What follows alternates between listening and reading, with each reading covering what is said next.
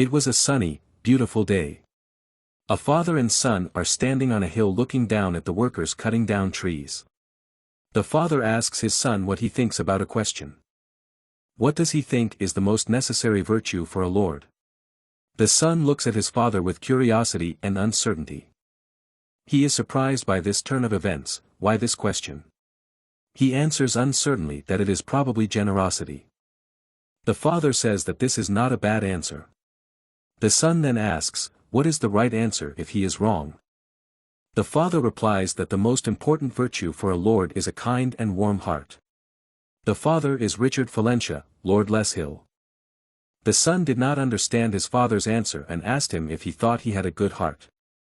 Then the father began to explain that the virtue required of a lord depends on the situation in each case.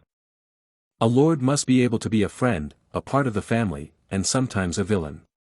And his son must learn to be in all these different roles. And no matter what situation he finds himself in, as long as he does his best, he will be able to form an alliance with anyone he meets in his life. Their conversation was interrupted by a shout from outside. A laborer was running toward them with a question. When the worker came running up, he apologized for interrupting their conversation and asked the Lord to do one thing he knew of, if it was not difficult. Richard replied that yes, he would do it without any problem. But before he did, he asked his son Simon and the laborer Charles to step aside.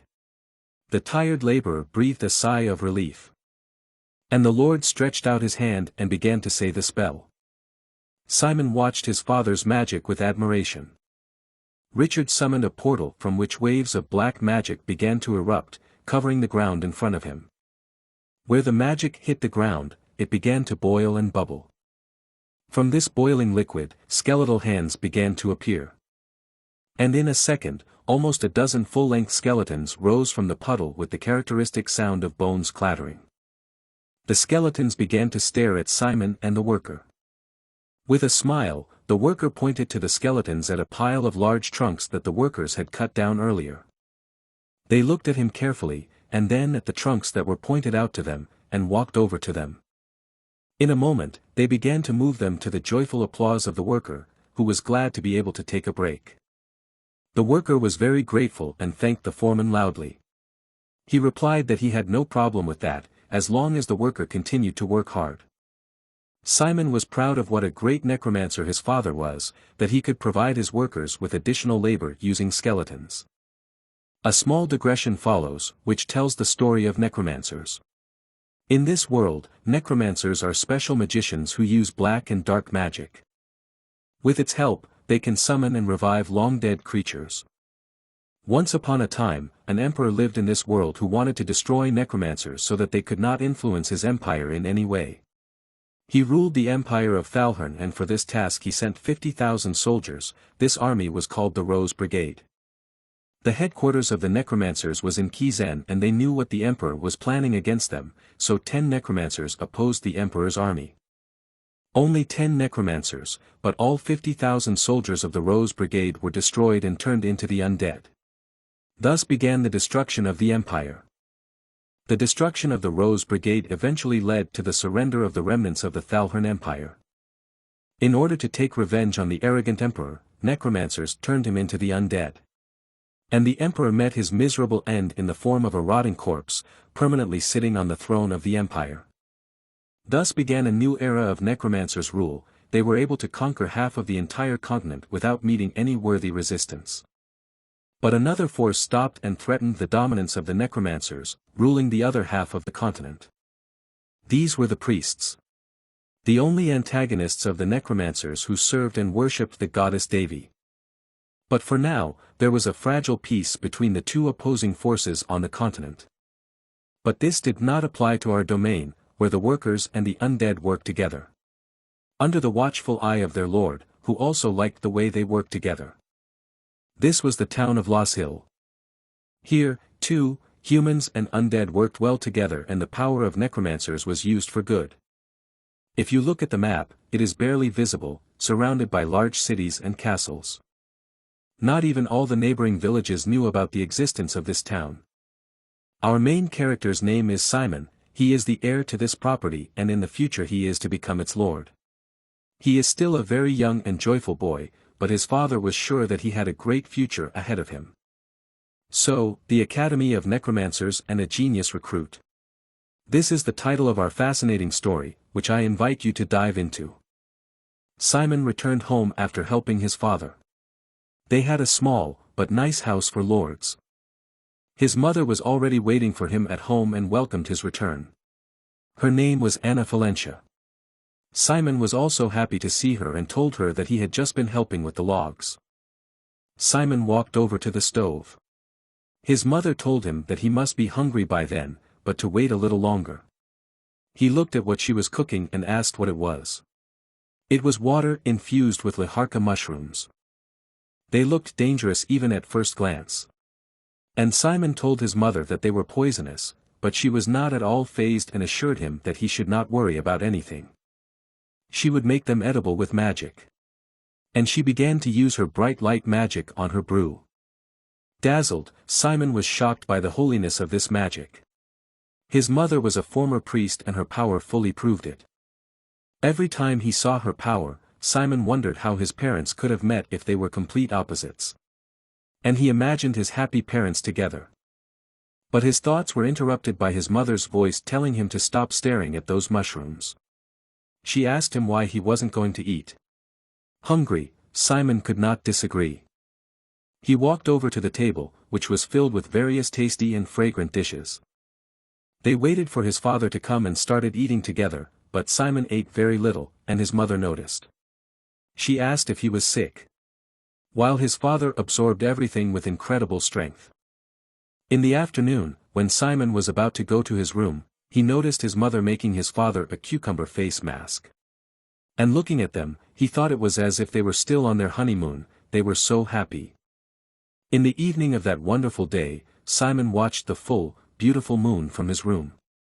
And when he said good night to his parents and was about to close the door to his room, a letter suddenly flew in and stuck right to the face of the surprised Simon, who lost his balance from the surprise. He got up and peeled the letter away from his face, wondering what it was.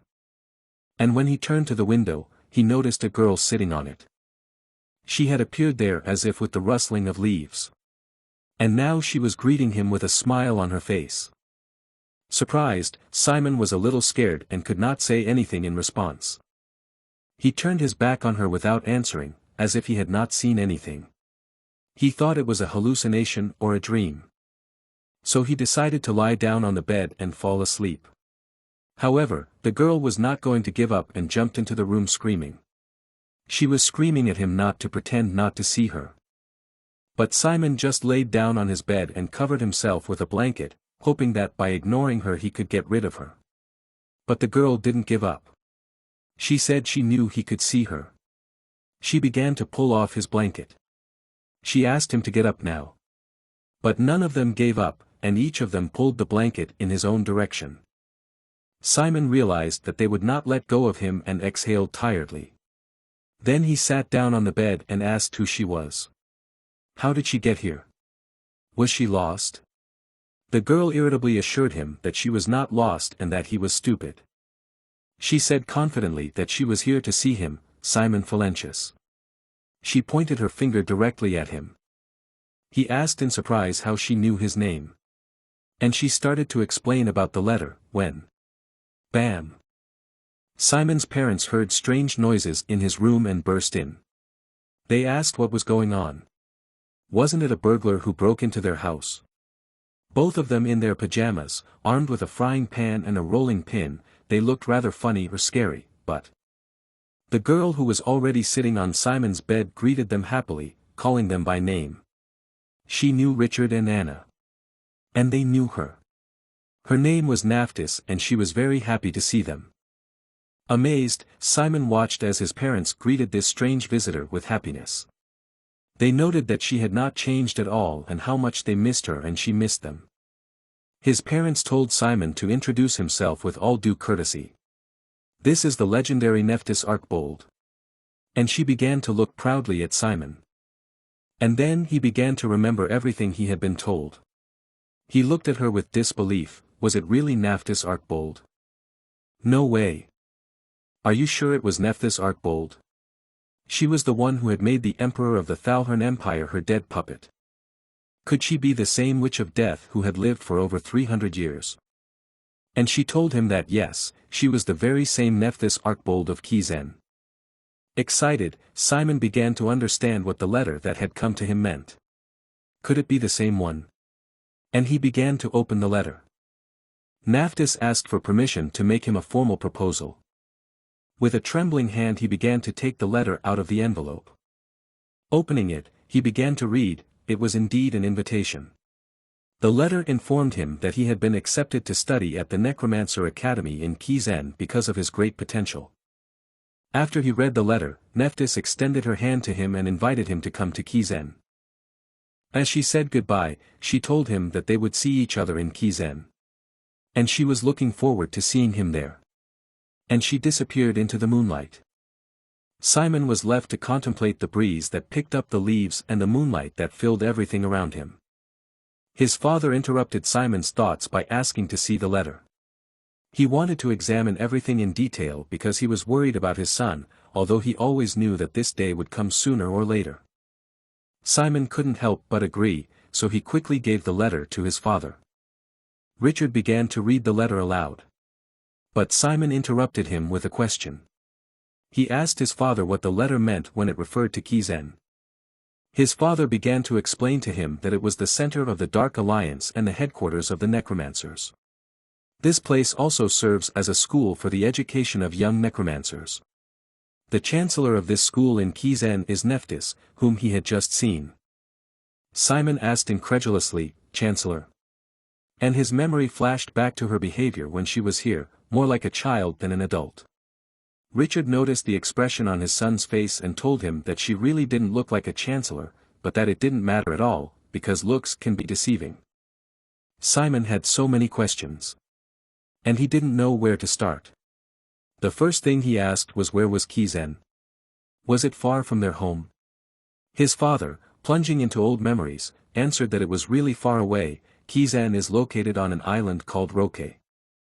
And you can get there only by ship, which sails from Langerstein, the capital of the Kingdom of Dresden. Then, on that ship, you have to sail for quite a long time to reach the right island.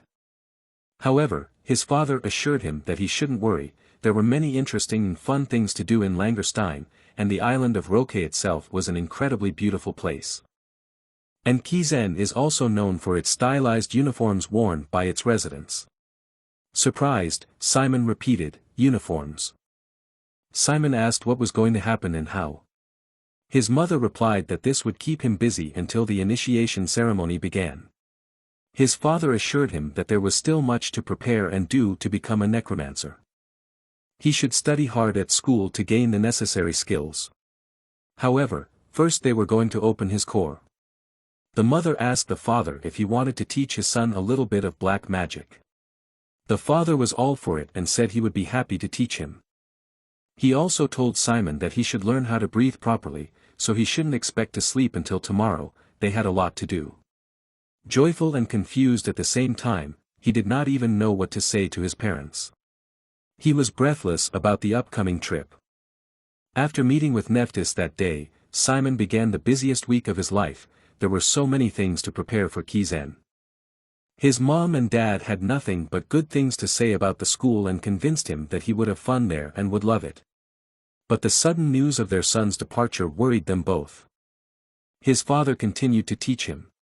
He told him that some spells might hurt, but he had to be patient. And Simon endured all the pain and tried his best. For 3 days this week, he didn't sleep at all as he formed the core with his father's magic. After the grueling hours of core formation, he needed to spend the rest of the day learning breathing techniques and taking a crash course in black magic from his father. A week later, the boy, who had never left his native Les Hill and had spent his entire life here, set off on a journey. He was accompanied by all the servants and his mother. His father went with him. His mother had tears in her eyes and asked them to be careful. The servants were also very concerned about their masters and wished them a safe journey. That was the beginning of their departure to Kizen. They had already traveled some distance and the father continued his black magic lessons. He advised Simon to draw the magical power into his body, which surrounds him everywhere in the air around him. And slowly start to control the mana inside. After that, Simon had to move it through his core. It was as simple as that. His father wondered if he could feel the mana getting harder inside him. Simon did not answer, he was completely focused on the process. The blue energy began to surround him from all sides and it seemed that he was drawing energy from the environment into his core. His father advised him to direct the mana to flow through his hands. He did exactly what his father told him and he succeeded. Now he had to let the mana flow through his fingers. And streams of blue drops flowed down his fingers. Large blue drops seeped out at the tips of his fingers. His father praised him, he was a good boy and a quick learner. Now he knew the source of a necromancer's power. Darkness. Simon looked closely at the dark blue drop on his finger. His father went on to explain to him that the biggest difference between an ordinary magician and a necromancer is in the darkness. Mana has the property of being a gas, which makes it low density and prone to dispersion in the air. On the other hand, darkness is closer to solids or liquids. Therefore, it is easy to bind and change its shape. And he showed him on his hand. So if he uses the properties of darkness, he can shape it into a shape like this. And he showed him a miniature doll on his hand that looked like his mother with a frying pan and a spatula in her hands. Simon was fascinated by this skill. But his father continued to tell him that those who practice and improve their skills in controlling the power based on darkness are called necromancers. And he clenched his fist and smashed the icon he had created before. But since they didn't have a lot of time now, he suggested that Simon focus on the basics of mining the darkness into his core. Simon agreed with his father.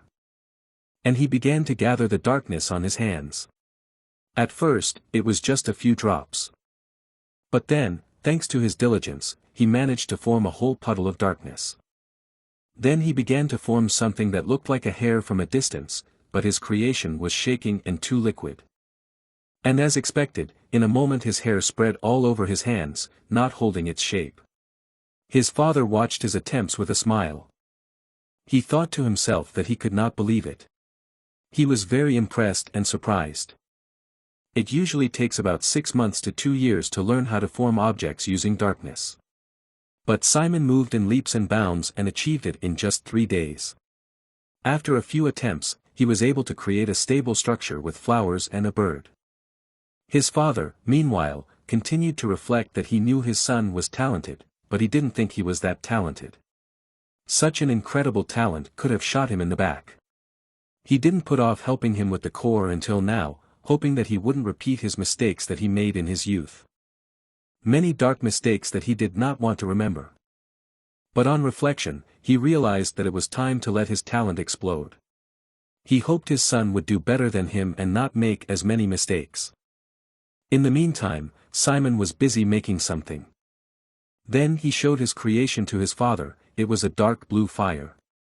He said it was called a midnight glow, a very special kind of fire. His father thoughtfully remarked that his darkness was a beautiful shade of blue. Simon was very excited and asked his father if it was a good thing that his darkness was this midnight blue color. Is it a rare shade for necromancers? Did it make him talented? Father just smiled in response. And then he said that it was just a color and it didn't affect anything. At this news, Simon's hands dropped and his sparkle evaporated. Their carriage stopped with a squeak of wheels. And the driver of their carriage said that they had arrived. His father told him that not at all, this was just the border of the kingdom of Dresden. Here he had to leave it. Simon was saddened by this news, but just in case he asked what he meant. His father replied that he was sorry that he could not tell him the reason. But because of ancient events, he could not enter the territory of the kingdom of Dresden. It was a long time ago and it is a long story. The father began to instruct Simon that he should decide for himself and think before every action. Simon was very confused. Richard assured him that he shouldn't worry, he could guarantee him that he would cope with everything that awaited him better than anyone else. And he is really proud to have such a wonderful son. The father remained standing on the road, watching the carriage that was taking his son to a new life. He wished him good luck and safety on his journey as he saw the last outlines of the carriage in the distance. A week later, they were on the road to the kingdom of Dresden. Simon finally arrived in the capital, which looked like an ordinary city of the late Middle Ages. However, when he entered the city, it was clear that everything was not so simple.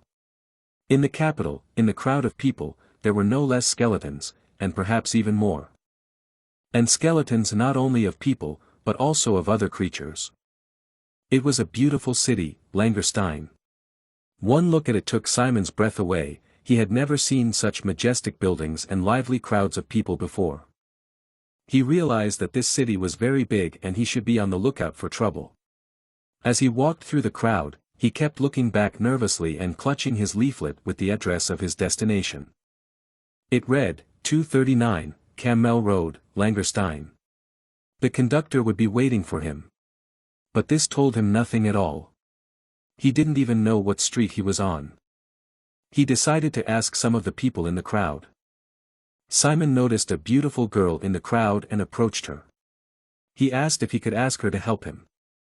But when she turned to face him, it turned out that one of her eyeballs was just hanging on a muscle and dangling at the level of her chin. She politely asked how she could help.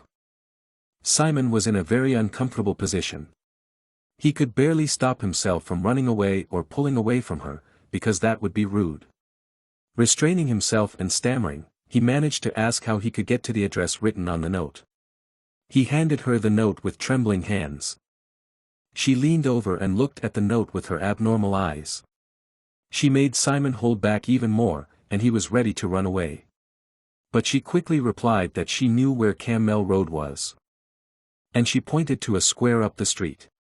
He was to walk across the square, turn right, and there he would see a street covered with gilded tiles. This would be Kamel Road, one of Langerstein's famous landmarks. Simon was happy to hear that it was not far away. He politely thanked this strange young girl. She appreciated his behavior and called him a polite boy. She wished him safety and good luck with his business in Langerstein.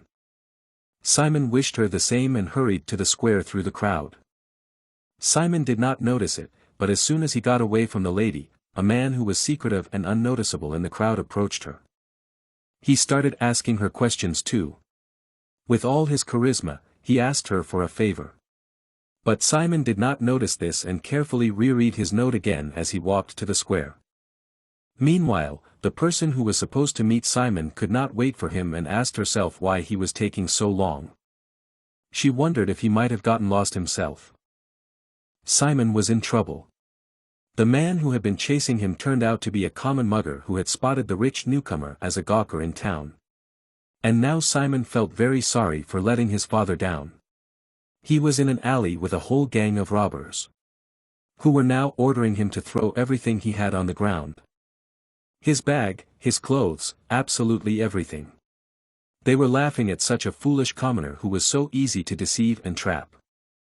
Simon thought that now he would probably have to arrive in Kizen later than expected. And now we fast forward an hour earlier to see how he got into such trouble. Simon was standing on Kamel Road looking at the house numbers. Suddenly, someone approached him. A young man asked him if he was going to 239, Kamel Road. Simon was excited, he thought it was the guide mentioned in the note. And the man confirmed it to him. He said that he was his guide. And he is here because he did not come on time to the address.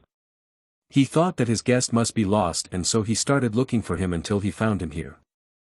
Simon shook the man's hand and told him that he was glad to meet him. He introduced himself and said his name was Simon Valencia. The man also introduced himself as Rowley, the Langerstein guide. This so-called guide invited him to follow him, he would lead him first to his accommodation. On the way, the guide told him that he was glad he found the boy before he got into trouble. There are so many bandits in this city trying to rip off inattentive tourists.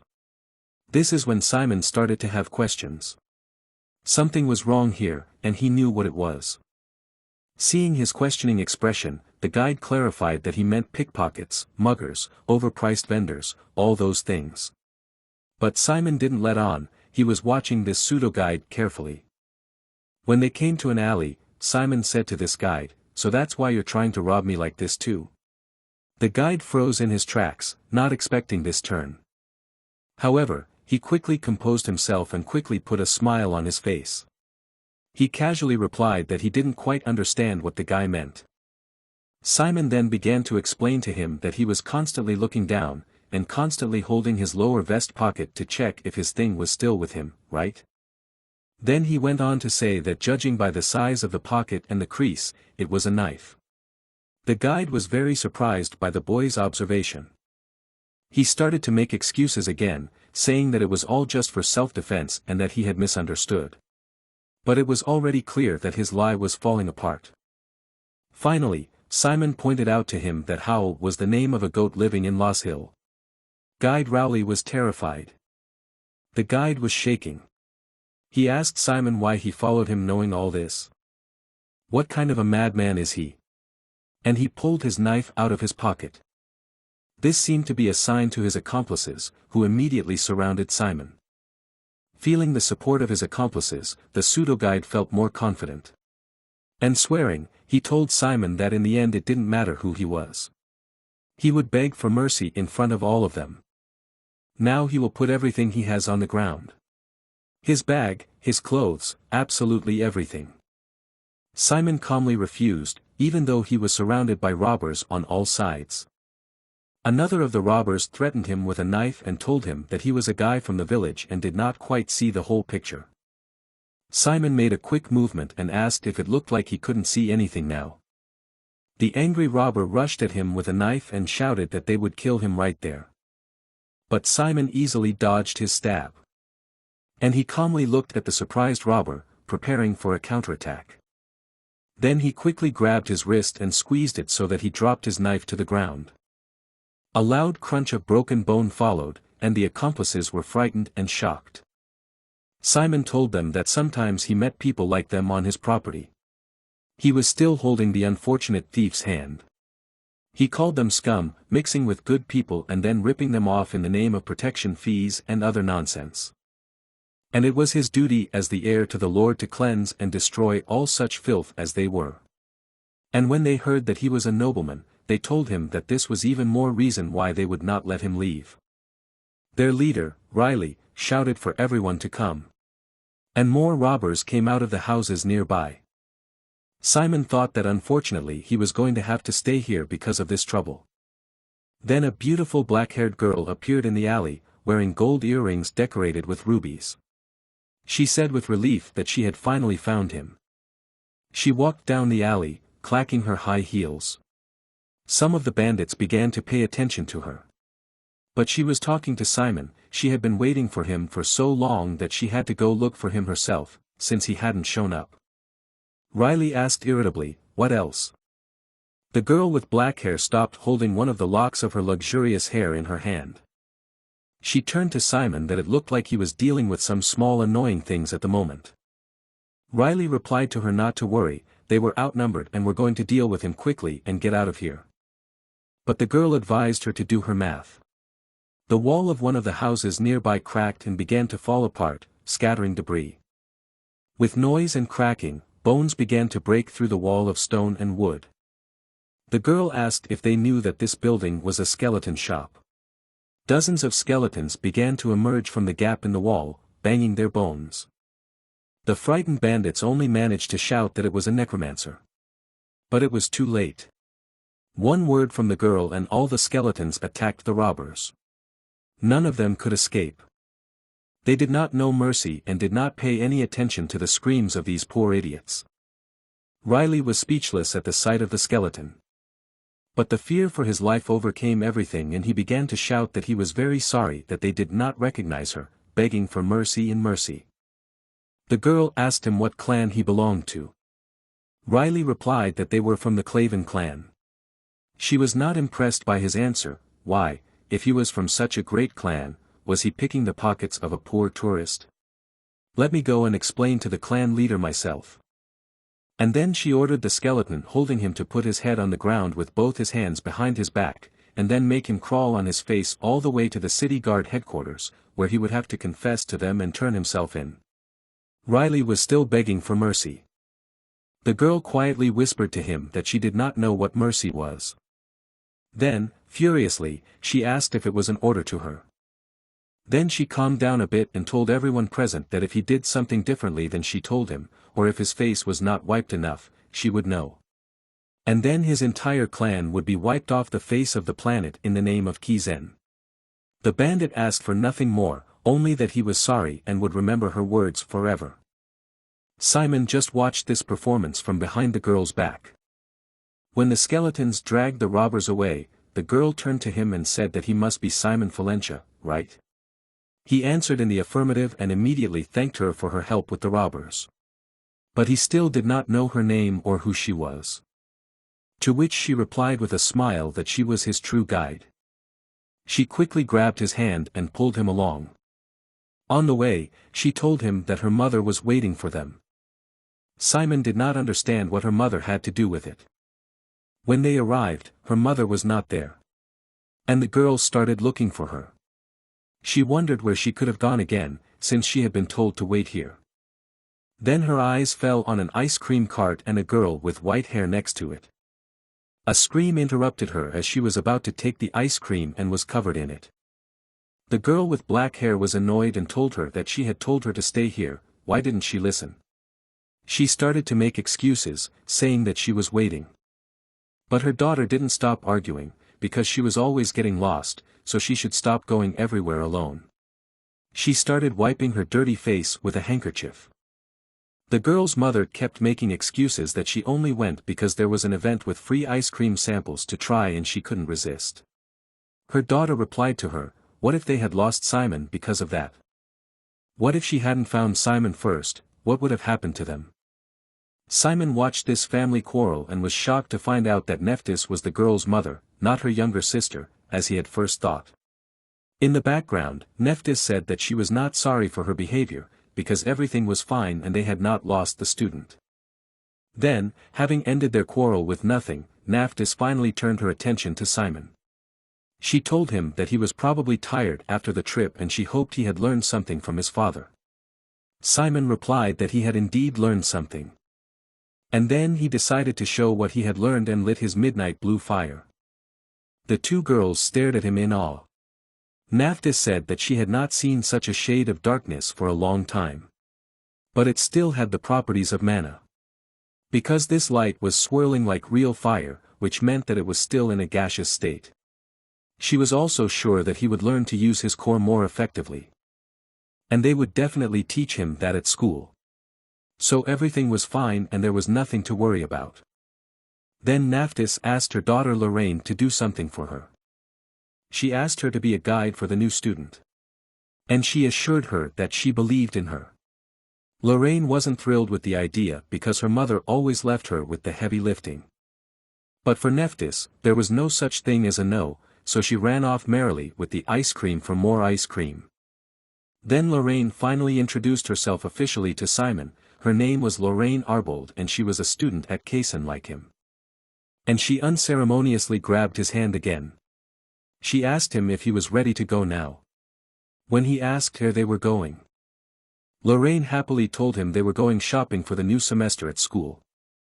Simon, do you know what the most exciting moment of the entire school year was? Lorraine asked him. He didn't know, so he just asked what it was. She told him that it's when you buy your uniforms, notebooks, textbooks and other supplies before you get to school. This is the most exciting moment, so he should enjoy it. So they went to the bookstore together. Lorraine asked if he wanted to get his textbooks first. There was a very large selection, so she would help him. Simon was all for it because everything was new and different for him. At first Lorraine threw him one book and Simon thought it would be easy. But as soon as he picked it up, he almost dropped it. It was very heavy. He read the title on the cover. It was Introduction to Summonology by Elric Moore Trimble. As soon as he read the title, another book was already flying into his hands. A flurry of books flew at him, and he barely had time to cover himself with his hands, trying to shout to Lorraine. Simon was frightened by so many books, so he said he hoped he wouldn't have to study all these subjects in the first year. Lorraine reassured him that of course not. He has to take them all in the first semester of his freshman year. She told him not to be a crying baby and threw another book of toxicology at him. Beaten by books and surrounded by books, he sat on the floor. Lorraine, meanwhile, was about to go get the last book for him, Dynamics of Darkness. While she was gone, he had some time to himself, put his books in a pile and began to think. He had never met so many people his age. This made him only wait and dream about his future life at school. Then a girl with pink hair appeared in the background and started running fast. She was running somewhere and didn't notice Simon at all. Then she noticed him and looked right into his face. But because of this, she lost her balance and ran right into a shelf of books. And while she was screaming about her nose, which she hit, the shelf started to wobble and books started to fall right on top of her. But our hero reacted quickly and decided to cover her with his body. She just squinted her eyes helplessly. When everything calmed down, the girl began to apologize, convincing him that it was her fault and that she was fine. Simon told her that everything was fine and that he was partly to blame, as he was standing in her way and distracted her. Then he asked her if she was okay, if she could help him pick up all these scattered books. Otherwise, if they didn't, they might get yelled at. She gladly agreed. While they were picking up the books, they started a conversation and she asked if he was also a new student at Kizen. Simon confirmed her guess. Then she happily introduced herself, saying that her name was Cindy Vivace and she was a new student. She asked what his name was. He introduced himself as Simon Valencia. She was very pleased to meet him. Cindy told him that she was from a remote town in the north, so she didn't have any close friends here yet. Simon assured her that she was not alone, and they were in this boat together, because he had no friends yet either. Cindy's eyes lit up. She could not believe her ears. Then she asked if it would be okay for him if. And she stopped in mid-sentence. Finally, she made up her mind and asked if she could say hello to him at school. Simon happily replied that of course he would. He was going to ask her the same thing. When they finished putting their books away, Sandy said she had to run because her father was waiting for her. Simon assured her that he would be waiting to meet her at school. And when she was about to leave, Simon asked her to wait. He asked her if she would mind returning his wallet. She was caught and surprised, but it didn't upset her at all. Cindy began to make excuses. She thought she wouldn't get caught because she had used spiritual magic to steal the wallet. She wondered how he had noticed. Simon began to explain that he had noticed his wallet flying out of his pocket along with the books falling down. Cindy wondered how he could have just noticed that. He must be playing a trick on her. She asked if he was going to become a master in spiritualism as well. Simon replied that he hadn't decided yet. Then Cindy poked him right in the chest with her finger and assured him that she knew it. Kizen is on a whole other level. She can't believe it. Kizen must be full of kids like him. She can't wait any longer to start school. Simon, on the other hand, was worried about something else entirely. Why is she so shameless, pickpocketing and looking so cute at the same time? Cindy was jumping for joy. She was so excited about the possibility of going to school with Simon and seeing him for 3 years. She suggested that they compete to see who would be the best when the time came. And she finally gave him back his wallet. Cindy assured him that she was looking forward to seeing him at school and that she hoped he wouldn't be a stranger when he met her there. And she just walked through the bookshelf with her magic. Then Lorraine finally returned. She informed him that the store did not have Introduction to Dark Dynamics in stock right now, but as soon as it did they would deliver it along with his other books to his dorm. Simon was completely satisfied with this option, but his mind was on something else. Lorraine also asked him who the girl was and if he had already made friends with her. Simon answered with some hesitation that he had. But Lorraine completely misunderstood his uncertainty and winked and assured him that he shouldn't be so embarrassed. He could be honest with her, and she could tell him if he liked the girl or not. Simon just thought to himself that she had almost stolen his wallet. So he just didn't show any emotion and Lorraine lost interest in the conversation. Then Lorraine said they had to go. They had already found all the books they needed and it was time to put them all in a bag. Simon looked at his bag and at the huge pile of books. And he had questions. Lorraine saw his look and understood. Not the bag he had. It was a different bag, a bag used by necromancers. It's called a magical inventory, and to put it in simpler terms, necromancers call it subspace. Simon was fascinated by such an amazing thing. They went to another store, where they were greeted by a nice elderly lady, who probably owned the store. She knew that Lorraine had recently purchased a special bag for herself, which meant that it was time to find a bag for this gentleman. Lorraine confirmed her guess, but added that he was a beginner, so he should choose a bag with the fewest restrictions. When the saleswoman approached the display case, Lorraine read an inscription on one of the rings that were actually magic bags. You don't need walls or floors to use subspace, often we fight on the open plain when it comes to the real battle. To which the store owner replied that she has great eyesight and taste. And if it is a special case, she can show a prototype that has not yet been released to the mass market. She would make an exception just for them. And she held out this special ring to Simon. He immediately put it on.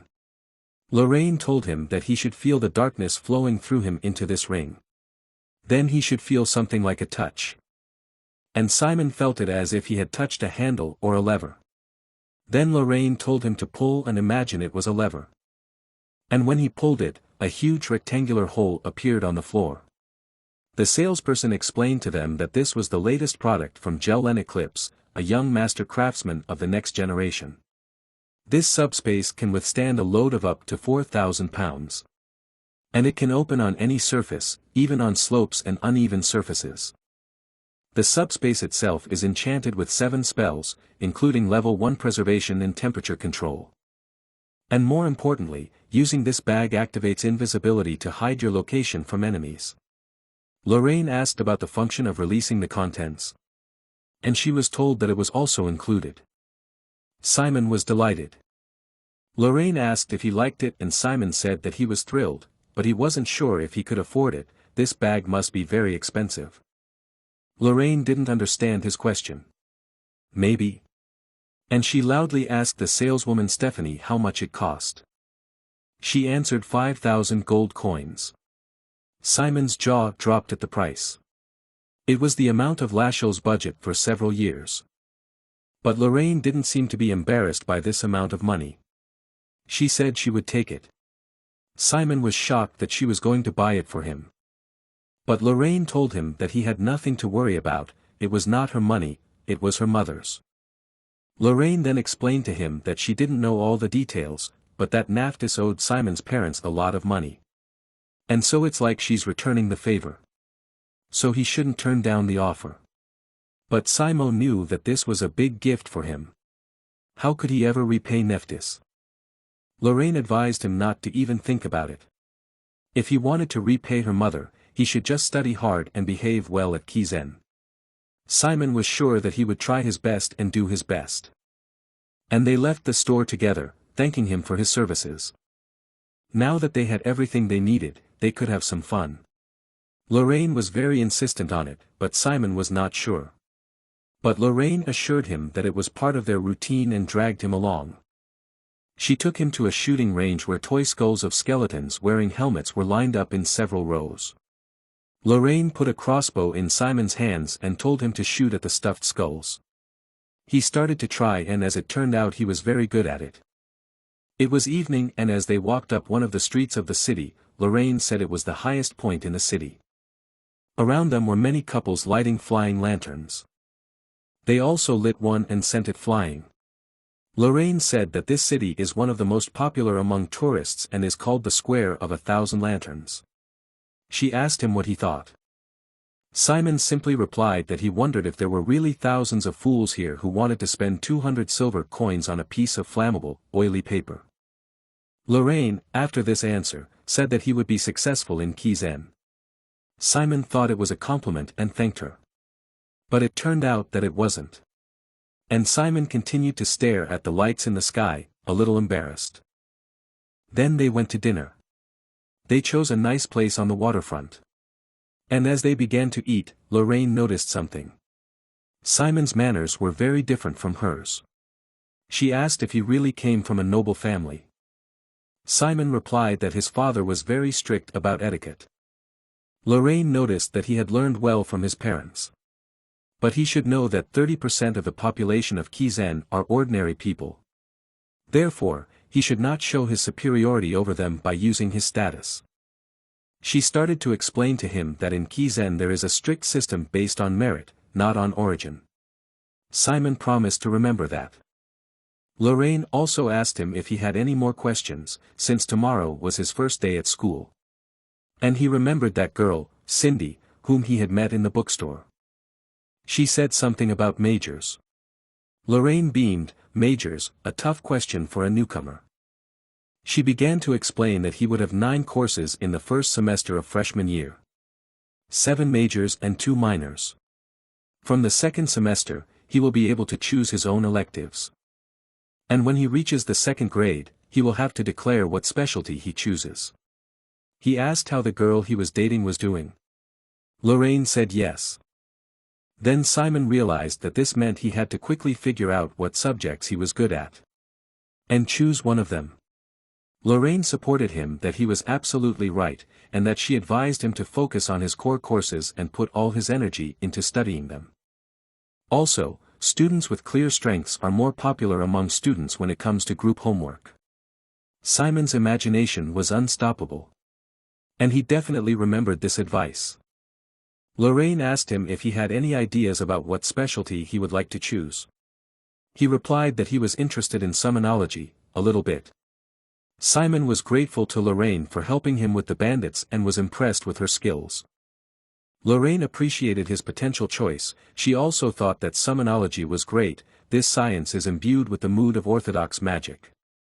She also began to tell him about the professors at Kizen, one of whom was the legendary Professor Hongpeng. Lorraine shared that she is still sometimes in awe when she meets him. As well as other famous professors. Simon was excited and wanted to meet them in person as soon as possible. Their dinner passed quickly and unnoticed behind the conversation. Lorraine took Simon to his hotel and wished him a good rest. Because if he was late tomorrow and tired from walking with her today, her mother would beat her to death. Simon thanked her for the wonderful evening. He didn't think he would ever forget this day for the rest of his life. Lorraine was very happy to hear him say that. She was about to leave and say goodbye to him when she suddenly remembered something and stopped. There was actually something she had to tell him. She wasn't going to deceive him or anything. But for some reason she hadn't found the right time to tell him. That she would also be a new student at the school. Simon was shocked and couldn't say anything. So Lorraine continued that she hoped they would be friends when they met each other at school. Simon almost lost his bag. And she definitely said goodbye to him, leaving him with a lot of unanswered questions. The next morning, Simon came to the port where their ship was supposed to be. He was amazed at how many things were around him, but most of all he was impressed by the passengers. Everyone had their own unique style. He thought that they made him seem the most ordinary person here. But when he heard that the ship to Kizen was leaving soon, he quickly hurried to get there. Lorraine had told him yesterday that she would be taking a different route to the island, so the next time they would see each other would be at school. Simon handed his ticket to the ticket taker. And while he was checking his ticket, Simon began to look around the ship. It was big and beautiful, but it was moored with its bow to the shore, whereas they usually did the opposite. Meanwhile, the ticket taker confirmed that his ticket was fine and he could go through. Simon thanked him. But before he could get on the ship, a noise distracted him. Someone was yelling and proving to someone that something was wrong. It was another young man shouting at another ticket taker at another entrance to the ship. He was arguing that he was number 1 on the waiting list, and how could it be that no one gave him an invitation? Is this how they do things in Kizen? The guy was very angry and started clenching his fists. He was shouting to get in touch with Casanova, because it was some kind of mistake. Someone standing next to Simon said that this happens every year. There are always kids like this one who can't accept the results. But still, he is number one on the waiting list and he must be very sorry. The boy did not calm down. He shouted that he was Lucius Carroll, heir to a county in the Kingdom of Dresden. He demanded to contact the headquarters, and that was an order. The ticket taker asked him to leave because he was not on the list of accepted students. Lucius' teeth clenched at this statement. He was furious. He grabbed the poor ticket taker by the hair and was about to hit him, saying how dare he. But someone grabbed his arm. Simon smiled at him and asked him to stop. Lucius screamed, "Who is he? Let him go right now." Simon looked at him with a murderous look and squeezed his arm hard, making it crackle. Lucius screamed in pain. He turned to Simon, saying that he must be looking for an easy death if he dared to do such a thing. But someone was already rushing to them, asking what was going on. A gray-haired man in a strict suit was walking toward them, tapping his cane. It was Professor Siage. Their quarrel immediately stopped and everyone looked at the professor. He asked Lucius if he had any last words. He quickly stood up and began to ask him to contact Nephthys urgently. The professor knew that he was first on the waiting list, but he also knew the result of his application and that he was not selected. And the professor was about to snap his fingers with an expressionless face. And he snapped them, asking Lucius if he thought he could get away with that kind of behavior. And blood spurted from the poor fool. After that, leaving him in a pool of blood, the professor said that they didn't have time and all students should get on board. And then he personally addressed Simon, saying that he should also get on board. He couldn't help but agree. Professor Siage was the first aboard, while the students began to whisper that it was bloody black magic. They wondered if the first graders could also take the class. Simon felt sorry for this poor proud fool. He wondered if he was still alive. Then the professor turned around, adjusting his hat, and told him not to worry, Lucius was still breathing. And when everyone got on board, the gangway creaked open by itself. All the students were on board and the professor personally checked their presence. After that, he asked everyone to sit and not get up. The professor was preparing a spell. The students looked at him in awe. He explained that the ship might go through turbulence during the journey, so he asked them to sit until his next announcement. Simon sat down and wondered how this ship would make it to Kizen. He couldn't see what was happening outside. The professor used his spell to surround the ship with a magical barrier.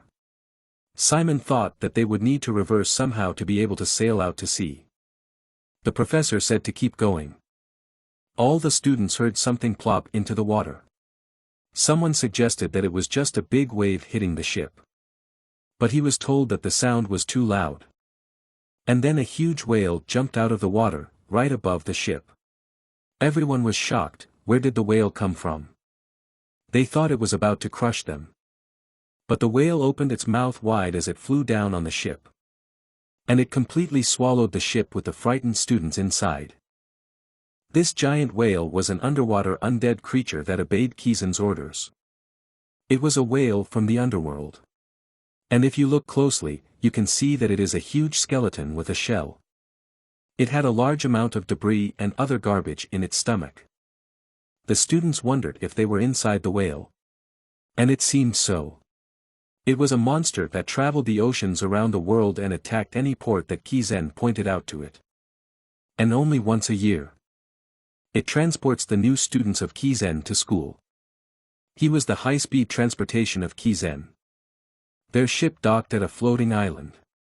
And all the students were surprised how nice it was, especially considering that they were inside a stomach. It seemed as if people lived here too. One guy came up to Simon. He told him that he was good and did a great job. Simon didn't understand what he was talking about. Then he explained that he was talking about the incident at the port, which was not a comfortable situation, but he was impressed with the way Simon had handled it. Simon replied that it was nothing special. The guy was delighted that Simon was also humble. He finally introduced himself. He was also a new student and his name was Rowan. Simon also introduced himself in return.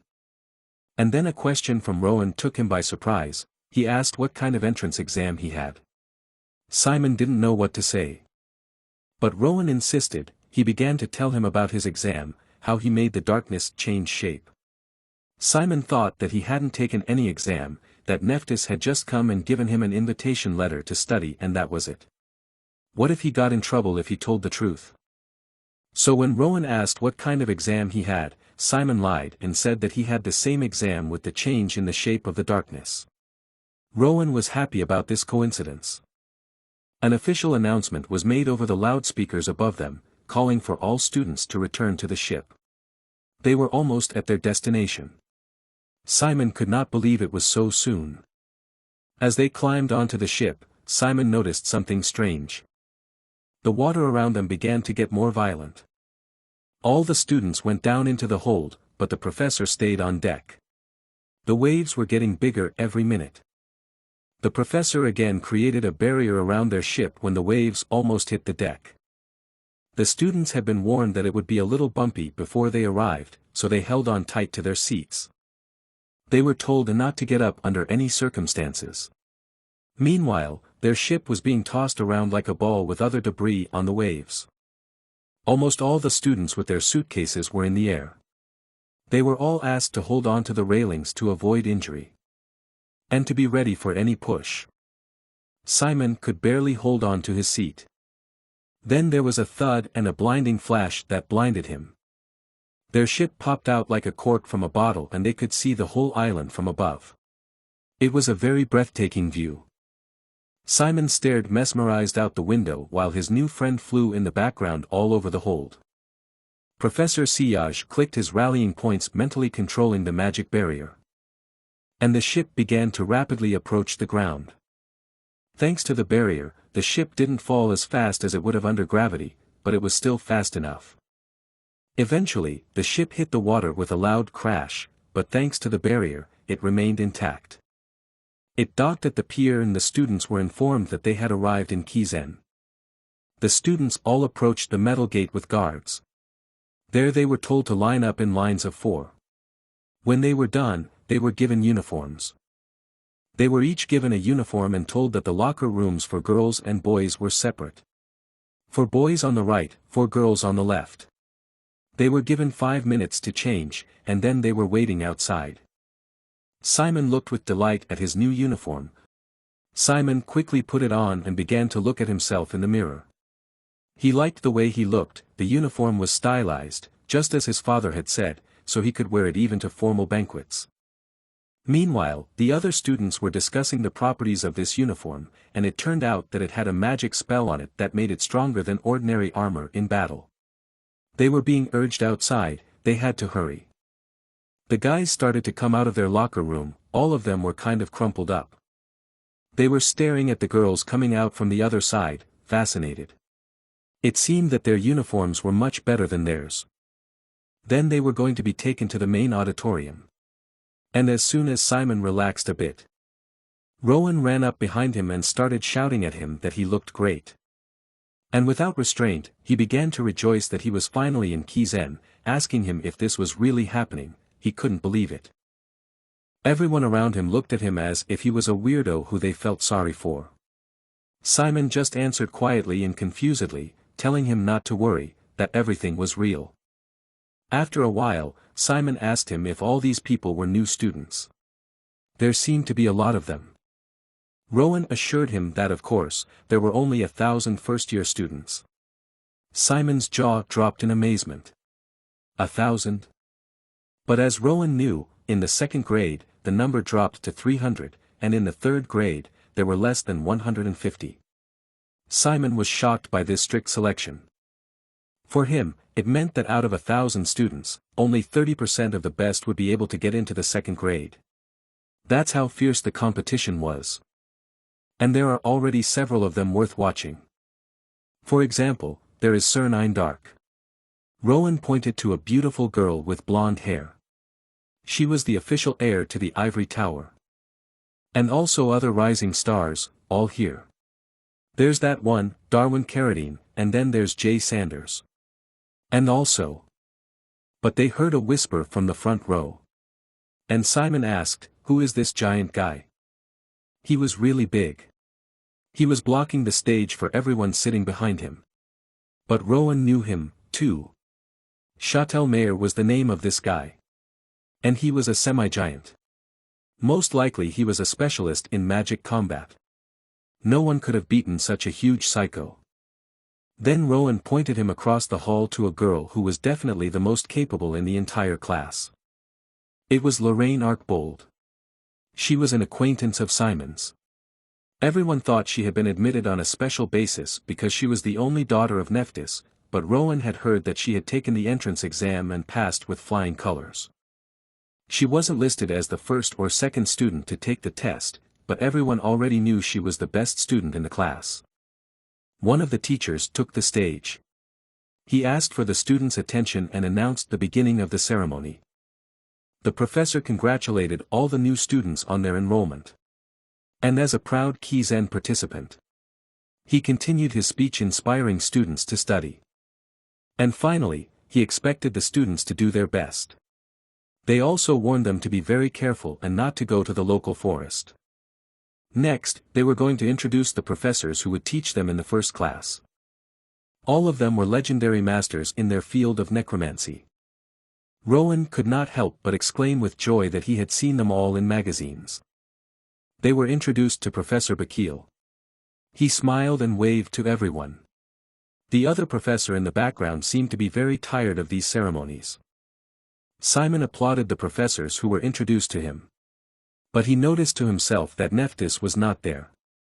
Surely such a distinguished chancellor was not going to come to this boring ceremony for newcomers. It would be an honor to meet her even in the third grade. Is it really true? The host continued to lead the ceremony. Then he announced that the student representatives would now take the oath of office. All the students had to stand up from their seats. When they stood up, Simon asked Rowan if this was the final part of the ceremony. He replied that it was. The top two students, a male and female student, would come up and take the oath. Simon was curious who they could be. The presenter continued that the students whose names he called would come to the podium. The second best student was Sernine Dark. And she walked up to the podium to the admiring gazes of the students. And then the number one best student was Simon Valencia. He did not even realize at first that his name had been called. The huge hall was silent. The host asked if Simon Valencia was even here. And then the realization hit him like a bolt of lightning. What? Simon finally got up from his seat and walked to the stage to the whispers of students who did not understand who he was and why he was the number one student. They all looked at each other. He stood next to Sernine Dark, sweating with excitement. But then he decided to pull himself together, to stop being nervous and just read what he was told. Together with Cern, they raised their hands and began to recite the oath. After they said the oath, he went back to his seat and began to think.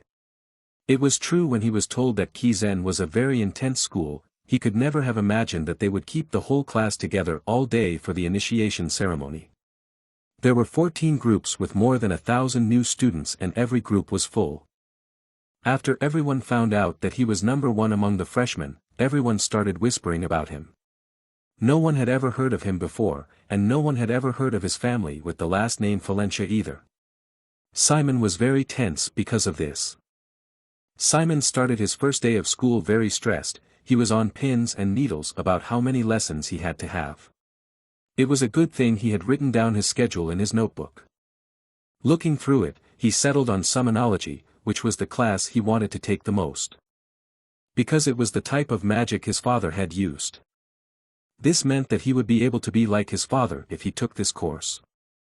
But Simon's first lesson was on catarology, and it began with the students rattling their pens and writing down the teacher's introduction. The professor paced from side to side and said that some people associate necromancers with dark and gloomy images of handling corpses in the dark. But all this is in the past, modern necromancers are smart, practical, with a sense of style and trends. This is the new generation of necromancers, and this is how Bahil Amagar, a professor of catarology, started his career. He was a young star necromancer, a member of the Crow's Kizen's core battling group in his late 20s, and an idol of unrivaled popularity among Kizen students. He greeted everyone and explained that he would be teaching them catarology this year. The students were delighted and began to applaud him. He was a legend to them.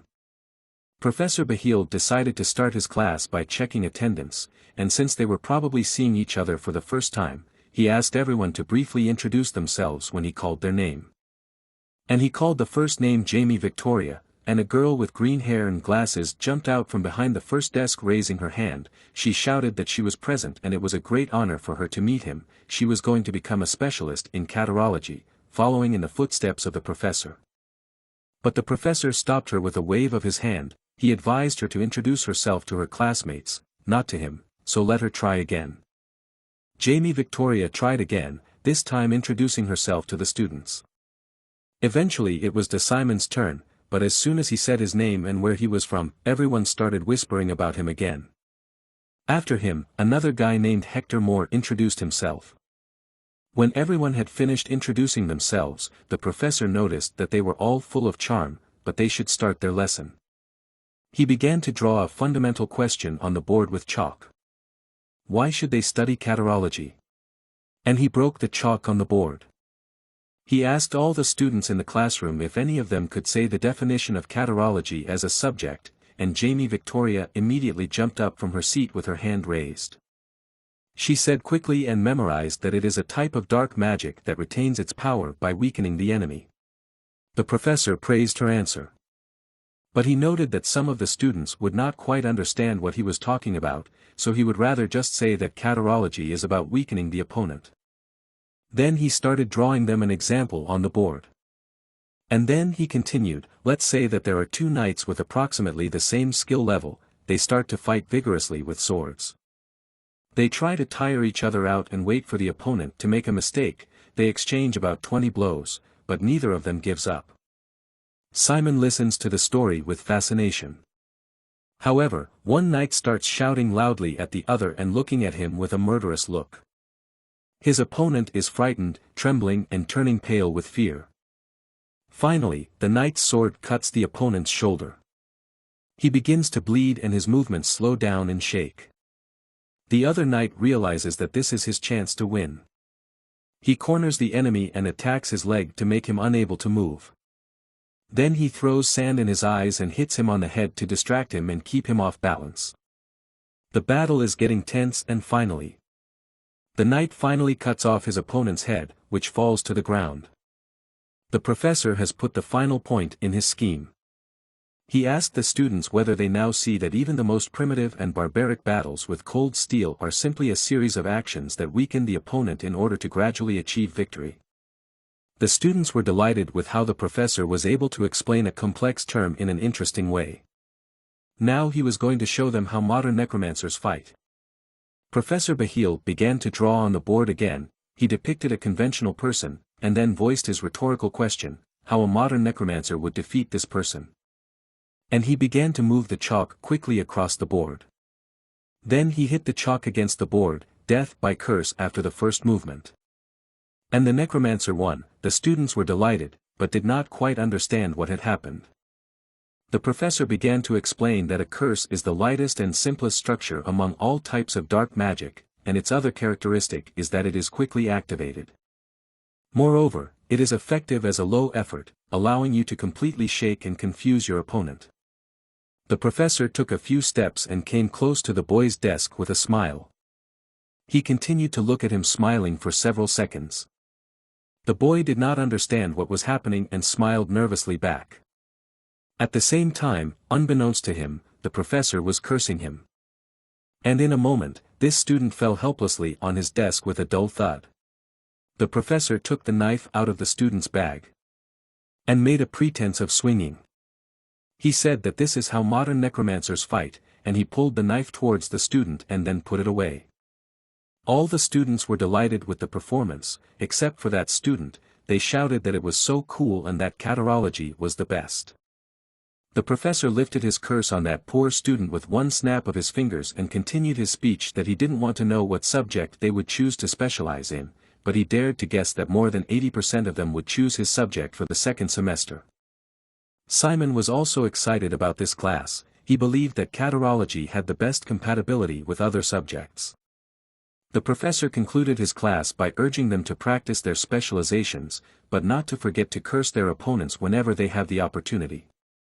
This will be the most effective way to win. He personally believes that catarology is the core of modern necromancy. The reason for this was that, having stopped, the teacher turned around and looked at the class, which was listening attentively to him and taking notes. Then with a sharp movement he revealed to the whole class the inscription he had written. Priests, this inscription was on the board, and that is why catarology was the most effective way of confronting their main enemies. With a serious voice explained the teacher, looking carefully at the class. Then turning to the students, some of whom looked at him with confusion, he asked them if necromancers had curses and priests had blessings. The difference was that one strengthened the target while the other weakened it. The question was to see when a curse was better than a blessing. The green-haired girl with glasses, who had been introduced earlier, jumped up from her seat, raising her hand in the air and calling her name again. Then she answered the question posed earlier by the professor, explaining that curses were quicker than blessings.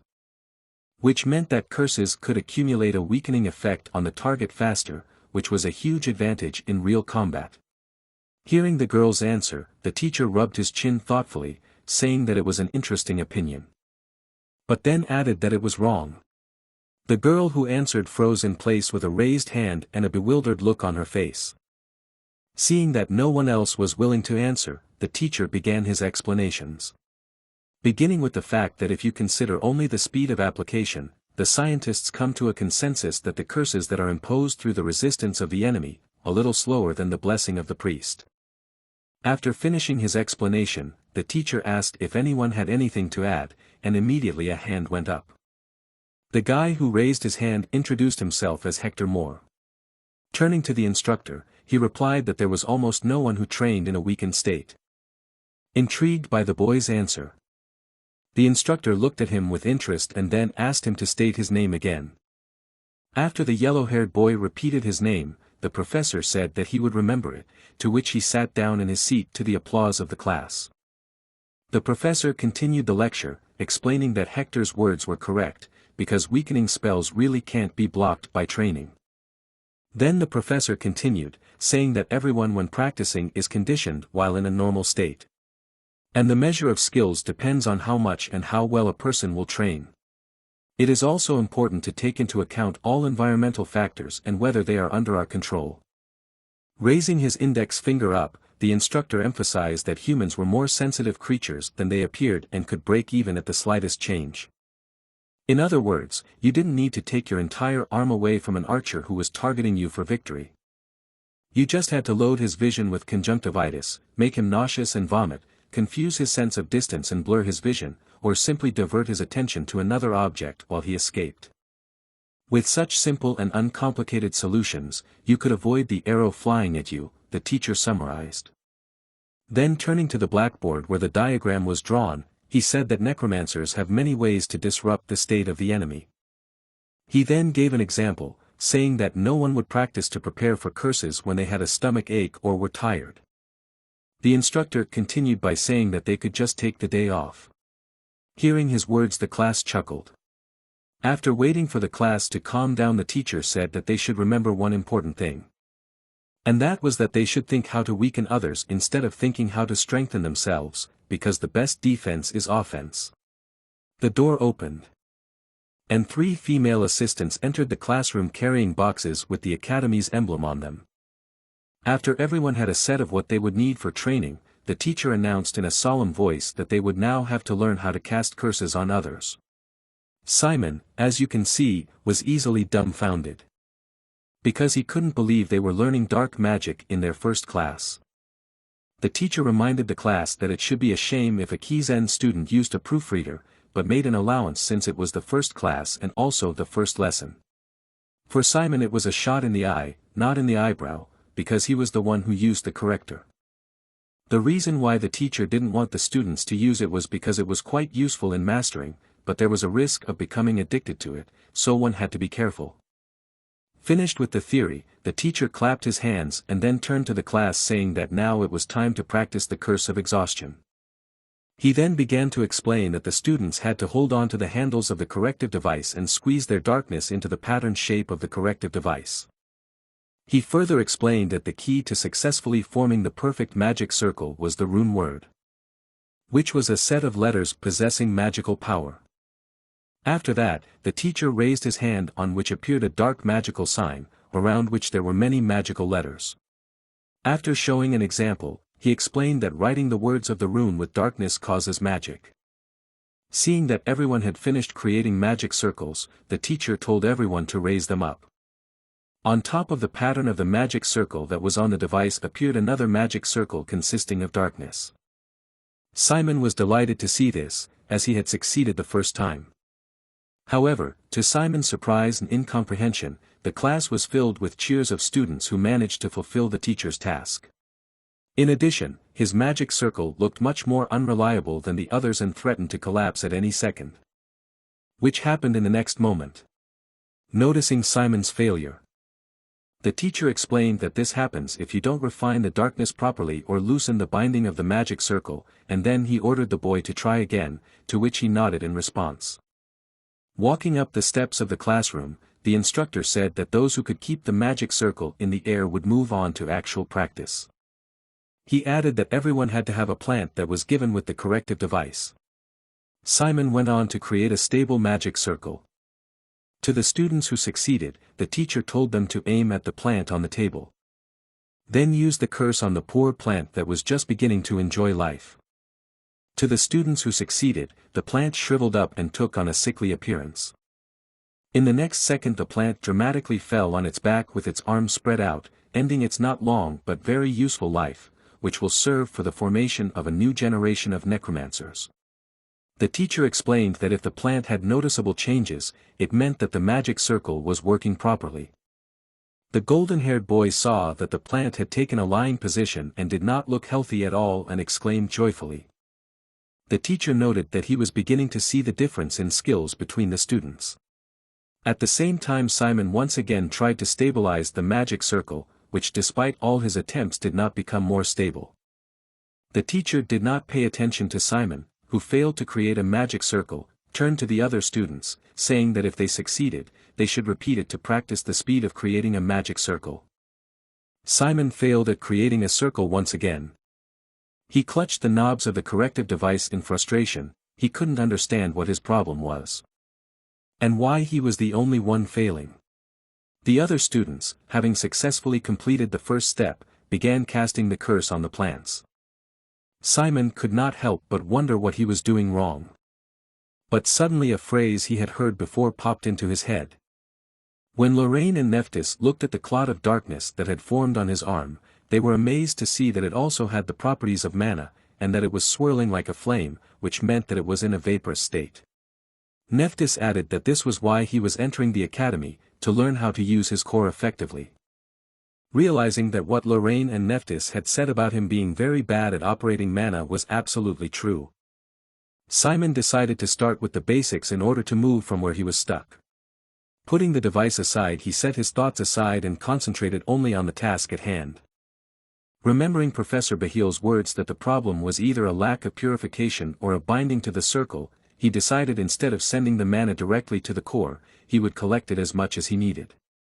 Then would send all the collected mana into the core at one time. Now that there was enough mana in the core, and his darkness was much stronger, all Simon had to do so it was to pour his darkness back into the device and create a magic circle. As expected, it worked now, and the guy managed to form a perfect circle, which he immediately directed at the innocent plant, which had already given up hope that the guy would succeed.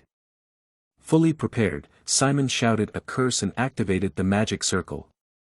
He cast the curse on the plant, which immediately became painful and covered with a dark aura. Then he looked at his abuser one last time with resentment and tears in his eyes. The plant dramatically passed away. Simon couldn't be happy that he had finally succeeded, though not the first time. There was a man in the middle of the class who had been watching Simon closely all this time. Hector had been praised by the teacher and was one of the first to do the task. When he saw Simon's success, he clucked his tongue in annoyance. Clapping his hands to get the students' attention, the teacher said that that was all that applied to practice. As for those who failed, they would have to practice after they returned to the dormitories. Hearing the teacher's words, Simon breathed a sigh of relief as he was still able to complete the assignment, even though it was not the first time. However, Professor Bahil continued, saying that now they had to show what they had learned in this lesson. The teacher's words took Simon by surprise. The next moment the teacher noted with surprise that special admission number 1 was in this class. Then calling the name of the main character he asked him to come forward. The eyes of the whole class were immediately directed at Simon, who, feeling uncomfortable, hesitantly agreed. The students, hearing that he was a special admission student, speculated about how good he would be. Professor Bahil decided that a special admission student needed a worthy opponent, so he decided to choose one from the students who had passed the entrance exam with impressive results. Calling Hector Moore's name, he asked him to step forward. Simon stood in the middle of the class opposite his tall and confident opponent and listened to the rules explained by the teacher. Simon and Hector were given corrective devices, and then Professor Bahil explained that they were only allowed to use the curse of exhaustion. The task was to create a magic circle and use it on the enemy. The first one to fail to stay on their feet would lose. After hearing the rules, Hector raised his hand, saying that he would compete without the corrective device. The professor nodded his head and praised him, saying that such an attitude was welcome. Looking at the boy, who was staring at his opponent with drained confidence, Professor Bahil noted to himself that he seemed quite intelligent for his weak bare form. Remembering his words about using the device being undesirable, he noted that the boy had remembered that and decided to impress him by demonstrating his skills. Turning to Simon, he asked if he was going to use the corrective device, to which he replied in an uncertain voice that he was. With a disdainful look at the protagonist, the professor said yes. The next moment, with a smile on his face, he raised his hand, saying that they could start as soon as he gave the command and also wishing them good luck. There was silence between Simon and Hector. Hector frowned at Simon, while the latter didn't feel very confident against such an experienced and formidable opponent. In the next second, Professor Bahil gave the command to start the contest. Holding the corrective device in his hands and beginning to release the darkness into her, he calmed himself, telling himself not to be nervous and just do it like last time. Assuring himself that if he tried hard enough he could do it. Suddenly, however, a previously unknown horrible feeling enveloped him. With a blurry look at his opponent, Simon couldn't believe his eyes. Hector freely steered the circle with one hand and pointed it at Simon. The students were surprised and praised how Hector was able to create a circle so quickly without a device. The boy held the circle in one hand and looked at the hall with a satisfied face. Simon didn't know what to do, as not only was he creating a circle slower than his opponent even with the device, but the mere hitting of his opponent made him feel very tired. Deciding not to wonder, Simon raised the device in front of him and resumed creating the circle. However, just like last time, his circle was very unstable and began to collapse. He decided that such a circle would be useless even if he managed to use it on his opponent, and having destroyed the circle himself, he decided to start from scratch. The next moment he felt tired again and almost collapsed to the ground. Noticing that Simon had not given up and was trying to keep fighting, Hector used the curse on him again.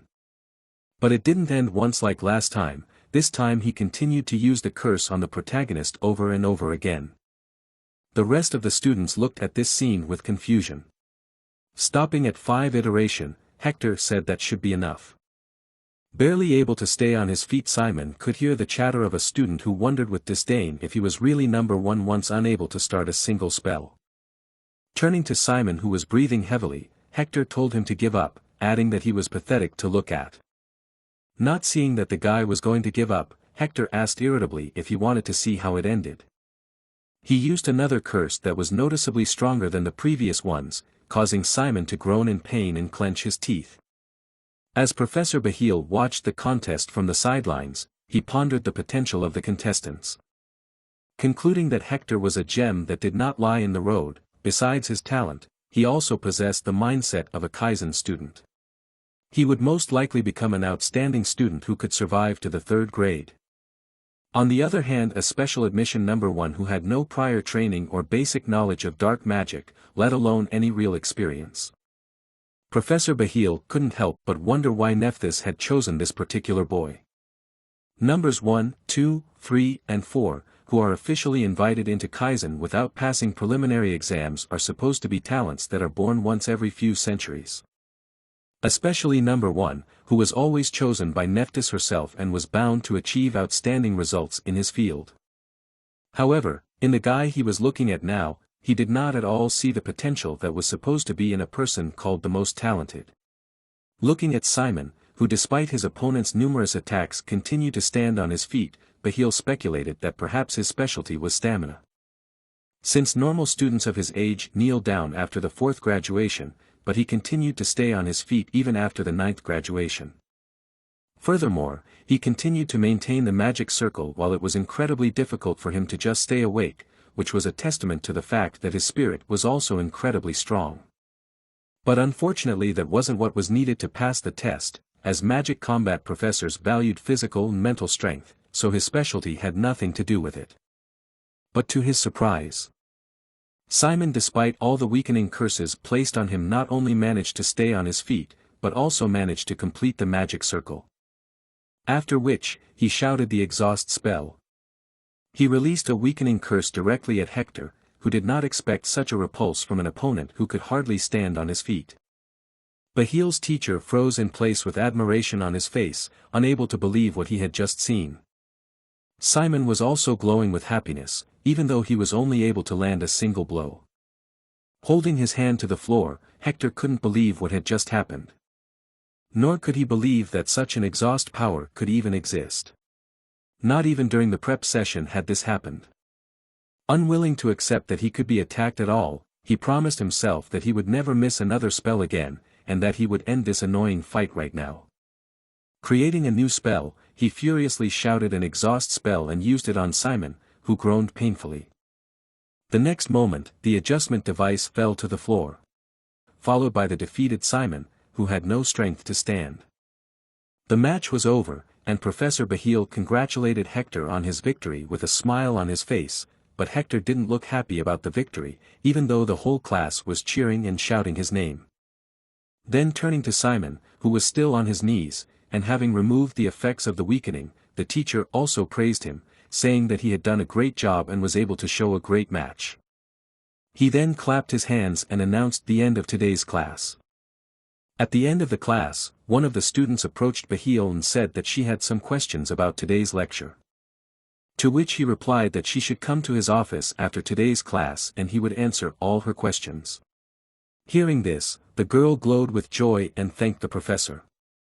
Bahil, however, told himself that he couldn't lose such a precious moment for the sake of some frivolous girl. Simon Valencia, said Bahil alone standing in the middle of the empty classroom. That last release he was able to make at the end, it was far more valuable than the 9 exhausts Hector performed. That was the best strike, muttered Bahil with a delighted smile on his face. That genius should specialize in catarology by all means. Walking down the corridor, Simon felt very tired, as did the plant, which turned out to be more resilient than expected.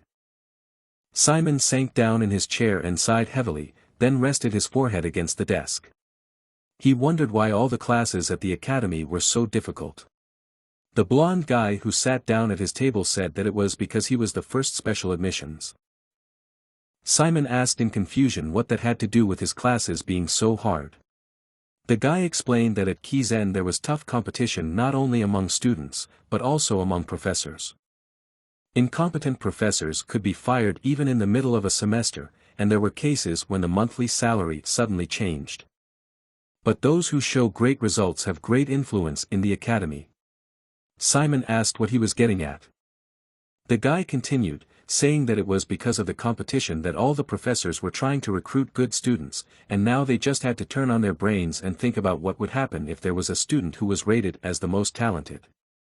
It finally dawned on the boy that the professor had called him in front of the class to test his skills. Confirming Simon's speculation, the blonde-haired guy also mentioned about the girl who was called his colleague. Even though it was hard for Simon to think in his condition, he could still remember that her name was Malin Willen. The boy said that Simon was right, adding that she was the best in the whole course, so it was easy to see how good he was compared to her. But that didn't cheer Simon up one bit, since he'd never been able to beat her, and even Hector could barely cast a single spell. The light-haired boy replied that that was why all the professors were confused, because they expected him to be a genius, but in fact he turned out to be a novice. After understanding the explanation, Simon turned to the guy and thanked him, and then with a nonchalant face asked for his name.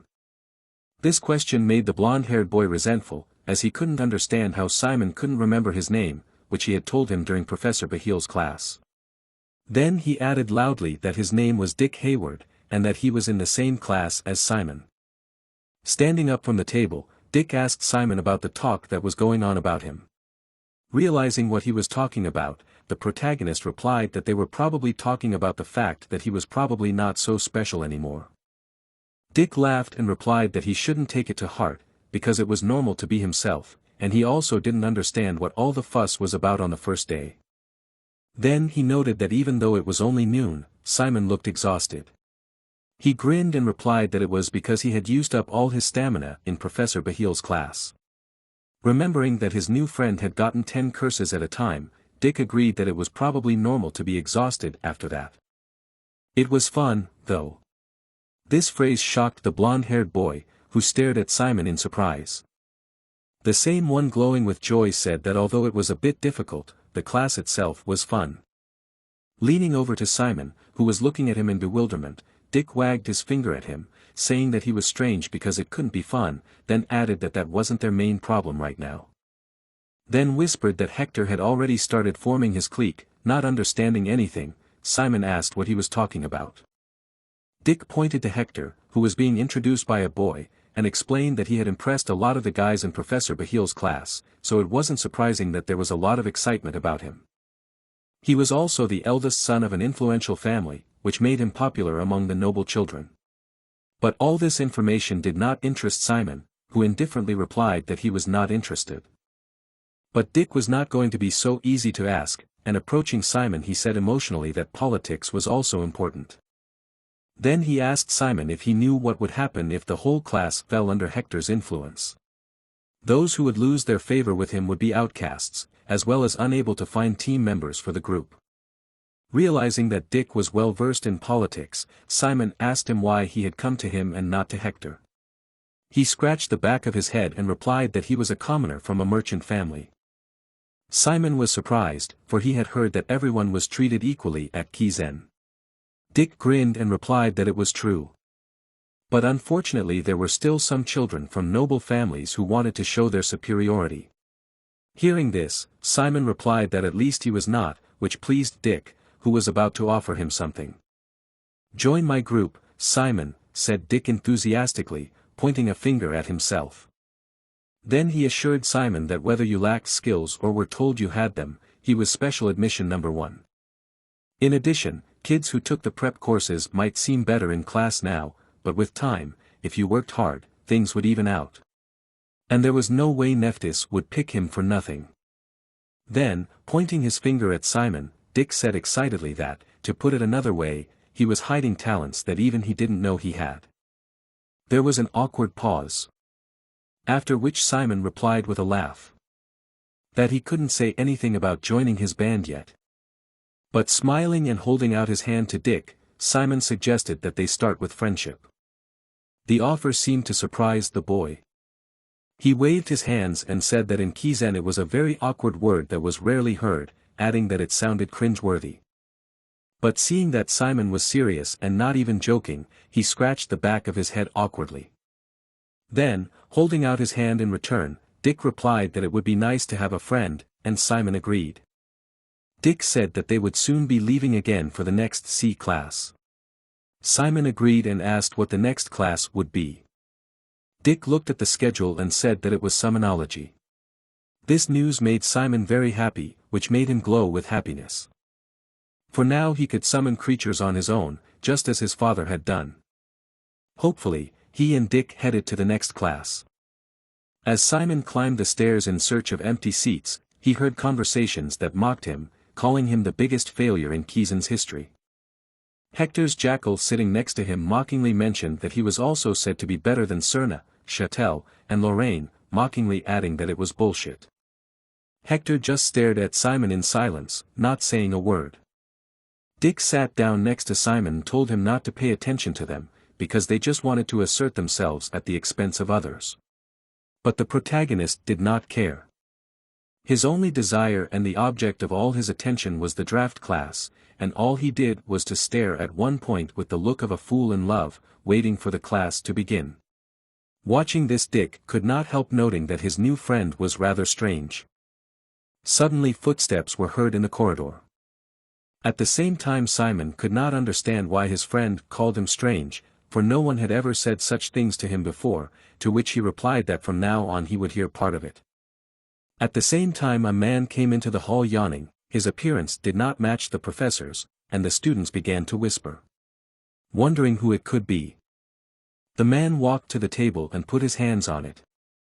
Then raised his head and introduced himself as Aaron Dia, their recruitment teacher for this semester.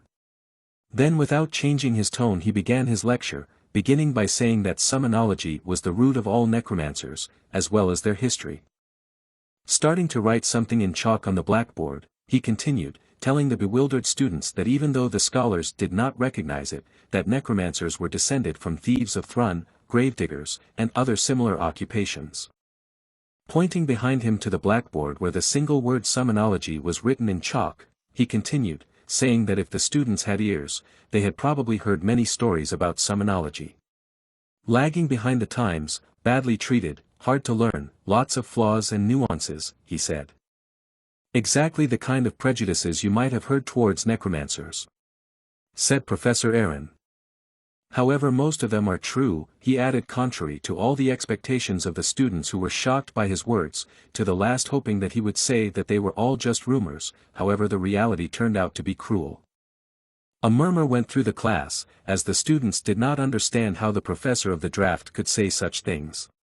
However, the professor, who looked more like a common warrior than a teacher, went on to say that they must have enjoyed all the previous classes, as the professors had only told them the delights of their specialty. However, he said he didn't support that attitude, adding that he thought everyone should know both the pros and cons of a specialization in order to make the right decision. Therefore, he started with the disadvantages, which surprised the students who had encountered it for the first time. The first disadvantage was that it was expensive, and no matter how much you calculate it, it still comes out to be several times more costly. The materials fee for conscription can be several times more than for all other specialties combined. This price for materials is due to the fact that suitable materials were not very common, but that was no reason to kill people or animals to get materials. Therefore, in modern times, summoners use skeleton kits or specially processed corpses for summoning. He went on to explain that most often summoners spent more money on materials than they received in reward for the mission, so he advised students who were going to study summonology not to expect to earn money. And the second drawback was that the summoner depended heavily on summoned creatures, because if you think about it, summonology is all about battles with summoned creatures. But when the summoner's creatures are destroyed, the summoner's power is drastically reduced by more than 80%. Part of the problem was the first drawback, but these days summoners are more likely to use a semi-permanent remade undead rather than a disposable one. If they lose these semi-permanent undead, they suffer both strategic and financial damage.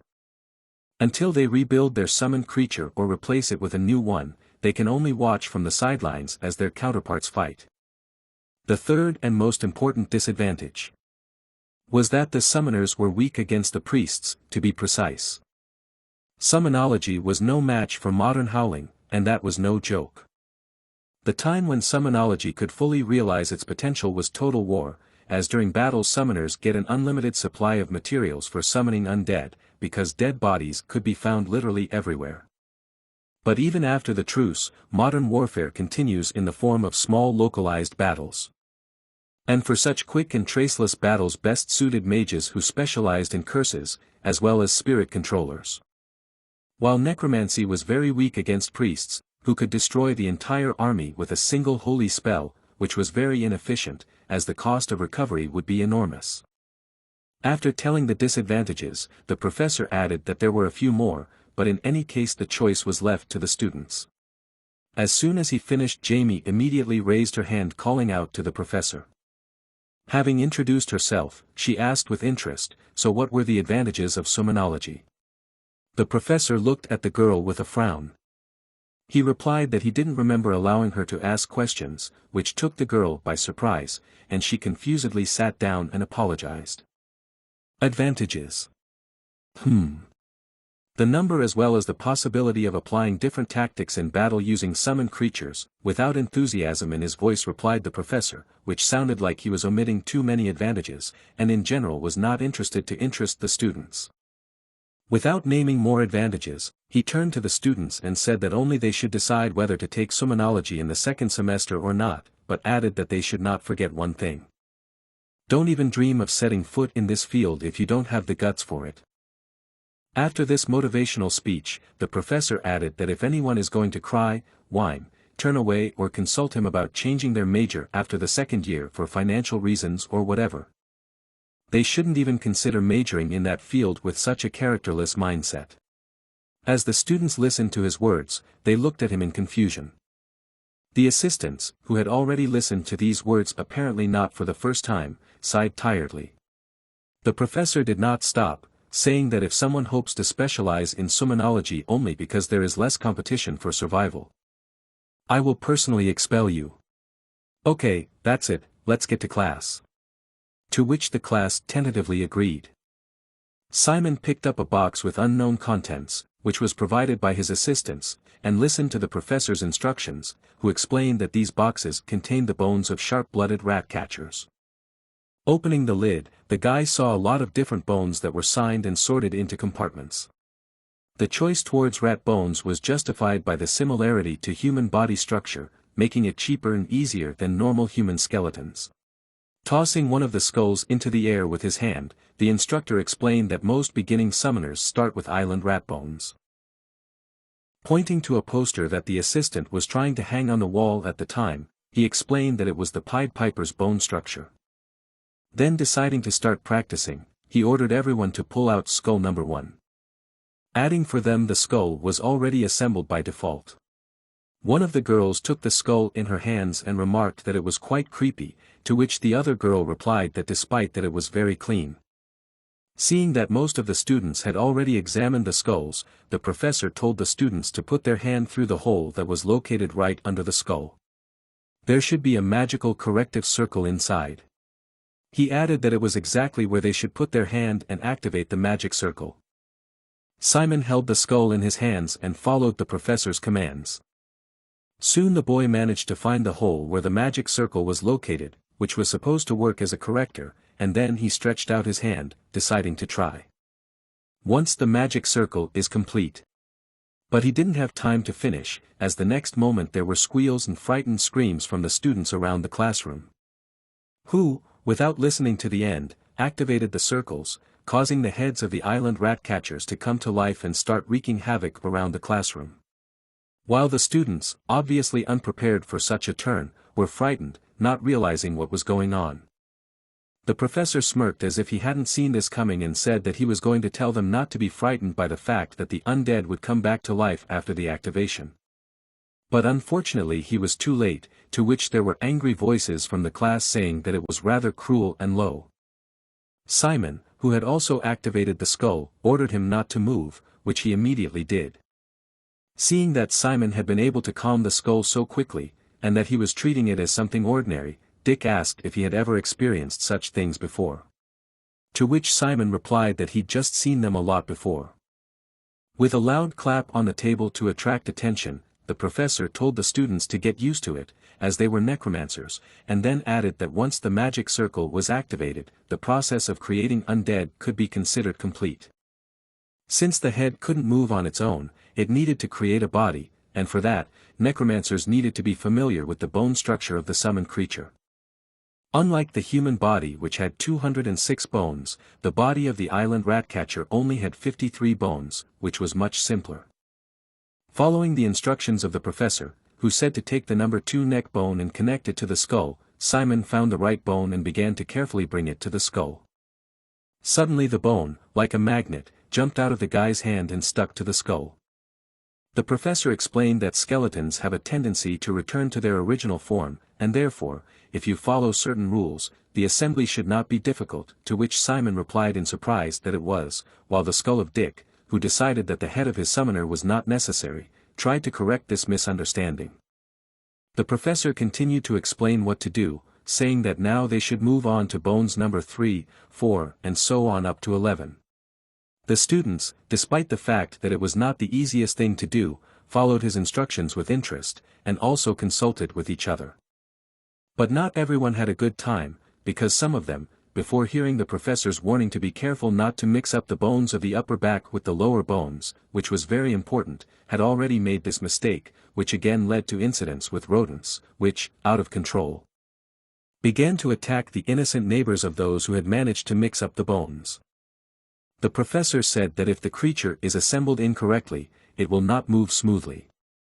And in some cases it could break in the most important places at the most crucial moment. Hector folded his arms on his chest without showing any emotion, sitting in front of his perfectly assembled undead, while his minions sucked up to him praising him and telling him that he was the best. While the rest of the students following the professor's instructions were at 16 dice, Malin finished assembling her undead and sat with a bored look. Soon most of the students were able to get to bone 53, which was almost the end. The professor told the students not to be silent and to raise their hand if they were stuck somewhere and didn't know what to do. Immediately after his words, several students raised their hands to say that they were not doing well. At the same time he finished his first skeleton, which he had created with the help of his darkness. Simon smiled contentedly at his creation as he heard the voice of his new friend calling helplessly for him. Pointing to his undead, which was sitting on the table in a strange pose, Dick tearfully asked Simon why his skeleton was always trying to put a leg bone in his hand. After a glimpse of the undead, Simon pointed to the shoulder joint, adding that he had probably placed the leg bone where the arm bone should have been, which made the summoned creature move so strangely. Dick looked at his undead more closely and was surprised to see that Simon was right, then grumbled about why the bones were so similar. After a while, Professor Aaron announced that the time for collecting skeletons had been exhausted, adding that there would now be a demonstration of what they had gone through in class. As expected, he called Simon first, who had already accepted his fate and nodded obediently. Dick patted him on the back and wished him luck. The next student to be called by the teacher was Hector Moore. Hector Moore, whom he also summoned to come to the front of the class. Once again standing opposite each other and keeping their eyes on each other, they listened attentively to the teacher, who informed them that they had 10 minutes until the end of the class. Then he began to explain the essence of the competition, which was to collect the skeleton of his undead and using it to get a necklace. The winner will be the one who at the end of the class and will have a necklace. He also said that they could not take it with their hands and use dark magic, except for these 2 rules everything else was allowed. After the professor finished explaining the rules he told the guys to get ready and start as soon as he gave the command, after which they immediately knelt down and opened the box of bones. As soon as Professor Aaron gave the sign, the boys immediately grabbed a skull each of their future summoned creatures. Holding the skull in his hands, Simon told himself with a smile on his face that he could definitely win. After activating the magic seal, he decided to start with the spine and then move on to the other parts. Holding the skull in his hand, Simon looked at the board where the mouse skeleton structure was supposed to hang. However, to his surprise he found that one of the assistants had already started to remove it from the board. Noticing the boys' puzzled look, Professor Aaron explained that in this match was not allowed to cheat, and peeking at the skeletal structure was just that. The boys were quite shocked by this news. Despite the fact that the scheme was unavailable, Simon still had hope for the numbers that were labeled all the bones, which greatly simplified the task. So he immediately decided to collect everything in order, starting with number 1. But the next moment, to his confusion, he discovered that the bones had no numbers on them, contrary to his expectations. Seeing Simon's confusion, the teacher Aaron explained that of course there were no numbers on the real bones, and the ones they used for training were training bones, adding that it was only through the teacher's hard work that they could use the bones with numbers for training. Then he asked Simon in a cold voice, "Didn't I already tell you that? A necromancer should be familiar with all of this." Hector was the first to start assembling his skeleton. He was concentrating on putting the bones together according to the way he had memorized them, and he was doing quite well. Meanwhile, Simon could not quickly recover from the lack of clues he had received earlier, but he was not going to give up and was serious. He convinced himself that since he was able to put it together last time, he should be able to do it this time. He just needed to recall the sequence of the main bones. Simon started with bone number 2, which was supposed to be attached to the skull. Professor Aaron silently watched the student's attempts without expressing any emotion. It seemed that he was interested in very few things in life, and teaching students was definitely not on that list. But he still watched the students, and it seemed that special admission number 1 had never assembled a skeleton in his life, and now he would not succeed. While the other student, a big boy, had memorized the order and structure of the skeleton and had already completed it. The professor noticed that he relied on his knowledge and memory, and the preparatory courses he took before the class helped him with this, but he also avoided critical mistakes thanks to his intuition. He definitely had a bit of talent, but as far as special admission number 1 goes, he almost broke down. It was obvious that he hadn't taken the preparatory courses, and the professor didn't understand why. Simon, meanwhile, was hesitating whether he was picking up the bones in the right order or not. Professor Aaron looked at the students watching the competition and thought that only Hector seemed to have a bit of talent in this class. Hector was the first to get his island mouse skeleton to stand on its own 2 feet. As the students cheered, he thought he was going to win. He had almost completely assembled the skeleton, only the arms were left. Hector thought that since he was the first to assemble the skeleton, the victory was in his hands, and after that Simon would never have a chance against him again. His rodent skeleton was already completely ready. He looked at Simon with a strong desire to make him a laughingstock in front of the whole class, destroying his credibility and his reputation as the number 1 special admission. And with an angry gnashing of his teeth, he added quietly to himself that he wanted to watch Simon fall to the floor. Hector didn't waste a minute and set his skeleton on the target. And step by step, he approached the table with the decoration. To the delighted shouts of the students, Hector's mouse jumped onto the professor's desk. The mouse immediately ran to the necklace. Then it immediately ran with the jewelry in its paws to its owner.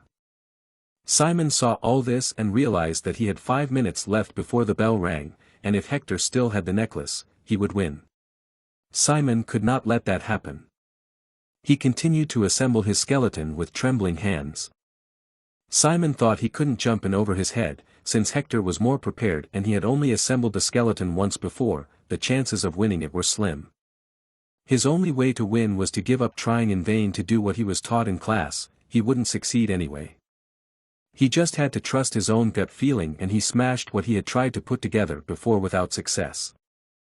Simon was just going to put the bones back together the way he imagined and felt. The students started whispering in surprise and seemed to be asking, "What is this? What is he doing? Did he start all over again wrong? Maybe he's giving up." Gradually, their whispers turned into mockery. They said that he had no talent or inner sense. Simon did not pay attention to them. His new friend Dick was very worried about him, while the other students did not understand why he was number 1. Simon reflected that when the professor announced the rules, he said to get the necklace using the skeleton, not to make the skeleton perfect, so all was not lost for him. He had no time. He had to forget about complex structures and make his skeleton as simple as possible. He began to assemble the new skeleton and started by adding the front legs, which he remembered were number 20. Then he added part number 27, because it was the main part, and it went very quickly. He skipped some parts, put others in the wrong places. The professor noticed his attempts and wondered what he was doing. Then he looked closely and was very surprised. How could this be? It was the first time he had ever seen such a thing. The professor could not believe that Simon had done it and how he had managed to do it at all. It was the bone structure of a grey rat. And its eyes were burning with Simon's midnight darkness. The grey rats were the ancestors of the rat men who now lived on the island. And he was able to do this because they had similar bone structures, but the grey rats were much simpler in structure. Professor Aaron could not believe that he was able to recreate another creature simply by rearranging the bones. Of course, the skeleton was not exactly the same, but it was definitely an undead thing that could move. The professor was beginning to realize what Simon had done and was very impressed that a student with no training could do it.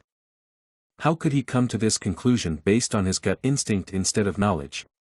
The professor was beginning to understand why he was the #1 choice of Nephthys. Meanwhile, Simon's friends were supporting him fiercely, telling him not to stop and to keep going. The mood of the students in the classroom also began to change. They no longer considered him a complete loser, although they did not quite understand what was happening. Only the upstart Jamie Victoria kept saying that she had made the perfect skeleton, and he was not acting according to the rules. But the smarter students realized that the shape didn't matter. Even those who were the first to assemble their training skeletons without looking at the diagram realized that they could not have done it that way. And all the students were on Simon's side and supporting him, which was very annoying for Hector, who believed that he should be the center of attention. He was furious and did not understand why everyone was supporting his rival. With all his anger, he directed his skeleton at the mutant that Simon had made. His skeleton remained intact due to its greater mass and more complete structure, while the other one was shattered. Hector looked at Simon's confused face and mentally proclaimed himself the winner. He was sure he had won and smiled smugly. But something was very wrong. Simon was smiling instead of being sad. He made a quick movement with his hand. And parts of his skeleton flew into the air, taking the necklace with them. The paw of his skeleton pulled the necklace off his opponent with a loud thud. The confused Hector did not have time to react and his unwilling servant stood there frozen. A paw of bones clutching the necklace flew toward Simon. And then the bell suddenly rang, first once. Then again. Hector didn't understand what had happened. The victory was in his hands, how could he lose? He said it was not fair and demanded that the professor stop this nonsense. After all, he had said at the beginning of the competition that you had to get the necklace using a skeleton, and it was just a piece of bone. Hector was shocked and furious. But Simon interrupted his whining with a surprised question, just a bone? Hector flinched. Simon said he didn't think so and made a confident movement with his hand.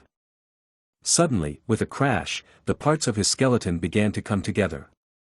Hector watched in horror as part by part, bone by bone, Simon's undead body came together on its own. It was the first time he had seen this. A moment later, the whole skeleton stood in front of him again. Simon asked him, "So what now, is it really just a bone?" The necklace remained in the skeleton's mouth. On the orders of its master, the skeleton spat the necklace right into his hands. And he raised the necklace right in front of Hector's face, laughing in his face. Furious, Hector could barely contain himself and gritted his teeth to keep from lashing out at Simon. But they were stopped by the professor, who said enough is enough. As usual, he tiredly began to announce the winner and it was Simon Valencia. At first Simon hesitated for a second, but then he quickly grabbed his skeleton and picked it up. And he raised it above his head in front of the whole class. He was very happy. Simon was sincerely happy to win with his skeleton. He finally won, and not to be disgraced as he usually was before. After the first day of school was over, the professors met to discuss the students' results, and they started by saying that everyone agreed that there were many capable students enrolled this year. The special recruitment students and those who got the highest marks in the entrance exams were the best, especially Malin Villeneuve, who was even better than expected. She was able to do Shanif poison on the first try. It was impressive. The other teachers completely agreed with this opinion, and one of them added that the blood of the Villian family is thicker than water. All 7 children from this family have incredible abilities. Then they mentioned the heiress of the Ivory Tower, Saren, who also showed excellent results, and it was clear why her parents were so proud of her. Châtel Mayer was not forgotten either, as he completely broke the stereotypical notions of half-giants, as there was a prejudice that they had no magical skills at all, but this was not true at all, and Châtel was very capable in the field of specialization of magic.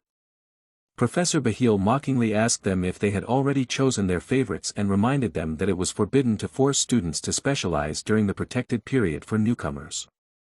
But they did not respond to his words, instead asking how his class went today. Bahil asked with an innocent smile what they meant.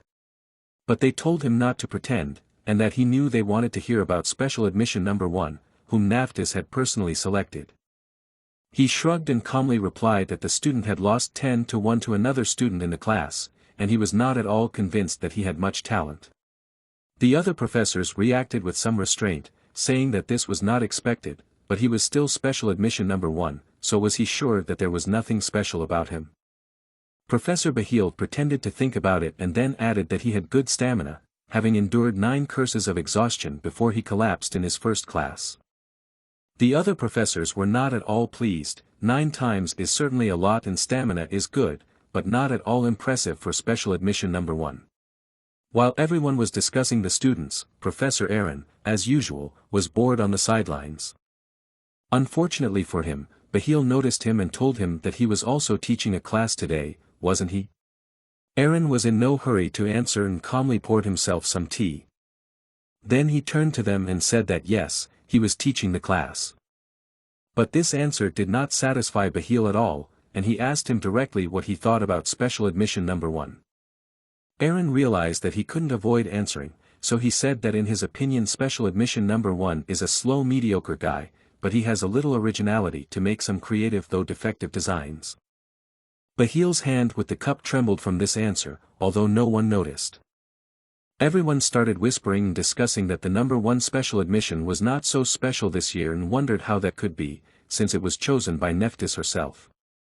Bahil couldn't believe what had just happened. It seemed that only he had noticed it, so Aaron had put up a smokescreen in front of everyone and not said everything, which could only mean one thing. Aaron was known to be a complicated person and such a statement from him meant only one thing: he liked special admission number 1 very much. Bahil knew it for sure. After all, a slow and mediocre guy with originality in making creative defective designs. It was the best compliment Aaron could give. Bahil continued to think, the guy chosen by Neftis and set on by the fastidious Aaron was becoming more and more interesting to Bahil, and he had a desire to play with Aaron for a while. He approached him and the latter turned to him with a questioning look. Bahil asked about the statement he had made last year. Did he still stand by it? Aaron did not understand what he was talking about and asked again, last year? Yes, that statement that Aaron was no longer going to directly mentor students. Bahil said it with a seemingly friendly and innocent smile, but Aaron understood what was behind the question and lost all his confidence. He started to stammer out an excuse that he didn't mean it, when suddenly, bam! Neftis herself joyfully burst into the room, greeting everyone there. Immediately, all conversation stopped and everyone bowed their heads in respect to her, and she continued to greet them carefree as if they were not her subordinates, just friends. Bahil took out an ice cream from his magic pocket and was about to give it to Neftis with a smile. She kind of exclaimed in surprise that she was surprised and had already told him to stop spoiling her like a child, but nevertheless reached out for the ice cream. Bahil told her that the virtue of being a gentleman included preparing snacks for a lady.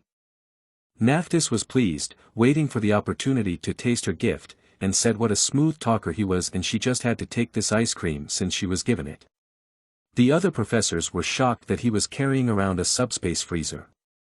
Another professor pulled out a chair for her and invited her to sit down. She gladly sat down and asked how the students had performed on the first day. And the professors began to praise the different students they had talked about before, and Neftis began to eat her ice cream with pleasure and agreed with everything. She was very pleased with so many talented students in this year's first year and hoped that the protection period for new students would soon be over.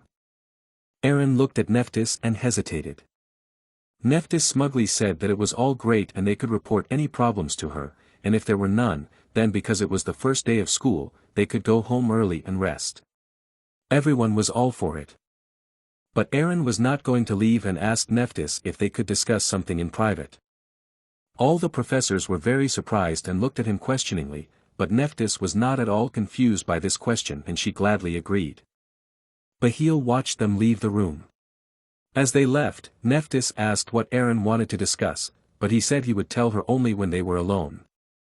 Bahil noted to himself that Aaron was as straightforward as ever. But he didn't worry about it, because Neftis would never just say what they wanted to know. Let's get back to our students. Simon and Dick were looking for a place in the dormitory, and in all the rooms they had visited there was only one free place left, and they wanted to share a room. Simon knew what the reason was. They had come to the dorm too late. All the students who were looking for a room were from their group, because summonology lasted 3 hours, so students from other groups had already taken almost all the rooms. They approached the girl in charge of student accommodation and asked if there were any rooms with 2 more free places. But she told them that unfortunately there were no such rooms on the first and second floors. Also, after looking at the scheme, they found out together that even on the third and fourth floors there were no 2 free places, as well as on all other floors. They asked if they could go to the rooms and try to negotiate with the students to change places. And when they were told yes, Simon told Dick that he wanted to go look around the floors and try to find something, in case something worked out. The girl said she would go with them and help them, and she didn't notice that a group of students was approaching them from the side. Suddenly, they told the girl to move away and then immediately hit her with a tray with their suitcases. The girl fell down and the suitcases fell apart. One of those students claimed that it was all her fault, he had told her to move. The poor girl started apologizing. They told her that a caretaker like her only gets in the way, and all this happened because of her. How would she compensate them for the damage? The girl only managed to apologize under a stream of accusations and insults. When she apologized, they told her to excuse her ass for standing there, to quickly pack up her things and get out of their way. The poor girl agreed and said she would do it. But they were interrupted by Simon, who told them he was sorry, but can't they see he was talking to her? And he stood between the girl and these hooligans. Dick backed him up, saying that they were here first, so they shouldn't cut in line, and that they saw them deliberately hit the girl. It seems that these guys were nobles, so they asked them arrogantly if they were out of their minds. They were commoners, what do they think they are? However, one of them noticed something and started to push his friends. He pointed at Simon and said that he had seen him before and that he was special admission number 1 and that he had taken the oath in front of all the students. Simon's appearance scared them. They quickly and nervously packed their bags and quickly got away, threatening the girl to be careful next time. Dick laughed at those losers, and the girl thanked Simon for his help and he assured her that she didn't need to thank him, he just did what he had to do. The girl was very grateful to them and invited them to follow her. She checked her notes again more carefully and happily reported that there was actually 1 room left with 2 free beds. It was on the 4th floor, room 409, it had a great view and was close to the main staircase. She started checking which students had already moved in while our friends waited behind her. But something was wrong. The girl turned to them and uncertainly said that rooms 412 and 413 also had vacancies and were located next to each other and invited them to look at them. The friends did not understand what was wrong with room 409 and asked her. The girl began to clumsily excuse herself by saying that students were already living there. And one of them. But Simon didn't seem to care and just wanted to join those who were already living there. Then she told him a story about a student who lived there. His name was Kizen, and he had already studied here last year. Simon then had a logical question about what he was doing in the freshman dormitory. The girl explained that he was unable to transfer to the second year. She had heard that he had some problems and had to start over. She whispered to them that she was just a dormitory supervisor and didn't know all the details, but she had heard that many of those who shared a room with him had asked for permission to change rooms. Those students had bruises on their faces and he got into trouble because of it. Usually Kizen quickly expels problem students, so it was strange that they made an exception for Kizen. Dick started to ask Simon to choose another room. But he wanted to at least say hello to the residents of room 409, and Dick was shocked by this idea. He asked if he was really going to go in there. Simon took hold of the doorknob and creaked the door open. They walked into a room that was in semi-darkness. Simon said hello and apologized for the intrusion and for waking the residents. The silhouette lying on the bed stirred. A bandaged hand gripped the edge of the bed as Simon asked if they could move into the room. Dick was terrified at the prospect of living with such a neighbor, but Simon seemed to have no qualms. A man got up from the bed, looking at the uninvited guests with a murderous look. When Simon entered the room, he asked the man with all his politeness if he would mind if they shared a room with him. Although the man's look and appearance was quite scary. But the look of his red eye with a scar made goosebumps run through his body. It turned out that he was not as angry as he seemed at first glance. He sat up on the bed holding his head and remarked that time was flying fast since today was the initiation ceremony for the newcomers. He added that they didn't have to be so nice to him, he wasn't a professor, and after all, he was a freshman like them. Dick was still scared and hid behind Simon, who came closer to the bed and agreed, but made another mistake and called his new roommate Mr. Kizen. He told him to drop it and just call him Kizen. He turned to them and told them that he didn't know how long they would be staying at this school, but they should remember two things. The first thing was to keep their noses out of his business. The second thing was not to make any noise or fuss until he went to bed, and once he was asleep, they could dance, sing, or do whatever they wanted. But Kizen still hadn't answered whether he allowed them to stay here, so Simon asked if they could stay. Kizen replied that it didn't matter, did it? Someone would come here anyway when there were no more rooms, so they should stay. And he immediately dozed off under their astonished gazes. Simon confidently told the dormitory manager that they were taking the room. She couldn't quite believe it, so she asked if they were sure they would be okay. Simon was sure that they would be fine, because it seemed that their neighbor was not as bad as they had heard about him, although he looked a bit rough. The dormitory manager agreed and just warned them that if they had any problems later, they shouldn't hesitate to let her know. She would then immediately notify the head manager of the dormitories to take care of it. Simon was very grateful to this girl for her concern. They said goodnight and closed the door behind them in their new room 409 with a creak. Dick asked if he really thought their neighbor would not wake up. Simon wasn't sure, but he had just told them to do whatever they wanted as long as he was asleep. So Dick decided to check it out. He threw the stack of books he was holding and they hit the floor very loudly, scaring Simon. And it turned out that Kizen was indeed still sleeping despite the noise. Dick was beginning to like him, and he said that in the end he didn't think Kizen was a bad person, as long as they followed his rules they had nothing to worry about. And since they had found their room and moved their stuff, it was time to take a shower. He had seen the bathhouse on the second floor on their way up and he was going to check it out. Simon asked quite cautiously, "A bath?" A minute later he was already shouting in excitement how much he loved her, and it was obvious because he was beaming with happiness. He had never felt so warm and soft. As they walked back together from the bath, Dick was surprised that he had never seen anyone so enthusiastic about an ordinary shower stall. He asked Simon with a smile if he had ever lived far away in the mountains or something similar. Simon replied that yes, something like that. Dick continued to talk and asked him to at least stop saying, "Wow," every time he pressed the buttons in the shower. Other students would not understand this behavior. Simon asked if he really did that. Dick assured him that he was, and now the whole school would not only be talking about him as special submission number 1, but now he would be called a bumpkin on top of being called a fake. Simon was ashamed of this prospect. They went into their room talking about how good it was to be in Kizen and how lucky they were to be here. They probably all wanted to be here. But whether or not they could stay here depended on their grades. Simon had heard that only 300 or so students in their second year were supposed to stay. Dick said that this was true. There are so many cohorts of students now only because there is still a period of student protection and they just have to wait a little bit and they will see at least half of the students drop out right away. But Simon didn't know what the protection period meant, so he asked what it was. Dick explained to him that it is a period when professors cannot officially evaluate students and give them grades. During this period professors cannot personally communicate with students and they cannot expel students at their discretion. They also can't harm students, and there are so many other things that are forbidden, he can't remember them all. Simon was shocked by this information, so he was still being lenient in everything that happened today. What would happen next?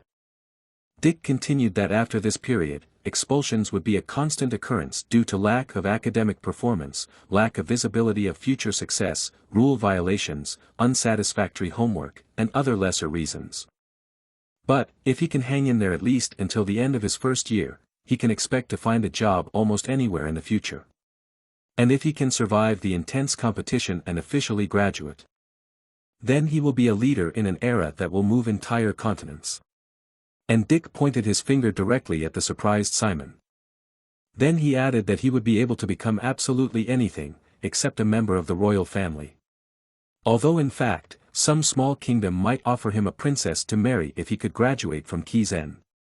Simon heard this and asked if he wanted to become a nobleman. Dick replied that no, although there would be many advantages if he were one, it was not his goal. Simon then clarified his question, what then is his goal? Dick held up his hand and showed him how he rubbed his fingers in a well-known gesture. Money, that was his main and probably only goal. Simon now had an idea of what lay ahead and was serious about working hard to stay in Kizen as long as possible. He started rubbing his ring that Lorraine had bought him. Dick had already started to say that if he ever needed money, he would.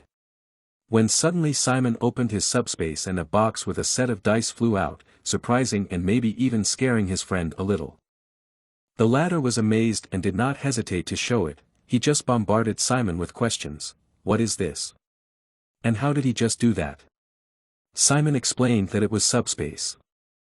And in his hands he was holding a skeleton kit for an island ratman. He had bought it when he was shopping with Lorraine, now he was going to practice to catch up with the other students who were taking the preparatory courses.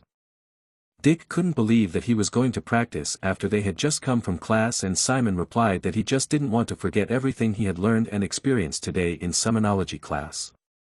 Then he asked that this time he was going to put it together in the right order this time, right?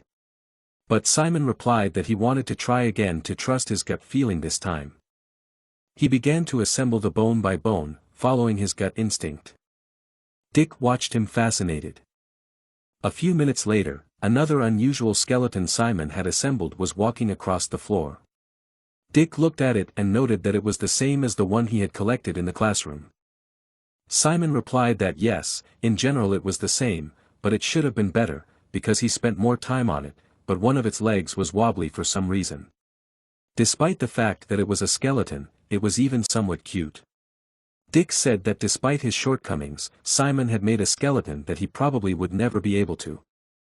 Simon apologized to his incomprehensible creature, who was looking at him questioningly.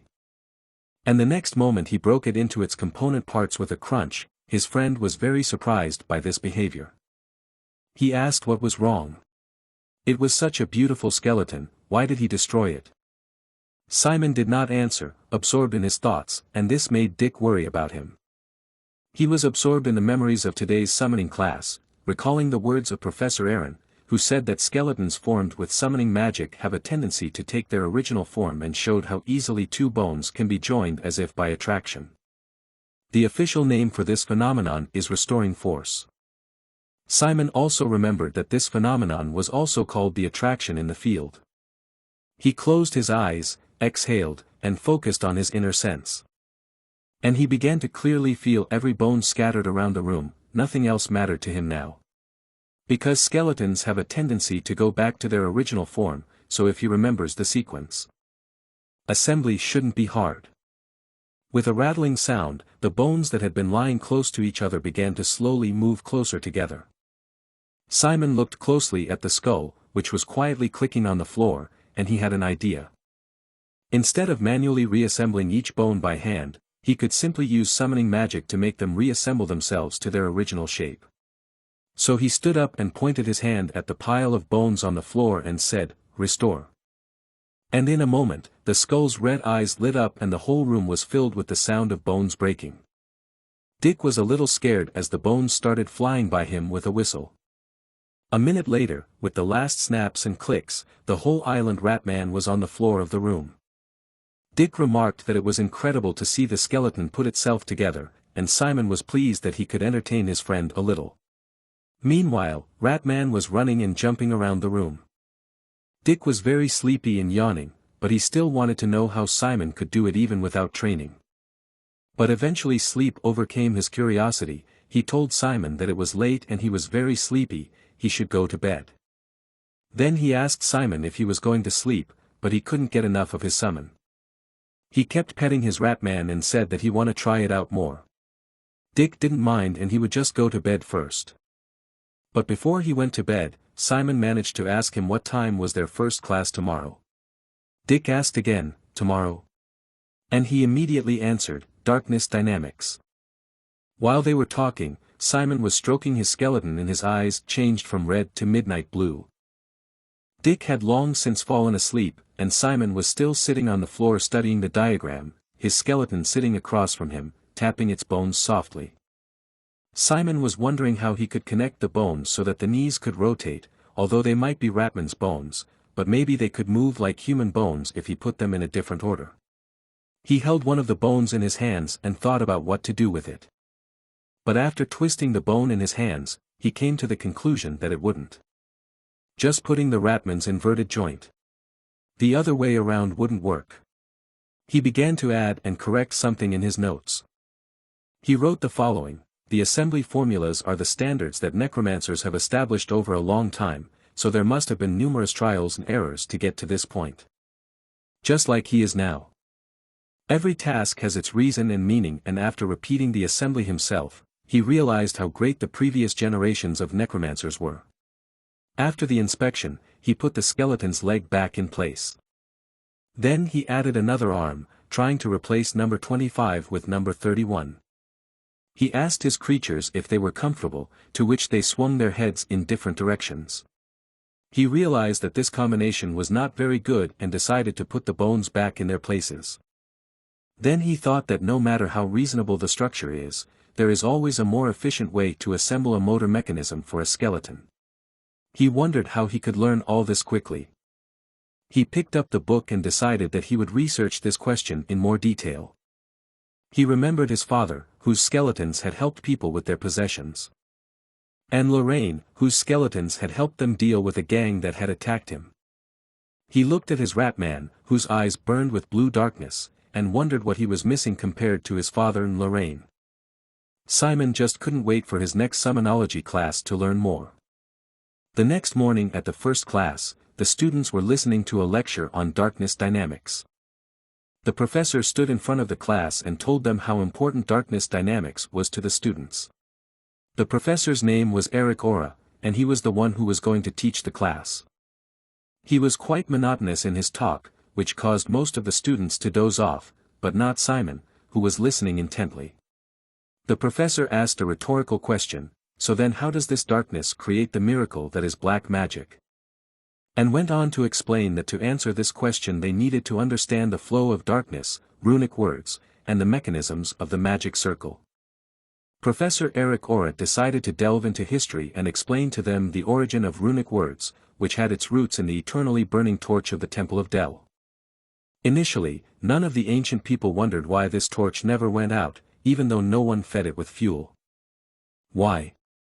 Because people then deemed doubting God to be blasphemous in itself. But one day they noticed that the ashes from the torch resembled letters. And they were very surprised by the fact that behind such a miracle as the eternal torch were ordinary letters. The professor concluded his story by saying that this is the story behind the origin of runic words. Simon was fascinated, while the other students were already falling asleep from boredom. The professor continued, telling them that the wizards and necromancers who discovered and researched the ancient runic words made countless improvements to create the modern runes of today.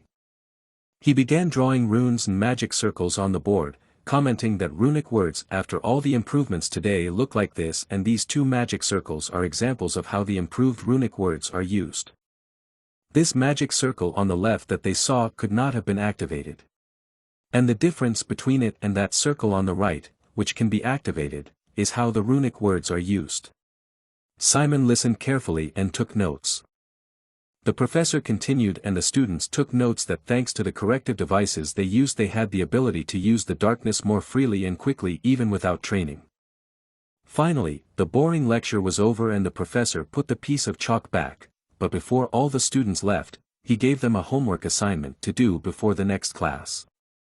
The assignment was as follows: they had to use one of the magic circles that could not be activated that were demonstrated for them as an example and then provide possible ways to modify it, with the corresponding calculations and formulas they used to make those circles work.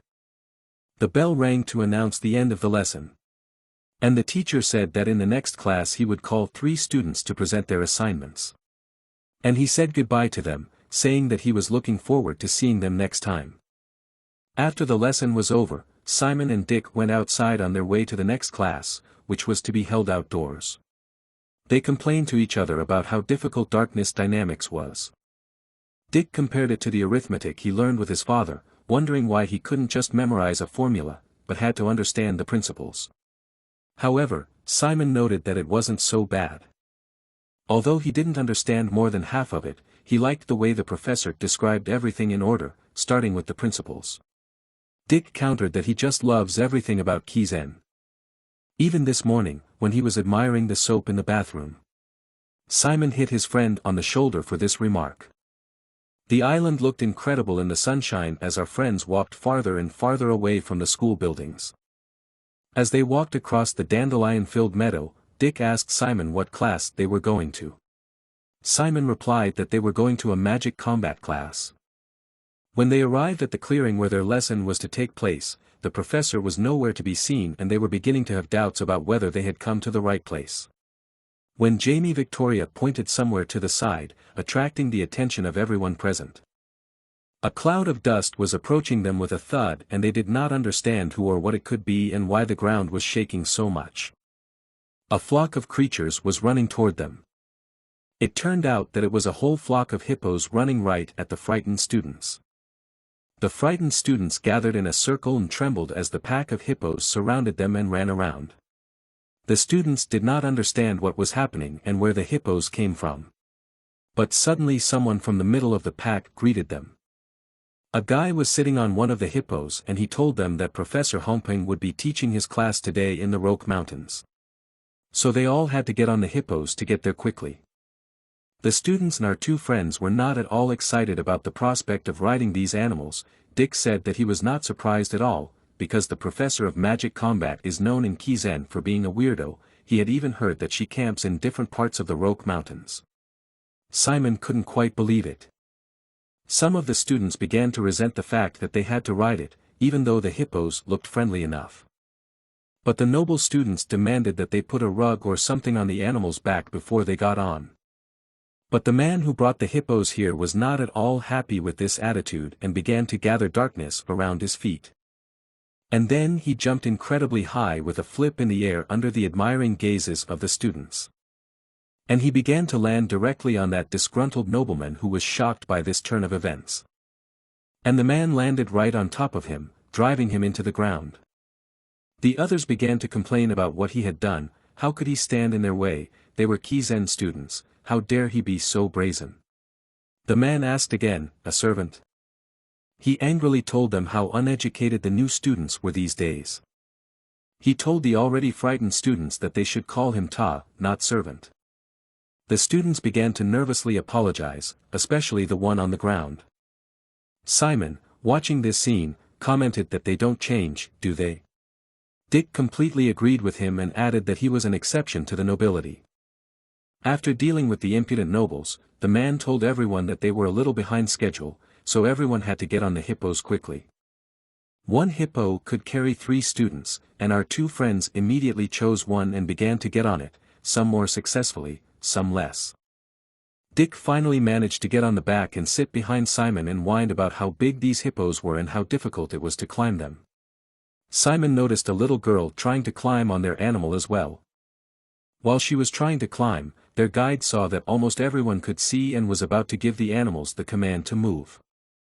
Simon asked her if she needed help and offered her his hand to help her up. She grabbed his hand and was very grateful for the help. Simon quickly lifted her up and sat her down in front of him. The guide told them to hold on tight. And he commanded the hippos, "Let's go." They quickly ran off with the students on their backs, kicking up clouds of smoke. During this fast trip, the girl Simon helped tried to thank him, but because of the speed and stomping, she only gave Simon a few slaps with her hair and he heard nothing. The other students were in no better shape, almost falling over and wondering what they had to hold on to. The man advised them to overcome this test with a strong will, because this was also part of the test. And he smilingly reminded them that if they fell, the hippos running after them would trample them and they would die. This seemingly logical message only made the students have more questions. Ta continued to frighten the students by telling them that every year there are 1 or 2 accidents in which students die. Frightened, they began to beg for help, demanding that he stop and let them get down to the ground. But Ta was relentless and told them to just keep going, because Kizen doesn't need students who can't hold on to a hippo. Finally, they arrived at a clearing in the mountains, and after such an intense trip, all the students were lying on the grass and were glad to be alive. One of the professor's assistants walked among them and offered each of them a bottle of water. The students were so exhausted that some of them could not even say thank you properly. What a grueling start to the class. Simon, Dick and their new friend sat together on the grass and drank water from the bottles, and it was really nice for them to relax and drink some water after such a trip. But suddenly the girl noticed that birds were flying overhead, which worried her a little bit. And the birds didn't just come for no reason. Someone came up to them and greeted them, saying, "Welcome to my class, everyone." The friends almost choked on their water from this voice, and the water stood up in their throats. The professor had a bird sitting on her shoulder, which also greeted the students with joy. The professor greeted them and introduced herself. Her name was Hongping Tun Soka Marlat. She smilingly informed them that she would be teaching their magic combat class this semester and punched her chest to confirm. A bit of history: this is what the giant undead monster that burned 4 feudal lords to the ground looked like and was called Kunder Hydra. It was this monster that Hongping fought. Professor Hongping is a legend among necromancers because she once fought a mega undead monster for 5 days and she broke all of its 100 necks by herself to win a dramatic victory. And now she was teaching the new generations of necromancers how to fight magically. Now she asked all the students to stand up and to line up in a column of vurs. But the students did not understand what she wanted from them and what the word vurs meant. One of the assistants came to their aid and explained that the professor meant that they should line up in columns of 4 and move quickly. It was only then that the students realized what was being asked of them. When they lined up, the professor said that it was good and now they would go now, but this time the students had questions about where to go. But she didn't answer them and quickly ran down the slope without waiting for anyone, leaving a bunch of confused students behind. But after a moment of hesitation, they were all running after her, as she told them that they should have a sound mind and a sound body. And that the basis of magic combat begins with physical fitness. The students watched her with admiration and agreed that she was incredible and wondered how she could run like that. Simon thought that they also had 2 arms and 2 legs, but their professor was on a completely different level. She continued that the basis of the subject of magical combat is to enhance one's body with darkness and learn combat strategies that their body can use. But there was something strange in her pronunciation of the words, and so the students who ran after her did not understand everything she said. The professor was saying that necromancers who mainly use magic combat are called the battle necromancers. If they reach a certain level of training, the darkness will flow over their bodies as softly as silk. It will also form something similar in shape to a garment that necromancers call the dark robe. This is the very skill that characterizes combat necromancers, and she also warned them to be careful, because of the large number of trees ahead. Poor Dick, who was not used to moving around so much, whined about how he envied the children who had a talent for magical combat. Simon, who looked a little better than him, asked, "Talented kids?" He looked around and saw students running and jumping through trees as if gravity were a joke. And he agreed with Dick that it seemed that while they were suffering here, those students seemed to be having fun. Dick could barely stand up and sweat was pouring down his face. He asked Simon if he was okay. And he answered that yes, he was fine. This answer surprised his friend, who asked him how he could still be fine. Simon told him with a smile that he also had many mountains in his country and it was fun to run around in the mountains like he used to. Dick told him that he was a monster and he was so jealous of him. They kept running until they came to a huge chasm with water raging at the bottom. Professor Hongping explained to them that now their task would be to jump over the gap in front of them using the darkness. One of the students hesitantly asked if they really had to jump over it. Hongping said they could do it using one little trick. Just as they were collecting the darkness in their palms, they could instead direct it into their souls. And she was going to show them an example. So she asked them to be careful. The darkness enveloped her soles before she jumped.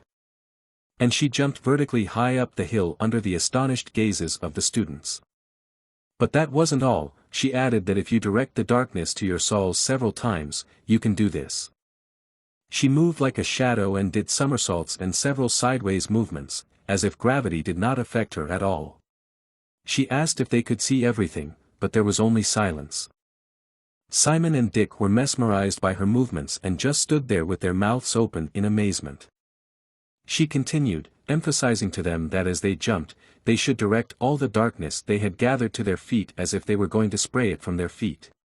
It should feel as if they were pushing off that darkness and it was pushing them forward.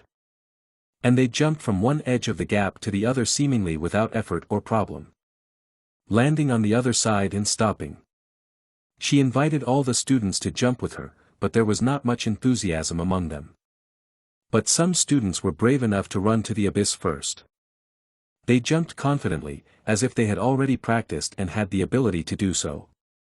In a moment, they were on the other side. Some of them landed successfully on their feet, others only managed to grab the edge of the cliff. However, the professor praised all of them for their good work. For those who did not succeed, she explained that if they released the darkness too late it could be dangerous. As it was now, she advised them to release the darkness earlier next time and lifted those hanging on the edge by the hand. Simon repeated to himself in concentration, "Push back on the darkness, push back on the darkness." Dick advised him not to overthink it. Simon objected that it seemed too complicated for him. But his friend assured him that overthinking only makes things more difficult and ran to the edge of the cliff, ready to jump. Simon advised him to be careful, but he jumped right away. As he jumped, a shadow flew right over him. It was our old friend and Simon's sworn enemy, Hector, and he jumped much higher than Dick. The two landed with mixed success. Hector's friends immediately began to congratulate him for the highest jump of all. Dick sat on the ground and dusted himself off, thinking to himself that he didn't like this Hector at all and was getting on his nerves. Simon was one of the last to dare to jump, his friend supporting him as best he could from the other side, telling him that Simon could do it, because even he had done it. Simon was still concentrating on preparing for the jump, repeating the professor's instructions. Finally, he felt ready and ran forward. He jumped and gathered all his darkness in his soles and pushed off. Even Hector and his henchmen had to notice how high Simon had jumped, and they had been waiting for him to fail. He was still flying over the cliff when Dick shouted at him that it was incredible. Simon finally landed and everyone began to congratulate him on his wonderful jump. Dick was especially happy that he had wiped Hector's nose. Simon was over the moon. He shouted with joy, "I did it." Even Professor Hongping was amazed and stunned by his jump, not to mention the other students. Almost everyone was happy for him and congratulated him. It was a real victory for him and he could not contain his joy. However, his joy was not shared by everyone. Hector gritted his teeth and furiously held back everything inside him. His hatred for this Simon, who had already beaten him for the second time, was growing more and more. The professor happily announced that everyone seemed to have crossed the chasm, but they had to wait for the students who had fallen a little bit down, and as soon as they got up to them, they would all go to a new area to continue the lesson. Simon was beaming with happiness and answered her happily, "Yes, Professor." On the way back, Dick turned to Simon and asked him, holding out the book, if he wanted to check it out. Dick looked at the book and asked with interest what it was. When he opened the book he replied that it was a list of students they had to recruit for the group classes that were to start next week. Dick also added that he thought they should start preparing now. In addition, he had already listed and written down everyone's names, strengths, and characteristics in a notebook. Looking at the notes in his friend's notebook, Simon asked with surprise and admiration how he had been able to research all this. To which he replied that it was a trade secret. Watching his friend's joyful face as he continued to talk excitedly in his notebook, Simon couldn't help but notice that while he struggled to keep up with his lectures, Dick managed to find time to observe others even during class. It was clear to him at that moment why he had come to him and not to Hector, for after observing him he had come to the conclusion that he could not get along with him. Turning to Dick, Simon asked him what his opinion was based on the results of the study.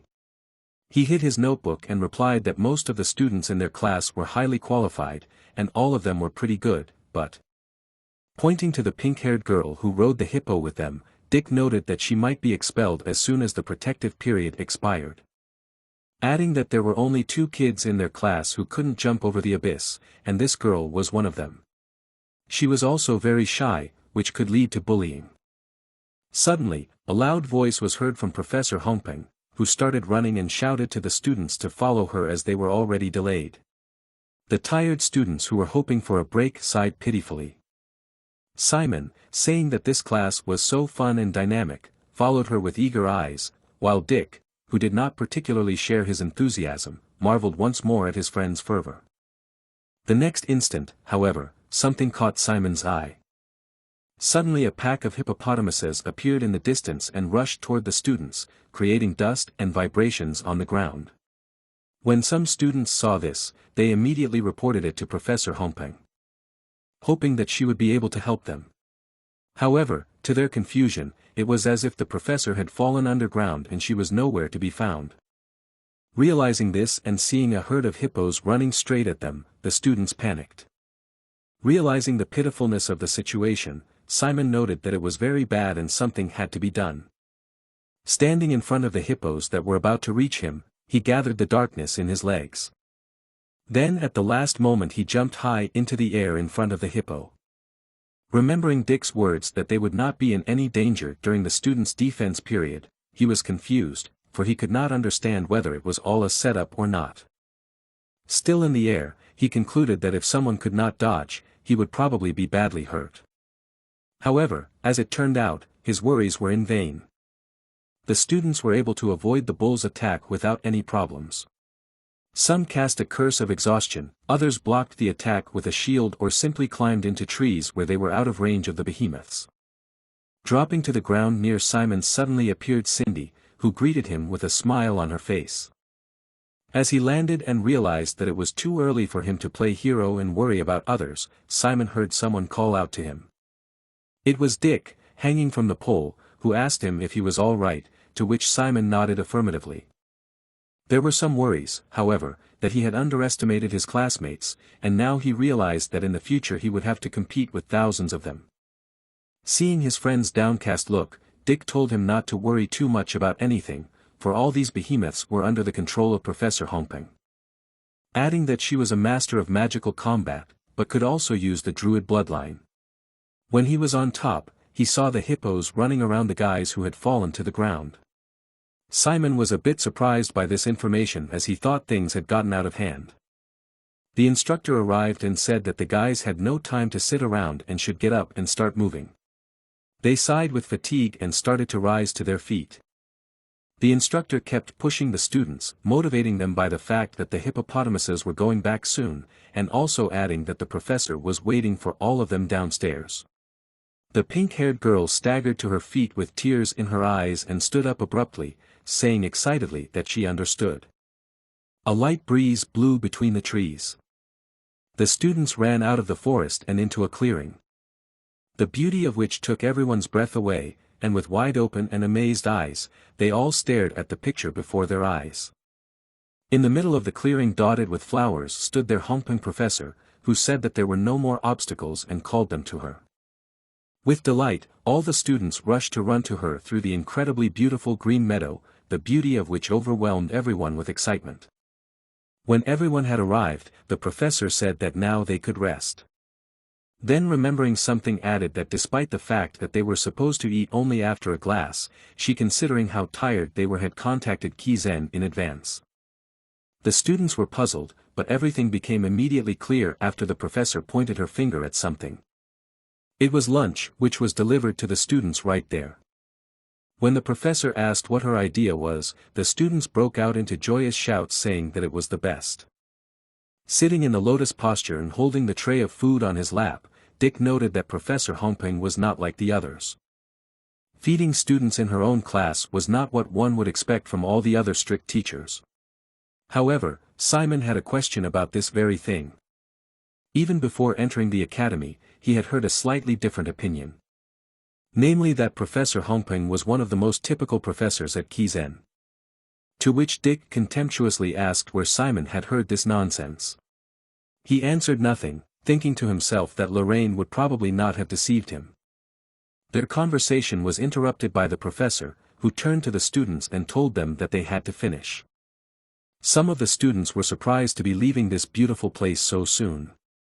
But Simon had a feeling that this was just the beginning of something. Turning to the students who had gathered in front of her, Professor Hongping asked if they had the bracelets she had given them, to which they amicably replied that they did. She then told the students to let the darkness penetrate them. This action caused the students to immediately feel incredibly heavy and weak, and some of them even fell to their knees not understanding what was going on.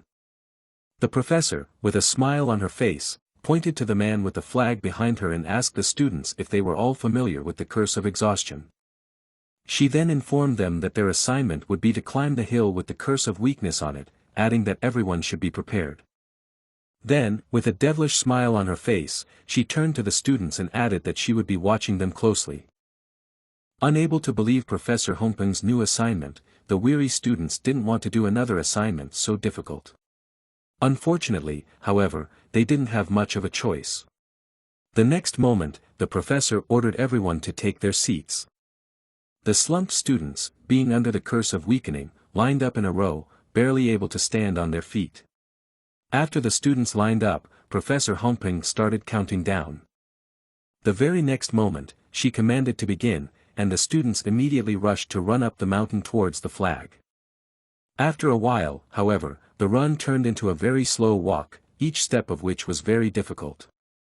The farther up the hill the students climbed, the closer to the ground they became, some of them even went on all fours. Shaking hands grasped the grass, rocks, and anything else they could grab onto. Simon was no exception, and crawled through the grass like the others. Every step was difficult, and he felt dizzy.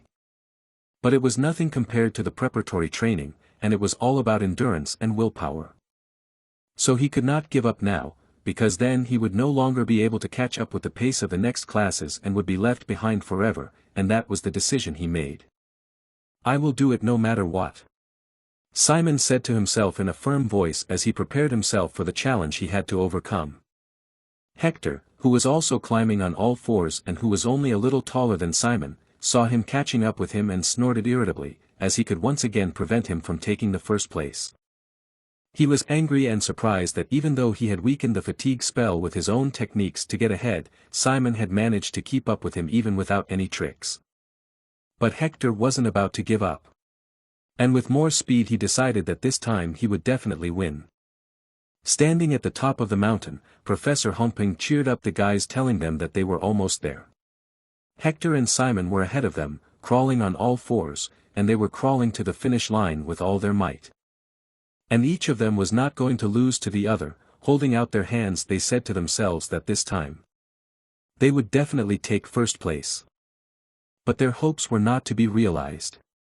A foot stepped in front of their outstretched arms. It was none other than Maylene Willen. She walked lightly to the flag as if not feeling the fatigue. Professor Hongping immediately announced that she had won first place, while Simon and Hector stared at the girl with shocked looks, not understanding how this could be. After congratulating the girl on her victory, Professor Hongping asked her what she had done to walk as if there was no curse on her. To which she replied that she had simply unlocked the resistance formula of the fatigue curse. A little surprised and praising the girl, the professor told the one that she could rest.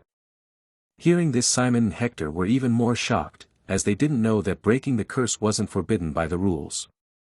Suddenly one of the assistants turned to the professor and told him that they had a student with a sprained ankle, to which she immediately replied that she would take a look.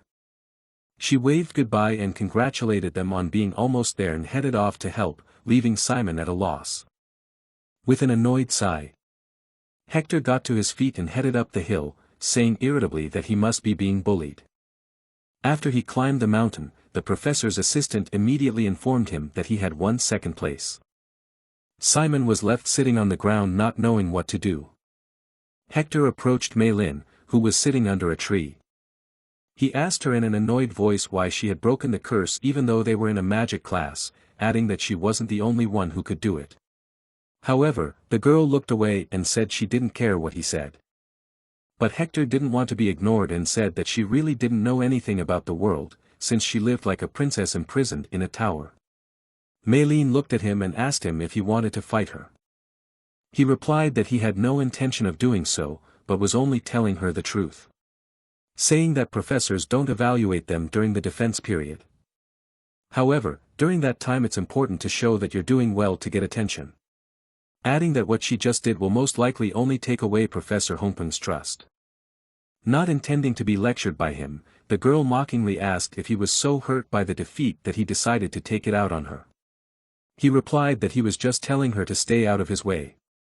Then turning around and intending to leave, he added that he had no interest in her at all. At the same moment, the instructor handed Simon, who had crawled to the finish line, a bottle of water and told him that he had taken third place. With a sigh of relief he leaned against a tree and sat down on the ground. Maylin and Hector, who were nearby, immediately looked at him. They stood silently waiting for the other participants to arrive. Falling on the grass beside Simon, Dick, tired and worn out, complained to his friend that he felt as if he were going to die. He praised him, saying that he had done a good job, adding that he was tired too. Looking up at the sky, catching flashbacks of the day's events, Dick asked Simon what he thought about how they were going to get home. And would they have to climb the hippopotamuses again, adding that if they did, it would be better to bite their tongues off and not suffer. Suddenly Professor Hongpeng turned to the students again, mispronounced a word. She told them to gather together.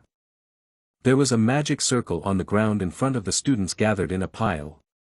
Professor Hongpeng explained that since everyone looked very tired, she had contacted the academy again and was allowed to use the teleportation magic circle. Then she told everyone to get in line. The surprised and tired students were incredibly happy about this gift. Simon and Dick waited for their turn to enter the circle. Simon was surprised to see that the teleportation sensations were new to him. However, the landing after teleportation was quite painful, as his landing spot was a wooden table, which he landed on with a shriek and a thud. Rubbing his back and not seeing the familiar surroundings, he wondered where he had gotten to, as he didn't think he had gotten to the academy. However, a voice confirmed his hunch, saying that he had indeed gotten to the wrong place. The voice apologized to him for scaring him. Recognizing the voice, Simon turned around and was surprised to see Professor Hongpeng, who turned to him and told him to sit down, adding that she would explain why he was here. Without waiting for Simon to sit down, the professor informed him that the magic circle had been modified in some unknown way, and after examining it, it became known that someone had added a formula to make it react to the darkness of a particular person. Heading towards the table, Simon asked in a surprised voice, "Was it really him?" The professor handed him a metal mug and said that it was, so when the circle was activated it didn't go to Kizen. Pouring water from the kettle into the cup, she asked him if he had any idea who could have done it. He replied confusedly that he had no idea who it could be. Laughing, Professor Hongpeng told him not to worry, because her job was to protect the students, and that was why he had come to her house. However, she added that she wanted to talk to him personally, which surprised him. Putting her hands together, the professor said that it was against the rules to talk to students during the defense period, but from what she had seen there were already professors who had broken that rule. Simon Valencia. She turned to Simon, who replied excitedly. "Don't you want to choose magical combat as your profile?" she asked, looking at the boy. She added that if he wanted to she would be willing to take him on as an apprentice. A little puzzled, Simon asked if it meant that he would become her personal student. Professor Hongpeng replied that it was correct, saying that she would be responsible for his training since professors treat their students with full seriousness and responsibility. She added that the performance of direct students was directly related to the professor's reputation, so they could only choose 3 students from each year. She looked at Simon and said that this was the opportunity she wanted to give him. She held out her hand and asked the confused boy if he was ready to be her student. He asked Professor Hongpeng why she had offered it to him, because he had not done well in class today.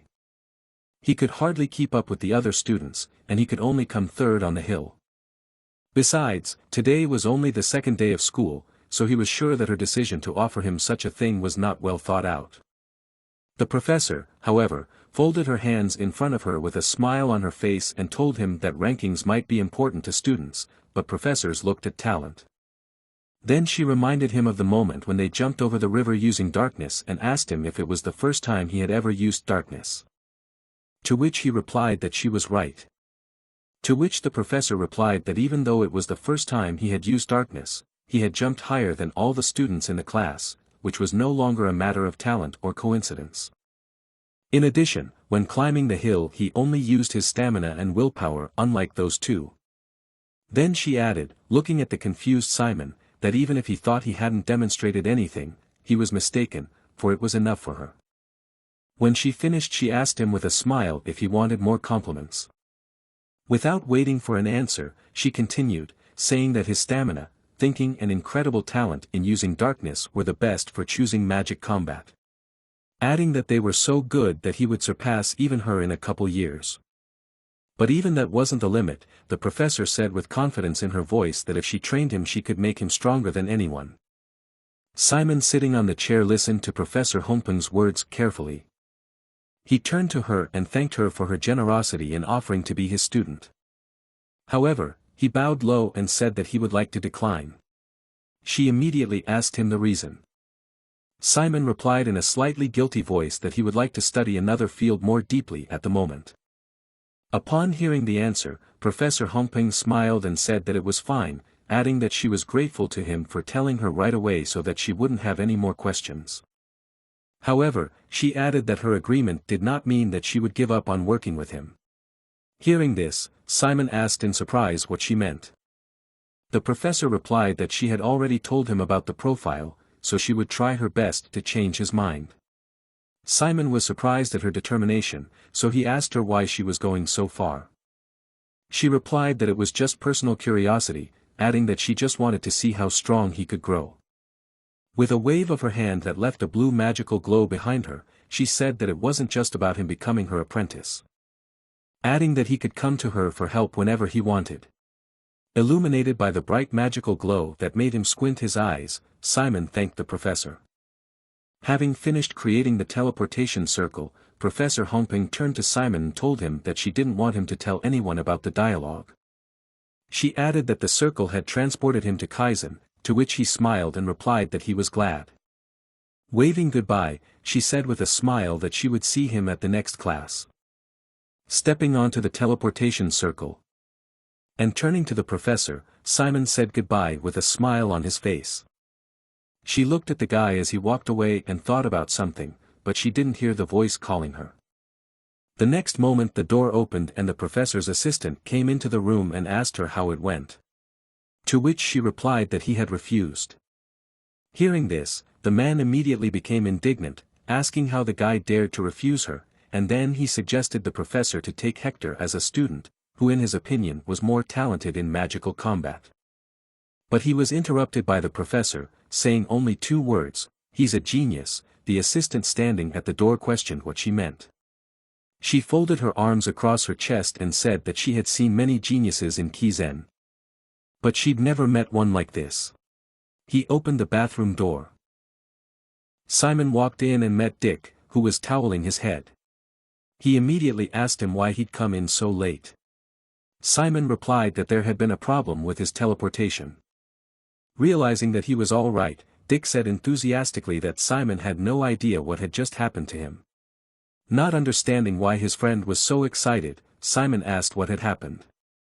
He replied that when he teleported into the circle, there was a rumbling noise that froze his body. And after he came to himself, he found himself in a completely unfamiliar place. As it turned out, he found himself in the office of Professor Bahil, who was sitting in his chair emitting an eerie aura. Simon remarked that Kizen is a good person despite his appearance. Dick completely agreed with him. Simon asked him what had happened afterwards, wanting to hear the rest of the story. Dick replied that afterward the professor had made him clean his office. In spite of what he was doing, Dick's eyes lit up with joy, because according to the Kizen alumni, professors often guide students in this way. Adding that this was probably what had happened to him and he probably had a chance to be his student. When he realized this, he started jumping up and down and shouting about how cool it was to be a direct student of the professor, because he could enjoy his school life, and if he was a direct student of the professor, he could avoid even being expelled. Simon tried to calm down his restless friend. But he clenched his hand into a fist and said that he couldn't calm down so easily. Hector, who had heard the noise Dick had made, said it was the stupidest nonsense he had ever heard, adding scornfully that a pathetic commoner like him would never be a direct student of Professor Bahil. Hearing the boy's contemptuous words, Dick mockingly asked him if he was so hurt by the words, asking if it was because the professors weren't looking at more than just him. Being angry at the guy's words, Hector said in an irritated voice to watch his words. However, Dick was not going to back down, saying that he had seen the likes of him many times before. Then he added in a mocking voice that he had heard that he had almost fought with Mei Lin in the magic combat class. Then he added that they were equals in this place, so he advised him to stop pretending that he had an advantage because he was trained by the Moore family. He then said that it was probably not Mei Lin who didn't know how the world worked, but him. These words made Hector furious. In the next moment, a large red magic circle appeared in his hand, which was aimed directly at Dick. As a result, many strands of red magic smoke coiled around the guy's body, which, judging by the expression on Dick's face, brought him quite a lot of pain. Simon rushed to his friend, asking what was wrong with him. But Hector did not plan to stop there. He lifted Dick off the ground with his magic and called him a pathetic piece of trash. He slammed him against the wall, angrily asking how he dared to treat him like that. Then he stared at him with a fierce look of murderous intent. He said in a furious voice that he would kill him. Then he intensified his attack and started choking the guy even harder. Simon, who had been standing aside all this time, did not rush at Hector as you might think. No, he just shouted Dick's name in a panic. He grinned despite the pain of the curse. Then gave him the middle finger and mockingly said he could try. One of Hector's friends, who realized that something irreparable might happen, grabbed his hand and asked him to calm down and not to cross the line, as it was forbidden to use magic outside of lessons. However, with a single blow of his hand, telling them to shut up, he threw him and another guy backwards, causing them to fall to the ground. However, in the next instant he sensed something and looked with his eyes that were like Naruto's that were under the control of the nine-tailed fox in the direction from where the danger was felt. Despite the suddenness of the attack, he managed to block the blow, which was delivered by none other than Simon, who stopped dumbfounded and came to his senses and rushed to save his friend. However, this was not unexpected for Hector, who was just waiting for him to jump into the fray. Simon covered his friend with his hands and glared angrily at Hector. Simon punches Hector, but he blocks. Despite that punch being powerful, he slid back, holding his stance. He said that he was expecting Simon to intervene at some point. The curse weakened Dick, so he could not stay at his feet. Simon stood before him, determined to defend his friend. Hector started forming darkness in his hand. He was finally going to show everybody who is strongest here. But when he almost formed the curse, the thrown brick of soap shattered it. They turned their heads and saw Kizen. He looked ominous. He had only a towel cinched around his waist so they could see his muscular upper body with scars. He commanded them to keep it down, warning that he would break their necks if they did not. Hector ignored that and wondered how Kizen was still staying in school. His friends were terrified. They heard rumors that that guy got suspended for beating up other kids. However, Hector couldn't be easily scared and threatened Kizen to watch out. He added that he will not let things slide like this again. At this moment, the guys behind Kizen thanked him for help. But he turned back to go out, telling them to shut up and left, slamming the door. Simon remarked that Kizen is a good person despite his appearance. Dick completely agreed with him. Dick inquired about Simon's weekend plans, to which Simon replied that he had none. Dick explained to Simon that spending weekends with a goal in mind is super important. For example, the weekend schedule is more important for him than weekday classes. He is going to Rachet, a town below the school's land, to make a business there. Money is vital for successfully graduating from Kizen. Despite the school paying living expenses for students, it's not nearly enough to advance to higher grades. Dick would like an academic scholarship for extra money but couldn't get the required high grades. So, he would use his special abilities as early as possible to earn money. He also advised Simon to figure out how to earn extra cash. Professors aren't going to give out in-class materials for free like now once the student protection period ends. The money you get from school isn't enough to buy all the needed materials. So, all upperclassmen have their ways of earning money. And also, because of Simon's interest in summonology, he needs money the most. For this scholarship, students need a lot of expensive materials. Simon replied that he never thought they needed to be self-sufficient in extracurricular activities to survive in school. This thing startled him. Dick offered that he establishes himself in Rocha's town so he would be able to arrange some job for Simon. But Simons told him that he must learn to make money independently. Dick gathered all the needed things and said he was going out to take care of tomorrow's schedule. But Simon worried that then was a late hour and what would be if the headmaster caught Dick. Dick told him that despite the strictness of school, they respected autonomy, so it was okay as long as he didn't get caught. Dick left, and Simon remained alone. He was sitting, eating snacks, and thinking what to do right now. Suddenly, someone appeared outside of the window. He had heard sounds, turned his head, and saw Archbold glancing at him from the window. He opened the window for her and asked how she got there on the 4th floor. She didn't give a serious answer and just climbed into the room. They sat together in the room, and he treated her to snacks. She was happy to have them because she couldn't eat sweets at home.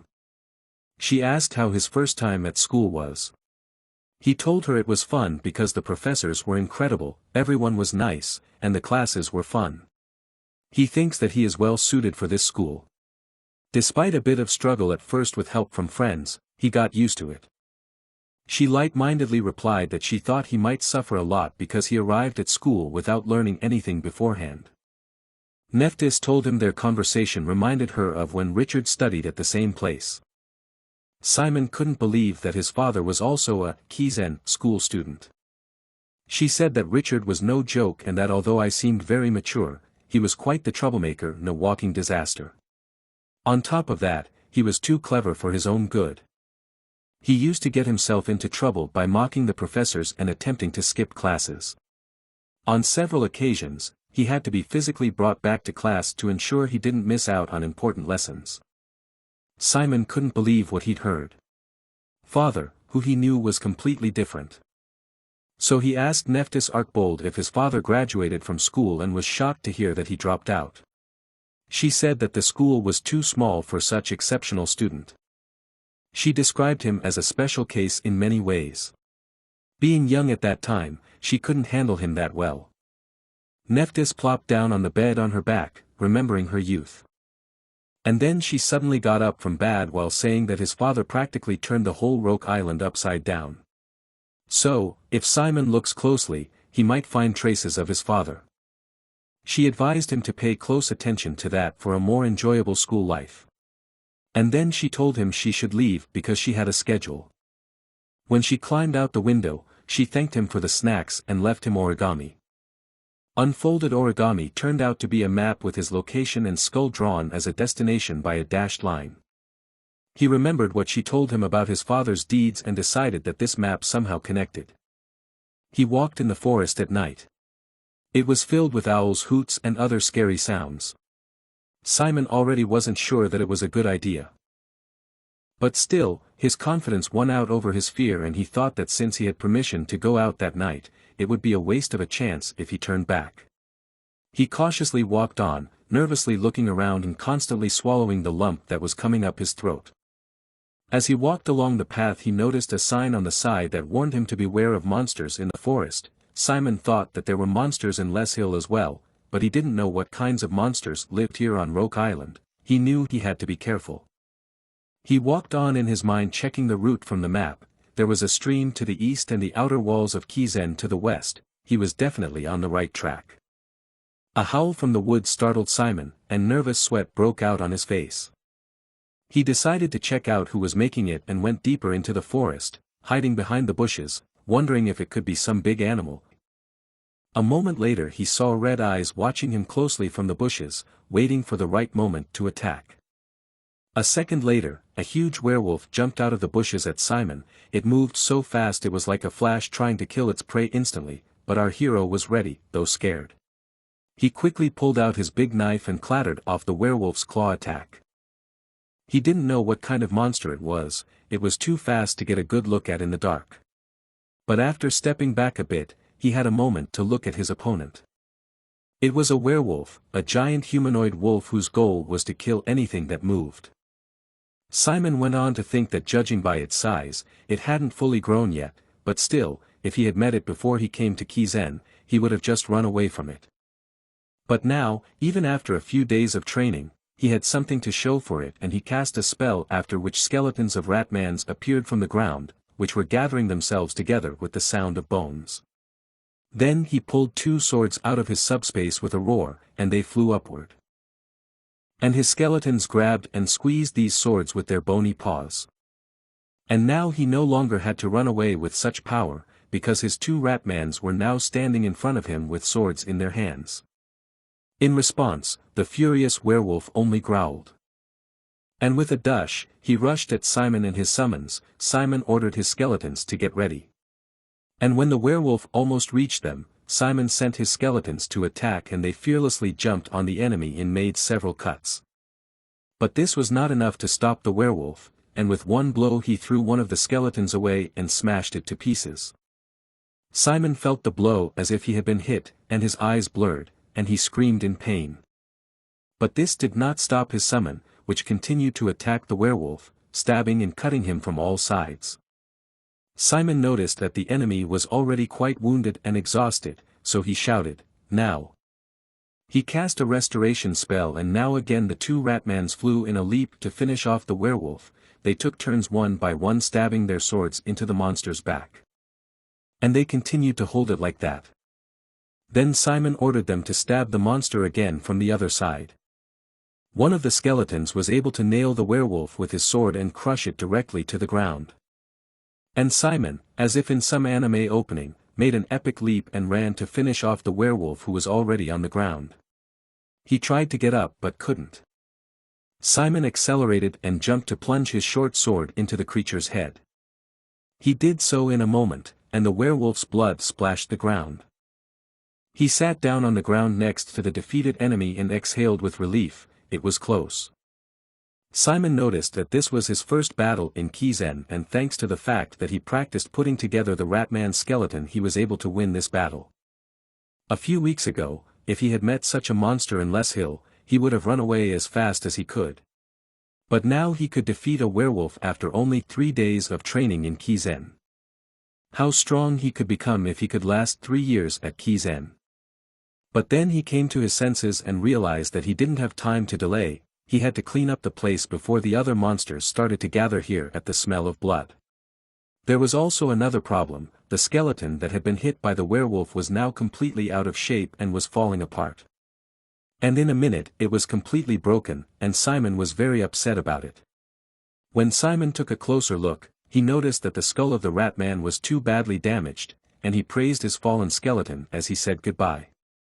He turned to the remaining skeleton and told it that they should be careful, because they would not be able to win the next battle like this, and it nodded in response. Together they walked on, pushing aside bushes and small trees that rustled in their path, when eventually Simon said they were there. But when they got to the clearing, it was completely empty, not even grass was growing. Suddenly Simon had a thought. Since nothing grew here, it could mean that there is something underground, so he took a shovel and a flashlight from subspace and was ready to dig. He gladly took the shovel in his hands and swept the ground, wishing he had borrowed the shovel before he left the dorm. His ratman held the flashlight for him. With a clatter, they began to shovel the not-so-soft ground on the lawn. After some time of work, they were able to dig a large hole before they came across something. It was some kind of black stone platform with a round hole in the middle, and Simon assumed it was some kind of device. He cleared it better with his hands from the ground and dust to take a closer look. The hole was just big enough to fit his fist. Then he reasoned that since it was some kind of necromancer's device, it must be able to react to darkness, so he put his fist to it and began to fill it with his own darkness. After a moment, a blue flash passed through the device and Simon noted that it seemed to react. With a hum, a passageway with stairs leading down opened up in front of Simon, who was mesmerized. He was surprised as to how there could be a staircase and where it could lead. He stood looking into the darkness ahead and did not dare to go there. But in a moment he had a smile on his face. He was very happy that he had such a cool adventure that night. So he told his skeleton that they would go downstairs and see what was there. Downstairs, a dark large room was waiting for the guests, which looked like some kind of ancient temple or sanctuary, with many obelisks and 2 doors on either side of the largest obelisk, which was entangled with roots. All the walls were painted with ancient runic words, and at the base of the largest obelisk was a human skull. Everything was covered in dust and it seemed that no one had been here for decades. The skull looked quite creepy. Simon and his companion began to descend and Simon was excited to see what this place was. He had a hunch that it was some kind of ancient ruins or something similar. Walking further, he noticed something and tried to reach it with his hand. It looked like ancient runic words and he ran his hand along the wall.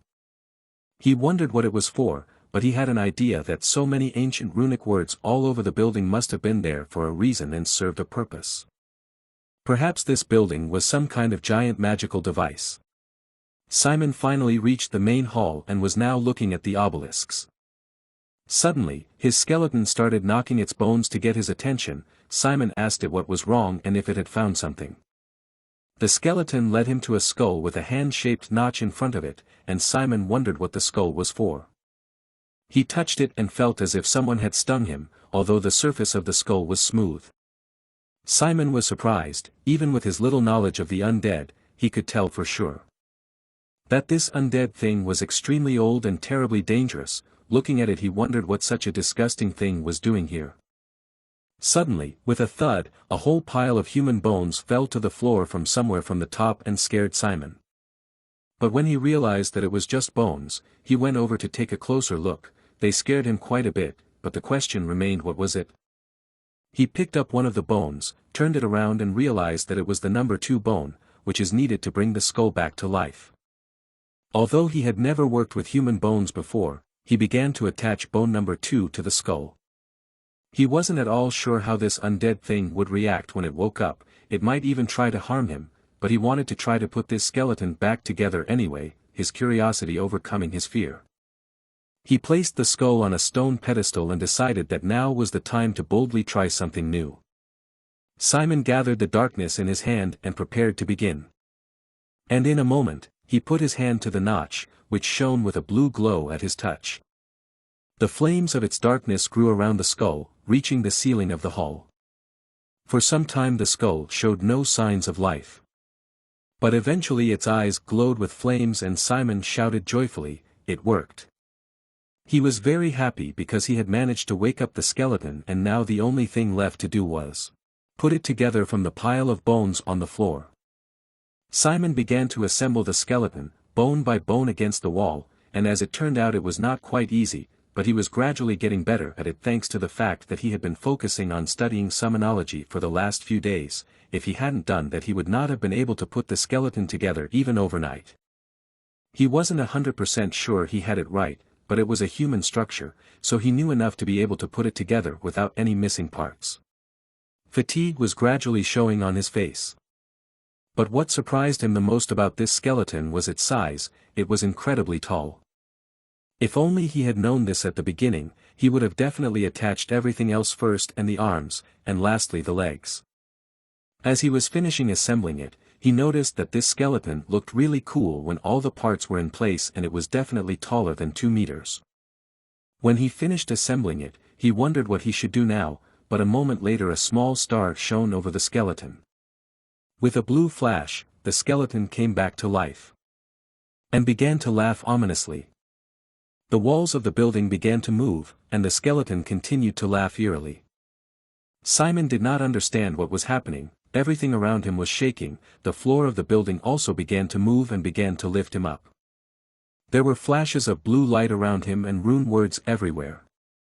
The runes were concentrating around the skeleton and spinning around, and he began to exclaim, "Finally! Finally, I'm back," the ground shook with his words. His eyes burned with a dark flame. In flashes of blue light, his kittens were covered in darkness and he screamed, "Who dared to disturb him?"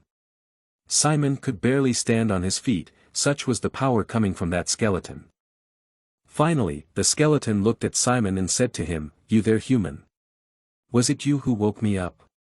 Name yourself." The frightened Simon introduced himself as Simon Valentia, and the skeleton seemed surprised by this answer and asked if he was really Valentia. Then he shouted that he could see that he was indeed a descendant of Richard. Simon covered his ears to avoid going deaf and shouted back that a descendant sounded a bit far away, but yes. His father's name is Richard and he is his son. Finally the skeleton said he now understood. That's why he felt that his darkness was like his father, because only Richard could have awakened him. Simon was not sure if he agreed. Then he gathered his courage and asked who he really was. The skeleton began to pull out his sword, which was tangled in the roots of the trees. The skeleton introduced himself as Fair, the master of the battalion, then slung his giant sword over his shoulder and added that he had once ruled the entire continent with his father, Richard. Simon was very surprised by this news. How could this creepy skeleton be the undead of his father? Then the skeleton asked him who brought him here, and Simon replied that it was Nephthys Archbold who told him about this place. This did not surprise Fair at all, and he added that it was just like her. When Fair had learned all he wanted to know, he said, "Well, good," and stuck his sword in the floor. He began his speech by offering Simon Valentia a contract to lead the battalion. Simon asked again, "A contract?" Fair explained to him that the battalion would be his will and would crush everyone and everything that stood in his way, and all things in the world would bow down at his feet and beg for mercy. However, there was one thing, and Fair warned him. That Simon would then be obliged to go down the road of bloody destruction, and this would become part of his destiny. After all the promises and warnings, Fair asked him again. Is he ready to lead the battalion? But Simon was in no hurry to answer and wanted to ask him something else. He said he didn't know what Fair would be useful for or what type of undead he was, and this was the first time he had heard of the battalion. And then he asked if the battalion he was telling him about was really that powerful. Fair looked at him and told him that the fact that he dared to ask about the battalion's strength without any doubt or fear says a lot about him. It was a great question, one that he did not expect to hear from a human being. So he will answer it. His battalion is very strong, strong enough to destroy Kizen right here and now. However, his father in the past, the former leader of the battalion, freed all of them at once and sealed him up here, and now thanks to Simon he is free again and awake. And now their battalion has taken its first breath of life again thanks to him. If he can gather all the scattered forces of the battalion and restore its strength from the past, no one on this continent will be able to stop him. Simon thought about this tempting offer. And he agreed to it, saying that he would sign the contract. Fair told him that this was a great choice and grabbed him by the collar, pulling him toward him. He put Simon on a pedestal in front of him.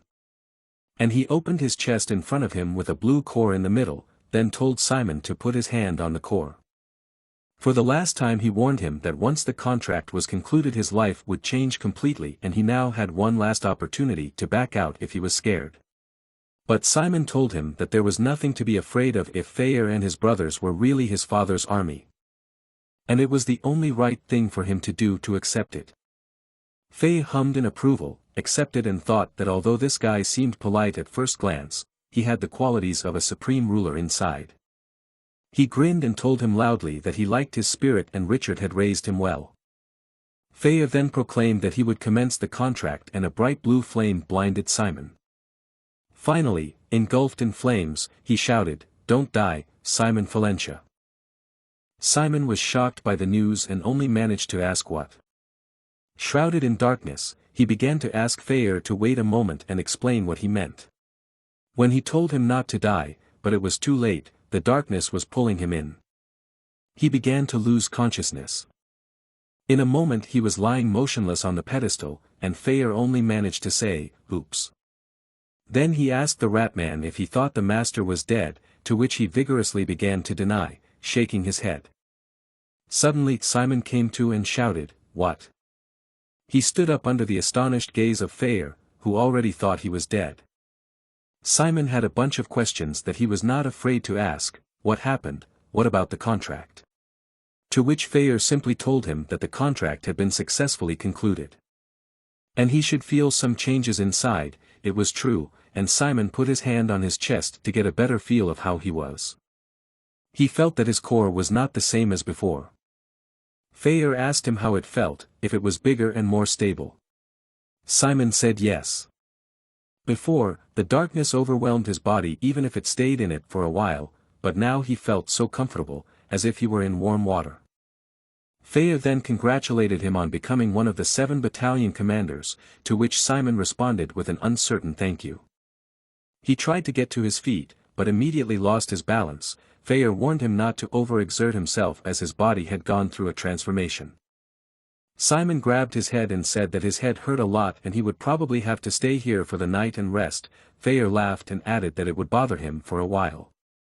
Simon also had what he thought was a side question he wanted to ask Feyre, which he didn't mind.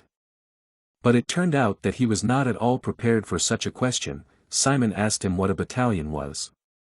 Feyre's jaw dropped from this. When he recovered, he began to yell at Simon, how he dared to sign a contract with him without even knowing what a battalion was. But Simon began to justify himself, saying that he had told him he didn't know. He hit his forehead in disbelief, exhaled and said, "Unbelievable, it seems it will take him a while to understand what kind of person Simon is." But he eventually agreed to explain, but having been burned once before, he asked one more question to find out how uneducated this man was. So he asked him how much he knew about the undead. Simon replied that he knew as much as a freshman at Kizen without any preparation for it. Feyre laughed at this answer and said that it was funny that a freshman dared to come here and that it was quite like Richard's son. And he agreed to explain it to him at his level, for which Simon was very grateful. Feyre began his explanation that the undead in this world can be divided into 3 groups: summoned undead, natural undead, and the battalion. First of all undead that necromancers like him control are summoned undead. They are artificially created from black magic and move at the summoner's command. They disappear if the effect of black magic weakens or after a certain period of time. The natural undead are formed without the involvement of necromancers or black magic. Usually when people think of the undead, they imagine this type of undead because of their blind hatred against living creatures and extreme aggression, and people also classify them as monsters. This statement was quite clear to Simon. Feyre continued that the last but not least category of the undead is the battalion and pounded his chest, pointing to himself. He characterized himself as a middle ground between the summoned and the natural undead. The battalion is similar to the natural undead in that it can exist independently with its own core, but like the summoned undead, it obeys the orders of necromancers and higher-level undead. There are only 7 battalions in the world, and if you look at it another way, there are only 7 necromancers who can control the battalions. And then he pointed directly at Simon, telling him that he is now one of those 7 necromancers. Feyre continued that generally a summoning necromancer would lead an undead the size of a platoon.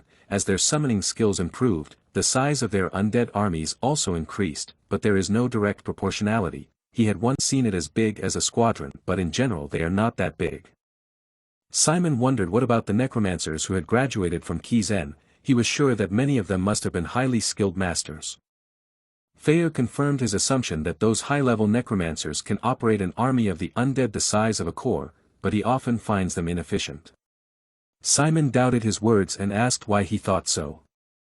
Feyre reminded him that he had just told him that all undead led by a necromancer are considered the summoned type and the summoned undead move based on the darkness of the summoner. Simon couldn't help but agree.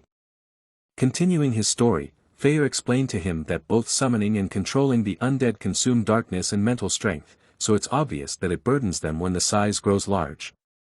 Simon stroked his skeleton, gradually understanding how necromancer magic worked. He remembered that when one of his skeletons was destroyed on the way here, he felt a severe headache, and now he knew why. The reason was similar to what Feyre had told him before. The summoned undead and the necromancer are connected and a lot of damage burdens the summoner. This is where the huge advantage of the battalion over the summoned undead comes in, as the undead from the battalion move through their own independent power, and that is why there are no limits to the size of the battalion. This allows you to control an infinite number of undead, it can be thousands or millions. Feyre then asked, "Have you heard of a story of a necromancer leading a gigantic army of the undead?" Simon replied that he had. Feyre assured him that all these stories were about battalion commanders. Simon looked at his hands and couldn't believe that he had become one of the 7 necromancers whose summoning quantity is limitless. Feyre finally asked him if he had answered all his questions, and Simon clenched his fist and said that he had, and he was very grateful to him.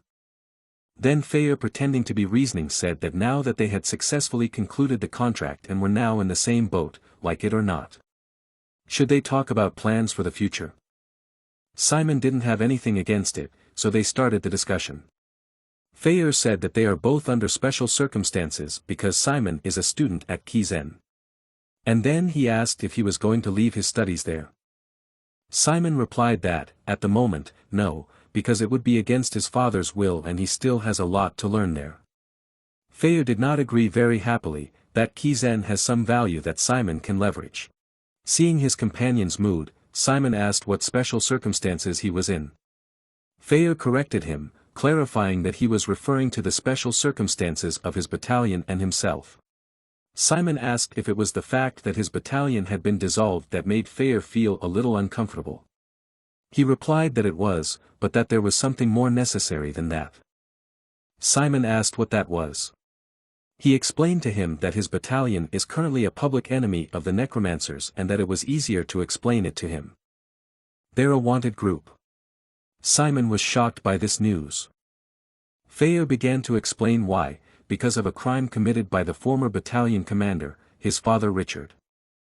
Simon was very excited by this news and could not fully believe that his father was a wanted criminal, but then he remembered what his father had told him when he left him at the entrance to the kingdom of Dresden and did not explain why. He asked Feyre if it could be related to this crime.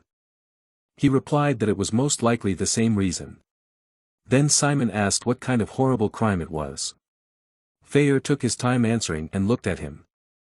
He began by saying that it was a crime that could not be forgiven in the world of black magic and that his battalion had also aided and abetted the crime. That crime was treachery. Simon looked at him, still not understanding.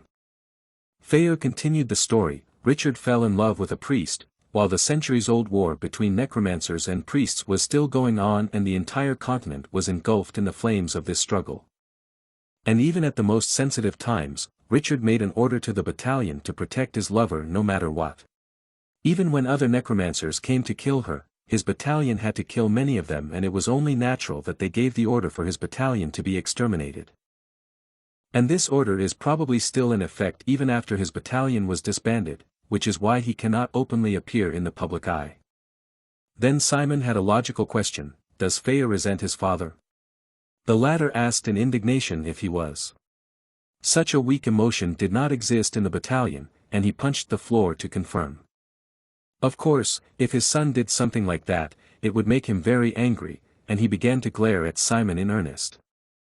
But despite everything he said that Simon should not feel guilty about it, it was all the will of his father and his ex-commander. But then he corrected himself a bit, it was the will of that monumental jerk. Simon asked again, a jerk?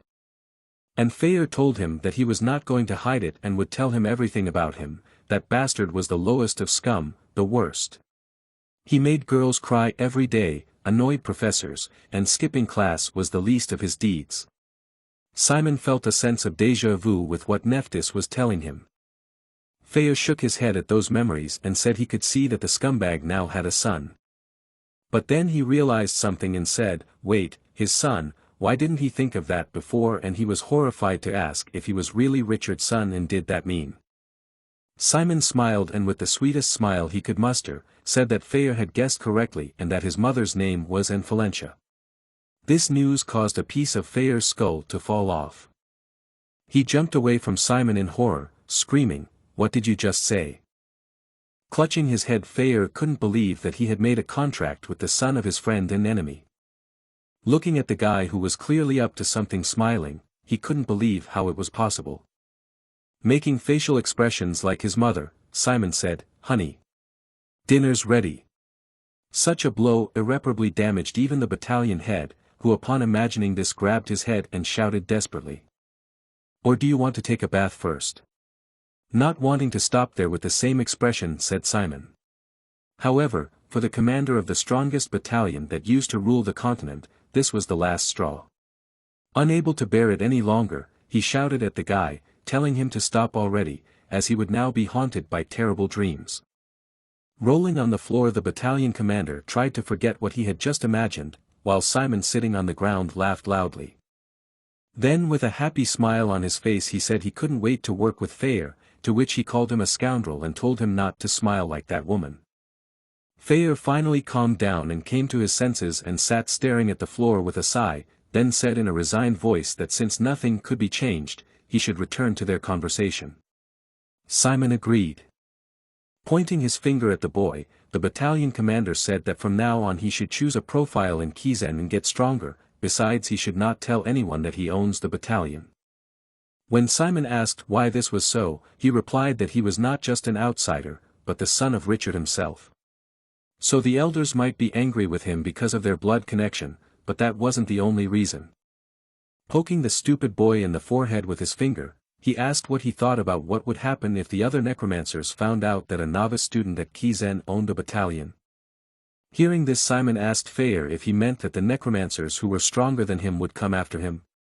To which he replied that he did. Then he asked Fayer what he should do in that case. Simon already knew the answer to that question, and it was to become stronger. After praising Simon for the right answer, Fayer told him that now he should learn everything he could in Kizen, and then the battalion would gradually regain its former strength. Simon, having heard such sound advice, replied that he would do so. Then the battalion leader said that now they had to find a way to lead the battalion, despite the special circumstances in which they found themselves. Then calling Ratatouille over to him, he said he had a couple of ideas. He then pointed to the skeleton mouse behind him, where it immediately went to stand on two paws. Simon was a little surprised by the actions of his summoned creature. As he continued to stare at the mouse, he asked Fayer if he too could control his summoned creatures. He replied dismissively that of course he could, adding that they now shared the same darkness, so the skeleton summoned by his darkness would belong to the battalion. However, even though he could command them, Simon was still in charge, while he was second in power. Then looking at the mouse, he informed that this undead had never registered for the battalion. Simon asked in bewilderment what that meant. Grabbing poor Ratatouille by the head, which made his eyes burn even more intensely, Fayer told him to watch carefully. The next moment, streams of darkness rushed into the mouse's head. They enveloped him in a ball of darkness. Simon, who was watching, was stunned, not realizing what was happening. After the ball of darkness disappeared, the remnants of the mouse burst out of the holes. And he started to fall to the ground, unconscious. As soon as he landed on the ground hitting the floor with his bones, the battalion commander introduced him as an already registered undead. Simon looked at the mouse, who looked around in bewilderment, and not finding any differences, Simon told Fayer that he didn't see much difference. The next moment, however, the eyes of the already registered Ratatouille lit up with a darkness that was stronger than before. The battalion commander explained that in simple terms, it was the process of turning the conscripted undead into natural undead. Hearing this, Simon asked if the skeleton now had its own core. The skeleton nodded affirmatively. Simon realized what had happened to his skeleton and said that if he brought it to school, he would be caught immediately. Simon replied that he didn't have to register all the undead, adding that if the undead hadn't existed for a long time, like him, it would be better to use the summoned ones in battle or to gain knowledge. And if any of his undead expire or are seriously injured, he can always bring them to him. He would register them into the battalion and leave them here, and if the damage was not fatal he could always heal them. Hearing this, Simon was delighted with Fayer's plan. After the battalion commander finished explaining the plan, he said that he would only need to become stronger, because if he could summon the flawless undead species, the battalion's strength would increase significantly.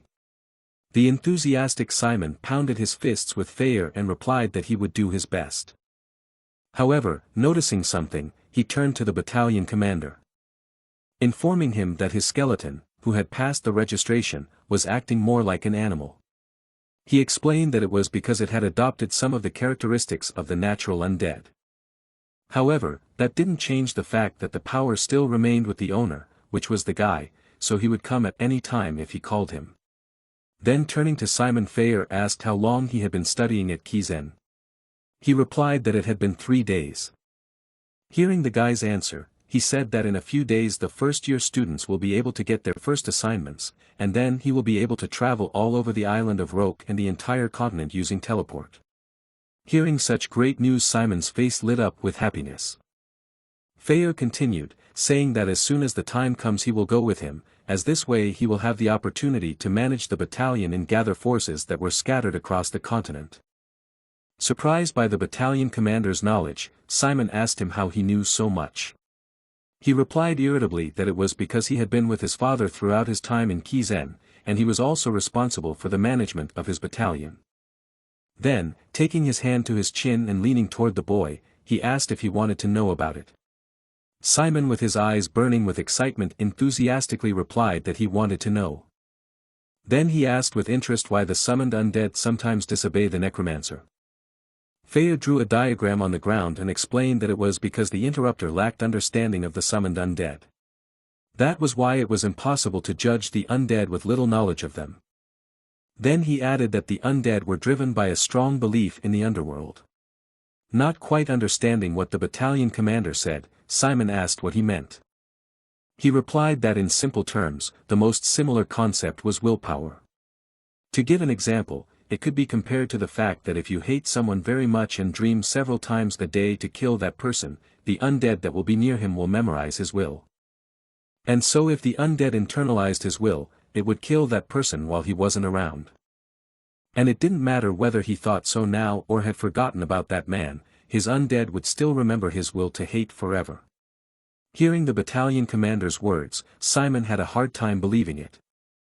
Seeing the boy's concern, Fayer told him not to worry as he would warn him about such things. Besides, this information would help him understand the world from the undead's perspective. Looking at his natural undead once more, Simon thanked Fayer sincerely for such useful information. The battalion commander decided that while we were on the subject, it was time to teach him how to order the undead to attack. Rising to his feet, he told him that the first thing he needed to do was to strengthen his will, regardless of the target. As an example, he told Simon to imagine that the wall behind him was his enemy, adding that he should try to hate that wall more than anything else in the world. Hearing this, Simon concentrated and replied that he agreed. Fayer began to say words that were not the most pleasant, but that would make him angry, telling him that he had to take revenge on that wall for his parents, and that the wall had killed his favorite person. Then he added in a loud voice that he should tear, throw, and also destroy his enemy. Suddenly it was as if a switch had been flicked in Ratatouille, and his mouth opened in anger.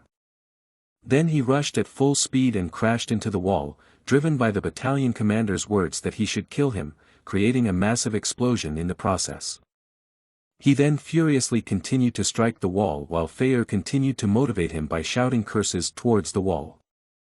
And as a result, the mouse's hatred for the wall became really big. Watching all of this, Simon turned to Fayer and said that it was all a bit too much, to which the latter replied that he had added harsh words to make him understand better, but what was much more important was not what he was saying, but what he was actually feeling.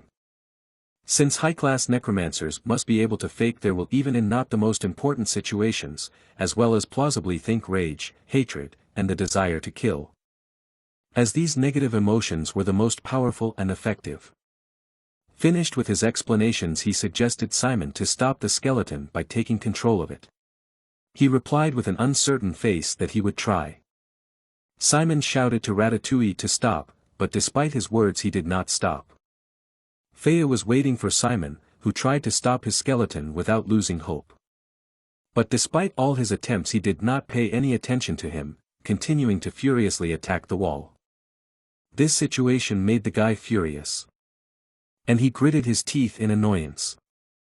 Then he let out a furious shout that made the whole room change color for a moment, ordering him to stop immediately. Then turning to the mouse that had finally stopped attacking the wall and turned to him. He told him coldly and with fury in his voice that if he disobeyed him again, he would not let it go. Watching the angry Simon with interest and surprise, Feyre noted that he had just been able to use an absolute order. Then looking at the guy with a slightly frightened look, he wondered what kind of monster Richard had created. Simon asked frustratedly as he calmed down and came to his senses, "I failed, didn't I?" Looking at Ratatouille, who had all of his bones broken and one arm missing, he sadly added that he couldn't even control his own undead. However, his sad words were interrupted by Feyre, who informed him that he had done well. However, he emphasized that in this area, one could not lag behind and stop at what he had achieved, but had to constantly practice so that the undead would obey him from the first order. Hearing the battalion commander's encouraging words, Simon replied in a tired voice that he would do so. Suddenly Feyre supported Simon, who had almost fallen to the ground, and told him that his condition was caused by stress and the shock of what he had seen. Simon sat down on the floor and sighed heavily, saying that he would take a break and return to Kizen, since he only had permission to be outside for 24 hours. Hearing this, Feyre threw something to Simon, adding that he should take it then. Catching what the guy threw to him, he asked what it was. He replied that since they would need to communicate with each other in the future, he could use this badge, which was his alternate personality. And with the help of which he could communicate with him at any time, and if he got into trouble, he could not worry and just call him for help. Looking at the thing Feyre had given, Simon thanked him. Then leaving, he added that he would be back in a week. The battalion commander replied that he would be looking forward to his new achievements. Hanging on Simon's uniform and watching everything through his badge, Feyre laughed and said that it had been a long time since he had been in Kizen. Talking to the guy, he asked if the protection period was still in effect, and without waiting for an answer he added that he was eager to see what would happen next. Simon asked with a blank stare what exactly he wanted to see. He hesitated, not knowing what to say. Then, noticing the tension of the guy who was sweating and holding a pen with a trembling hand and even trying to write something, he asked him if the test he was writing was difficult. "Let's go back a day to last night." Sitting in his glasses with a smart look on his face, Dick announced that they were starting to prepare, while Simon folded his hands in front of him, saying he was listening intently. Pointing with his pen to the class schedule, Dick announced that both of their classes, which were to be in the afternoon and morning, were elementary black magic classes. However, the most important point was that this class included the infamous group work. And once assigned, the group remains unchanged until the very end of the semester, which is why this was going to be a crucial moment that could decide the fate of their survival in Kizen. First of all, each group consists of 4 people, so it would be best if each member was good at something specific. Like how he's average in all subjects, but a little better in the dynamics of darkness, while Simon liked summonology the best. So even between the two of them there was a good balance. Then Dick began to explain everything in more detail, starting with the fact that they had 9 different subjects. The first was catarology, then dynamics of darkness, summonology, hematology, toxicology, magic combat, as well as defense against holiness and elemental black magic. Among all these subjects, the largest percentage of all third-year students were involved in catarology, dynamics of darkness, and summonology, and that was why these 3 subjects were called the 3 sciences of necromancers. And since Simon's specialty was summoning and his own was the dynamics of darkness, Dick said they had to find someone who was good at catarology. When Simon asked him what they should do with the remaining space, Dick listed the remaining options, and immediately put aside holiness defense and black magic, since they were mandatory items for everyone. Next was magic combat, where students often had excellent grades only in this subject, as they were fully dedicated to it, which was not suitable for their team. On the contrary, experts in catarology were well versed in defense against holiness, making them perfectly aware of their enemy. Similarly, hematology had many similarities to toxicology, which was why students often studied both subjects at once. Shocked by his friend's knowledge, Simon asked if they really needed to know all this, and Simon replied that they did. When he had finished with the theory and picked up one of the sheets on which the students' names were written, he said with a satisfied look on his face that they needed the guys from that list to join the team. The strategy was to get the first student on the list, but if they failed, they had to move on to the second. In addition, Dick reminded Simon, who was listening attentively, that he should also remember to emphasize his special pass to demonstrate maximum superiority. To which he held up a sheet of paper and replied that he understood. Then stretching their hands to the top they exclaimed with joyful voices that victory was in their pocket. However, reality was cruel. Sitting in front of the test he couldn't solve and holding his hand over his head, Simon looked depressed as he recalled their confidence in victory yesterday, realizing that it wasn't as easy as it seemed. A nearby Dick whispered quietly to him, asking what the woman was doing in the freshman class. Simon didn't know what he was talking about. He replied by pointing to a woman standing in the middle of the class, saying that her name was Jane Olivia, and that she was the vice-chancellor of Kizen, and that she was also known as a walking terror who could expel even a third year. His words, however, did not go unnoticed, for the next moment she called his name, which made him rather startled. Turning to Dick she said in a cold voice that life was full of contingencies, adding that if he continued to talk she would consider it cheating and cancel the result of his examination. Hearing this, Dick quietly apologized. However, Dick was not the only one who felt uncomfortable in the presence of Vice-Chancellor Jane. Addressing the students she said that many students besides Mr. Hayward were also wondering what she was doing here. She then added that they already knew that she was only teaching third-year students, so many may have thought her presence here was temporary, but this semester she would officially be the head of Class 1A. Adding that she hoped they wouldn't disappoint her with too much difference in skills. She then said that they should concentrate on the exam now, to which there were unsure responses from the room that they would. Sitting at his desk and holding a quill in his hand as he drew something incomprehensible on the test sheet, Simon pondered the fact that he didn't know any of the answers. He had finally come to grips with reality and realized that even if something good had happened, and even if he had his father's battalion of foulness under his command, it didn't mean he could easily pass the test, much less stay in Kizen. Even so, he didn't plan on giving up. He turned over the paper and with a firm conviction on his face, he decided that he would try until the very end. After finishing the test, all the students began to leave for a break, as they would have one more class after that. Sitting in front of a stack of students' tests and picking up a pencil, Vice-Chancellor Jane announced that she would begin grading. The assistant sitting next to her also started checking the tests while someone's baby blue-haired head appeared beside them, trying to look at the test sheets with a satisfied smile on her face. Approaching Vice-Chancellor Jane exuding a warm atmosphere. This little girl, who turned out to be Nephthys, lifted up on her toes and looked at Vice-Chancellor Jane, who immediately asked what she was doing here. She answered cheerfully that she had just come for a walk. However, the Vice-Chancellor, who did not share her emotions, just looked at her without emotion. Then she tapped poor Nephthys on the head and told her not to distract her. Then not paying attention to the girl who was clutching her bruised spot with tears in her eyes, she ordered the others to finish grading in the empty lecture hall, to which the aides immediately nodded affirmatively. After the aides left, Nephthys angrily yelled at Vice-Chancellor Jane that when she picked her up she had been such a kind and innocent girl, unlike what she was now.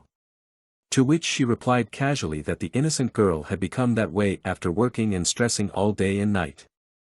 Then with a sigh she turned to the girl, saying that if she had already come, why not help her check a few tests. Looking at the next test, Vice-Chancellor Jane's eyes widened in surprise.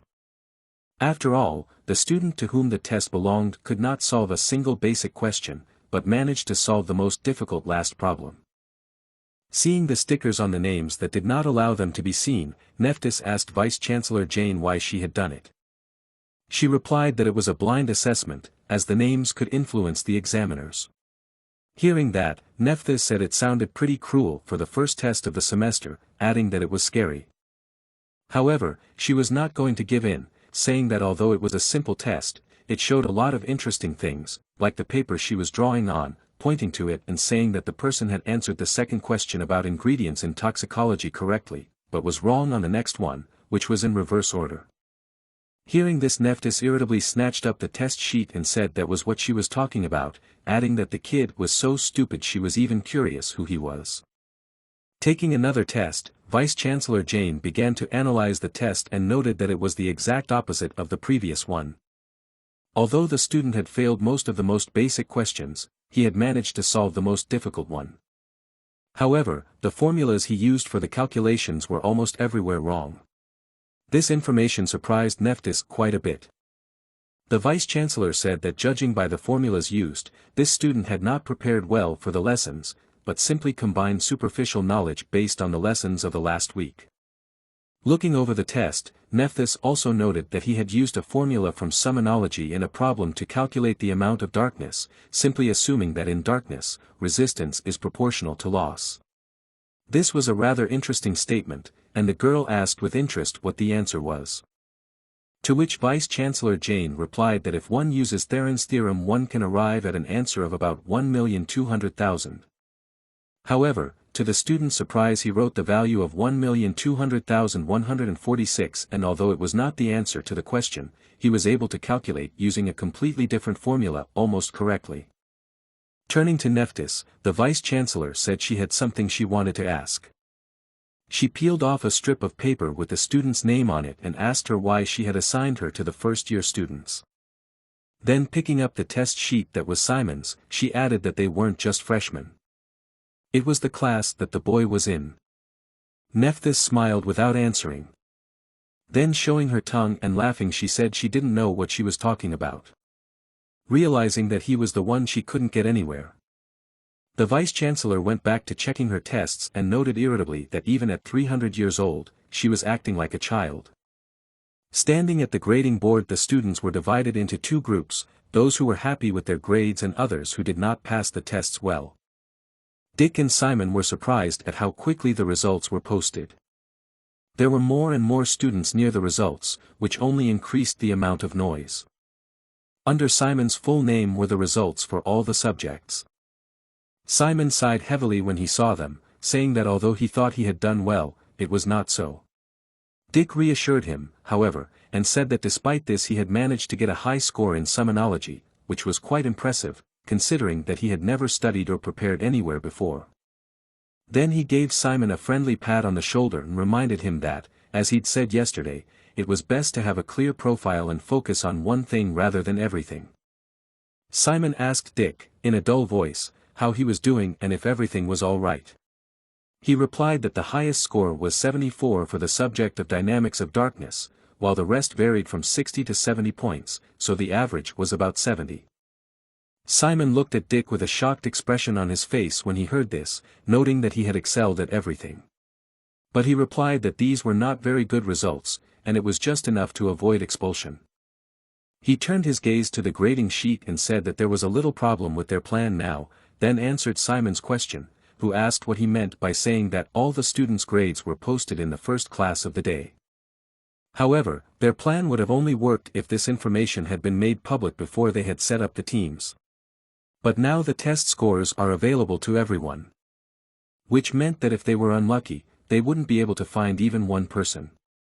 However, the noise near the results was interrupted by someone's voice that asked everyone to listen to her. It was none other than Vice-Chancellor Jane, who crossed her arms over her chest in an emotionless voice and told the students that they had 30 minutes to check their points and unite in teams of 4, adding to the confused students who did not expect such a rapid development of events that if there were no unforeseen circumstances, their group would remain like this for the rest of the semester. After that he also informed that from now on elementary magic would be a group subject, moreover, the tasks that would be given to them could be done only in groups. Also, each student will have 2 separate grades for individual and group work. However, no matter how good a student is at individual work, their grade will not be honored unless they can show teamwork. Having finished with the theory, Vice-Chancellor Jane advised to choose partners wisely. As soon as she finished, chaos broke out.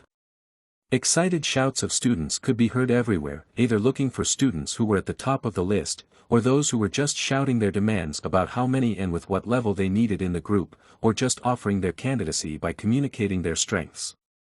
Simon stood in the middle of the chaos with a piece of paper, looking at Dick's list and remembering his words that he would talk to Jamie, who was number 1 on the list, while he should talk to number 2, which was Claudia.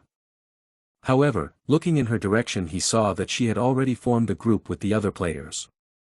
Looking at the next ones on the list and glancing at them, Simon noticed to his disappointment that the third and fourth option on their list had both managed to merge into one group. Realizing that worrying about it wouldn't do any good, he decided to calm down, telling himself that there was still time, since no one had gathered a group of 4 people yet, since everyone was scrambling because of the time limit. Moving among the crowd looking for possible participants, Simon thought about the fact that what they needed most right now was a catalog. Besides, most of the students who had banded together in groups of 3 or more had average grades, while the best students were still observing. Which meant they still had a chance. So deciding that now was as good a time as any, Simon walked over to Malin, who was sitting alone at her desk, not giving any indication that she was going anywhere. However, Simon didn't care, as this was their chance to create a strong group. So turning to the girl, he said with a serious expression on his face, "Malin Willen, join our group." His words made the jaws of the guys in the background drop open. However, they weren't the only ones who were surprised.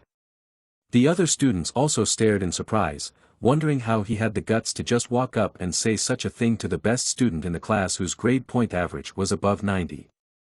However, there was no plot development where she just walked up and joined in. In response, the girl called Simon ridiculous and asked him contemptuously if he thought she would just join them. Then she said that she only trusted the people she chose, while he invited her despite the fact that he had a grade point average of only 30. He just nodded in agreement. Malin continued to talk despite the noise of the students who were discussing Simon's behavior, saying that she saw that he was pretty good in summonology, but that this was his only high score. Then adding that her grade was still higher than his. To which the man replied in a calm voice that he knew, after which he asked her to promise her something. Then he asked the girl to give him a month, saying that after its completion he would surpass her in summonology, and if suddenly he could not, he promised to leave Kizen. The girl heard his words and stared at him with a shocked look, unable to believe what she had just heard. When she came to her senses, she immediately shouted at him that he must be crazy, then told him to leave if he didn't want to make a fool of himself. However, Simon calmly replied that he wouldn't do that, adding that he was just propositioning her. After hearing his words and calming down a bit, she sat back down, and then there was a pause between them.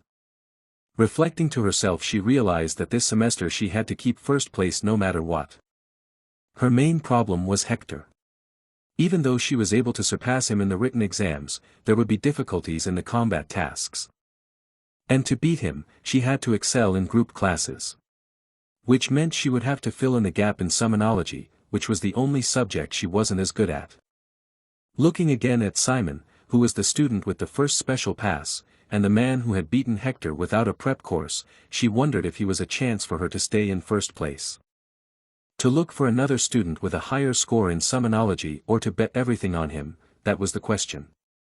Standing up from her seat and turning to Simon, Malin reminded him of his promise, asking him if he was sure he was ready to keep it.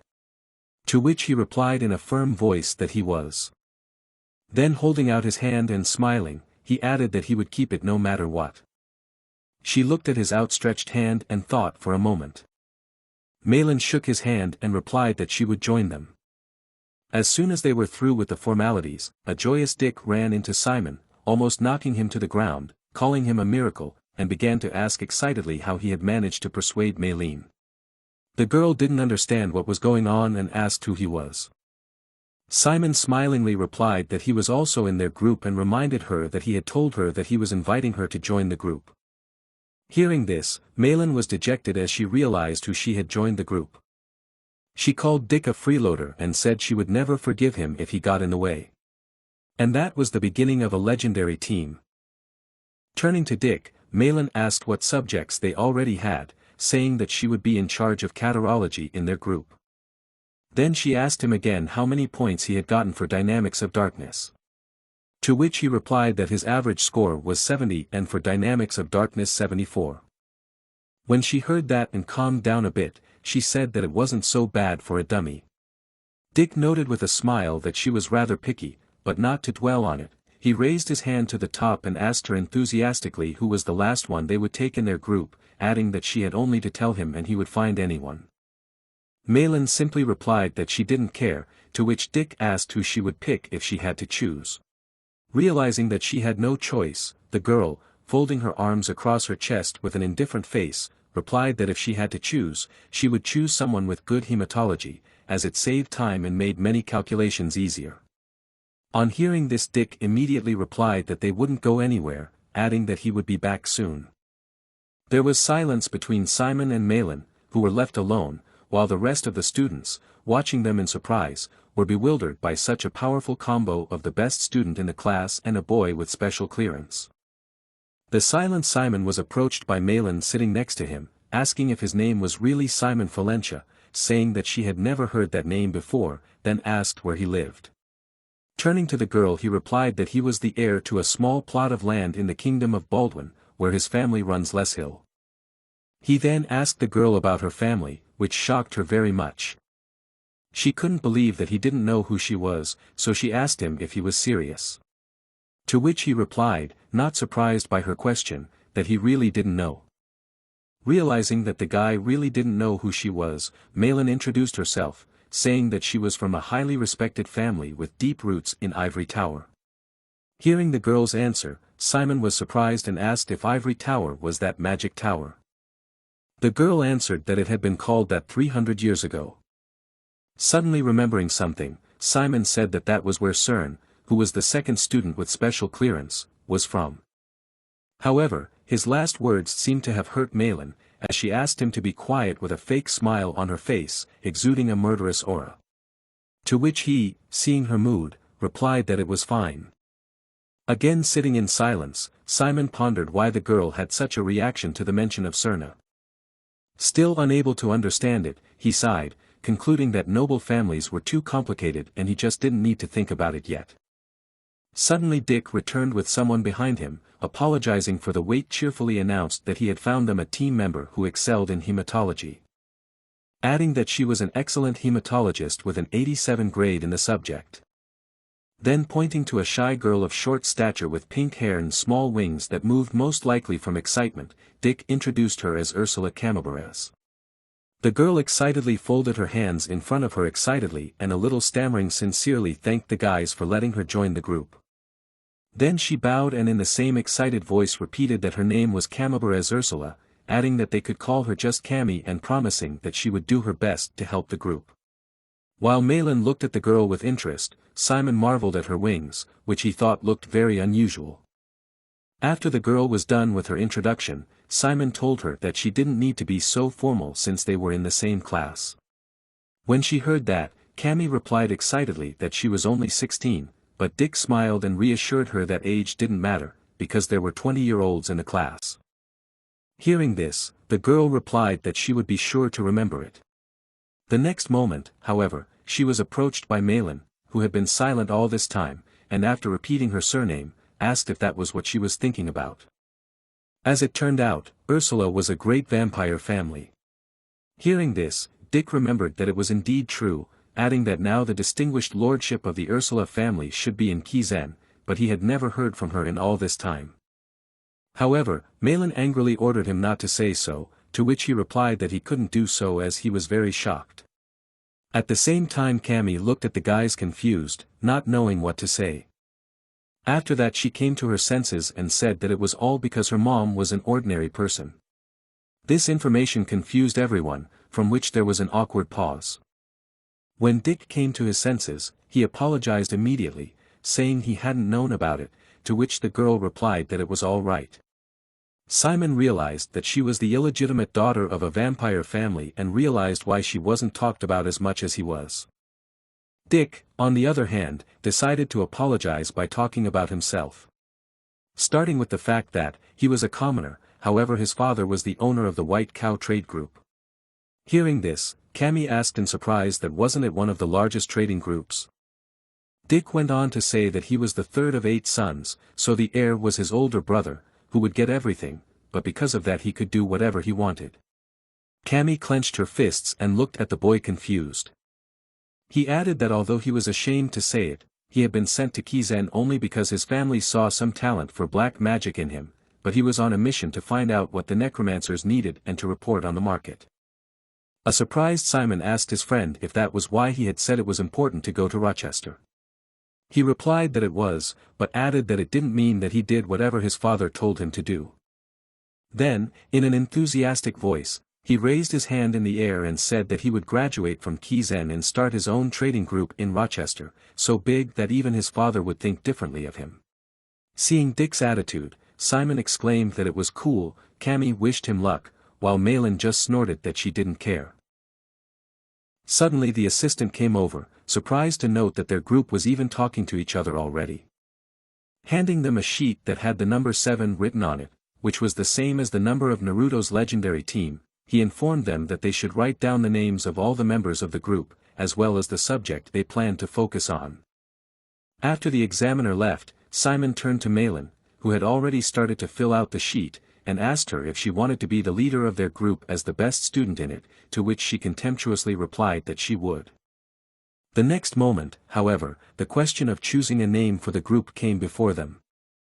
The assistant put a sheet magnetically on the board with group number 7, where the leader was Malin Willen, while the group was simply called Team Number 7.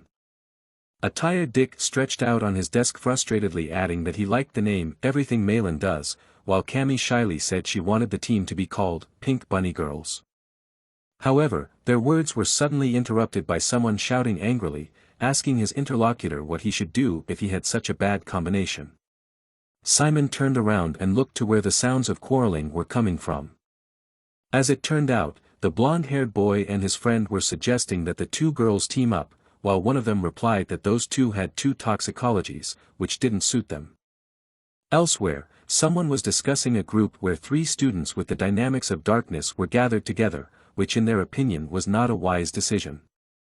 In another place, one of the students was pointing his finger at the other, saying that this was his potential profile and that his other grades were also good, to which the other replied that he didn't care about that, adding that he was going to be a part of their group anyway. Watching all this, Simon noted with confusion that things had gotten a lot tougher. Dick, who was sitting next to him, replied that it wasn't surprising, since elemental black magic assessed all 8 subjects, and that's why all the groups wanted students with different directions for each specialization. So if one got too close to students with the same direction, one might end up not getting any other group members at all, which was how it worked out for those guys. Adding that they were very lucky in this regard. At the same time, a girl with long yellow hair pointed at the guys in front of her and mockingly said that she would only help one of their group. She shouted irritably that if they hadn't taken Lucy, there would be 4 of them in the team. The other girl, who was probably Lucy, apologized to the guys who didn't know what to do and went to the other team. As it turned out, there was a group of girls, who saw the new girl, and also with good grades in hematology, warmly greeted her.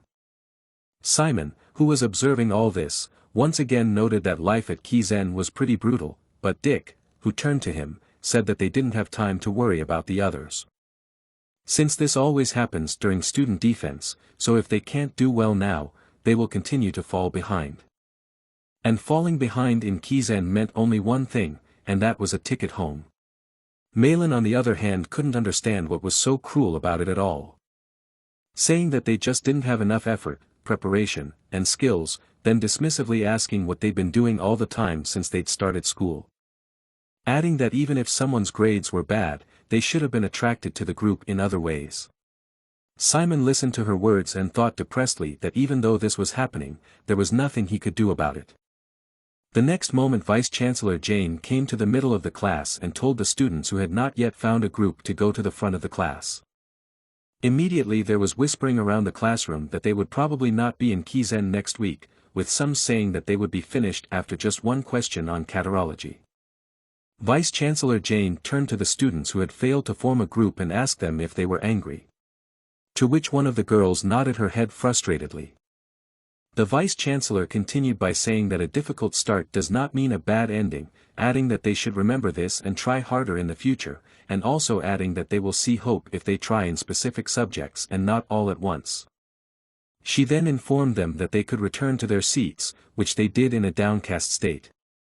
Then addressing all the students sitting in the classroom, Vice-Chancellor Jane said that since not all the groups had been formed, she would make an important announcement, then announced that next week after the end of the student defense period, they would be holding a group performance of the first class in elementary black magic, where they will have to fight one monster. The whole class froze in anticipation of her next words.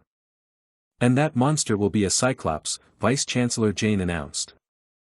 Upon hearing this, the students began to talk excitedly, as they were shocked that they would have to fight the Cyclops and wondered if they could do anything at all against such a formidable opponent.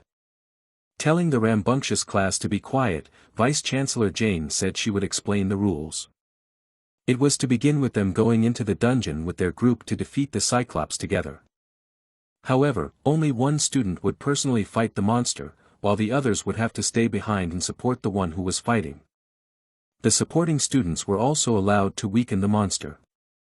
After saying that in such a case, such skills as fatigue, shackles and blinding, as well as bleeding from hematology or poisoning from toxicology would be useful. In addition, attacks from summoned creatures were also allowed, but the direct magic of necromancers, including black magic, was not allowed. After finishing with the basic information, Vice-Chancellor Jane said that they could refer to the papers for more details. She then went on to say that the fighting member of the group would be protected by a vest with a barrier spell.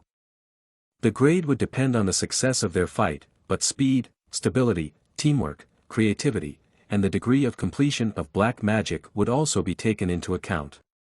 Malin, who was glowing with joy, wrote something down in her notebook.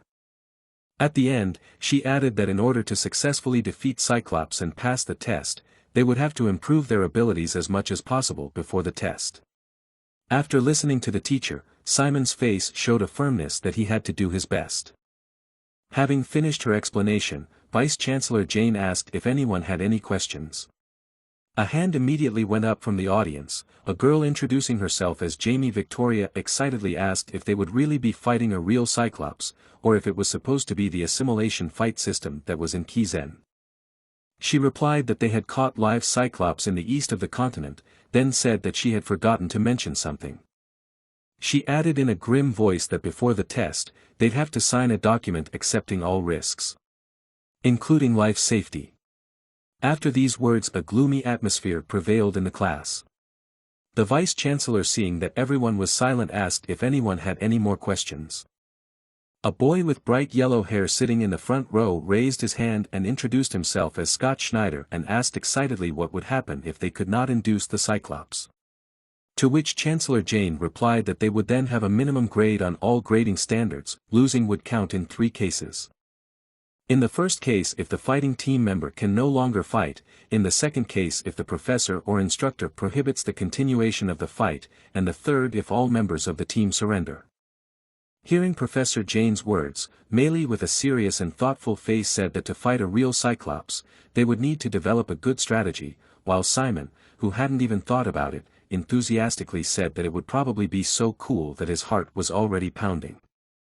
While Cammy with a slightly worried face reported that she was a bit scared.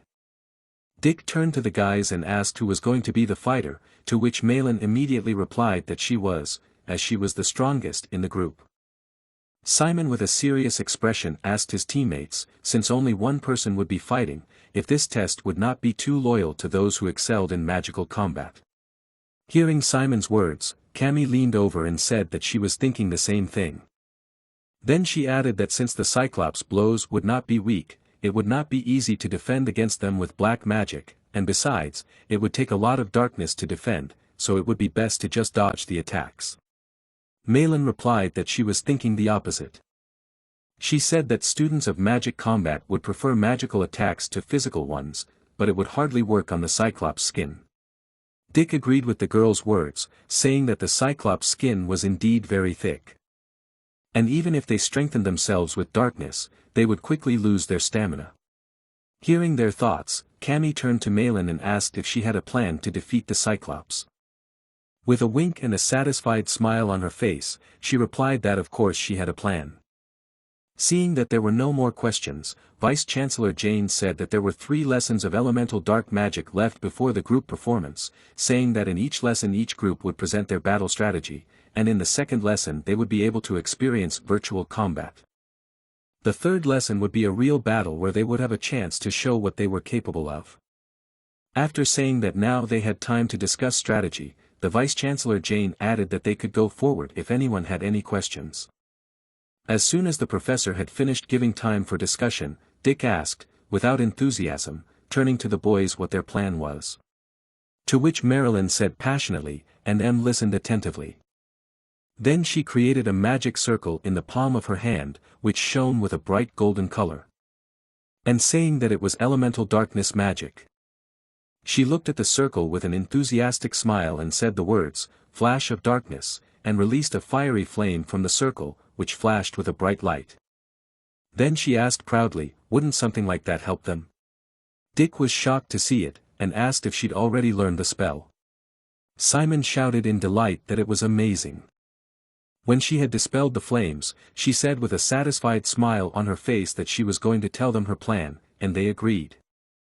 Drawing a simple diagram in a notebook, Marilyn explained that she would first fight the Cyclops using a flash of darkness, while they would support her by sending curses at the enemy.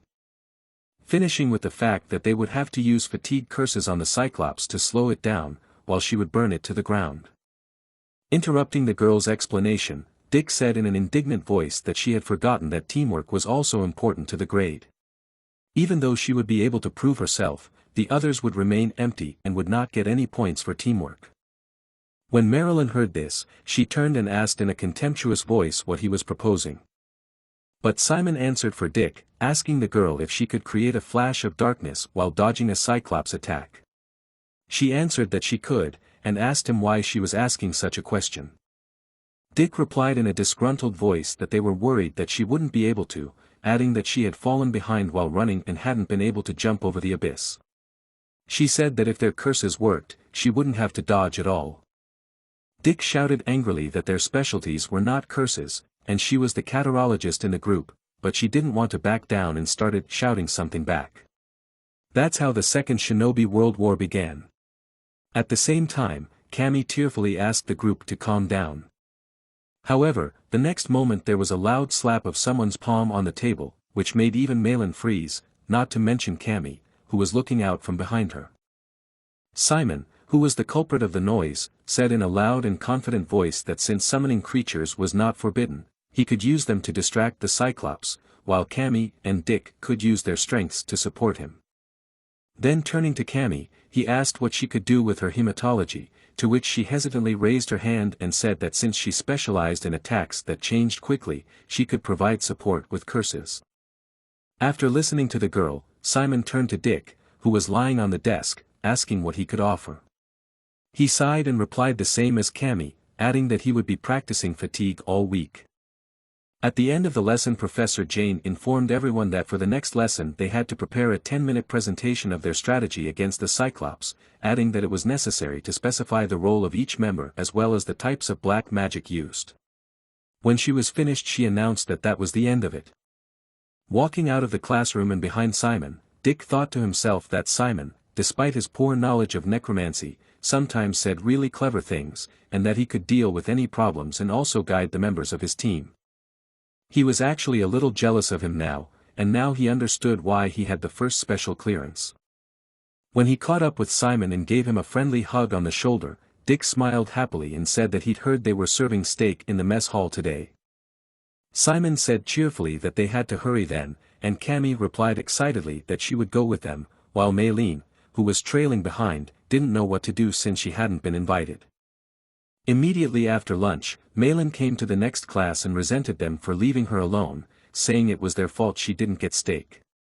To which Dick replied that he should have gone with them, for he had already said it was a special dish. Hearing Dick's reply, Malin said irritably that they were annoying. At the same time a voice invited everyone to sit down. After asking what class it was, Jamie raised her hand and said that it was a class. When he heard this he replied that it was the first time they were seeing each other. Then the speaker, who appeared to be an elderly teacher wearing a beret and scarf and shaking hands, introduced himself as Lon Strauss, adding that he would be teaching toxicology. Then with a slight hesitation he said that they were starting the class, ordering the students to open the first page of their textbooks. Then in a monotonous voice he began to explain what toxicology was, and other things, and after a while most of the students in the class were asleep, and even Simon, who had always listened enthusiastically to the lectures, could hardly keep himself awake. Dick had fallen asleep with his head buried in his desk. The professor had sort of finished with the theory, which everyone found very boring. He said it was time to try making a simple potion. Hearing his words, half of the sleeping students woke up and sleepily tried to understand what was going on. When the professor started to say what was needed to make the potion, he suddenly started coughing up blood. The assistant who ran into the classroom excitedly turned to the old man and said that he should rest, as he had probably overworked himself, adding that they would take care of the laboratory. The old man continued to cough up blood in a weak voice and started to say that he had to teach, but the assistant who was taking him away calmed him down, saying that they would manage. Finally agreeing, he breathed heavily and headed out of the classroom. The assistant sighed heavily and opened a large ash textbook with a turquoise eye on it. After that, she noticed the boy, who leaned on her arm peacefully sleeping. The next moment, she launched a thick textbook at his head, which reached its target. Simon, who was near the book, also froze in confusion. She then shouted in a loud voice, telling everyone to wake up. The sleepy students pulled their faces away from their desks and started to look around fearfully. However, the assistant did not stop, angrily asking how they dared to be so rude to the professor. Then she started to reprimand the students and in a furious voice started to ask how they could just fall asleep in the middle of the lesson, adding how they could call themselves students after that. The students hearing her words felt a little guilty and listened silently. After that, she said in a cold voice that they should not dare to forget their manners anymore. To which those guilty voices replied in agreement. When she had finished instructing the unenlightened on the path of righteousness, the girl introduced herself as Professor Land's assistant, Francesco Belmont, and then informed them that today she would be teaching them instead of the professor. While the assistants were handing out the necessary supplies for the lab robotics, the assistant announced that today they would be making low-grade poison potions, adding that they could put aside their textbooks for the time being. While Simon and Dick looked at the potion brewing tools with interest, the girl said that the key to making a low-grade potion was controlling the quantity or order of the ingredients. The point was the dexterity of carrying out the process. She then said that the first step was to light a fire under the cauldron and wait for the water to boil before pouring in the salamander and barley powders. Raising her hand, one of the girls asked how much powder was to be poured in. Professor Land's assistant replied that the volume was not important, adding that they should pour as much as they thought necessary. At the same time, in one of the cauldrons with boiling liquid, some unknown alchemist poured a powder that formed a green vapor when it interacted with the liquid. As it turned out, the alchemist was Simon, who smelled the vapor and noted with disgust that it stank.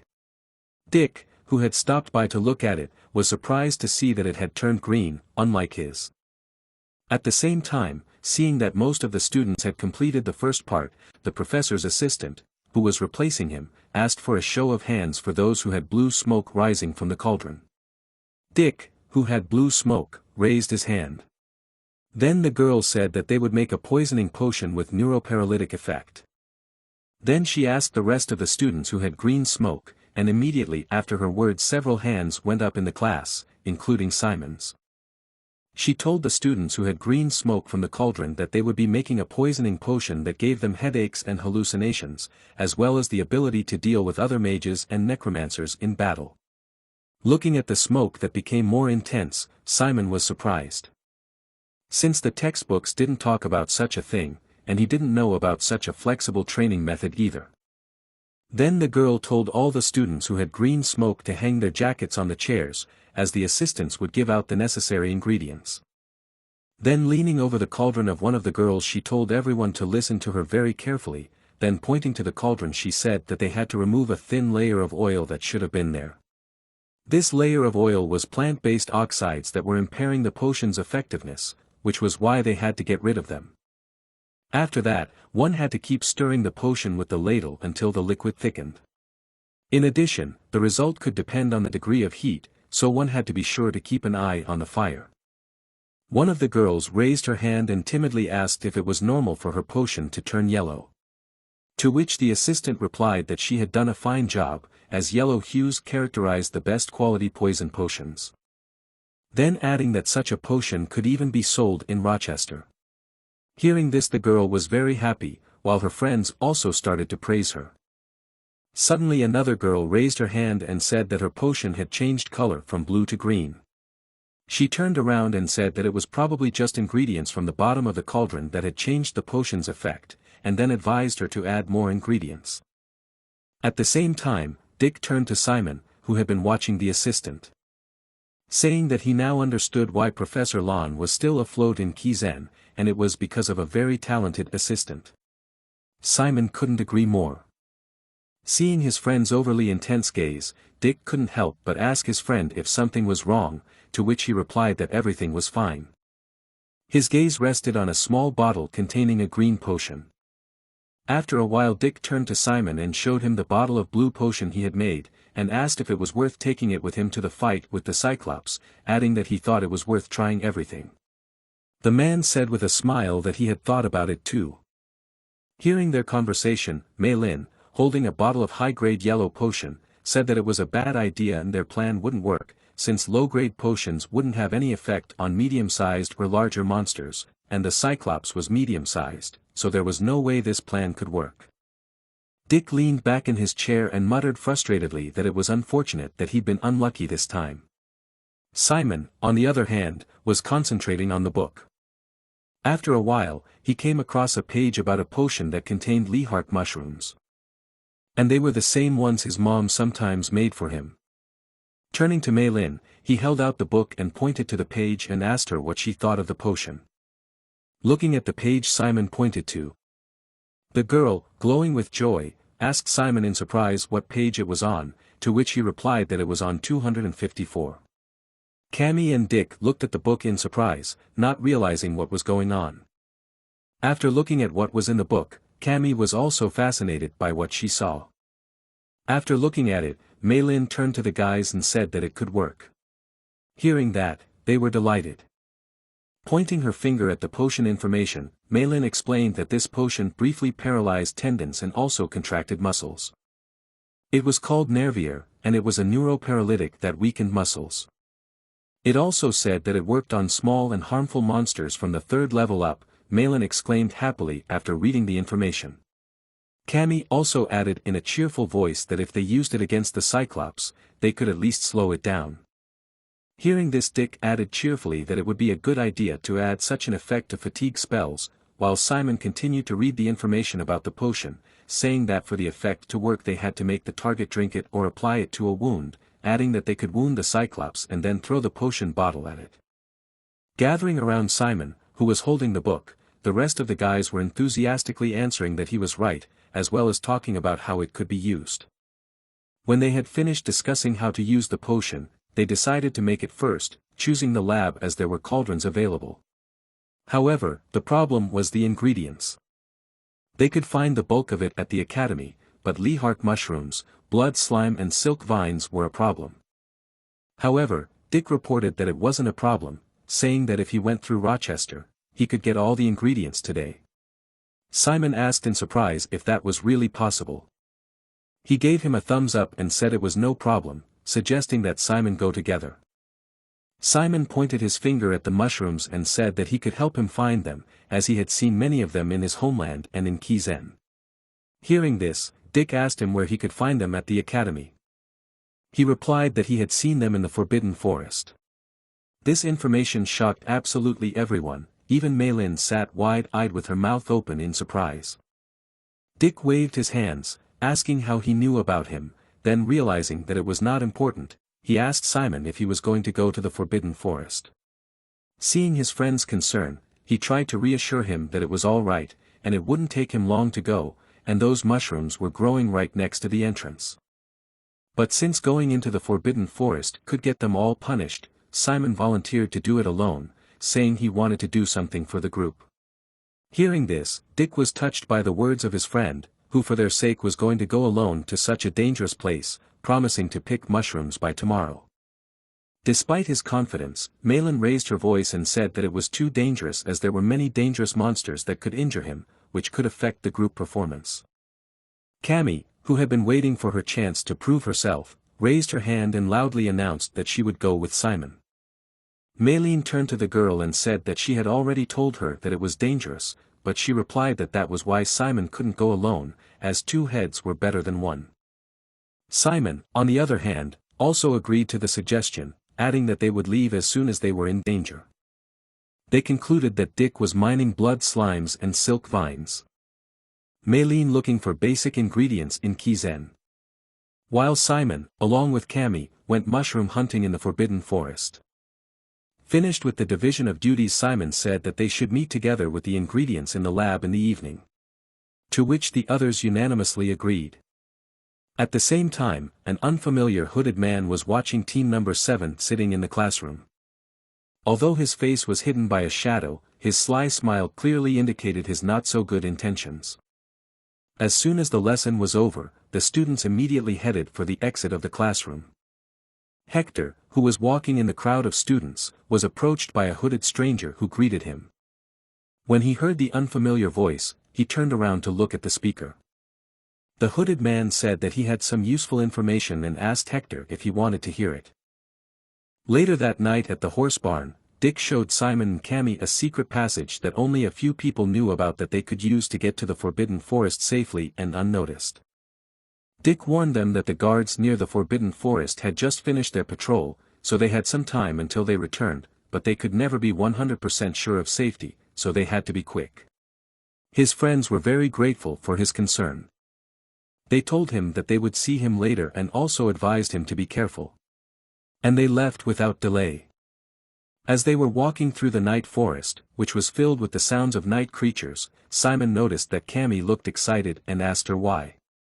She happily replied that she loved walking at night. Simon knew why, she was a vampire and it was probably one of her characteristics. As they continued walking through the forest, Simon asked her why she liked nighttime so much, and she replied that for her, nights were soft and comfortable. Simon thought that he did not think so at all. Cammy looked up at Simon with her big purple eyes and began to apologize modestly for saying this so late, but she was very grateful to him for helping her in the magic combat class last time. Back then, she just couldn't climb the huge hippos on her own and looked around for help, but everyone ignored her, so she convinced herself that Kizen was a very competitive school and that this was bound to happen to her. But then Simon showed up and he was the only one who asked her if she needed help. And he offered to help her get up. Confused, Simon, realizing where the conversation was going, began to make excuses that he just did what he had to do.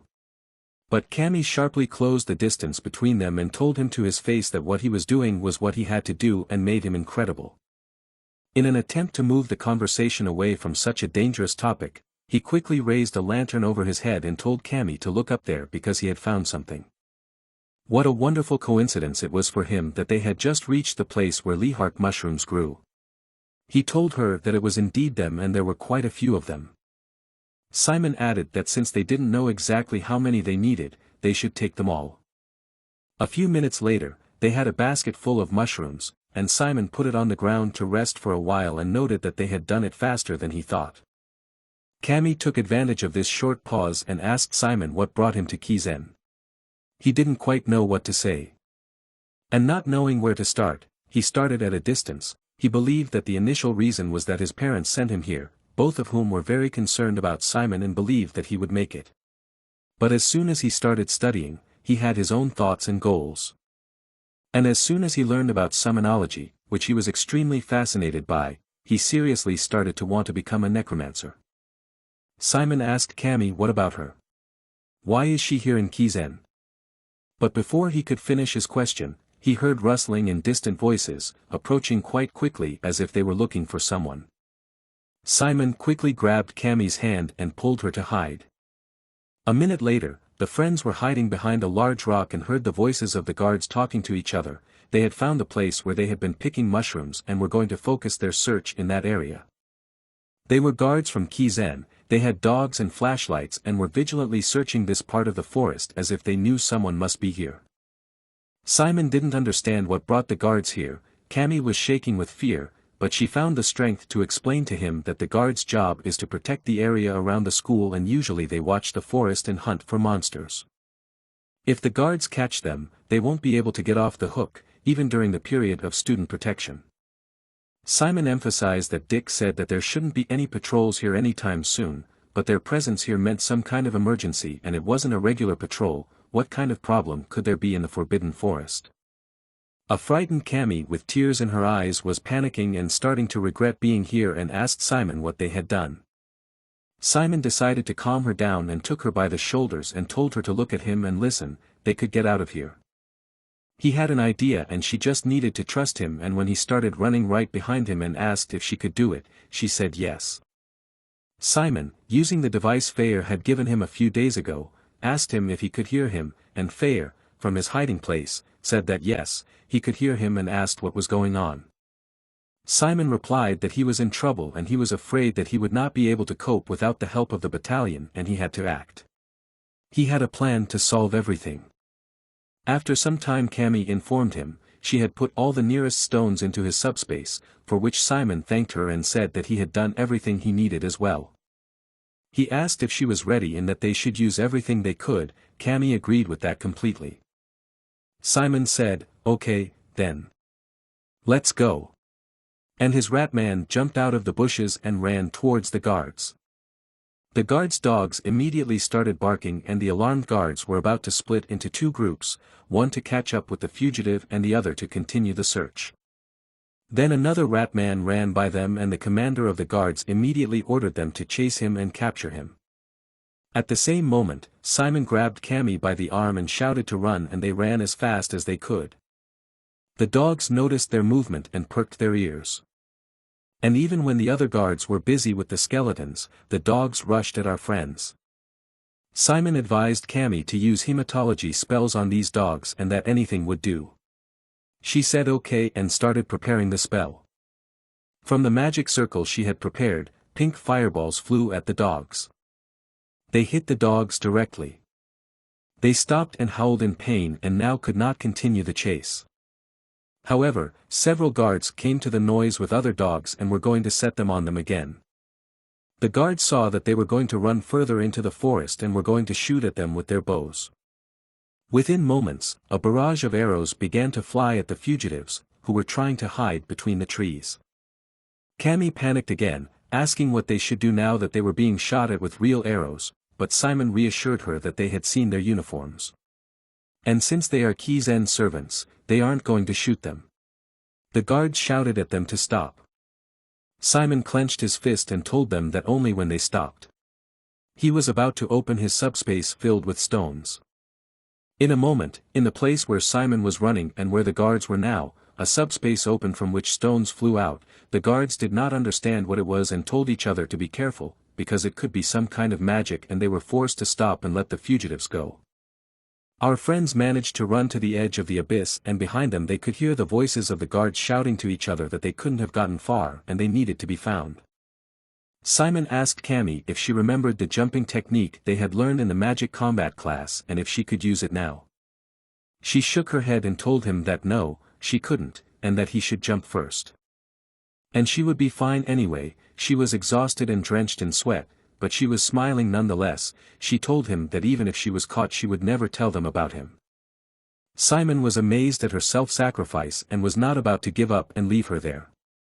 He quickly picked her up, apologized, and told her to hold on to him. Before she could respond, he accelerated toward the edge of the cliff, and Cammy tried to tell him to wait, but it was too late. Simon pushed off the ground with a thud. In a moment he was flying high above the abyss. With the wind whistling, they almost reached the other side together. Simon skillfully landed on the ground without falling. The frightened Cammy just held on to him. Putting her on her own feet, he asked her if she was okay. But he didn't hear an answer, she just sat there staring dazedly into the space in front of her. Suddenly, she seemed to come to her senses and tears began to appear in her eyes. Simon did not understand what was happening to her, so he asked her what was wrong and if she was hurt. Cammy tearfully began to explain that she thought she was going to be caught. Simon wondered how she could have decided to stay there in such a frightened state and be caught. Cammy burst into tears and thanked Simon through her tears for saving her. Simon told her that he was just doing what a friend would do. And it looks like the guards have finally lost track of them, so they should go back to the school because they have a long journey ahead of them to get there. He asked her if she would be able to walk and she nodded and told him that she was fine. Wiping away her tears, she smiled and said again that she was very grateful to him. Together they took a detour through the unfamiliar terrain to avoid running into the guards again, with the bright moon lighting their way. However, this didn't make the forest filled with strange sounds any less eerie, and even Cammy wasn't so excited about the long night walk anymore, so she asked Simon if they were lost. He replied that he thought they were headed in the right direction. Suddenly, Cammy stopped when she heard something strange, a strange sound coming from them. She told Simon that she was hearing something strange, but he doubtfully replied that it might be owls or some other animals. Cammy confidently replied that it was definitely not owls, it was a human voice, and together they looked in the direction of the sound, and even Simon began to distinguish some strange words. He agreed with Cammy and decided to check it out. He started to wade through the bushes that were rustling around him going towards that voice. Suddenly, Cammy flinched and Simon froze as well. Cammy was the first to come to her senses and started tugging on Simon's sleeve, telling him that they had to get as far away from here as possible. In front of them was an unknown person in a white robe, who was reading a prayer. Cammy began to shake from the words of that prayer and covered her ears with her hands to avoid hearing it. Simon did not understand what was happening to her. He held the girl so she wouldn't fall, and he wondered what that man was doing here. They were in Kizen on the island of Roke, so how was this possible? The priest continued to pray to his almighty mother goddess, Devi, in front of the repulsive animal skulls and statue. Simon realized that it was none other than one of the priests offering a blood sacrifice to his goddess. The priest finished his prayer, and for a second there was silence in the forest. And the next moment, the priest looked Simon straight in the eye, which froze him. Simon finally recovered and in desperation shouted to Cammy to run. But a blue barrier appeared right in front of them, cutting off their escape route. The barrier kicked up a pile of dust and small stones that scattered across the clearing, and as soon as it cleared, Simon realized what was wrong with this priest and why he might be here. He was using darkness for his spells. So this was not just a priest who had secretly managed to sneak onto the island. He was a traitor to Kizen, who now summoned a bunch of crosses and chains around him, rattling in the air, surrounded by swirls of mana, and ready to fight. Cammy noticed this as well and told him in fright that this priest was using both holiness and darkness. Simon told her that he thought he was a traitor and that the powers he was using were usually on opposite sides of the battlefield. Then he took her hand and added that he was not sure what was happening, but he was sure of one thing. And again, trying to run away, he shouted to her that if he caught them, he would definitely kill them, and the crosses and chains flew after them. One of the crosses whistled past Cammy and cut her leg, and the wounded girl screamed in pain. But this was only the beginning, and the chains were already catching up with them. Simon only managed to shout to dodge them. One of the chains cut Simon's shoulder, but it seems that he was not their target. Because the next moment the chains wrapped around Cammy's legs and threw her to the ground. Simon did not have time to do anything but shout at her to hold on.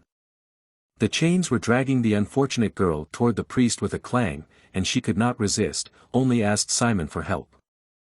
The traitor made a movement with his hand and clenched it into a fist, and the chain followed his movements and lifted the girl high up like a feather.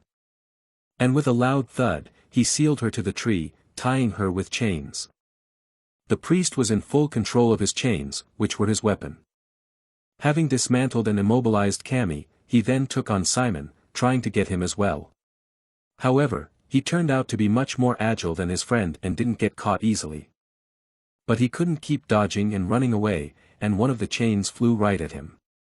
Simon was going to get something from his subspace, and where he was a moment ago, everything was exploding from the impacts.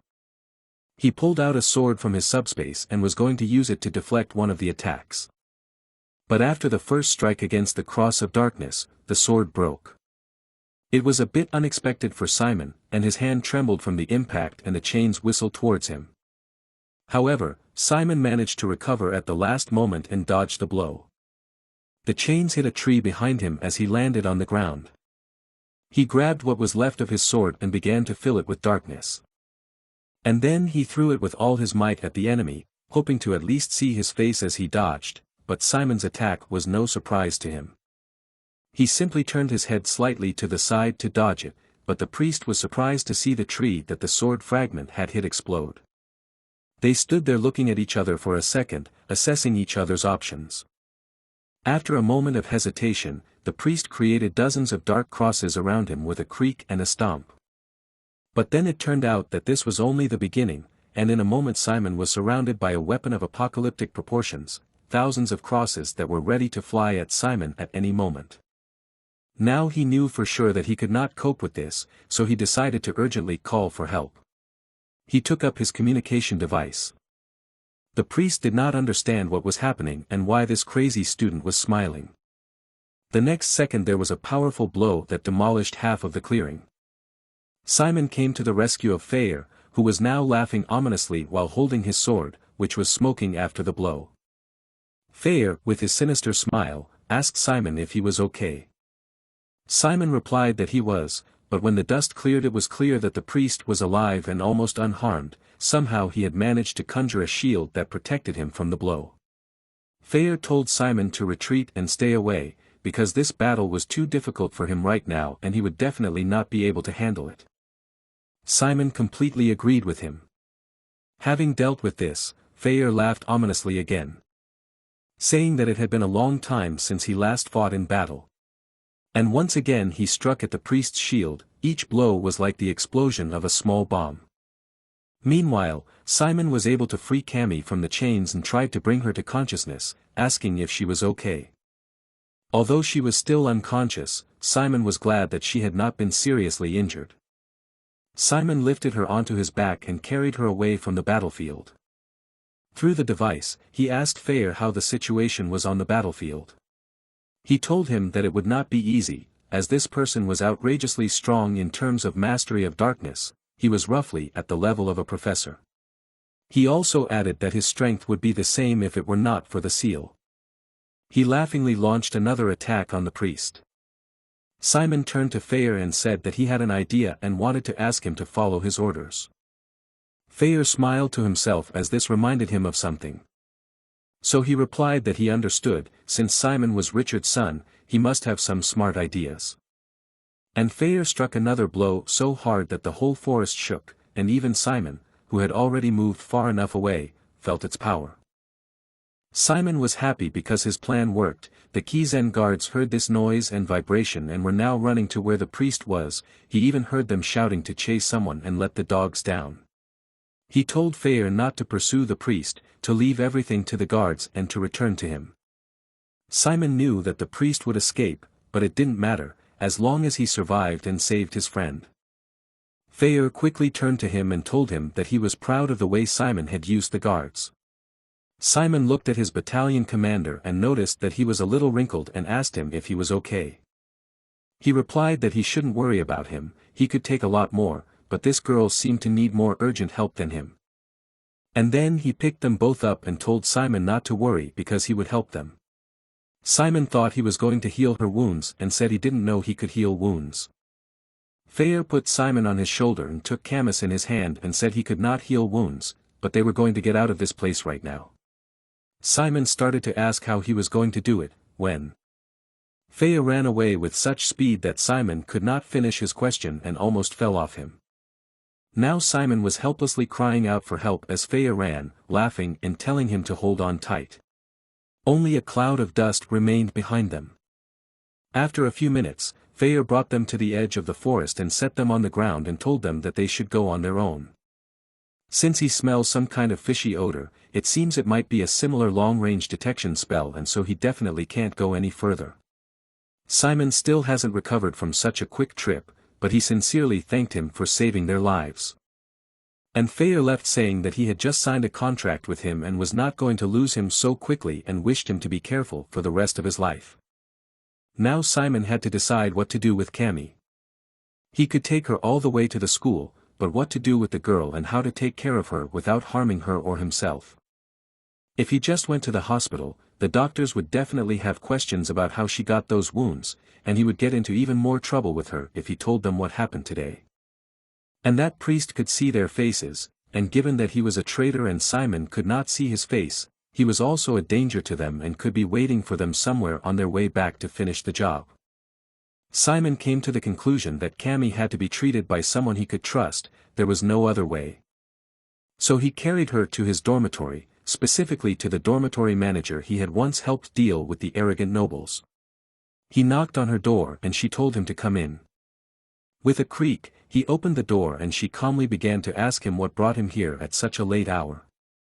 But when she saw who he was and in what condition he came to her, she screamed in shock, "Simon!" Simon stood in front of her, covered in mud and with cuts and bruises, holding the girl in his arms and asking her for help. She was shocked by his appearance and asked him what happened, and then she saw the girl and said that girls were not allowed to enter the boys' dormitory. Simon told her that he knew all this, but that it was urgent. Then she noticed that the girl was injured and advised him to take her to the hospital, not here. Simon told her that he simply could not do that. He began to explain that it was complicated and he couldn't tell her the details, but he asked her to help them anyway. The hostel manager looked at him without understanding and could only ask, "What?" Simon bowed to her and asked her again to treat the girl here, she just didn't know what to say. In the end, she exhaled nervously and thought that she would regret her soft heart one day. Then she pointed Simon to a bed with a screen and told him to put the girl there so she could treat her first. He was very grateful for her help in such a difficult time. She closed herself behind the screen and began to treat the girl's wounds, asking Simon what could have happened in the world to cause such wounds. Most of her wounds were light scratches and bruises, but one cut had been left by something sharp and large. She advised him that if he has fights with other students, then he should resolve it during the student defense period. And there is only one thing she learned from this job. Students do whatever it takes to survive here, no matter how ugly it is, no matter how much it might hurt them or others around them. Simon clenched his fist and told her that they were not fighting. And he was sorry that he couldn't tell her everything that had happened. The dormitory supervisor finished treating the girl's wounds, left her to rest on the bed, and came out from behind the screen, heading to Simon. She told him that if he didn't want to tell her, she wouldn't ask him again. That was fine, she would not ask him about it again. But she still needed to examine his wounds, so she asked him to roll up his sleeves. She opened her bag of medicines and instruments and told him that she wasn't sure what had happened, but that health was the most important thing and he had to stay healthy if he wanted to have a chance of survival in Kizen. She put on some bandages and asked him if he understood what she was telling him, and of course he did. She added that the other girl was also not badly injured, so she would ask a staff member from the girls' dormitory whom she trusted to take her to her room. Simon told her that he was very grateful for her help. And he will never forget what she did for them.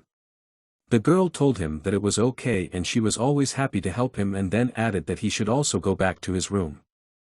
Simon was about to go to his room and before closing the door behind him, he apologized again for disturbing her so late at night. When he left, the dormitory manager thought that she wondered how long he would stay here. He was a rare type of student that you don't see often at Kizen. Simon went to his room and immediately told Dick that he was back, who happily jumped out of bed. He immediately started hugging him as if he had seen him for the last time and was very surprised that he was okay, asking what was wrong with Cammy. Simon advised him to calm down and told him that they were both fine. Despite the fact that they were chased by guards and then got lost, everything ended well. But enough about them. How is he okay, and where is Malin? Dick started sniffling and crying that the guards were chasing him too and he barely got away from them, although usually they don't go around at this hour, but for some reason they did today. And he also talked to Malin and warned her about the guards and she advised him to postpone the potion making until tomorrow. Simon noticed that she probably had to go to bed late because of them. Dick told him that at first she seemed a little hurt and annoyed, but eventually she became more understanding once she heard about the guards. Simon put his stained school uniform in the closet, and Dick asked him if Cammy had also gone back to her dorm, to which Simon replied in the affirmative. He added that they should go to bed after such a busy day. Dick said he would turn off the light when Simon was already sitting on his bed, exhausted. But despite his tiredness, Simon could not sleep, his thoughts would not leave him. It was not the first time he had seen someone praying that evening, because his mother is a priest, but Cammy was probably shocked. And the last thought he had before he fell asleep was that he would have to talk to Cammy separately tomorrow. The next morning when he met her, she was just beaming with happiness and wishing him good morning. He was surprised by this mood, because he expected a completely different mood from her, but he asked her if she was okay just in case. She flapped her wings excitedly and replied that yes, she was fine. She added with enthusiasm that yesterday was like a dream. Simon didn't quite believe her, so he asked her again, was it a dream?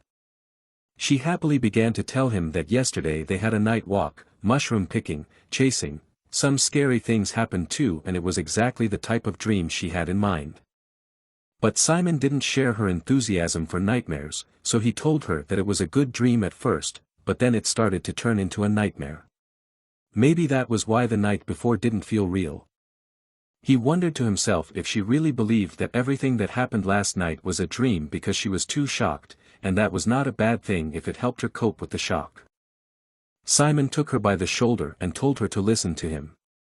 He told her that the priest ran away as soon as he saw the guards and he probably saw his face, but she probably didn't. Then he asked her not to tell the rest of her team what happened last night and just to act normal. And he would definitely find out who the priest was. Suddenly, Cammy got too close to his face and made him feel uncomfortable and assured him that it was all about the two of them and she wanted to be helpful as well. She started to yell that he couldn't just leave her out of everything, which made Simon feel uncomfortable. He stammered and began to convince her that it was fine to help, but that he didn't have anything so urgent right now and as soon as he needed something, he would ask for her help when the time came. Cammy was very excited and told him to rely on her and she would do everything, to which he replied awkwardly that he would try his best. Then Simon went to his first class, catarrhology, and he was extremely exhausted and sleepy. So he barely listened to Professor Bahil, who told them that last time too many students relied on the corrective device to cast the exhaustion curse, so this class they would practice a simpler curse. Today's curse is a transfer curse, which uses a formula to direct darkness at a targeted object and is the basis for all other curses. The goal of today's lesson will be to create a magic circle in the air without a corrective device. The plants in front of the students had a tendency to bloom when they were filled with darkness, so they needed to use a transfer curse to make the plant bloom. And as soon as Simon started the task, he was completely unsuccessful, and the runic letter would jump out of the circle and hit him on the head. The whole circle would lose its strength and spread like water or just explode in his hands, covering him with clots of darkness. Dick watched his friend's attempts with sympathy and asked if he was okay. Simon told him that he was not. He had to defeat the Cyclops next week, and he was not ready for that and now he was exhausted. Suddenly, Professor Bahil came up behind him, put his hand on his shoulder, and asked him how he was doing. Are you handling it all right? Simon was surprised that the professor had come up to him and another thought popped into his head that he reminded him of someone. Simon was a little embarrassed by the attention, especially when he was not doing well, and told the professor that he was trying, but he was not quite getting it. Professor Bahil advised him to use his core and still kept his hand on his shoulder. The professor also pretended to reason with his trademark smile and added that perhaps he was failing because he was not experienced in controlling his core, so his darkness was not firm enough, and as a result, his magic circle that he was creating could not take the correct shape. He also added that Simon cannot learn how to control his core from someone else, it is too basic a skill that is not taught at Kizen, and everyone has different ways of controlling their core, each one comes to this skill on their own. The professor apologized and cast a spell on him. After a moment, Simon felt as if he was in another world, everything around him became different, now Simon could see the movement of darkness and mana in the air. Professor Bahil began to explain to him what was happening and why he felt and saw everything differently. Curses are stereotypically considered to be exclusively negative, but as a professional in this field, he was saddened to hear this, because everyone who thought so was wrong. He had just used the modified sensitivity curse to maximize his senses. Simon had no words to describe what he was seeing around him. Professor Bahil said that this way he could help him find his way and asked him to focus and do what he told him. First, he had to breathe in and gather mana from the air in his body. Simon closed his eyes and concentrated on following the instructions. Next, he had to pass all the collected mana through his core, and the professor advised him to watch how he did it first. And in Simon's imagination, he saw his core moving chaotically, a ball of boiling darkness that was rotating, and he realized how different it was from the movement in the professor's core, where the mana was moving in an orderly and not chaotic way. Bahil asked him if he could feel the difference. He said that Simon's core was not like the others, and if he used it only to produce darkness, it would not be as effective. Therefore, he should develop circulation and not try to tame his darkness and confine it, he should let it flow and move, and the professor helped him to tune his core, which now shone in a new way. Bahil advised him to forget about the concepts of transformation, change, and modularity because they would not work for his darkness. He would be better off thinking of his core as a living thing and treating it as such, and collecting the darkness in the core until it starts to release into the environment. Simon began to do as the professor advised him and was fascinated by what he was doing. The darkness appeared in his hands without any effort, and the core was full of energy, like an animal that had broken free from its cage. Finally, Bahil once again advised him not to try to control his darkness by force and just let it do what it wants, and said that it was his turn to show that he understood. Simon replied that he would try. He began to gather and concentrate the darkness in his core without restricting it. The professor encouraged him that he was doing a great job. Simon exhaled as he continued to gather the darkness. But at some point Bahil interrupted him and said that he would now lower his sensitivity to 50% and added one more piece of advice. The darkness has a tendency to memorize the flow and move in a similar direction every time. It's similar to how our muscles work. If we repeat something hundreds and then thousands of times, they memorize it and then can do certain actions on automatic. Similarly, after years of practice, the darkness itself begins to perform certain actions without the control of the consciousness. Therefore, it is very important to practice over and over again, training your core and the darkness, bringing every movement, action and spell to automaticity. Simon listened carefully to the professor and memorized his words. Then Professor Bahil suggested that since they had gone so far, he try to create a curse. Simon was still under the influence of the modified sensuality curse, and everything around him seemed to glow for him. Simon agreed to try it and looked at the plant carefully, and the professor added that he didn't have to worry because he would help him. Bahil put his hand on Simon's shoulder and advised him to complete the magic circle as he wanted. Simon agreed. And he began to let the darkness pass through his core and gather it in his hands. Gradually, he was able to form a magic circle in the air in front of him and aimed it at the plant. Bahil praised him and now told him to use the circle. Simon prepared himself and applied the magic circle to the plant. A jet of darkness burst from the circle as he looked at it closely. With a flash, a stream of drops of darkness flew at the plant. At first nothing happened, but then a beautiful blue flower appeared on the plant. But before Simon could rejoice in his success, a giant tree with flowers grew out of the flower, scaring both friends at the desk and making the professor laugh. All the students in the class watched in awe and did not understand what it was or how it happened. The professor only praised Simon and said it was incredible. Bahil told the bewildered Simon that his potential was hard to assess. And he just helped him to use his powers efficiently and thus showed him what he would be capable of in the future. Then he removed the modified curse from him. The professor added with a smile that Simon's darkness was special. And he hopes that he will think carefully about his words and find the best way to demonstrate his talent in the future. And he will choose wisely in which direction to move in order to fully realize the potential of his special darkness. Simon thought about the professor's words for a second, but then decided to ask a question. Would he be able to tell him more about the curse he had just created? Professor Bahil smiled at him and thought for a second. Then he answered Simon that he had a great mindset that allowed him to look at himself objectively, and that was wonderful. He had a great curse, but it still lacked something. He needed to add more emotion. Simon realized what he was talking about and asked him another seemingly ordinary question. He asked if he lacked emotion in the same way as when he summoned the undead. But such an ordinary question brought incredible horror to the professor's face, which he could not hide, and his murderous gaze focused on Simon for a moment. But Bahil was able to compose himself, and in a second a smile shone on his face and he answered that yes, something like that. Then he patted the confused Simon's head and added that emotions are the most important factor in black magic. In his mind, trying not to show his emotions on his face, he tried to answer the question of what was wrong with the professor's face. It scared him very much. Before leaving, Professor Bahil advised him not to forget his words. He was about to leave when Dick raised his hand and called out to him. He asked the professor to help him, because he, like Simon, was failing, hoping for the same attention and help.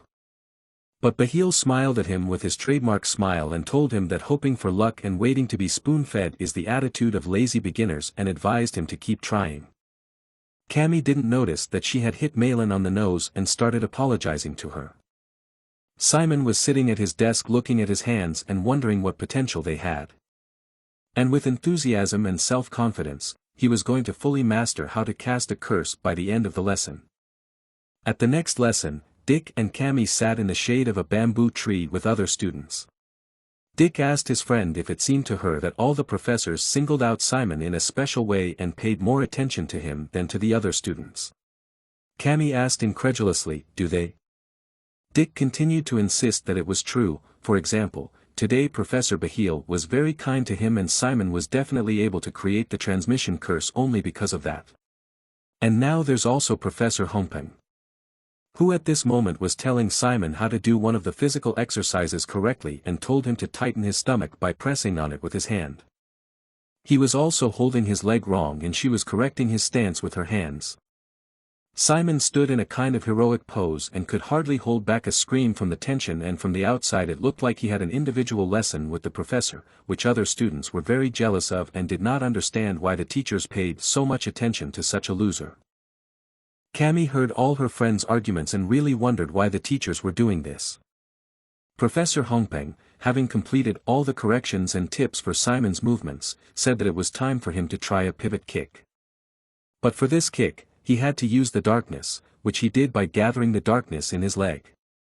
He managed a good kick, creating a whirlwind of darkness around him, which threw leaves and small stones into the air. The professor patted him on the back and told him that he had done a good job, but Simon wasn't so sure, so he asked if it was true and she said yes. But as soon as he was satisfied, she added that only the rotation was good, and the other 4 poses were wrong. His eyes should be concentrated on the target and he also needed to move his back properly and turn his heels more, and the darkness was released too quickly during the stroke. Simon responded to all the comments with a bow and a promise to be more careful in the future, but the professor smilingly assured him that everything was fine and he was doing well. He just needed to practice more. Simon thanked Hongpeng, who finally went to see how the other students were doing, while Malin huffed with disdain at Dick. Then she looked down at him and told him that he was a loser and how he could not call himself a student with such an attitude. Why doesn't he try harder to get more attention from his teachers instead of being offended and whining? He told her that he was not offended at all, but simply asked a question. Besides, who could say, she was the one who was labeled a problem student. Malin reacted very strongly and shook with irritation when she started shouting that she was not a problem student. Dick continued, asking if Professor Hongpeng had even spoken to her in class.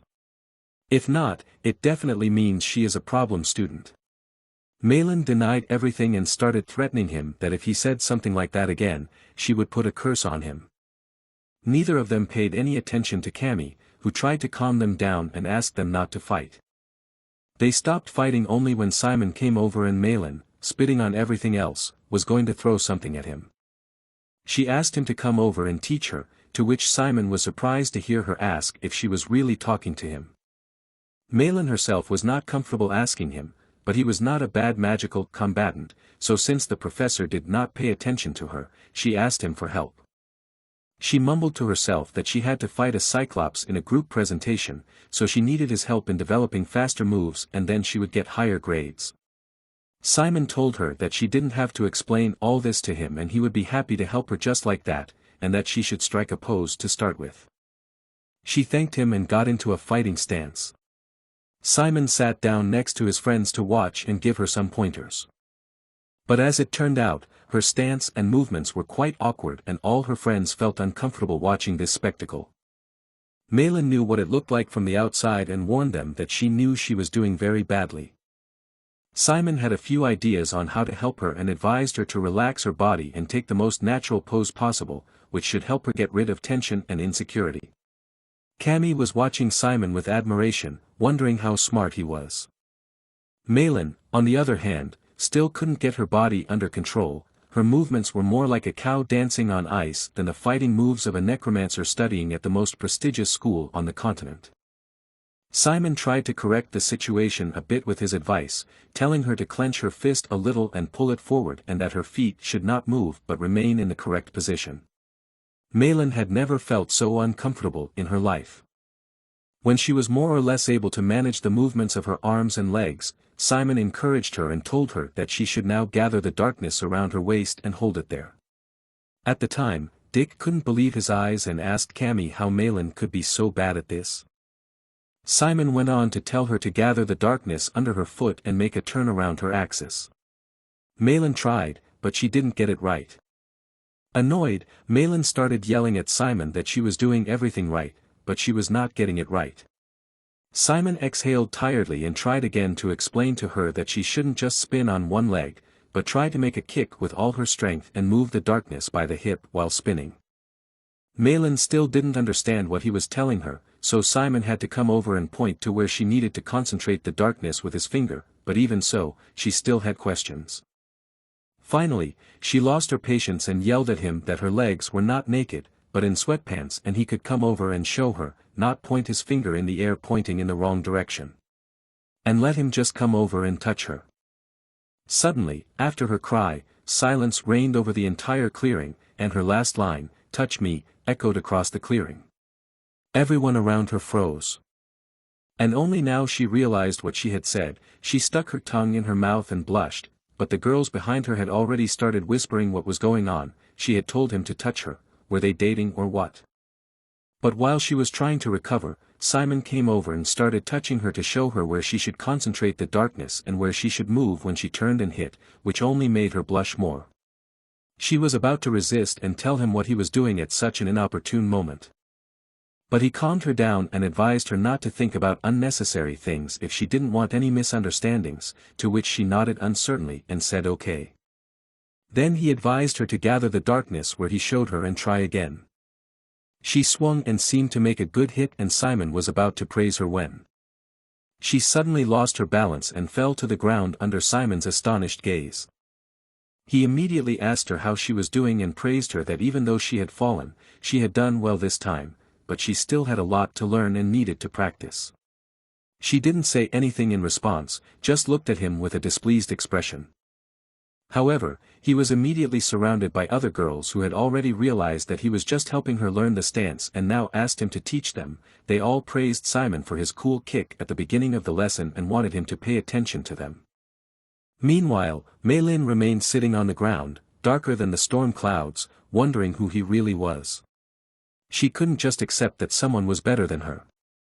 After the magic combat lesson was over and Simon was finally able to escape from the girls who all wanted his help in practicing their punches, he and his friends went to the next lesson, his favorite one, summonology.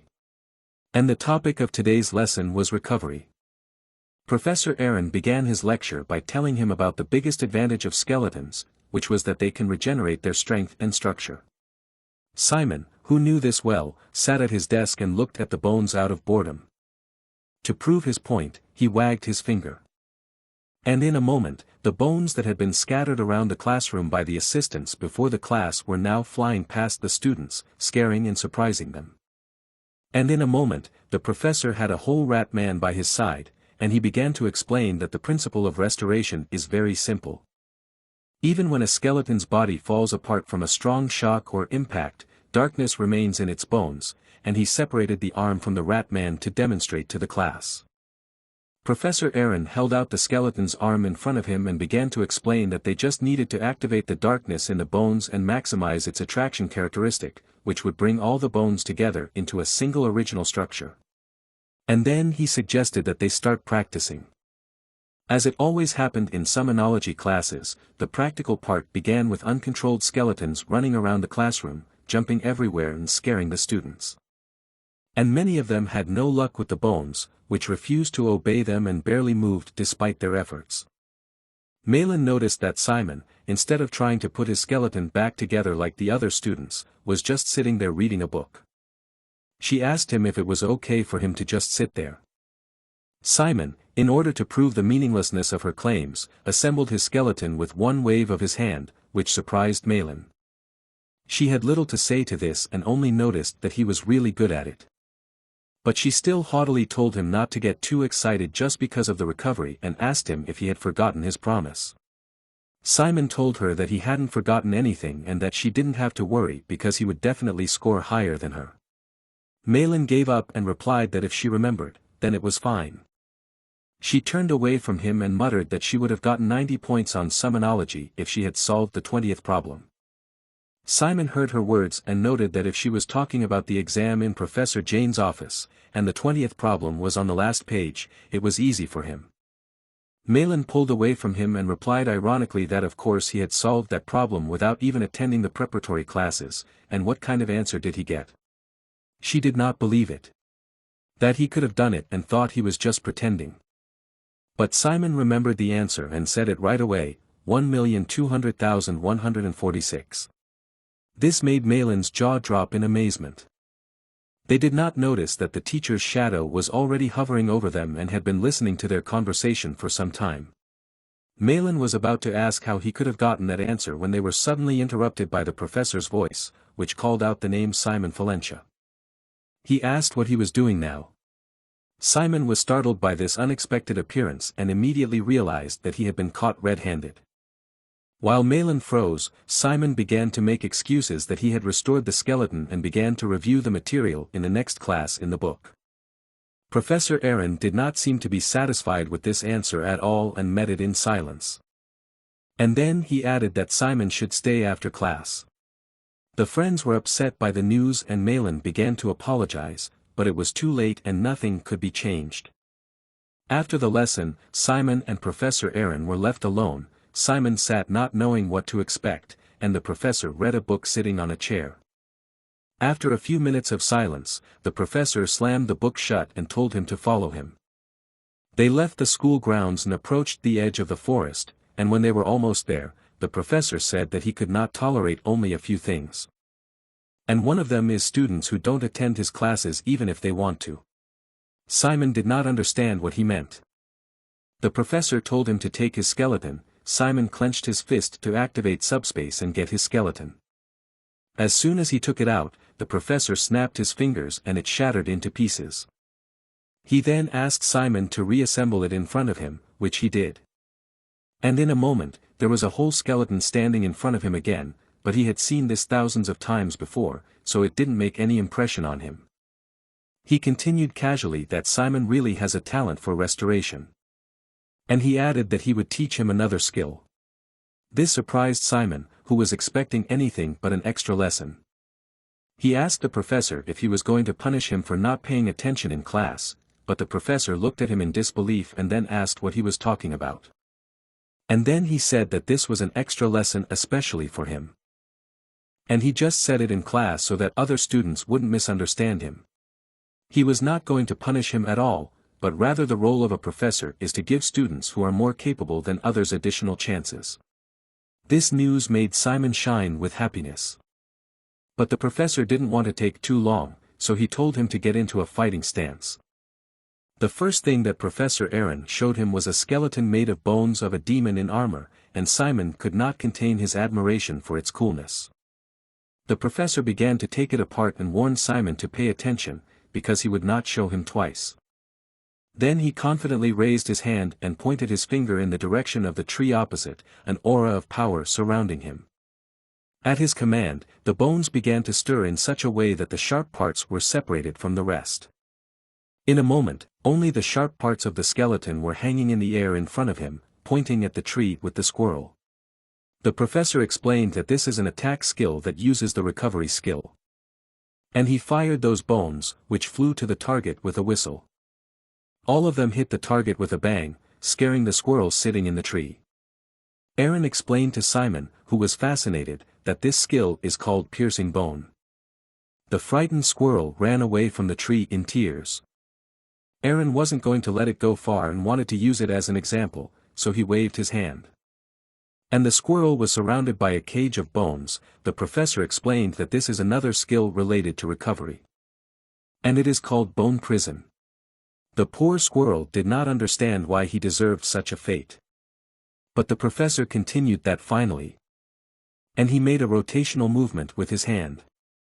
And all the bones surrounding the squirrel flew back to the professor. The defense skill, with a creak, the demon's bones began to put on his armor like armor. And finally, in a moment, he was completely in bone armor and looked very epic. Simon was shouting out how cool it was. The professor gradually began to take off the armor and explain that, depending on the necromancer's abilities, a skeleton can become a weapon, armor, and prison. All the black magic skills that he had just shown Simon were in addition to the restoration skill, and then asked if Simon understood everything. He replied that he did. The professor added that these techniques are usually taught in the second year of training, but he decided to show him earlier because he had already achieved excellent results in recovery. And he was going to teach Simon how to use them earlier.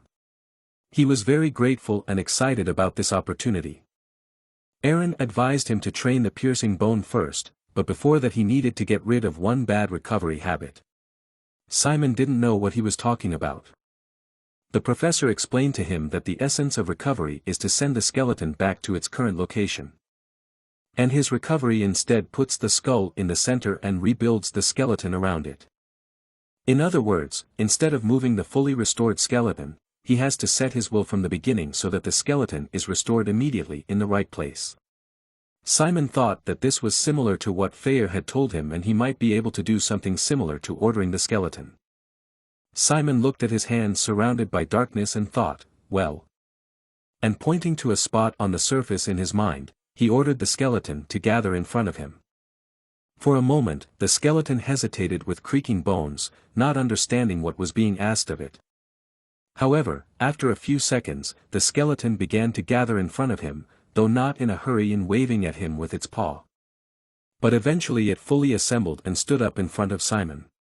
The professor commented that it wasn't as terribly slow as it could have been, so they could move on. Restore and pierce bone are two different skills, the latter is simply an addition to the restore power, so he should think of them as two different things. Simon took apart his skeleton and tried to separate some bones from others. The professor advised him to get into the habit of turning the bones around while healing, so that their sharp ends would pierce the enemy's flesh.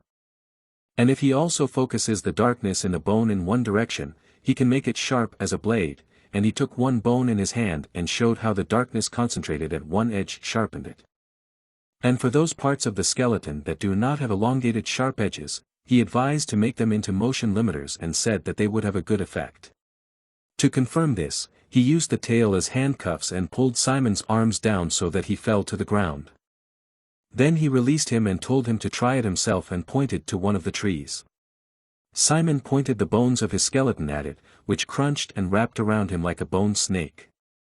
Simon gathered all his strength, clenched his fist and shouted, "Recovery!" The bones began to crunch against the wood.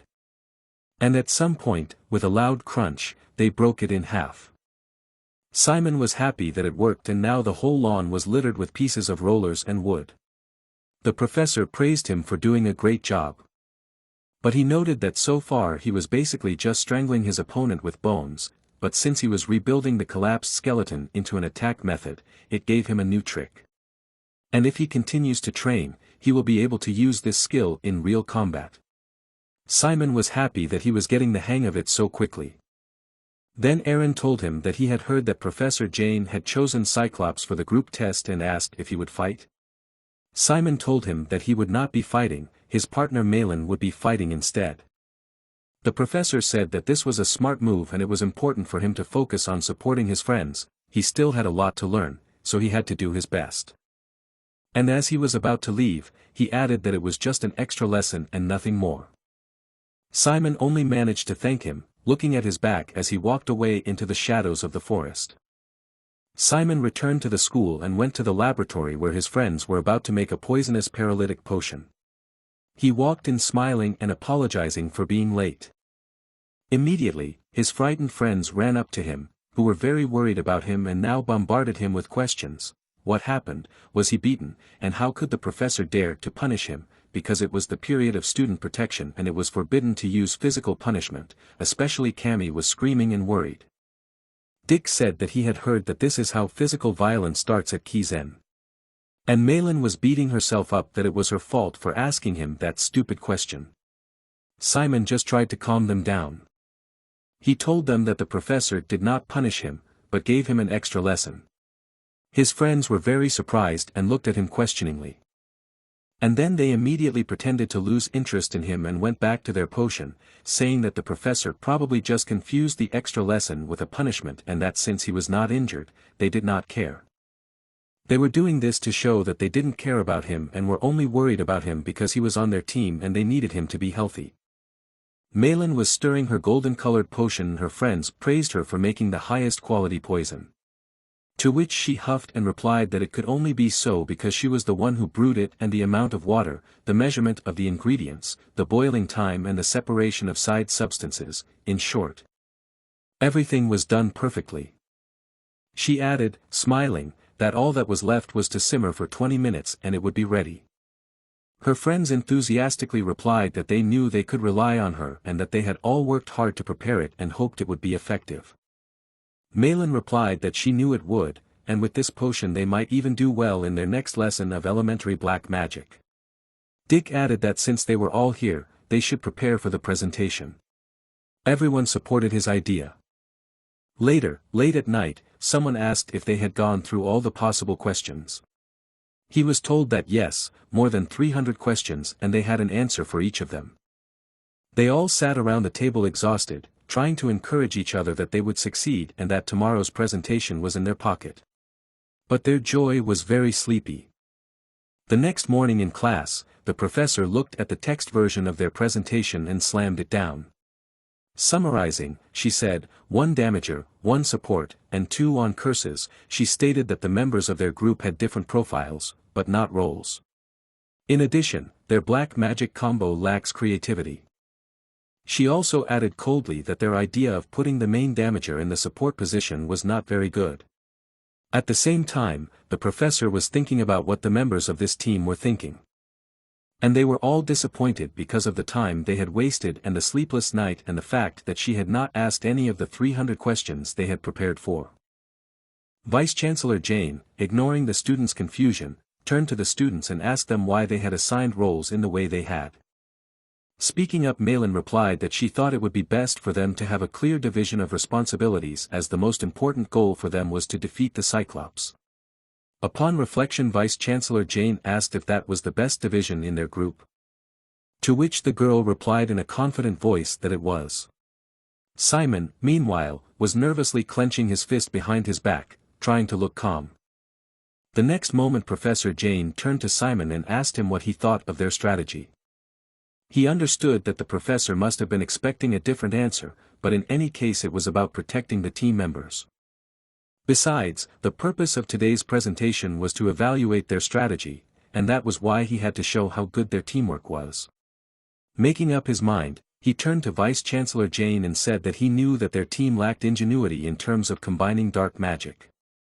However, he added that safety was still the first priority, as this way the Cyclops hunt in their squad would be more stable than the other groups. That allowed them to thus get a high score for strength, which made up for the lack of points for resourcefulness. Nodding in response, Professor Jane said that if they had decided so, then so be it, adding that they should now move on to the next item. Then turning to Cammy, who, not expecting such attention, excitedly replied that she was listening. Vice-Chancellor Jane asked why, despite the fact that she was studying hematology and should have been responsible for the attack, she had given that role to a catarology student while she herself was acting as a support person using curses. Adding at the end to a frightened and confused Cammy that she would like to hear her thoughts on the subject. It was a difficult question not only for the girl, even Malin and Dick looked unsure as they realized that answering it would not be easy. Besides, the question had been asked by Cammy, who was not known for her confidence. Concerned Malin, who was standing nearby and chewing for her, told her not to be nervous and tried to answer confidently. However, she still could not get a word in edgewise. Simon suddenly came to her aid, calling out to her in a whisper and saying one word, Cyclops. Adding something about a toxicology class. Hearing this, the girl immediately understood everything, and her wings began to move confidently again. And the next moment she said in a firm and confident voice that such a decision was made because of the unique nature of the Cyclops, against which they would fight. Upon hearing the answer, Professor Jane immediately asked her to explain in more detail. The girl nodded and began her explanation, saying that since Cyclops had hard and tough skin, and hematical spells were more for physical damage, it would be hard to defeat Cyclops that way. Listening to Cammy's words, Hector thought about something while the girl continued her explanation, saying that Malin could use the dark element flash, and that was why she thought they could burn the Cyclops with her spell. Finishing by saying that this was why Malin was best suited to be the attacker against the Cyclops. Malin, however, looked at her friend with a smile as she was still able to answer such a rather difficult question perfectly. Professor Jane said that she understood her explanation, and then asked what they would do if their opponent was another monster. Hearing such a provocative question, Cammy started muttering something to herself again, not knowing how to answer. However, in the next second, she said in a loud and excited voice that she would then go on the offense. There was silence in the classroom after her words. Simon and Malin looked at the girl in shock, unable to say anything. Cammy realized that she had made a loud statement and covered her mouth with her hands. Hearing the answer, Professor Jane nodded her head and smiled slightly and said that she would remember her words. Then she turned to Dick, saying that it was his turn. He did not hesitate to raise his hand and said he was ready. But a question of a slightly different nature awaited him. Professor Jane turned to him in a slightly irritated voice and told him not to talk to the student sitting next to him during the lesson. To say that Dick was shocked is a very meager description of what he experienced. The professor, on the other hand, turned to the entire number 7 team and said that they were free to go, then announced that the number 8 team could go forward. After a while, the students in the academy cafeteria were having a good time, discussing their school life. Simon sat at a table by the window, his head propped on his arm, staring out the window, wondering when the man he had an appointment with would arrive. He added to himself that anyone of any value should see her today. At the same time, several students stared in surprise at the entrance. They exclaimed in surprise at the sight of the visitor, wondering who she was. A rather tall slender girl with black hair walked past the students without turning around, heading to the end of the cafe. It was none other than Lorraine Archbold. Noticing the students staring at her, she turned around and asked in a cold voice if they had anything to say. Those who didn't want to mess with her immediately ran away fearfully. While Simon looked at the whole thing in bewilderment. Looking again at the girl in front of him, who was now dressed in her school uniform, Simon was surprised to note that he had a strange feeling, as if a completely different person was sitting in front of her, and that she was a little frightening. Memories came flooding back to Simon. Back to when they first met. She seemed very friendly, they went shopping together and if together. Returning to reality after the warm memories, Simon embarrassedly said hello to the girl. Lorraine leaned on his arm and sighed. The next moment, with a bright smile on her face, she turned to Simon and greeted him cheerfully, adding that it was the first time they had seen each other since Langerstein. Then turning to the confused and shocked Simon, who didn't understand how it was possible to change so much in one moment, she asked him how he was doing. He replied that he was fine.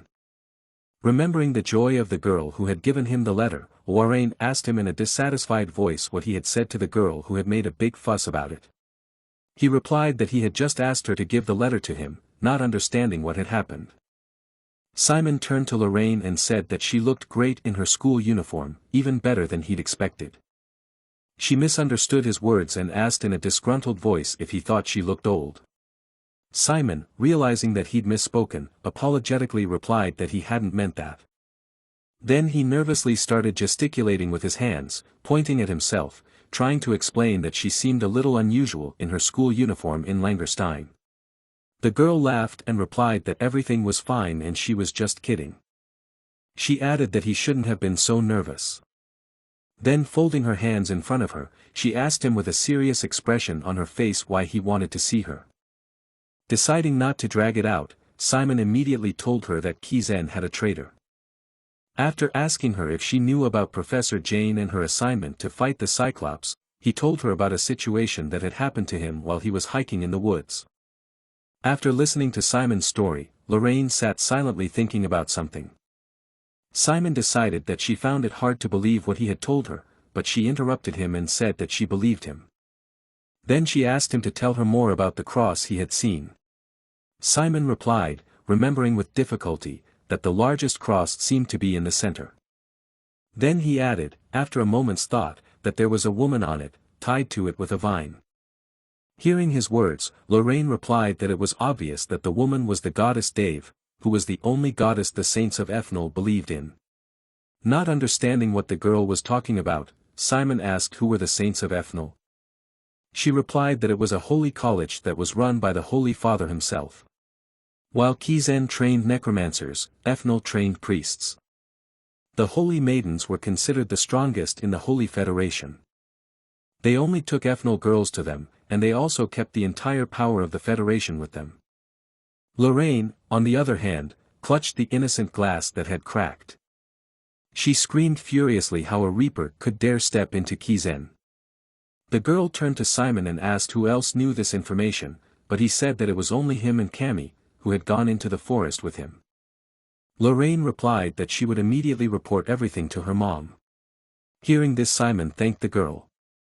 Standing up from the table, Lorraine said that telling her was the right thing to do, since it was just as he said, the priest was likely to be as strong as the professors, which made all Kizen professors suspects. After which he added in a cheerful voice that if he had already spoken to them, they could already have destroyed all the evidence or hindered the investigation. It was so that her mother could know about it, so that the priest couldn't interfere, and so that they could do a thorough investigation in peace, to which Simon replied with a smile that he was happy to help. As soon as they got up from the table, Lorraine immediately said with a smile of confidence that they should be on their way. Simon, confused, asked where they were going. She smiled and replied that they were going to the Forbidden Forest. Where he'd seen the priest, there would be evidence of him. Simon said with a smile on his face that it was a good idea. Getting to the place where he last saw the priest, Simon looked around the place and couldn't believe what was in front of him. "Why is there nothing here?" he asked in a shocked voice, standing in the middle of the forest where there was no trace of the night before. As Simon stood still, Lauren walked past him, shocked at what he'd seen. Leaning down and running her hand over the ground, she said that without evidence it was even more suspicious, then added that, as he had said, the priest was quite strong. Even though she hadn't seen the fight, it was still clear to her how thoroughly the footprints had been covered. What was even more shocking, though, was that they had placed the core inside to come to Kizen, even though they were serving a god. Explaining that the priests believed that the core was a power that negated the god. Interrupting the girl, Simon said he had a question, to which the girl turned around and asked what he wanted to ask. Simon asked in an unsure voice, "If you open the core, then being a priest you can't use holiness, right?" To which Lorraine nodded her head and replied that it was, adding that she didn't know the exact principle, however those claimed it was so. Claimed? Simon asked in surprise, turning to the girl. She explained that holiness was the power that came from faith in God. Darkness was the power of the damned devil, which was what the priests believed in. Then adding that whatever their theory was, there was no denying that the two forces were fighting each other. Suddenly turning to Simon and putting a hand on his shoulder, Lorraine thanked him with a serious expression on her face for his cooperation with Kizen, but added that the problem was that the priests were not to be underestimated, which meant that his life was in danger because they didn't know when they would come for him. Then he suggested that he take the day off and rest. Simon replied with a smile that he was grateful for the offer, but said that everything was fine and he would go on with his life. He added that he didn't know if the priest had seen his face or not, so if they came after him they would definitely leave evidence. The girl was shocked by his words. Then she grabbed him and angrily told him to stop talking nonsense, because even if they had evidence, it wouldn't make any sense if he was dead. However, Simon put his hands on the girl's shoulders in a calm voice and told her to calm down and listen to him carefully, then said that if he stopped going to classes or doing anything strange, the priest would probably suspect him right away. Lauren, who couldn't accept this, replied that he should at least be accompanied by Kizen guards. However, Simon replied in a firm voice that it applied to those as well. He would stand out a lot if he had guards following him, which would make it obvious that he had told everything to the top Kizen, and also showed that he felt threatened. They were also dealing with a priest who had infiltrated Kizen, who as she said decided to come here and even opened the core, which was considered sinful. Simon also added that she should realize that these fanatics were unpredictable. To which she replied, not too cheerfully, that she agreed. But on one condition, if she noticed anything suspicious, she would protect him, even if it restricted his freedom. Having no choice, he replied that he agreed. Lorraine added in a cautionary voice that he should remember not to sacrifice himself for everyone else. He laughed awkwardly and replied that he would remember that. Since they had already checked everything out and there was no point in staying here, they decided not to drag it out and head back to Kizen. It was already dark outside, but the bright moon in the sky kept the darkness from completely engulfing everything around them. With a smile on her face, Lorraine waved goodbye to Simon, adding that they would see each other soon. Simon looked at her as she left, apologizing to her, because he couldn't take a sabbatical just for the sake of it. If he did, he would probably fall behind if he didn't go to class. Besides, he could be expelled for bad grades or bad skills, which he could not allow, and since there was risk on both sides, he felt the best choice for him was to keep his academic life. Besides, just like Fayer said, there was a lot to learn in Kizen, and so there was no way he could miss such an opportunity. Being in the cylindrical transparent elevator, which looked very modern, the students inside were looking at it with interest and amazement. Dick, standing beside Cammy, said in amazement that Professor Jane really lived up to her reputation. He added that he had heard that it usually happened in the second semester, but they could try it earlier even before the freshman defense period was over. An excited Cammy, on the other hand, replied that she was so nervous that she still couldn't sleep.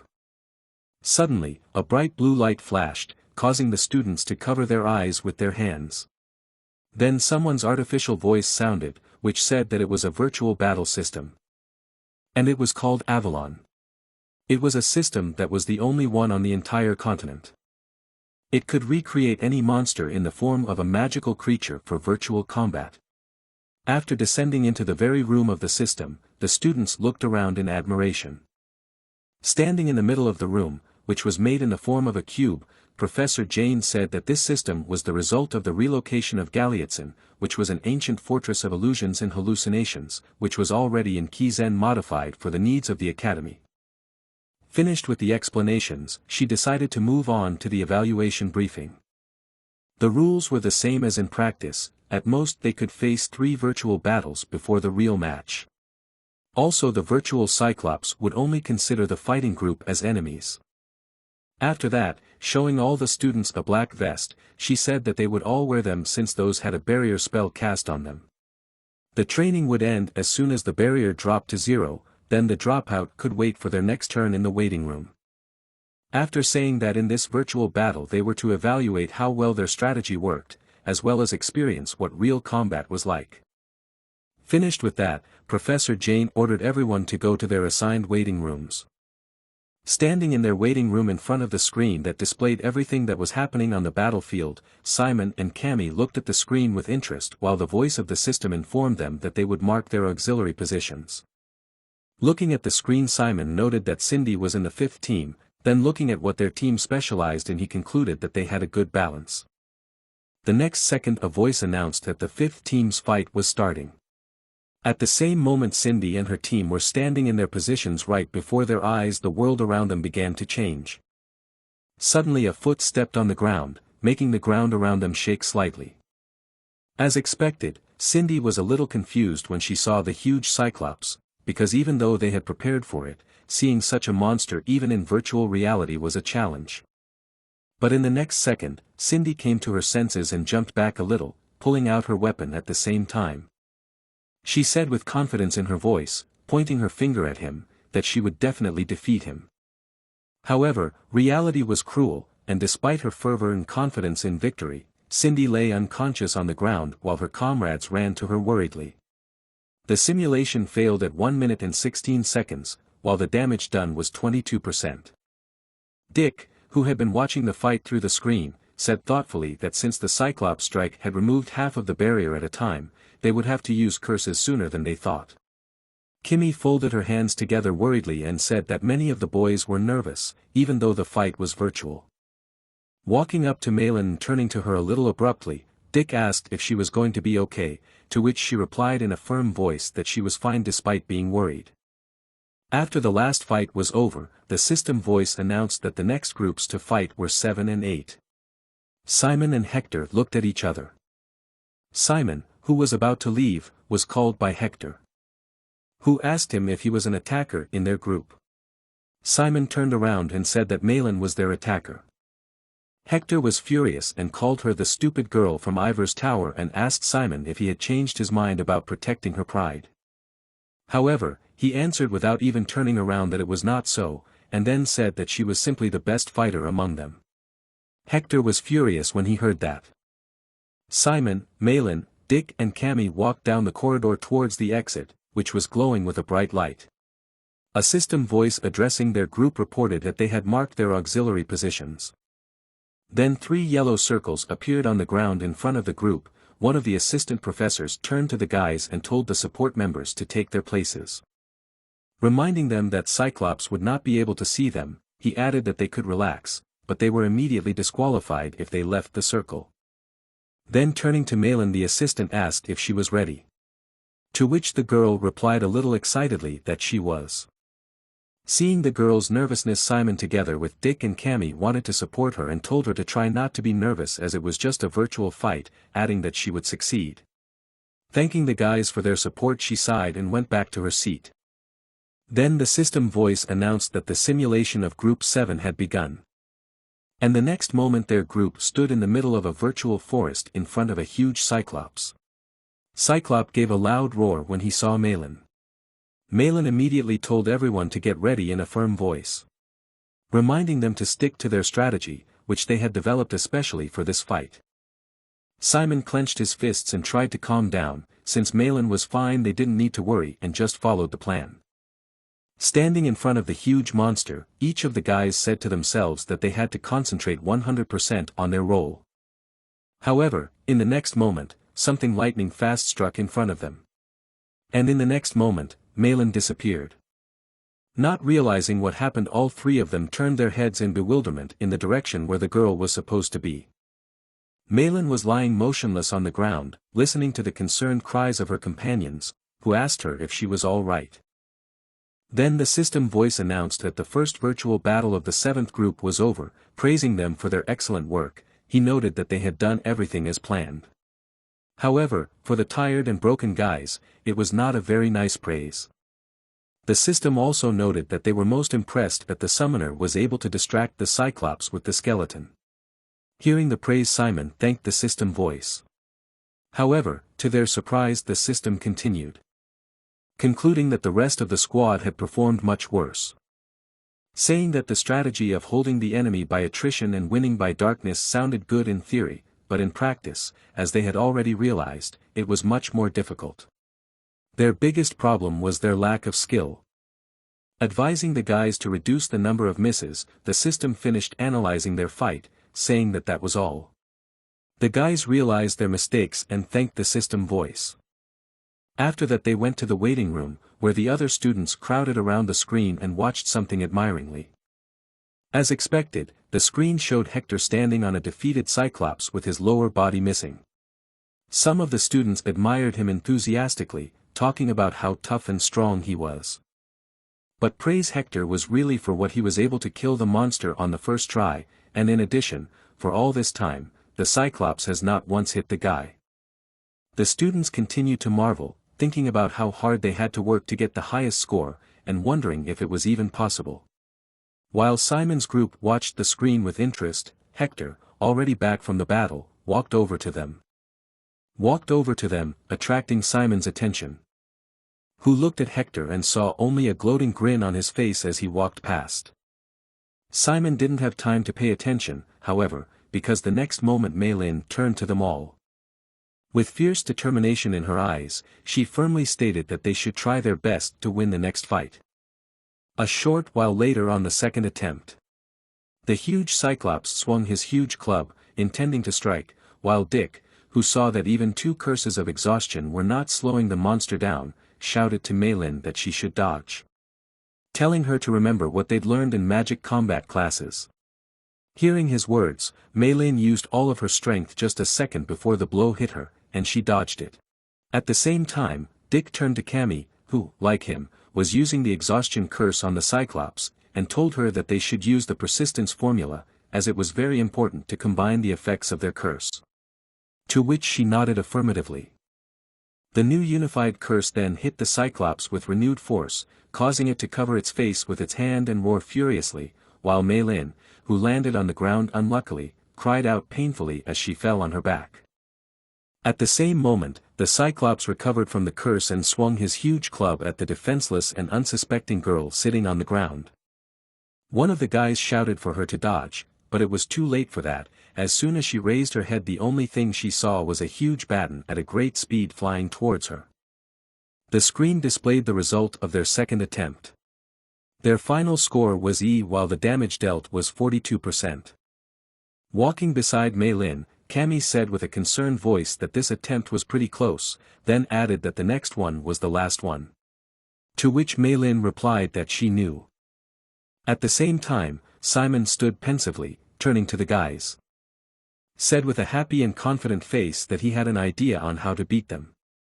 He then went on to give the details, saying that first of all the basic plan was the same, the 2 of them would cast curses while Meilin would use a flash of darkness, but since the double depletion didn't really work, Simon said that Cammy and Dick should use a 4-layer depletion with multiple formulas. Dick said confusedly that he'd never done anything like that before, while Cammy added in an uncertain voice that it was impossible because they wouldn't have enough time to do it. To which he replied in a confident voice that time was fine, as he would buy them as much time as possible with the help of the skeleton. Having no other options, everyone agreed to the proposed plan. Some time later on the battlefield during the third attempt, 2 skeleton mice started climbing Cyclops' legs, distracting him and also trying to do some damage. Besides, while discussing the plan, Simon suggested to use the terrain in their favor. He also asked Dick if they could use his special sorcery, so he said yes.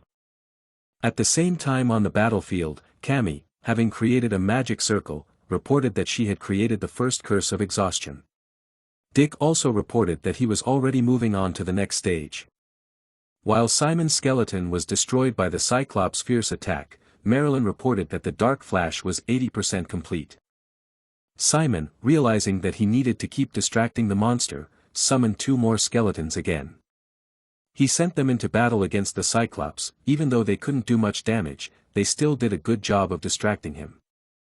After a while, Cammy, who was holding an exhaustion spell in both hands, said she was done, and a couple seconds later Dick said he was ready. Hearing this, Simon said that this was great news, adding that they were now moving on to the next part of the plan. The shattered skeleton in Cyclops' hand glowing with blue light began to fall to the ground. The monster, sensing something wrong, began to turn his head in search of what was causing it. The danger that made the Cyclops' instincts go on alert was Malin, who held a large red spell in front of her and loudly announced that the dark flash was ready. Seeing the girl in front of it, the monster let out a very loud roar, after which it immediately rushed towards the girl.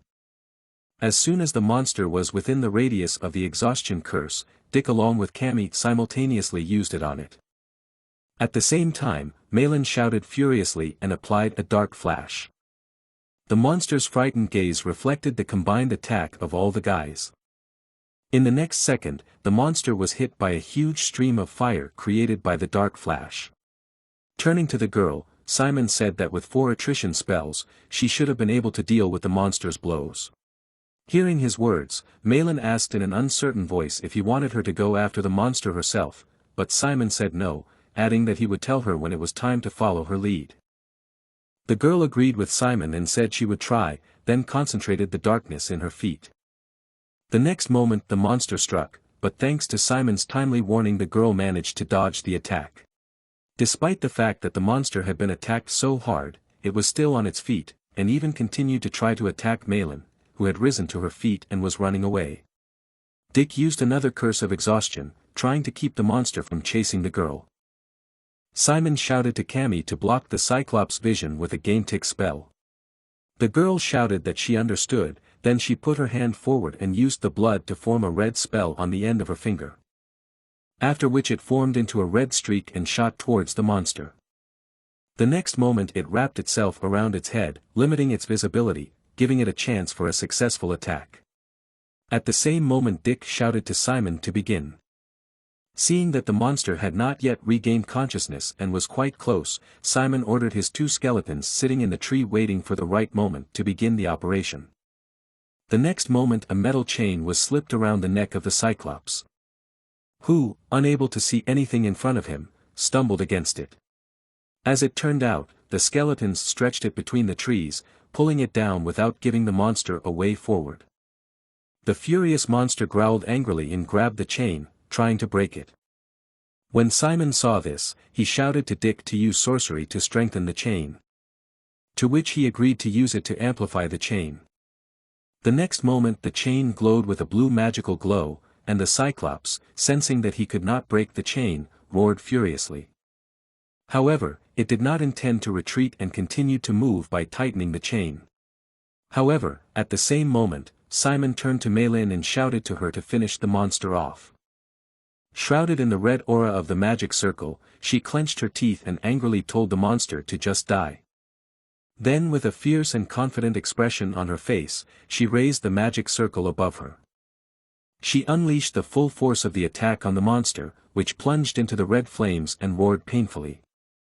At the same time, the rest of the group looked at the Cyclops in anticipation, who burst into red flames and gave a painful growl. After a while, the flames began to disappear, leaving behind a burned monster, which stopped growling for a second froze in place. However, in the next moment, he fell face first to the ground, beginning to disintegrate into hologram particles. The screen displayed the result of the battle. As a result, Team Number 7 was able to complete the challenge in 6 minutes and 48 seconds with only 3% damage. However, judging from their joyful faces, they didn't care much about the score. Gathering together and hugging each other, they smiled with joyful smiles on their faces as they were happy that they had succeeded. When they came out of the simulation room, Professor Jane was waiting for them and said congratulations on clearing, Group 7.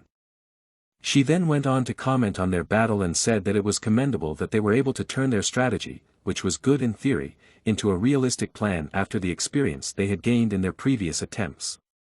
Dick once again congratulated Simon for his excellent work.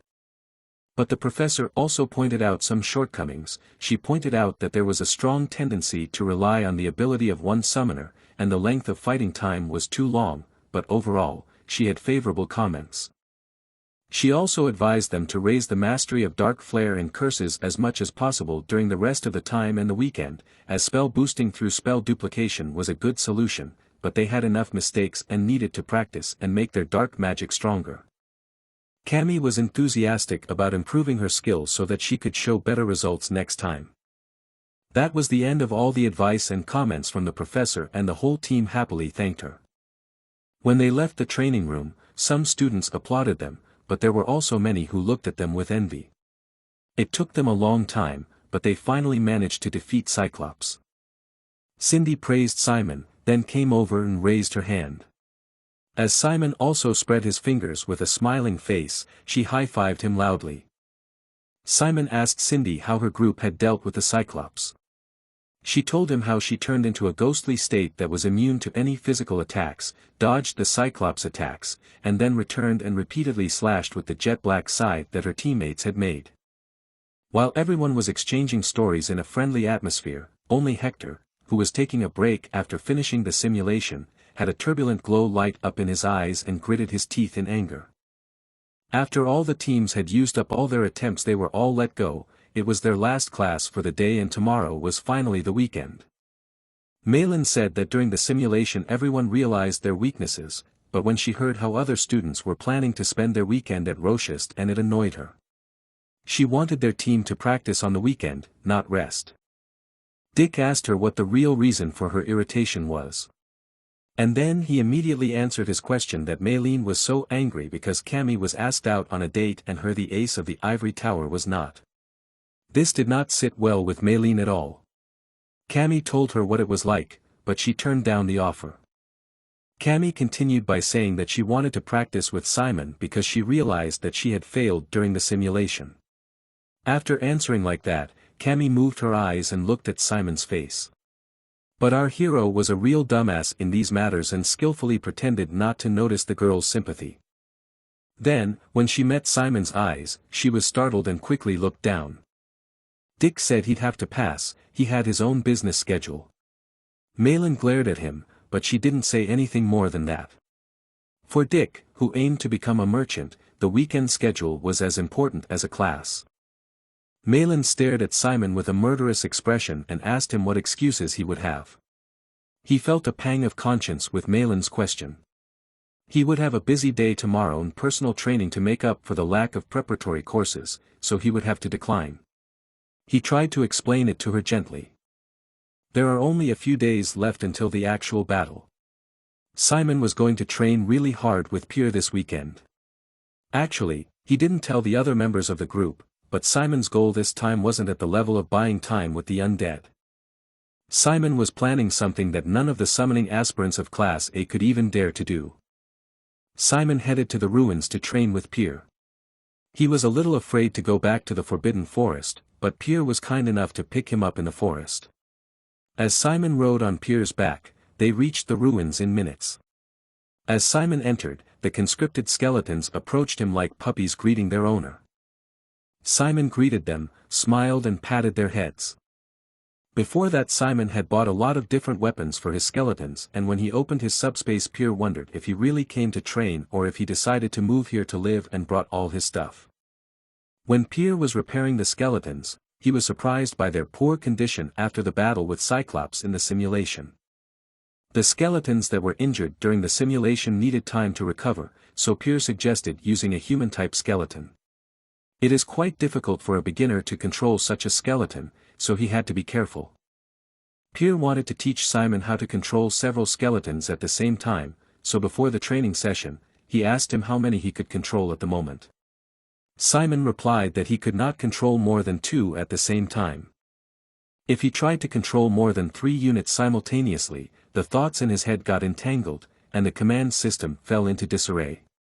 Most of all, he couldn't bear it as his mental strength rapidly went down, and a bad headache occurred. Hearing his response, Pierre reassured him that it doesn't matter how many you can control at once, it's how well you do it, even if it's 1 or 2 skeletons. Pierre suggested that they conduct a practice battle using no more than 2 skeletons. Simon agreed. And now there were 2 skeletons on each side, ready to fight. The battle began, and Pierre told Simon to attack first. Simon sent his skeletons to attack and immediately 2 skeletons with swords jumped off the floor. Pierre also made his 2 sword-wielding skeletons charge in. A continuous clash, the harsh sound of iron hitting iron resounded as the swords collided. As Simon was contemplating on what move to make next, when Pierre's 2 skeletons with spears attack and thrust their weapons from behind. Simon's skeletons withdrew and tried to dodge, but it was not enough and the spear scratched the face of one of the skeletons. Then, Pierre's skeletons with swords in front pushed back the skeletons who lost their balance. Simon's skeletons took the sword strikes in a precarious position with their backs bent. Then, as if they were waiting, the skeletons with spears returned and hit the legs with their spears, and Simon's skeletons fell to the floor, suppressed. In a moment, Simon's skeletons were already on the floor, he had lost. He accused Pierre of not playing fair, they had agreed to use no more than 2 skeletons at a time, and he used 4. But Pierre replied with a playful smile that he had only used 2 at a time, just like Simon. Simon began to understand. He did, in fact. Pierre first moved the skeletons with the swords, then the skeletons with the spears. He then returned to the skeletons with the swords again, crossed to the spears, and repeated the movement. Pierre saw that Simon was thinking and said that he seemed to have figured it out himself. It's not much of a big deal. It's called cross-operation. It's to expand the scope of limited control by quickly moving the control of the skeletons. Pierre said that if he can't connect to multiple skeletons simultaneously, the key is to operate two at a time and make all the skeletons move. That was the strategy. Simon took a moment to understand Pierre's words and think it through. Two skeletons with spears came forward among Simon's skeletons and raised their hands in front of them. He made the skeletons with swords spread their palms. Then, he went to the skeletons with the spears and high-fived the spread palms. And now it seems that these skeletons were the best of friends. Simon asked if he had done everything right. And Pierre was just delighted. He replied that it was a pleasure to train Simon and it was really evident in his satisfied face. They continued their training. Their goal was to master cross-operation. After training with Pierre, Simon returned to Kizen where he continued to train with his friends as well. Each of them gradually improved their fighting skills and Dick was very tired after the training, but Malin encouraged him that it was thanks to such training that they were getting stronger. Malin and Cammy took notice of Simon. His skeleton control skills have improved significantly. He used to be able to control only 2 skeletons at a time, but now he can control 3. They were amazed at how he had improved his skills in such a short time. As their interest in Simon's tutor suddenly rose, Simon smiled awkwardly. Simon said it was all thanks to the private lessons.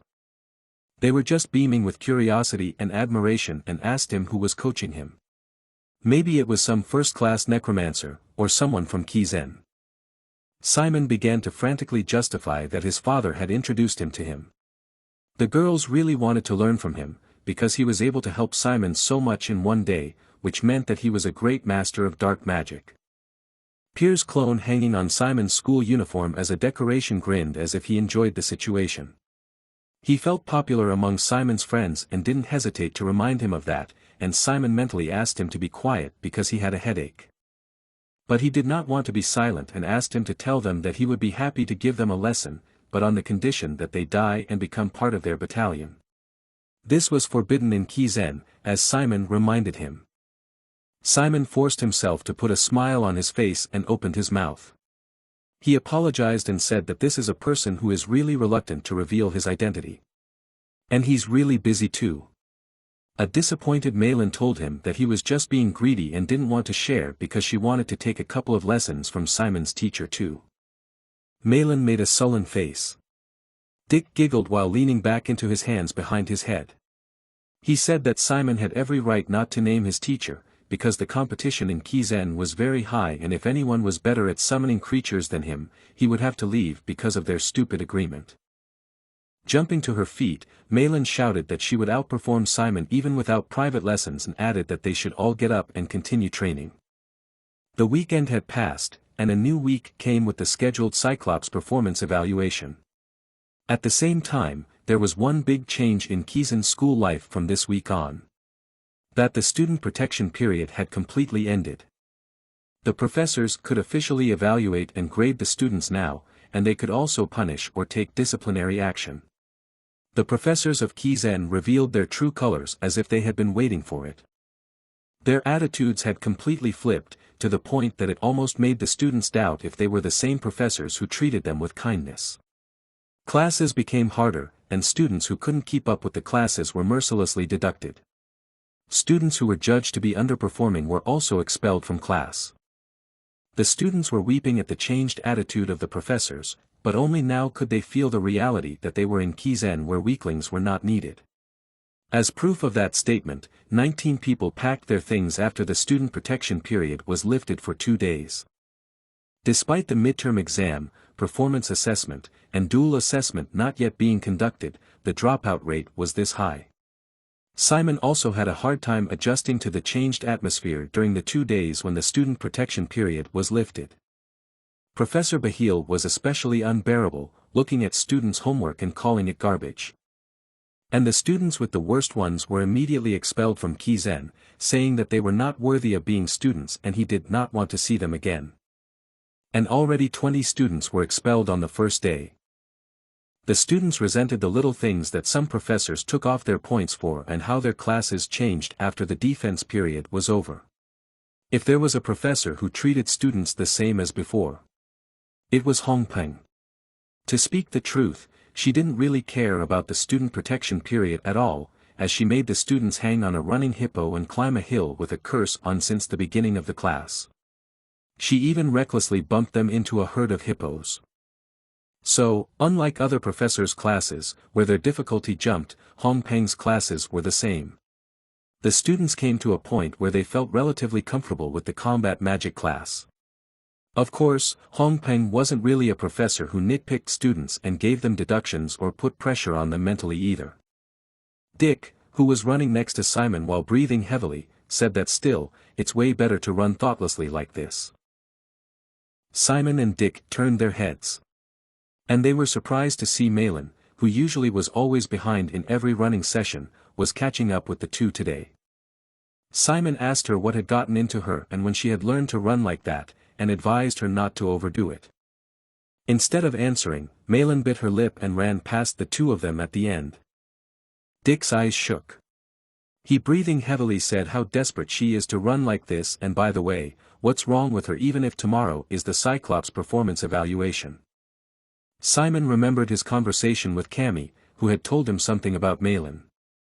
Cammy had asked him then if he had practiced physical exercises with Malin.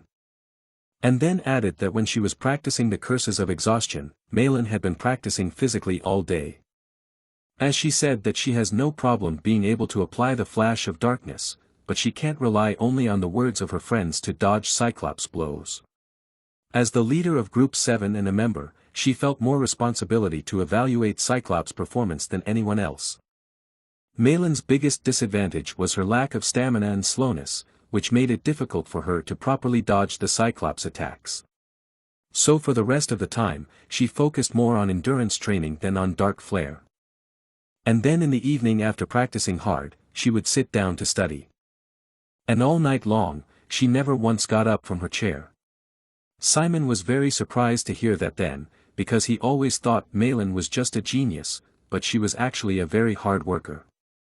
According to Cammy, Malin didn't even sleep properly so that she could study. They would study together until late at night in the sorority lounge, and when she came back from her nap the next morning, she still saw Malin. She said she overcame her fatigue and sleepiness with medication and potions so that it wouldn't interfere with her while she was studying. From morning until bedtime she had to study and whenever Simon saw her she was studying, and it was truly commendable. But he had no idea what made her so persistent. As soon as the run was over the students laid down on the grass as if it was just what they had been waiting for. The teacher's aides were walking around as usual, handing out stamina-restoring drinks. Malin approached them with a quick step, and smiling asked Simon to look at her. She said she was about to show a leap of darkness, bent her knees, and jumped up on the spot. It was quite high, and a black jet formed under her feet. Sliding on the grass, she came down and looked at Simon and friends who were amazed at her skill. Malin asked them how they were doing and if she needed to tweak anything. Simon replied to her that she was really good and she did great. She was very happy to hear that because she hadn't wasted so much time practicing. Simon replied to her that she was really amazing. To overcome weakness in such a short time. As Cammy said, it was an amazing accomplishment. Of course, backstage, she had to put in an unthinkable amount of effort. And still she looked like she was abusing her legs. When she landed, their condition didn't look the best. Simon advised her not to exert herself too much, worrying about her health. He reasoned that they were able to defeat the Cyclops during the simulation, so they would also be able to handle the real one and get a good grade. But Malin had a fire in her eyes, and she was not going to be satisfied with just a score and a good grade. She wanted to be the best among all the teams. She said her goal was first place and she would try her best to get it. As Simon was about to open his mouth to say something, the teacher's aides clapped their hands and told everyone to get up and start running towards the next goal. Simon stared at Malin for a moment, trying to guess what was motivating her. But then he stood up and walked towards the others. The students who were already accustomed to Hong Peng's classes quickly stood up and lined up. At the professor's command, everyone ran down the slope, enjoying the cool breeze and the incredible view around them. After all, in this place where yellow flowers were blooming, it looked as if the entire mountain was covered in gold. Simon couldn't help but marvel at how Hongpeng only chose to study in places with beautiful natural scenery. When they reached the next point on the trail, Simon stopped to catch his breath, but Hongpeng immediately approached him. She asked him if he was practicing the jet black operation that she had taught him properly. He responded by assuring her that of course he was practicing. Hongpeng had taught Simon the technique of temporarily increasing the body's capability by activating the jet black in the body. The professor was delighted with how fast Simon was learning and kept telling him that magical combat would suit him better than any other subject. But their sweet conversation was interrupted by one of the assistants, who ran to the professor with some urgent news. It turned out that one of the students had hurt herself and sprained the ligaments in her ankle. Hongpeng ran after the assistant, but lastly told Simon to remember that only practice would help improve his skills. Simon walked over to his friends who along with all the students sat on the grass and drank the refreshments. He immediately asked Cammy where Malin was and she immediately said she didn't know. Cammy justified that she was behind all the time, as well as Dick, and they were looking for her together after they reached the right point. And they hoped that Simon had seen her. But unfortunately for them, he didn't know where she was either. Professor Hongpeng asked her assistant what happened. He carried the girl on his shoulders and told her that the injury looked serious. The students, seeing all this, began to whisper among themselves. Indescribable horror seized our friends when they saw who it was. It was Malin and the bandage was wrapped around her ankle. After this incident she was taken to the medical center and there, after a detailed examination and bandaging, the doctor came to her and told her that her ankle ligaments were very badly stretched. And now for the time being, make use of crutches, and going to classes is fine, but make sure to skip all classes with physical activities for about a week. Her friends were shocked at this news and didn't know what to say. Malin jumped up from the bed trying to convince the doctor that she could walk and that she was fine because nothing serious had happened. The next moment, however, she nearly fell over from the pain and Cammy had to hold her up. The doctor was relentless and addressed her in a confident voice, saying that this is an order, not a recommendation. Malin was confused, now she would have to skip the test. The doctor continued that he gets that she's passionate about the classes, but there are things without exceptions and for him the patient's recovery comes first. He's going to exclude her from all classes that require physical activities for a week. Malin clenched her fists with helplessness at this news. Cammy tried to comfort her and felt really sorry for her. Malin was very upset, but she couldn't afford to cry in front of everyone, so she asked everyone to leave her alone for a while. Everyone except Simon started to leave, going to listen to the request. Cammy noticed that he wasn't going anywhere and asked what he was waiting for. But Simon gathered his resolve and told Malin that nothing would change if she drowned in self-pity. Cammy and Dick were surprised. It was a very cold statement that was unlike the usual Simon. Malin asked in desperation what he suggested she do then, what they could do about the upcoming fight with Cyclops. Simon answered her that they would surely find a way out. She laughed. It was a very self-mocking and hysterical laugh. Then she said, "You know it too, right? This is the tactic that we worked hard and planned on for a week. We practiced desperately only in this position, and tomorrow is the actual battle against the living Cyclops. What the hell do you mean by a way out?" Dick and Cammy didn't know what to say to her. Then she asked if he was laughing at her, and even if he was, let him laugh all he wanted because it was her fault. And all of them will get the lowest grades for practice because of her, and then they will be kicked out of Kizen and all because of her. After all, she hurt herself because she was trying too hard. But Simon confidently stopped her, telling her that enough was enough. He had an idea how to solve everything. Dick and Cammy looked at him in surprise and he told everyone that if it was okay with everyone, then tomorrow he would be the attacker instead of Malin. Simon's eyes gleamed. The three of them suddenly felt goosebumps rising up their backs. Was that really Simon? It almost felt like he was a different person. The next day, All the first-year students walked down a corridor of dark and ancient dungeons lit by dim lamps. The students wondered how such a small island could have so many dungeons and ruins. Kizen's underground dungeons were some sort of supersized prison that kept the monsters from the continent captured. Not only monsters, but all kinds of terrible criminals in the continent were also said to be imprisoned at the bottom of the dungeon. Dick assumed that what they had seen was only a small part of Nephthys' collection, who after her travels across the continent had brought interesting locations to the island. Cammy was very surprised. She turned to Dick and asked if it was really Nephthys' work. She found it hard to believe, but Dick was sure it was. Meanwhile, Simon and Malin, leaning on a crutch, walked side by side in silence and a dark atmosphere. There was an understandable reason for this, and around them they could hear the students whispering to each other about their team's bad luck. Some felt sorry for them, but most were just glad to be rid of the competition. Malin found it especially painful and hard to bear the whispers behind her back, because they were saying that if the attacking member is in that state, they can't do anything about it. It's all screwed up from the start till the end. Cammy hesitantly asked if they were going to be okay, and Dick was sure they were, and he was going to show what he could do. And asked her to trust Simon because he knew exactly what to do. His confidence to Simon, who couldn't figure out what he might have missed in his new plan.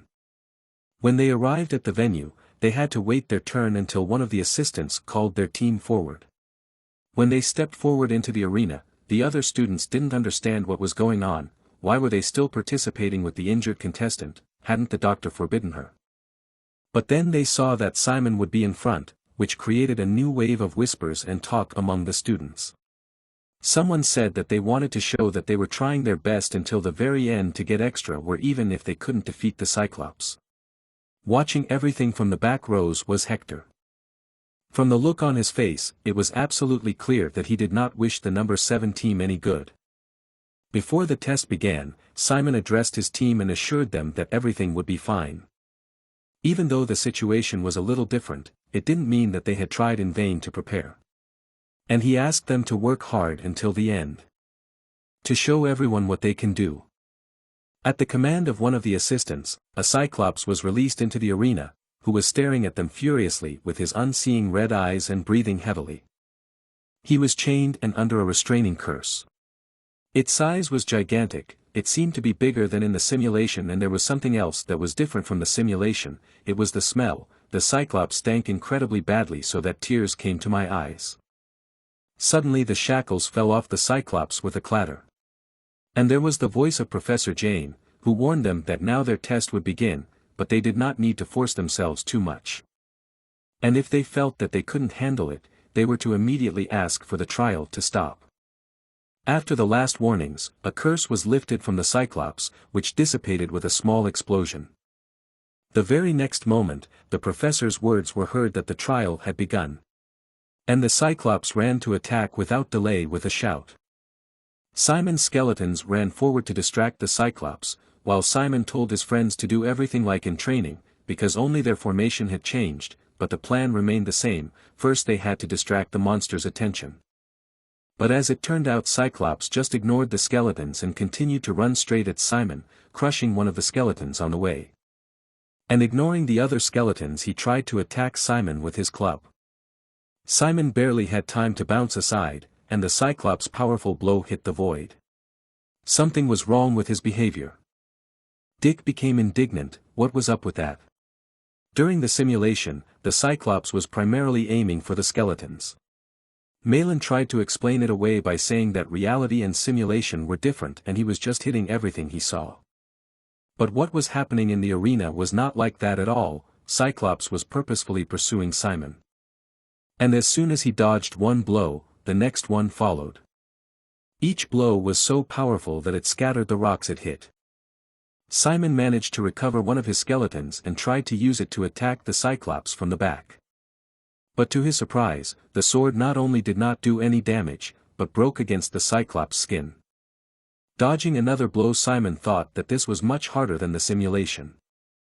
As the Cyclops stalked Simon, he walked into the area of application of the curse of attrition. Immediately, Cammy and Dick used their curses at the same time.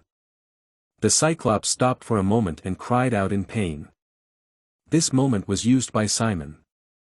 He jumped high above the Cyclops, and his skeleton threw him a spear, which Simon caught in flight. He half-turned and threw it at the Cyclops' head. But his throw did not hit the target, only scratched the Cyclops' cheek, who now looked at him in surprise. Simon landed some ground and pound. This time he was so close but he lacked accuracy. The Cyclops came to his senses and continued his furious hunt for Simon. Dodging time after time, Simon thought that if he hadn't learned to control the darkness he would have been out long ago. Right now, he was only holding on thanks to Hong Peng's lessons. But it couldn't go on like this for long, and at one moment, the Cyclops brought his club right above him. It struck with force, aiming straight at him. Everyone was notified that Simon's shield level had decreased to 72%. And that was from a simple scratch, because Simon had managed to dodge. It was too much. Simon held on to his bruised arm and tried to regain consciousness.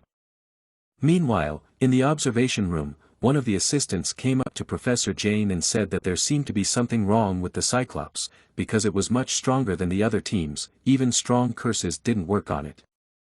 He recommended that she stop the test immediately and replace the Cyclops with another one. However, the professor didn't think so and suggested he'd better observe for now.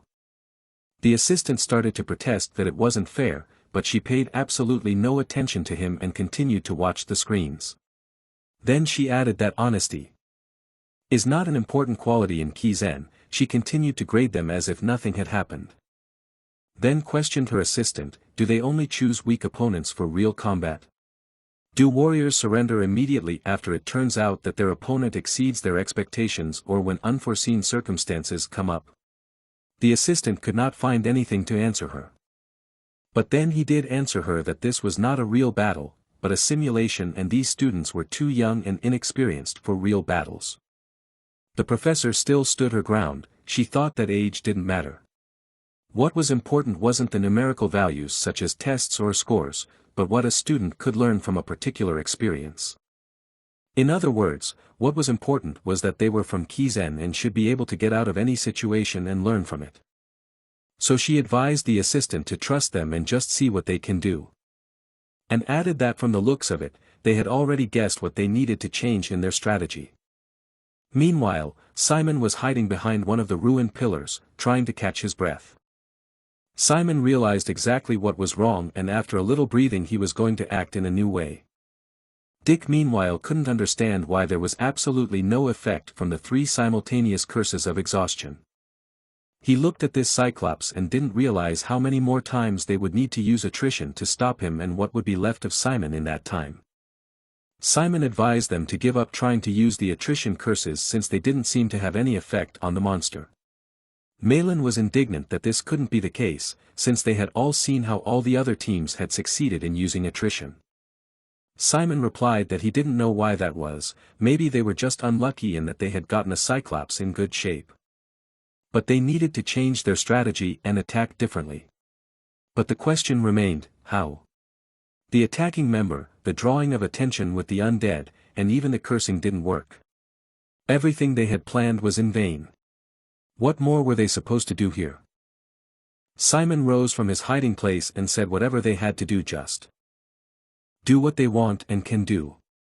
His movement caught the Cyclops' red eye and it began to turn toward him.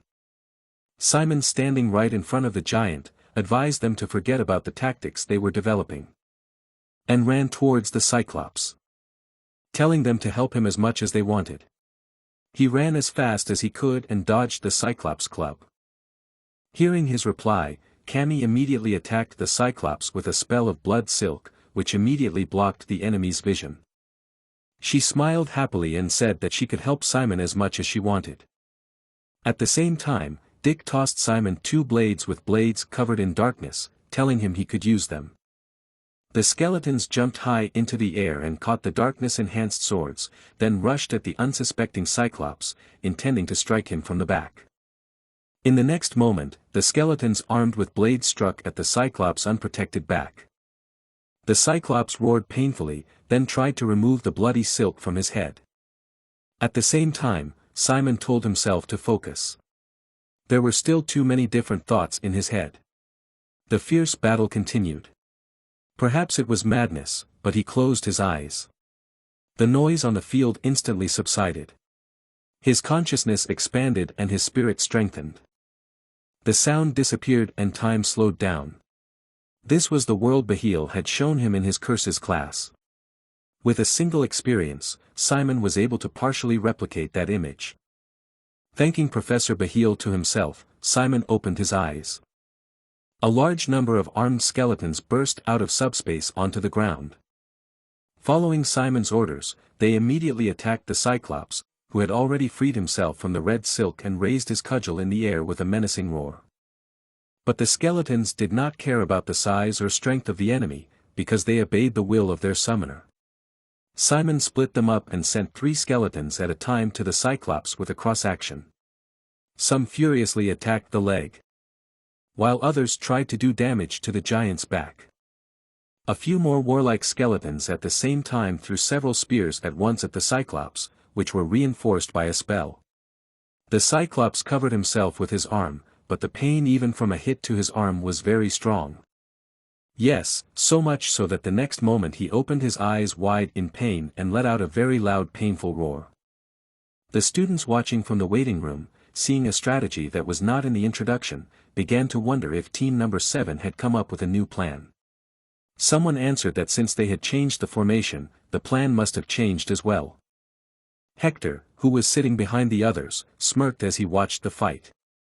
At the same time, Simon, breathing heavily and with abrasions on his body, was thinking to himself that he was still missing something. It was as if he felt he could do better. Suddenly he remembered the words of Fair, who had told him that in order to move the undead one must have a strong will. And so all high-level necromancers should be able to act in all situations. And also with the same fervor they should use emotions like anger, hatred, because the more negative the emotion was, the stronger the effect was. Hate, anger, a determination stronger than anything in the world, these were the emotions that overwhelmed him at that moment. Simon opened his eyes wide. Kill him, were his only thoughts that filled his every thought. The recovery speed of the damaged skeletons became faster. At this moment, under Simon's absolute order, the Legion existed to destroy Cyclops. The students who were watching all of this were amazed at what was happening, as they had never seen the undead summoned by a necromancer be so strong and bloodthirsty before. A relentless assault. A strike route with no pattern. A mixture of the irregular and the regular. It was a scene that truly showed the essence of the necromancer. The Cyclops, who could no longer bear this pain, roared furiously, throwing the skeletons away from him. Then exploded in rage with countless wounds all over his body, pierced the skeletons and rushed at Simon. Seeing this, Cammy screamed in horror for him to dodge, however it was too late. Simon was now in a state of total immersion beyond concentration. His reaction was delayed. No sooner had Simon prepared himself than the Cyclops club came crashing down on his head. Black elemental magic, dark ice, wall of ice, spoke a cold and confident voice that belonged to the Malin standing behind him. Hearing those words, Simon turned around with incomprehension. A bright blue light began to shine in front of him. The next moment, a huge wall of ice appeared in front of him and blocked the monster's attack. Turning to the incomprehensible and confused Simon, Malin shouted in a firm voice to him not to stop, as he would succeed. The ice wall continued to rise, preventing the Cyclops from moving. He tried to break free from the wall, and the blood from his wounds soaked the blue glacier. Simon, who was able to catch his breath thanks to this, looked at the Cyclops breaking through the ice wall, saying that all the conditions had finally been met, then shouted to Cammy to start. When she heard the boy's words, the girl said she understood. She used a spell that only vampires could use, which made her eyes bleed. And in the next moment, black flames erupted all over the body of Camabears, who was standing in the established pose. Her hair swept upward, and red, tear-like streams of blood flowed from her eyes. A flower amongst flowers in blood magic. Specifically the spell Bleed Overflow. Forearms, chest, shoulders, thighs, and heels. Fountains of blood gushed from the countless wounds that Simon's skeletons had inflicted so far. The bleed and poison spells were the most powerful means of support a team member in a given position could provide. The scene where blood flowed from wounds all over the huge monster's body was both terrifying and amazing. In an instant, the entire dungeon was colored red. Cammy, who had used up too much energy, began to fall to the ground, staggering from anemia, but she was caught by Dick, who had arrived in time to stop her from falling. That was the end of her work. Breathing heavily, she shouted to Simon that everything was now in his hands. Hearing the girl's words, Simon shouted for them not to worry and leave it to him. This time he put his hands in the air. This was a skill he had practiced over and over again until now. In fact, it was a secret skill that out of all the Kizen freshmen, only he knew. The skeleton bones scattered on the ground of the dungeon flew into the air. Simon clenched his fist. After which, he applied the skill, Simon Valencia Original, Bone Nail. As a result of which, the many bones floating in the air flew forward and pierced into the Cyclops' wounds opened by Camabear's bleeding magic. A secret technique that allowed over 100 wounds to be attacked at once. The Cyclops went into a frenzy of pain. He screamed, toppled over onto his back, and began mindlessly banging his head against the wall.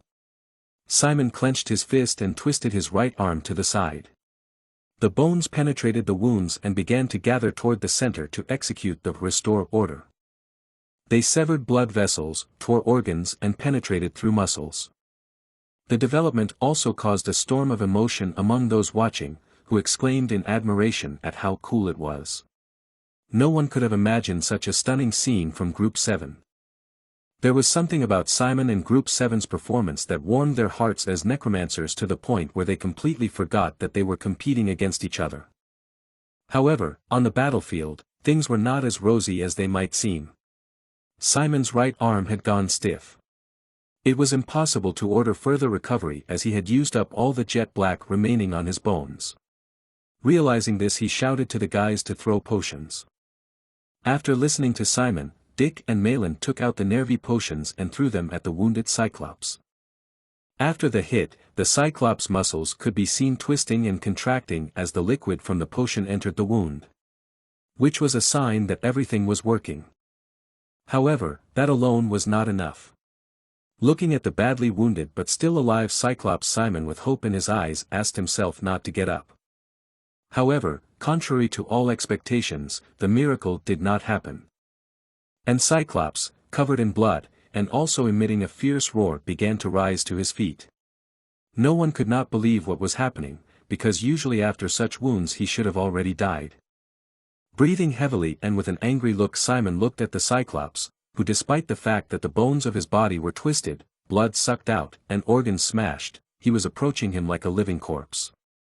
Realizing that anything short of instant death would be useless, he shouted to Dick to prepare reinforcements. Dick immediately threw him an enchanted claymore. The body of the sword was painted jet black. Then he added that he'd put all his jet black in it. It had a lifespan of only 10 minutes. After catching the sword, Simon replied that it should be enough as they would direct all the darkness at the monster. Simon grabbed the hilt of the claymore and adopted a fighting stance. He could no longer use the activation technique he had learned from Hongpeng. In such a situation, both the monster and Simon had run out of strength. From now on, it was a battle of wills. Simon too rushed forward with determination and grit, holding the enchanted claymore in his hands. The Cyclops reached out in fury to grab Simon, but his movements were incomparably slower and sluggish than at first. And just as Simon was about to catch his slack, something happened. Suddenly his body froze in place, and the world around him turned an unfamiliar color. His vision flickered. Because he was pushing the Cyclops, he didn't even realize that his strength, both physical and mental, was at its limit. His right leg jerked and slipped, causing Simon's body to roll on the ground. Kneeling on his knees, he tried to comprehend what had happened. At the same time in the waiting room, Cindy and Jamie were excitedly shouting for him to get up and cheering him on, saying that he could beat him. At that moment, even Hector, who had been sitting on the chair all this time, got up from his seat and stared shocked at the battlefield. However, he wasn't the only one who stood up from his seat. In the observation room, not paying attention to the fallen notebook and pen, Professor Jane got up from her chair.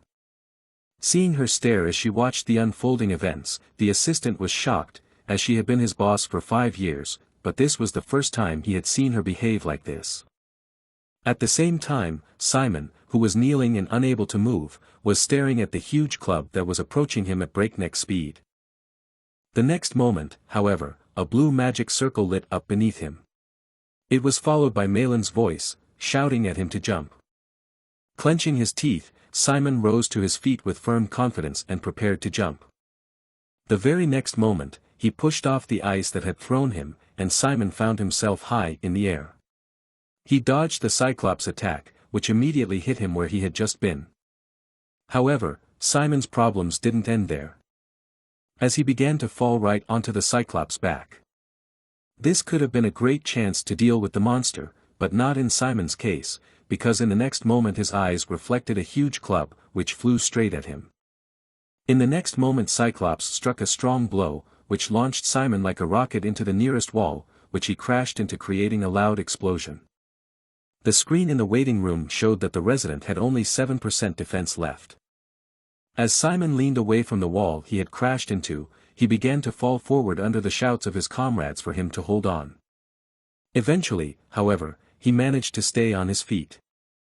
Standing in a pompous pose with his head down, he began to raise his right arm.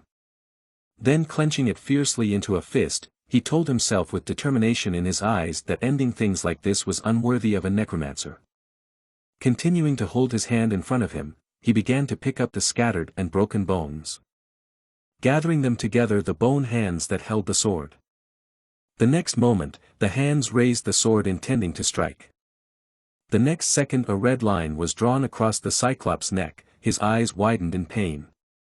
Immediately after this attack, the exhausted Simon immediately fell to the ground, leaving the Cyclops standing alone.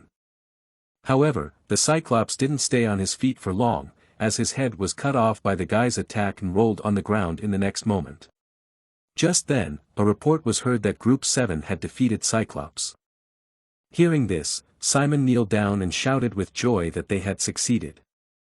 He couldn't rejoice alone, however, as he was immediately embraced by Dick with tears in his eyes. "Simon! Yes! You did it, great job! I'm so proud of you, buddy! You're the best," continued to shout as Dick grabbed Simon. Malin and Cammy, who had come over, were also very happy and touched by their victory. Cammy wiped her tears and turned to Simon and said that she was very happy that he had managed to pull it off. Malin had a face containing a lot of emotions passing through her head. After wiping her face once with her hand, she returned to her usual arrogant expression and raised an open hand. "Humph. Well done. I guess I owe you for this one." As she finished saying that, her voice began trembling. To which he immediately replied that she'd done well too. Simon's words caught her off guard. Excitedly and a little nervously Malin began to mumble something, apologizing to him for yesterday. Without having the time to hear her voice, Dick and Cammy embraced them both from each side. Once again, everyone burst into cheers and rejoiced. "Let me be serious for once, you idiots." Simon laughed harder than ever as he watched the situation. After all the performance evaluations for the morning and afternoon teams were finished, everyone in Class A gathered in the beginner dark magic lecture room. Adding that regardless of the results and scores, she was satisfied as the professor in charge that all members of Class A carried out an actual battle without any accidents. To which the students enthusiastically thanked her for her praise. However, taking the clipboard in her hand, she also added that it was the results that mattered. Jane naturally poured cold water after creating a warm atmosphere. She decided to start the evaluation with the first group and asked them to come forward. Simon sat down on his seat and listened to the other group's evaluations. As expected from Jane, she analyzed the strengths and weaknesses of each group and made suggestions for improvements that'd almost give you goosebumps. Her comments were logical and analytical, to the point where people who knew nothing about that certain group were nodding their heads without even realizing it. Suddenly turning to the two girls who were standing next to her, Professor Jane told them to shake hands. Not understanding what was happening, they stared at her, not knowing what to do. Seeing their bewilderment, she explained that they didn't ruin the teamwork like an amateur, but it'd be better to blow off the steam right away if they had problems with each other. Jane was also able to see through the relationships and mentality of students. It wasn't enough to say that her skills were out of the world. Other than that, if there was one thing that Simon thought was unexpected, there were more groups who hunted the Cyclops than he thought. Seeing Simon's surprise, Malin explained that in the first simulation, the proportion of successful groups was slightly over 40%, but in actual battle, 13 out of the 16 groups succeeded in hunting the Cyclops. Even considering the difference in practice time, they were exceedingly strong in actual fights. It was a time when they could feel the potential of Kizen students once again. And in this case, the scores they received were more important than whether or not the Cyclops was hunted. Then turning to the next group, which was Hector's group, Professor Jane graded them an A, adding that they had done well. Cheers, applause, and gazes of envy were directed at them. Hector's outstanding fighting power and leadership, the clear roles, and the teamwork between each member. They were also the only ones with 3-minute hunting time. They even had stability, as the barrier gauge exceeded 90%. Upon hearing this, the students began to murmur, wondering if Hector's group was the best in the class. Finally, turning to Group 3, the professor said that she was looking forward to seeing how each of them grew. Hector, pleased with the result and the praise, nodded and thanked Professor Jane. Finally, it was time for Group 7, which was the group Professor Jane addressed, asking them to come forward. She rustled up and took the grade sheet in her hands. It became as quiet as the grave. Then looking at the guys, she informed them that they were in a mess that couldn't be called anything else but horror. Malin squeezed her eyes tightly shut, and Cammie's lips trembled. After which, the professor reported their elapsed time, 13 minutes and 58 seconds. The participants' barrier rate was also in the numbers, 7%. There were even haphazard and improvised actions that didn't match the originally planned strategies. Putting the documents aside, she looked at the group of 7 with expressionless eyes. They had nothing to say as she presented clear numerical values. All 4 were silent, and Jane opened her mouth.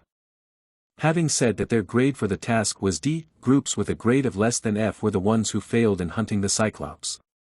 It was practically the lowest grade among the groups that hunted the Cyclops. When everyone was about to solemnly go back to their places. However, they were stopped by the voice of Professor Jane, who added that this could be the result if some information was not taken into account. After which, holding up a piece of paper, at which the members of Team Number 7 stared with a confused look. She explained that after an autopsy of the corpse of the Cyclops that Group 7 hunted, found traces that the curse and drugs used at the time of capture caused unusual side effects. What was the only thing she could tell the students was that the Cyclops exhibited extreme aggression. As soon as the curse was lifted, it became enraged and its physical abilities were temporarily strengthened. It's the upper class's judgment that the test's difficulty was significantly different from that of the Cyclopes hunted by other groups. You could hear the students whispering throughout the lecture room.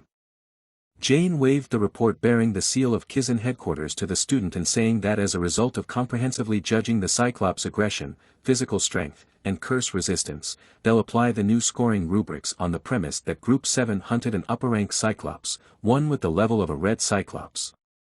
Hearing this, there was a look of shock on the faces of all the team members. Professor Jane continued, saying that they should therefore make an honest assessment of the group. Hector's facial expression became harsher. If it was the decision of the top Kizen class, the students couldn't argue with it. Of course, it was also true that all the A-class students had the same question about Cyclops as Simon. After which she began to announce the grades, starting with Malin. Hearing her name, the girl excitedly stepped forward. Turning to the girl, Professor Jane said that she had played a key role in defending a participating member with coal-black elemental magic that far exceeded the average of first-year Kizen students. That's what she was given 80 points for. Malin couldn't answer immediately, and her shoulders trembled slightly while tears appeared in her happy eyes. Then turning to Dick, she informed him that he had applied highly effective black charms at the right time and place to play the role of Group 7's lubricant in the hunt for Cyclops. Similarly, he was given a score of 80. Again there was an explosion of applause. Dick thanked the professor with a happy face. Next, turning to Ursula Camembert's, Professor Jane said that even as a novice student of hemomancy, she had done well as the main attacker of Group 7. Even among necromancers working in the field, it was hard to see such a level of excessive bleeding magic. Because of which she was given a score of 85. Camembert's eyes filled with tears from the emotions that came in a wave. Finally, Simon Valencia. After these words that Professor Jane said, there was instant silence in the lecture hall. Then turning to Simon he informed that he had contributed as a member. Was also able to take care of the team members despite the unexpected change, and found time on his own to escape the Cyclops attacks. Also fulfilled the prerequisite for bloodletting by damaging the monster's body with a dramatic summoning operation, and his use of the recovery skill was impressive. In the end, he finished off Cyclops as well. After reading the protocol, she slightly exhaled and opened her mouth. Then saying that his performance was perfect, for which he is given 100 points for his personal score. When he heard that, he stared at the professor dumbfounded, unable to believe what he was hearing. She added with a slight smile on her face that it was a pity that there was no grade higher than A+. With those words, Jane hinted that the best A grade was Group 7, and that drove a wedge. Shouts of surprise and admiration immediately echoed around the hall. Hector closed his eyes and leaned back deeply in his seat. One of his friends wanted to address him, but he ordered him to shut up in a cold voice. He added that if he didn't, he'd rip his tongue out. Looking angrily at Simon, he could not accept another defeat. Team number 7, in a warm atmosphere, rejoiced at their victory, which was their first step towards becoming the strongest necromancers on the continent. But that's another story. Sitting under the starry night sky by the fire, in a warm and friendly atmosphere, the whole team number 7, along with Professor Hongpeng, happily raised their glasses, celebrating their victory in the exam. Looking at her glass with confusion, Cammy said with surprise that what was in the glass was very similar to berry tincture. Hearing this, Simon looked into his cup in surprise. Professor Hongpeng, seeing the guy's confusion, confirmed Cammy's words, saying that there was indeed tincture in their cups. However, she then told them not to worry about it as she had received special permission from Kizen to congratulate them on their perfect performance. Looking at the boys, she added that it must be hard for them after finishing their defense as students, but said that even so, they should know that the professors didn't hate them. Adding that they should keep trying no matter what. To which all of team number 7 responded in unanimous agreement.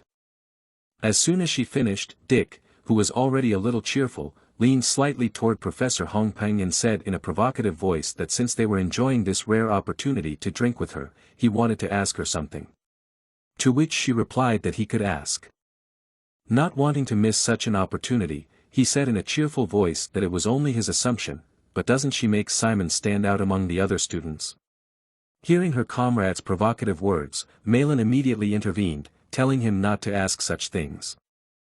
However, the professor did not evade the question, and replied that his assumption was correct, saying that professors were also human, and they also had students they liked better. When Dick heard the answer, he scratched the back of his head nervously and laughed. Afterwards, already in a rather strong state of mirth, he picked up his cup and, still laughing, suggested that he drink and just forget about the matter. Professor Hongpeng laughed and replied that it was all right and she was only joking. She patted Dick on the back and ruffled Simon's hair and said with a smile that she loved and appreciated all the students. Apologizing for her jokes, she said she had good news for them. Simon asked her what she was talking about. To which the professor replied in a solemn voice that next week they would all finally go on a mission. Upon hearing this everyone except the main character got excited while he sat there confused, not knowing what was going on. The next day on his return to Kizen. Walking through the alley, Dick was telling Simon about the mission, which was one of Kizen's major systems. Once the students' defense period was over, the mission period began, which usually took about 5 days, and during that time they could take themselves on various assignments outside of Kizen. The assignments were very varied, and could be as simple part-time jobs as well as monster slaying, personal defense, assassinations, and trial fights. It was impossible to list everything. Simon asked Dick in surprise what kind of test fights he was talking about. He replied that it meant that the students could get an assignment from an experienced necromancer. However, many of the assignments were dangerous, so Simon asked if there was any compensation for the risk. His friend replied that depending on the complexity and completion rate of the assignment, Kizen was assessed a fee, while the client paid for the completion. Then he added with a smile that assignments were the best way to cover the costs of the academy. Besides, since he was going to major in summonology, it would be a great chance to make some money. However, there were a few things he should not forget about during this period. The first was that they had to complete at least one assignment. Simon asked, what would happen if they failed all the assignments they would take in 5 days? To which Dick replied that then they would fail the mission. And if they fail the mission, they won't get any money or grades. Plus, they'd have to write a letter of explanation. It was possible to continue doing the assignments after the mission period, but Dick added that he would not advise them to do so. Because during the extended mission period you couldn't attend classes. And it was better to give up and quit than to ruin attendance. Looking at the students who were gathered around the blackboard, Dick turned to Simon and said that they could come up with their own plan, like some of the students who took the easier assignments, and after they completed them quickly, they focused on their studies. While others, on the contrary, leave the island to complete a difficult mission for the sake of money and grades. Hearing his friend's explanation, Simon asked if they could do as they pleased, to which he said with a smile on his face that in Kizen only the result was important. Suddenly Dick stopped Simon, saying that they were here. Then, pointing to the blackboard, on which hung a poster with some information, he said that there was an explanation of the colors of the envelopes with assignments, which he had to look at and choose the right one. There were 4 colors in all, white, blue, red and black, each of which was responsible for the difficulty. The easiest errands were in the white envelopes. The mission in them was within the island, while the possibility of meeting the priest was 0. The hardest errands were the ones in the black envelopes, because the limits of the mission were in the entire Holy Federation, while meeting the priest was guaranteed. Dick also told Simon not to take any assignment that was too easy, as his grades depended on it. This was the difficulty of choosing missions in Kizen, because you had to choose the best mission that would fit your goals and priorities. Then pointing his finger at the protagonist, Dick added that if he failed the grades on the mission, he could forget about dangerous tasks. In addition, delaying too long will not work, even though the assignment has time. And as a result, he would simply be expelled for failing grades. Simon answered fearfully that he would do his best and would not put it off. When he had finished explaining, Dick waved goodbye and said that they would meet when he had decided on his assignment. Simon agreed, thanking him for the information. Walking between the students, who were busily looking for companions for joint missions, Simon pondered which mission he should choose. Turning to one of the students who was handing him a mission sheet, he wanted to look at it, but Fayer immediately told him not to accept it, since they would definitely have to leave the island. Then adding that their priority should be to be able to get to the continent, all in order to gather soldiers for the battalion and restore the former glory. Hearing his words, Simon asked him with interest if the undead were stronger than him. He replied in an indignant voice that he was the leader of the battalion, and no one was stronger than him. However, he then added that some battalion generals were real monsters.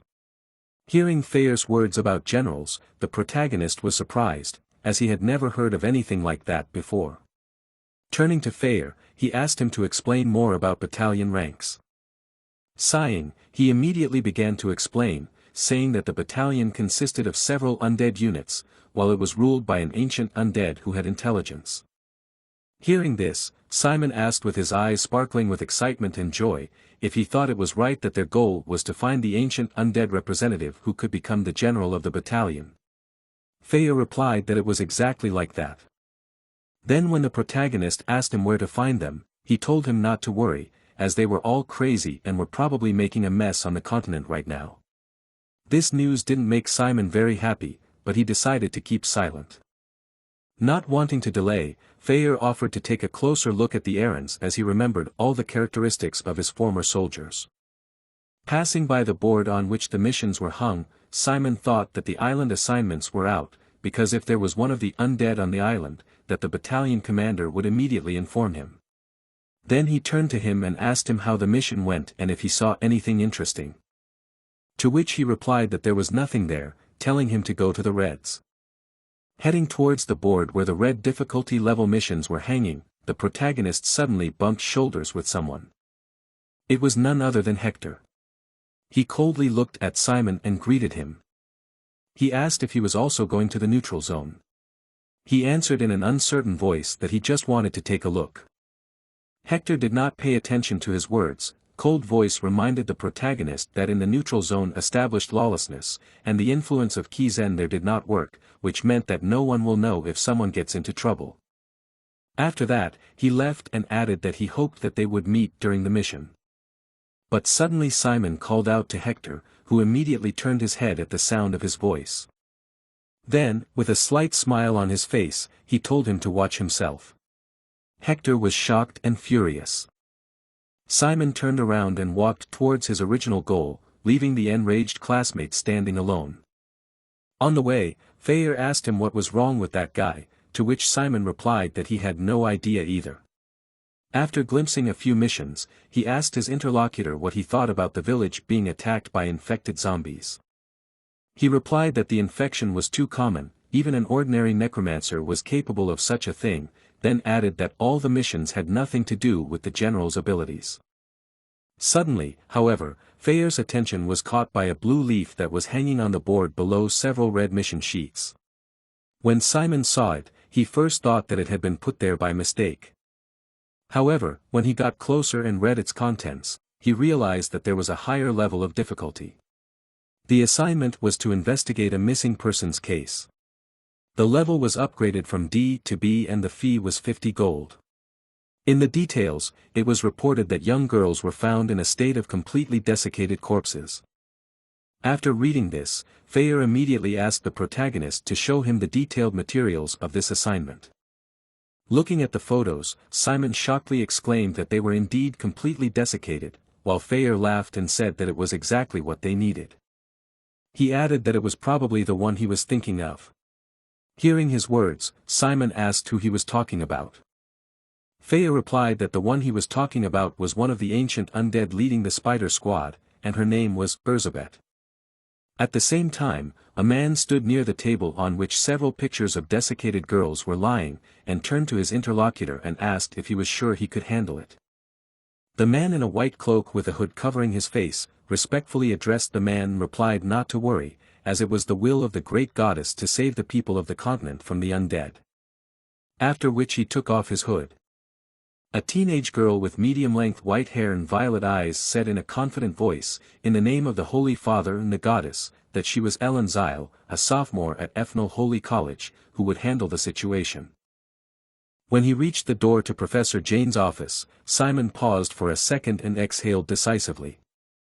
He knocked and told the professor, who was sitting at her desk writing something, that Simon Valencia had arrived. Hearing his words, she said he could come in. She asked him if he had come for the mission, to which he replied that he had. As soon as the professor asked him to give her a sheet of paper with the mission he had chosen, he immediately put it on the table in front of her a little nervously. After a glimpse of the mission, and then continuing to write, she told Simon to take another mission, since this level of difficulty was too much for a first year to handle. Such a quick rejection shocked the boy a little. However, he did not intend to give up so easily, so the next moment he said in a firm voice that he wanted to take it no matter what, because he was sure that he would be able to cope. Hearing his words, the professor only grinned. Then, under Simon's puzzled gaze, she signed his mission. She handed him the assignment sheet and told him that he probably had a reason to say that to Professor Kizen's face, but then added that he didn't need to convince her. Looking at the confused Simon, she said that he was a student of Kizen's, so all he had to do was take responsibility for the outcome. Then the professor added that she hoped he would live up to his words. A pleased Simon, with a smile on his face, thanked her for believing in him. When he returned to Dick, who was waiting for him in the corridor, he happily told him that Professor Jane had let him go, but from the look on his happy face one could have guessed it all. After a while, Simon and Malin stood near the teleporters that sent students to different places. The girl asked him if he was really going to take up the mission, as she had already told him that it was very difficult to do the investigation in 5 days. But he didn't say anything else, just thanked her for her advice. She blushed and replied excitedly that she hadn't given him any advice, and it wasn't like that. Simon smiled and asked Malin where she was going to go. She replied with a smile on her face that she had taken a personal security mission near Langerstein. She added that despite the fact that it was quite easy, she got good grades for it. When Simon asked her what she would do if she encountered thieves, she lifted her robe and showed her academy badge and proudly declared that if they had brains, they wouldn't dare touch a Kizen student. To which he remarked that it sounded a little cowardly. The girl replied that it wasn't cowardly, and that was why everyone was sending an errand to the academy. Malin waved goodbye to Simon and said that they would see each other next week. Simon waved back and wished her luck. As he approached his teleporter, he noticed the girl who was already sitting inside waiting to be sent out. His appearance surprised her. This girl was none other than Cern. With a smile on her face, she greeted Simon and said that they hadn't seen each other since the performance ceremony. She then formally introduced herself with a smile, saying that her name was Cern Eindark, the official heir of Ivory Tower, and special admission number 2. Simon sat down across from her and replied that his name was Simon Valencia, and he was from Les Hill. After a second of awkward pause, the girl turned to the protagonist and said that she had heard that he was looking after Malin. She added that she might be harsh, but deep inside she was very kind, and then asked him not to refuse or betray her. However, Simon's reaction puzzled Cern, as he asked her in a cold voice why she was telling him that. And someone like her shouldn't be underestimated or defended, because she was doing just fine on her own. The silence was broken by a voice announcing that the teleportation device would be activated soon, and also warning the passengers not to step outside the boundaries of the device during the teleportation. Dissolving, Cern smiled and replied that they would see each other again. Simon also teleported and appeared in the city that was his destination. Finally saying goodbye to the girl, tired and exhausted from their conversation, he noted that she was under a terrible pressure, as if he were talking to a queen or noblewoman. Since Malin was also from Ivory Tower, he could understand her concern, but he was troubled by the way Cern treated her. His musings were interrupted by the voice of Feyer, who, being dressed in knight's armor that made a terrible grinding sound when he moved, irritably asked Simon why he had given him such small armor that was terribly tight for him. He replied that there was no other, and that was all that was left, since he couldn't just show it to people. Hearing the guy's answer, he swore irritably. Not wanting to waste any more time, the protagonist took the materials out of the envelope and asked the battalion commander what they had to do now. He replied that the basis for the completion of their mission was to collect information, and the only way to collect information was to meet with the client. Following Simon, Feyer told him that their client was the lord of this city, so they just needed to tell him that he was from Kizen and then find out all the information they needed. But since he still hadn't figured it out, there was probably a reason for that, and that was why this option wasn't suitable for them. The other option was to go on a run. Pointing a finger at the protagonist, who was walking thoughtfully, he said that he used to do a lot of similar things on missions with his father. Then, continuing to creak his armor, he added that from his own experience, he could say with certainty that it was the fastest way. Simon replied that it all sounded cool and interesting, but they only had 5 days. Hearing the guy's words, Feyer suggested that they should resort to the last method, which was to buy information from the Thieves' Guild, or as they called it, the Information Guild. Simon replied that this was probably a good option for them. Then he added that in that case they should start looking for the Information Guild right now. The battalion commander said that they could ask the innkeeper or pub owner about it. To which Simon, with a smile on his face, enthusiastically replied that then they should hurry up and fulfill the mission as soon as possible. Entering the inn, they were immediately greeted by the owner, who was standing at a table waiting for customers. Tossing a bronze coin to the owner, he informed them that they needed a clean, spacious room, as well as breakfast and some bread. After taking the payment, the owner gave the protagonist the change. But he did not accept it, saying that in return he would like him to tell him where the Thieves' Guild was located. A little hesitantly, the owner asked what had brought them here. Simon folded his hands in front of him and asked the man if this was how they talked to customers. Then tossed a coin on the table. He asked for information in return for a gold coin. At the same time Fayer grinned happily, as he was pleased with Simon's actions, who in his opinion was acting beyond his years. Seeing the strange knight behind the boy grabbing the hilt of his sword, the innkeeper frightenedly asked if they were really talking about the Information Merchant Guild. Simon slapped his hand on the table and added in a confident voice that he still needed information about the missing people incidents. After that, emitting a confident atmosphere, the strength of which was added by the fearsome knight threatening with his sword, Simon demanded that the owner tell him everything he knew. As the sun began to set and the sky was colored pink, Simon walked down the street and said he was glad they had found out everything. Fayer, who was following him and still rattling his armor, replied that it was a great move and that it would make things go much faster. Looking at the information sheet, Simon read in his voice that most of the missing were men, but only the girls were found in a mummified state. Furthermore, there were no signs of molestation on them either. Hearing this, Fayer replied that the one they were looking for used to kidnap guys and have fun with them, while the girls she wasn't interested in had their blood sucked out. And all these events were exactly in her style, which made him sure that Elizabeth was in this city. Entering the right bar, Simon and his somewhat strange knight went straight to the bartender, who immediately greeted them. When the man asked what he would like to order, Simon started digging in his pocket, saying that he had heard about their special menu. Then, placing a silver coin on the table, he asked the bartender if he could sell it to him. He agreed and said he would take them to the right place. They went down a rather gloomy staircase into the cellar, guarded by several men armed with crossbows. The man opened the door for them and invited them to enter. They entered a rather well-furnished room, in the middle of which stood a table and which was lit by many candles. Simon and Fayer were greeted by an attractive woman with long yellow hair who was wearing a red dress. She smiled at her guests and asked what could have brought the foreigners to her guild. Simon simply replied that he had come to buy information. The guild leader asked him what information he wanted. Simon replied that he wanted to know about the missing people and mummified corpses, all the information the guild had about the case. The woman put her hand under her chin and looked at the protagonist thoughtfully. Then replied that it would be very expensive, and such a thing is unlikely to be able to afford a first-year Kizen. These words shocked the protagonist a bit, as he could not understand how she knew who he was. Seeing the guy's reaction, the guild leader laughed loudly, telling him not to get so worked up, adding that it was just a deduction. Since the lord of these lands wanted to resolve this situation very badly. And for that, he had sent out many errands to different places, which made her certain that they had gotten into Kizen. Then, under Simon's gaze, she continued talking.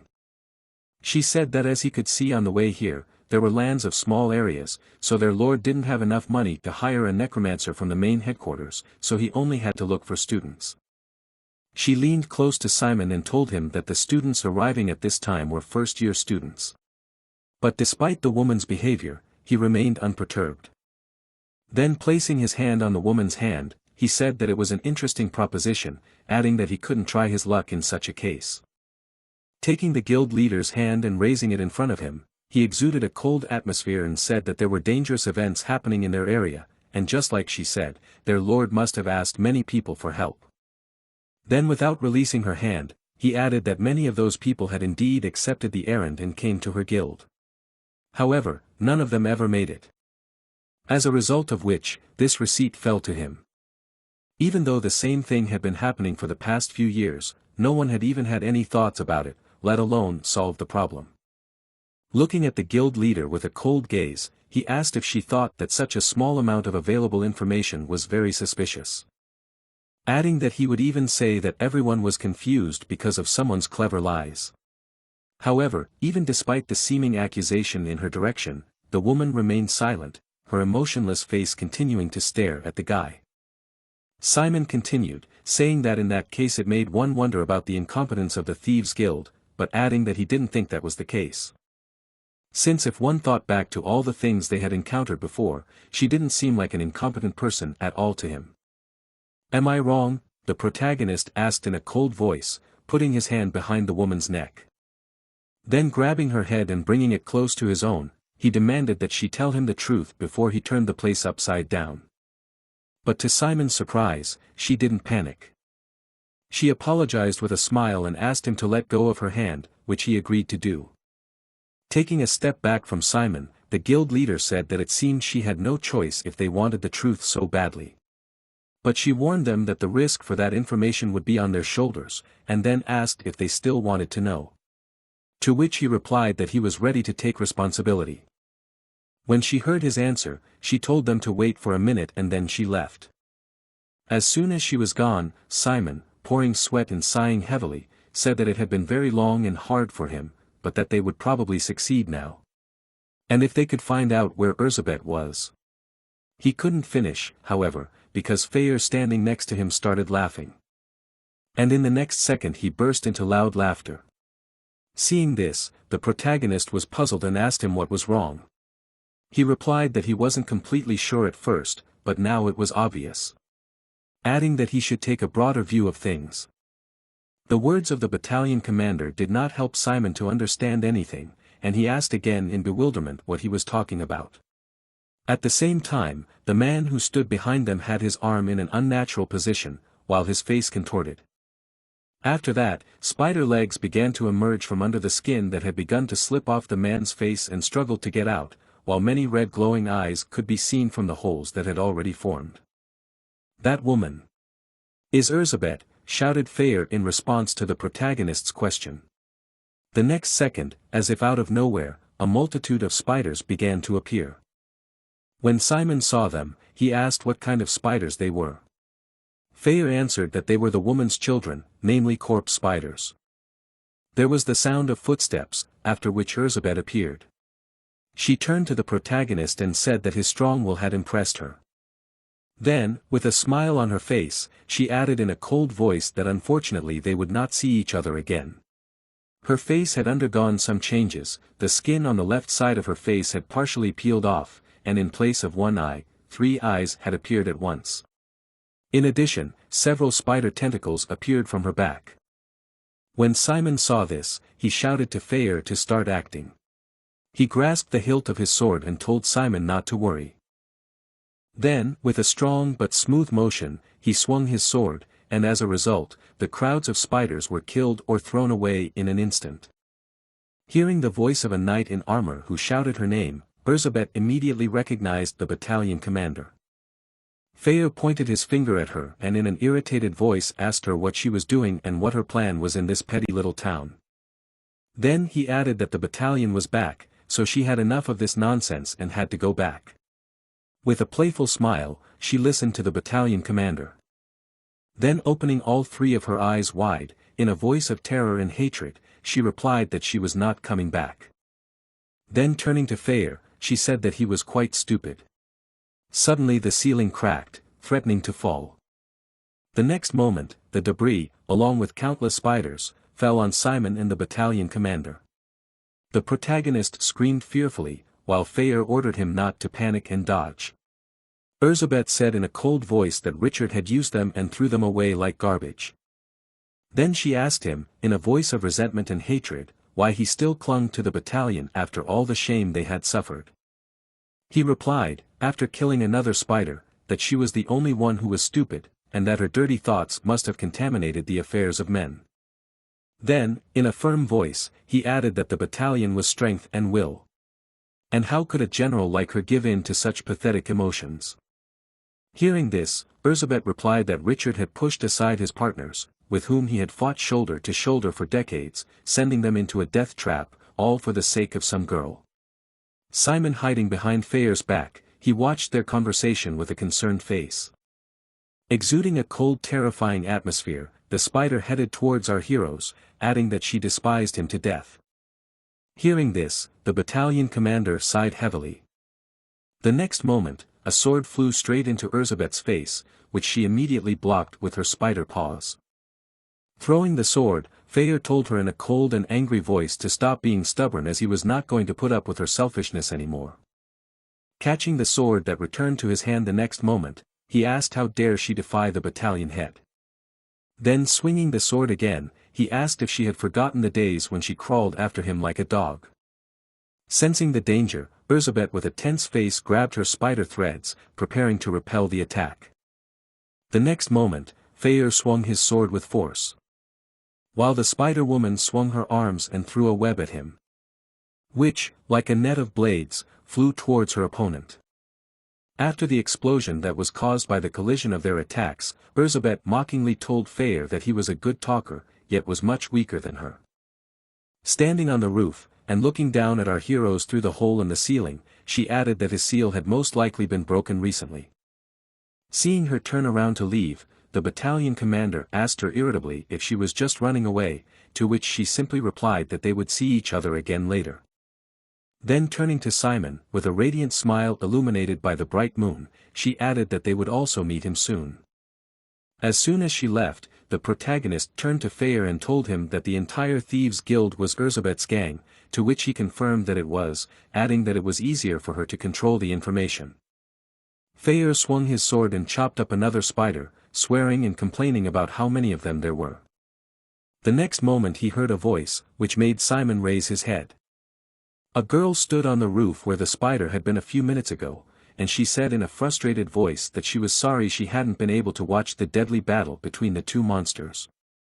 Then raising her staff, she said that she would go after her when she finished them off. The next moment, the stone at the end of the staff glowed with a bright blue light.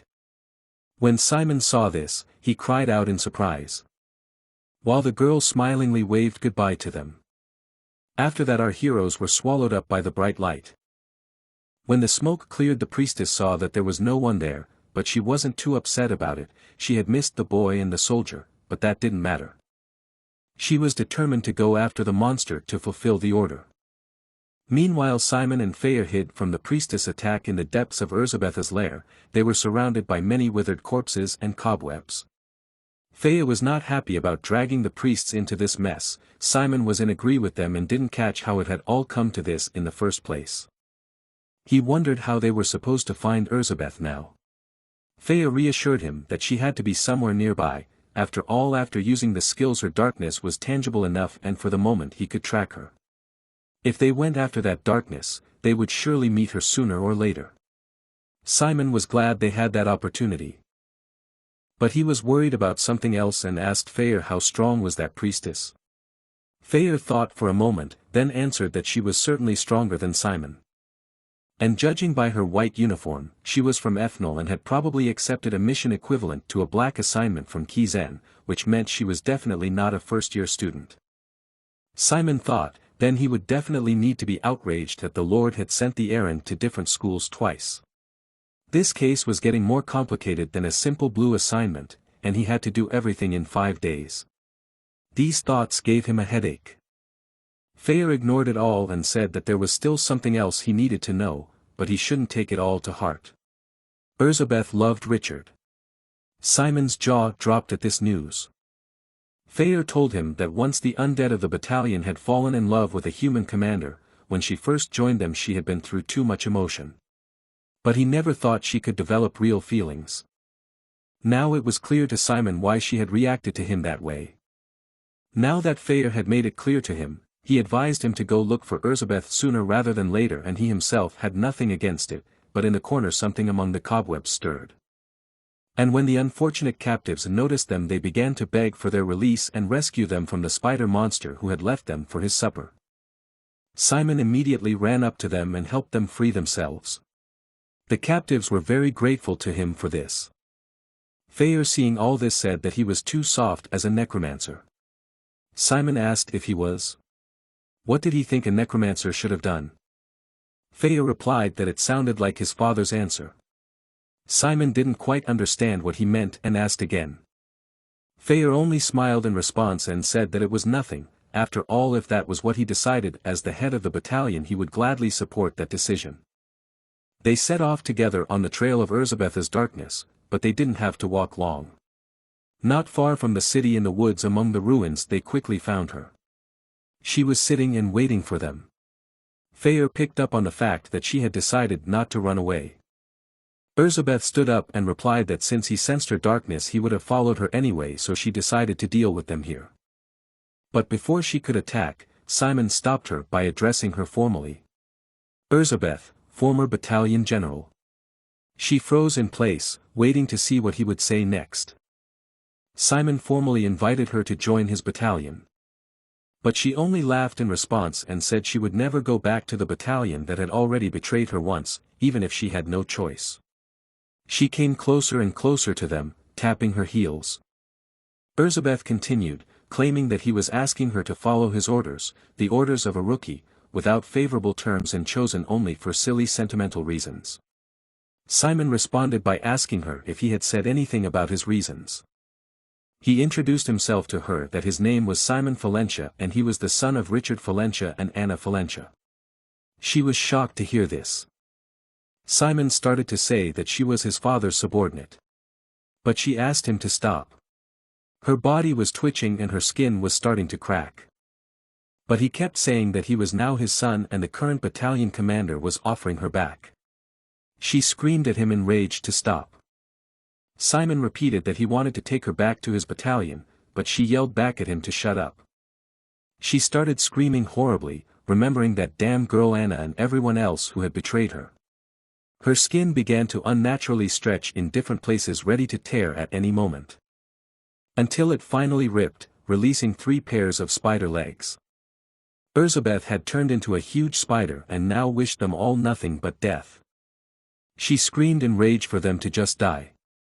Her eyes burned with anger and hatred.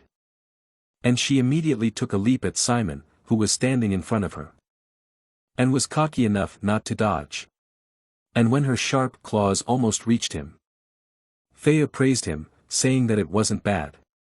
The armor holding him back crumbled with a creak of metal. And in the next instant, he was chopping off the spider's legs before it could reach Simon. Elizabeth hadn't expected this. She was blinded by the rage and lust for revenge that was now causing her to lose her legs. Blood spurted from her severed limbs and she screamed in pain. Simon saw this as his chance. He quickly pulled out a spear from his subspace. And grabbing it, he amplified it with darkness and rushed towards Elizabeth, preparing a powerful strike. In the next instant, he pierced her shoulder with the spear. And with a thud, he brought her to the ground. She only moaned in pain. He pressed her face to the stone floor with his foot and told her it was her last chance. He asked her one last time if she would join his battalion or would she prefer to die. She just laughed in response. But then something whistled at him and he barely had time to dodge it. And if it wasn't for Feyre's sword, the next shot would have hit him for sure. Feyre cursed, this was bad, Simon had to get out of here. Feyre grabbed him by his uniform and dragged him away. The next moment a flash of light hit them and Simon was unharmed only because Feyre had his back to him.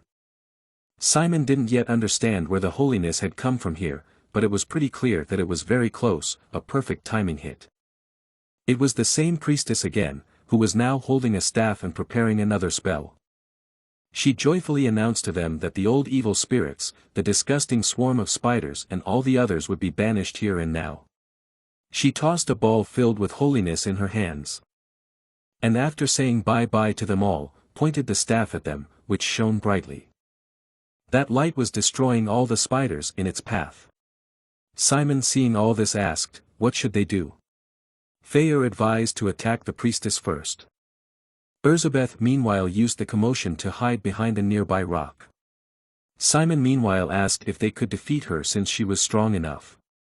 Feyre replied that holiness would be a problem, but she wasn't that strong and they could defeat her, he would take her attack and Simon would have to attack her. That plan suited him. The priestess meanwhile noticed the wounded Elizabeth and liked what she saw. Seeing her severed legs, she realized that she didn't seem to be doing too well. Elizabeth knew it herself. The priestess began to spin her staff and cheerfully told her that she need not worry, for she would send her to hell painlessly. She raised the staff above her and it glowed with a blue light, forming a magic circle above her. The priestess was sure that with this attack she would complete her mission and finish off the spider. She stared in horror at the face of death flying at her and couldn't move.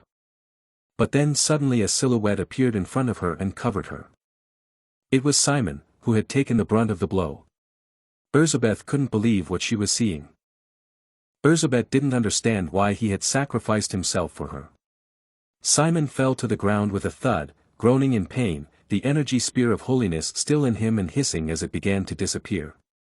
Drops of blood fell one after another onto the stone floor, and he barely held himself up to keep from passing out. But even so he couldn't hold on much longer, his vision blurred and his body began to shake. The next moment he fell senselessly to the floor, unconscious, and all that was in front of him was endless darkness. Somewhere far away he heard the cry of Feyre calling him, "Boy." After a while, a fire was burning brightly among the ruins, creaking with burning wood. Several figures were gathered around it. Simon slowly opened his eyes to the sound of a bonfire burning. The atmosphere was so quiet, the chaos a while ago felt awkward. As he moved his head, he suddenly saw a multi-eyed corpse spider right in front of him. As soon as his vision focused on it he immediately shrieked in fright. But the spider didn't attack. Rather, it rubbed its face on Simon's arm and looked up at him as if asking if he was okay. This only frightened Simon more, and he immediately jumped up and threw the spider off his arm. Feyre was glad he was finally awake. The first question Simon asked, not realizing what was going on around him, was what happened to Elizabeth and the priestess. Feyre mundanely pointed his finger in their direction and said they were all here. They were still inside that abandoned castle. Those terrifying spiders were quietly crawling around the floor near their mistress. Elizabeth had returned to human form and was sitting quietly nearby, near the priestess who was entangled in cobwebs and hanging upside down. She was desperately trying to get Simon's attention. And now she was calling him young master, where all her arrogance had gone. The priestess was desperately begging to be let live, sobbing and screaming for all she was worth. Feyre saw the incomprehension on his face and decided to explain to Simon that he had missed something while he was unconscious. Feyre and Elizabeth formed a temporary alliance to face a common enemy, working together to capture the priest. According to Feyre, it was a very boring battle, as the girl was only from Ethnol's high school. The priestess was swaying in different directions and screaming the whole time, making Simon feel uncomfortable. So with a nervous smile he offered to bring her down to the ground and interrogate her. Since the lord of these lands had contacted both Kizen and Ethnol, it was imperative to find out what she knew. She was no longer a threat to them, so Elizabeth released her in one motion. The priestess fell to the floor at the end and began to thank them all tearfully for sparing her and freeing her. But Simon stopped her and advised her not to be too hasty with her thanks, for she had several questions to answer. The first question was if she was a student of Ethnol. She immediately answered that she was not at all.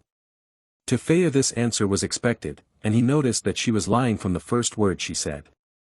Simon thought so too, since she was wearing her school's uniform, which he pointed out to her. The priestess replied that it was a fake uniform. Her answer surprised them. Either she was a masterful liar or still telling the truth. She explained that she was actually expelled from Ethnol 2 years ago, or to be more accurate she didn't even manage to finish her first year. After that, she started taking various commissions to earn money for her living.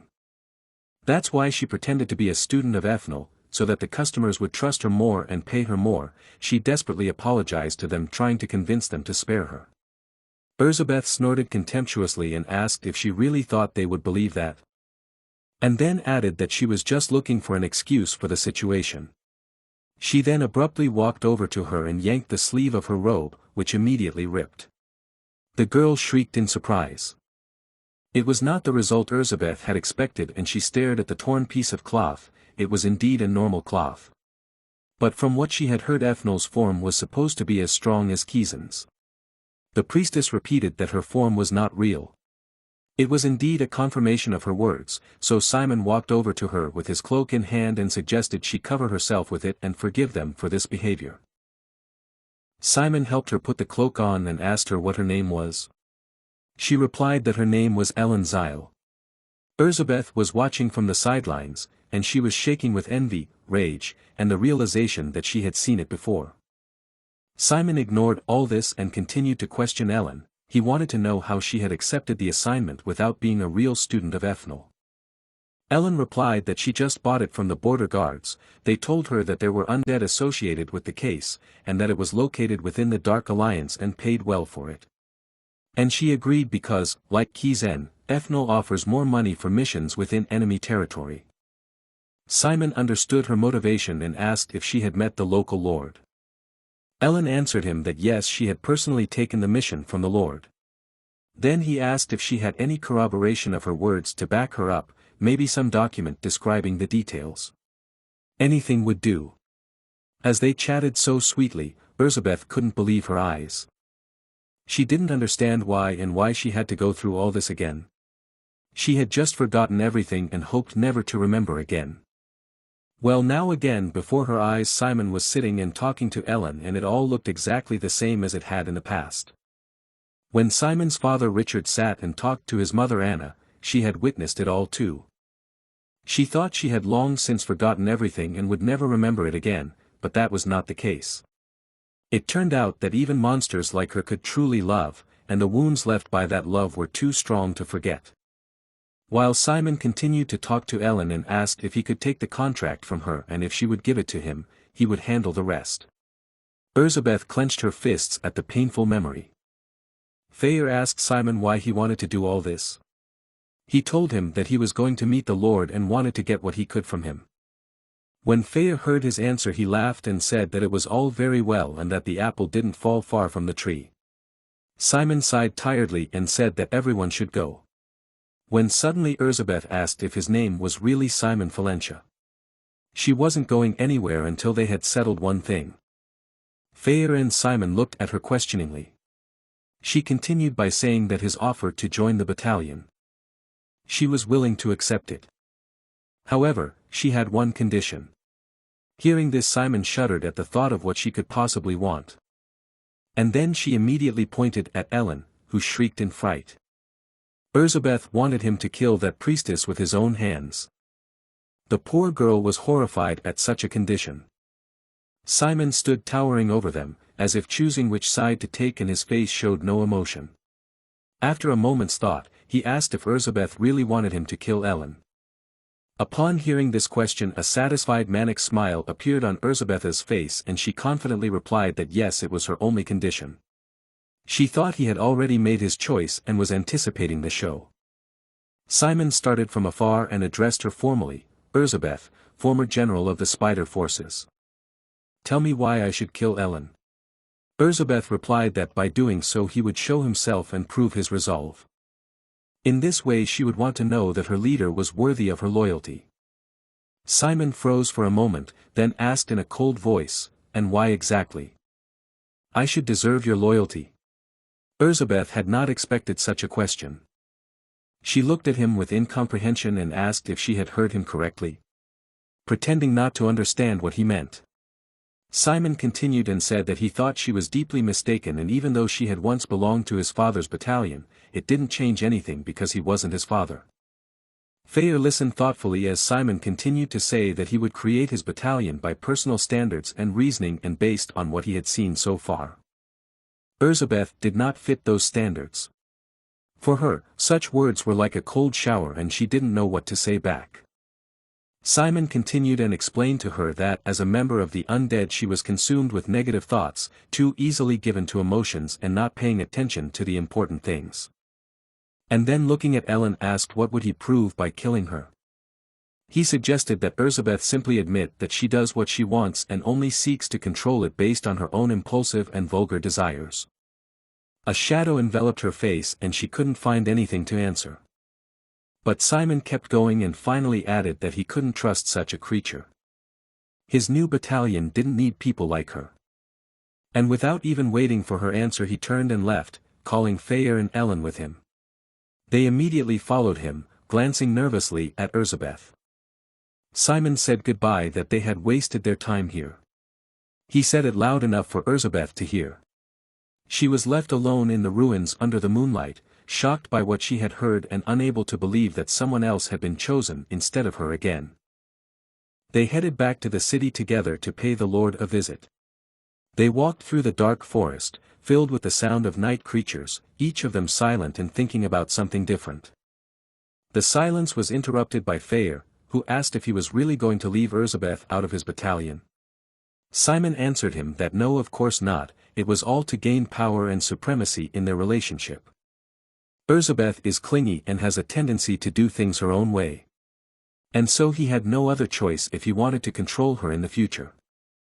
Feyre was intrigued by his answer and incredulously asked if being impaled by the holy spear was also part of his plan. Simon smiled in response and said he wouldn't comment on that. Hearing this, Ellen began to apologize, saying that she was really sorry about the attack. But Simon looked at her and assured her that it was okay, because she hadn't even been aiming at him then, so it wasn't her fault. Ellen asked incredulously if he was sure, as she remembered the holy spear had gone straight through his chest. Isn't the necromancer's core centered in his chest? If his core is damaged it could end badly for him. But Simon reassured her that everything is perfectly fine and he doesn't think it went through the core. Simon's words reassured Ellen but didn't hold Feyre, who knew for sure that the spear had gone exactly through the core, but he didn't understand how he could be fine after something like that. He looked at his hand in darkness checking if they were okay. It turned out they were. It turns out that not only was Simon fine, but more than that there was also no effect on their contract. None of this seemed possible to him, and he was beginning to doubt that the spear had hit his core and he had just gotten lucky. It was all rather mysterious. Simon noticed that Feyre had fallen behind in his thoughts and asked him what was wrong and hurried him up. Feyre replied that everything was fine and he would catch up with them right away. They were just approaching the castle of the local lord. When Simon entered the castle and the lord himself came to greet him. He pretended to be very happy to see him and said that he was honored to have such a high-ranking guest. The man introduced himself as Count Raymond, the Lord of Arnish. Simon introduced himself in return as well. The lord escorted him to the living room where the table was already set. He said that Simon must be exhausted after such a long journey. After all he had to come all this way because of his request and he wasn't sure if he could repay such kindness. The Lord invited him to make himself at home, to rest and let go of his fatigue. He assured him that he would try to make him as comfortable as possible.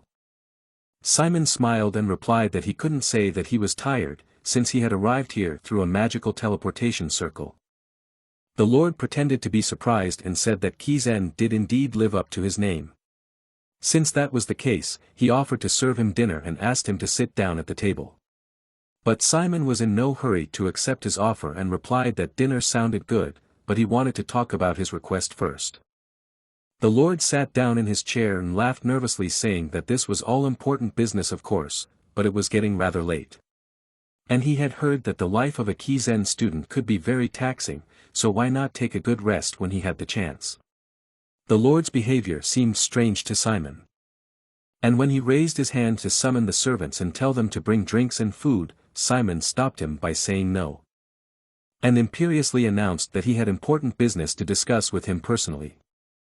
The Lord realized that there was no way he could get away with it and sighed tiredly, saying that he was sorry to tell him this when he had come all the way here, but that the matter was already settled. But he was grateful for his time and interest and was willing to pay the fee for the case. Lastly, he advised him to get a good night's rest before he left. Simon was not going to agree to his terms and told him that it was strange because according to the information from the guild, the incident related to the case had happened this morning. Therefore, he couldn't accept the payment because he hadn't fulfilled the terms of the request. In the future it might be a problem for the two of them if Kizen sent an inspection later. The Lord was beginning to lose patience and a grimace of anger crossed his face. And when Simon asked why didn't he just say what was really going on around him and what was wrong with his request. From that he clenched his fist and began to ask in a menacing voice. Why can't he just stay put when he tells him to stay put? And hitting the table furiously added that he may be with Kizen, but he's just a freshman. He immediately called for the guards while continuing to shout that he had no right to rebel against him, a count and the lord of this fiefdom. He couldn't understand why Simon was making such a fuss about it, since he was paying him anyway. The guards surrounded Simon and pointed their weapons at him. But he remained calm and asked the Lord why he first gave him sweet speeches and now he was trying to intimidate him with threats. What a strange determination. And he even used his guards. While he was saying all this, then he imperceptibly clenched his fist, calling Feyre for help. And when Simon said that in that case he couldn't just sit there, Feyre appeared behind him with a squad of skeletons, which scared the hell out of the Lord and his guards. They started trembling and were ready to flee at any moment. The battalion commander, pulling out his sword, said in a cold voice that they were welcoming some new family members today. Looking at the terrifying skeleton that loomed over him, the Lord was frightened to the point of terror, wondering how a freshman at the academy could have so many undead. He fell to the ground in a panic, realizing that he was in for a rough ride. Simon took the initiative and asked the Lord in a cold voice if he wanted this to continue. But he didn't seem to realize the situation he was in. The next thing he knew, he was shouting at the guy in an irritated voice, asking how dare he treat him like that, because he was a nobody. He continued yelling and added that even if he was a Kizen student, he still had no right to interfere with the autonomous rights of the Dark Alliance, nor did he have the right to use his power without proof. To which Simon asked did the one really think that they had no proof? The next moment, Feyre opened his cloak of darkness, from behind which Elend's head appeared. Seeing the girl, a look of shock appeared on the man's face as he couldn't believe his eyes. In front of him was the girl he had also hired for this assignment. Her hands were bound while her gaze was blank. Ignoring Lor's shock, Simon explained to him that while they were investigating the case, they had captured a priest from Ethnal who was currently under a curse and was unconscious. Adding that they would have no problem getting the information they needed from her if they sent her to Kizen and interrogated her. A look of despair appeared on the Lord's face. But Simon continued, saying that bringing a priest to this place would be considered treason. Then, with a sly smile, he leaned in and asked if he was wrong. The Lord had no answer to that and fell to his knees in despair. Hitting his head on the floor, and continuing to stand like that, he began to apologize, saying that he had to solve this case no matter what. His words left Simon bewildered. The Lord pleaded in a trembling voice, saying that his men were in a panic, and so he wanted to solve this case as quickly as possible, no matter what methods were used to do so. Then asking for his men to be spared, as he was the one who had to bear all the responsibility for his actions. Hearing this, Simon asked him why he had tried to keep it a secret if he cared so much about his possessions. He replied that their business environment was finally becoming stable, and the Crown Prince was expected to visit their domain soon. But if such atrocious incidents were to continue, then all prospects could be forgotten. After hearing the Lord's words, Simon couldn't help but agree. The Lord continued, saying that he had tried to deal with it as best he could, contacting Kizen and all the mercenary groups, but the matter was still not resolved, so he had to contact Ethnal. He added that he never thought a real priest would come. Simon replied with a smile that he had. The next moment, the Lord hit his head on the floor again and asked them not to punish the others, but only him. To which the protagonist replied that he now understood why he had done so. Folding his hands in front of him, he said that this city was a strategic point that was closest to the Holy Federation, so he would hate to see such an important place destroyed, adding that he also liked this city. The Lord stared at the protagonist in bewilderment and asked him what he was talking about. Simon replied that he would solve the case in such a way that it would not cause any problems for their city. The man and his soldiers smiled happily as they heard this. However, Simon added with a smile that it might cost them a bit. However, the Lord didn't care about money, and he immediately replied that he would prepare as much as they needed right away. But suddenly their conversation was interrupted by a soldier who ran into the room and panicked and said that they had a problem. Namely that a lot of undead were standing near the castle. These words perplexed both Lord and Simon. Climbing the castle wall and seeing an army of spiders with someone standing in the center, the Lord panicked and asked where all the undead had come from. Without answering the man's question, Simon put his hand on Lord's shoulder and told him to calm down and open the gate so he could come out and look. He looked at the boy and replied that it was too dangerous. But he smiled back and said it was fine and he knew what he was doing. Adding that he might be a freshman, but he was still a necromancer. At the same time Erzsébet stood in the middle of the army of spiders, looking thoughtfully at where Simon stood on the wall. The protagonist came down from the wall and stood alone before the girl and asked her what had brought her here. Simon Valencia, son of the former commander Richard Valencia. I Erzsébet wished to serve you as my master. Then bending down on her knee and lowering her head, she asked him in a humble voice to allow her to join his battalion. And also to take the test. Looking up at the sunny blue sky, Simon turned to Erzsébet and said that if she wanted to join his battalion, she had to fulfill some conditions. Turning his gaze to the happy townsfolk, to whom the Lord happily informed that Kizen had sent a necromancer and everything was now settled, he said that the first condition was that she must not kill people without his permission. The second was that she must not harm anyone close to him.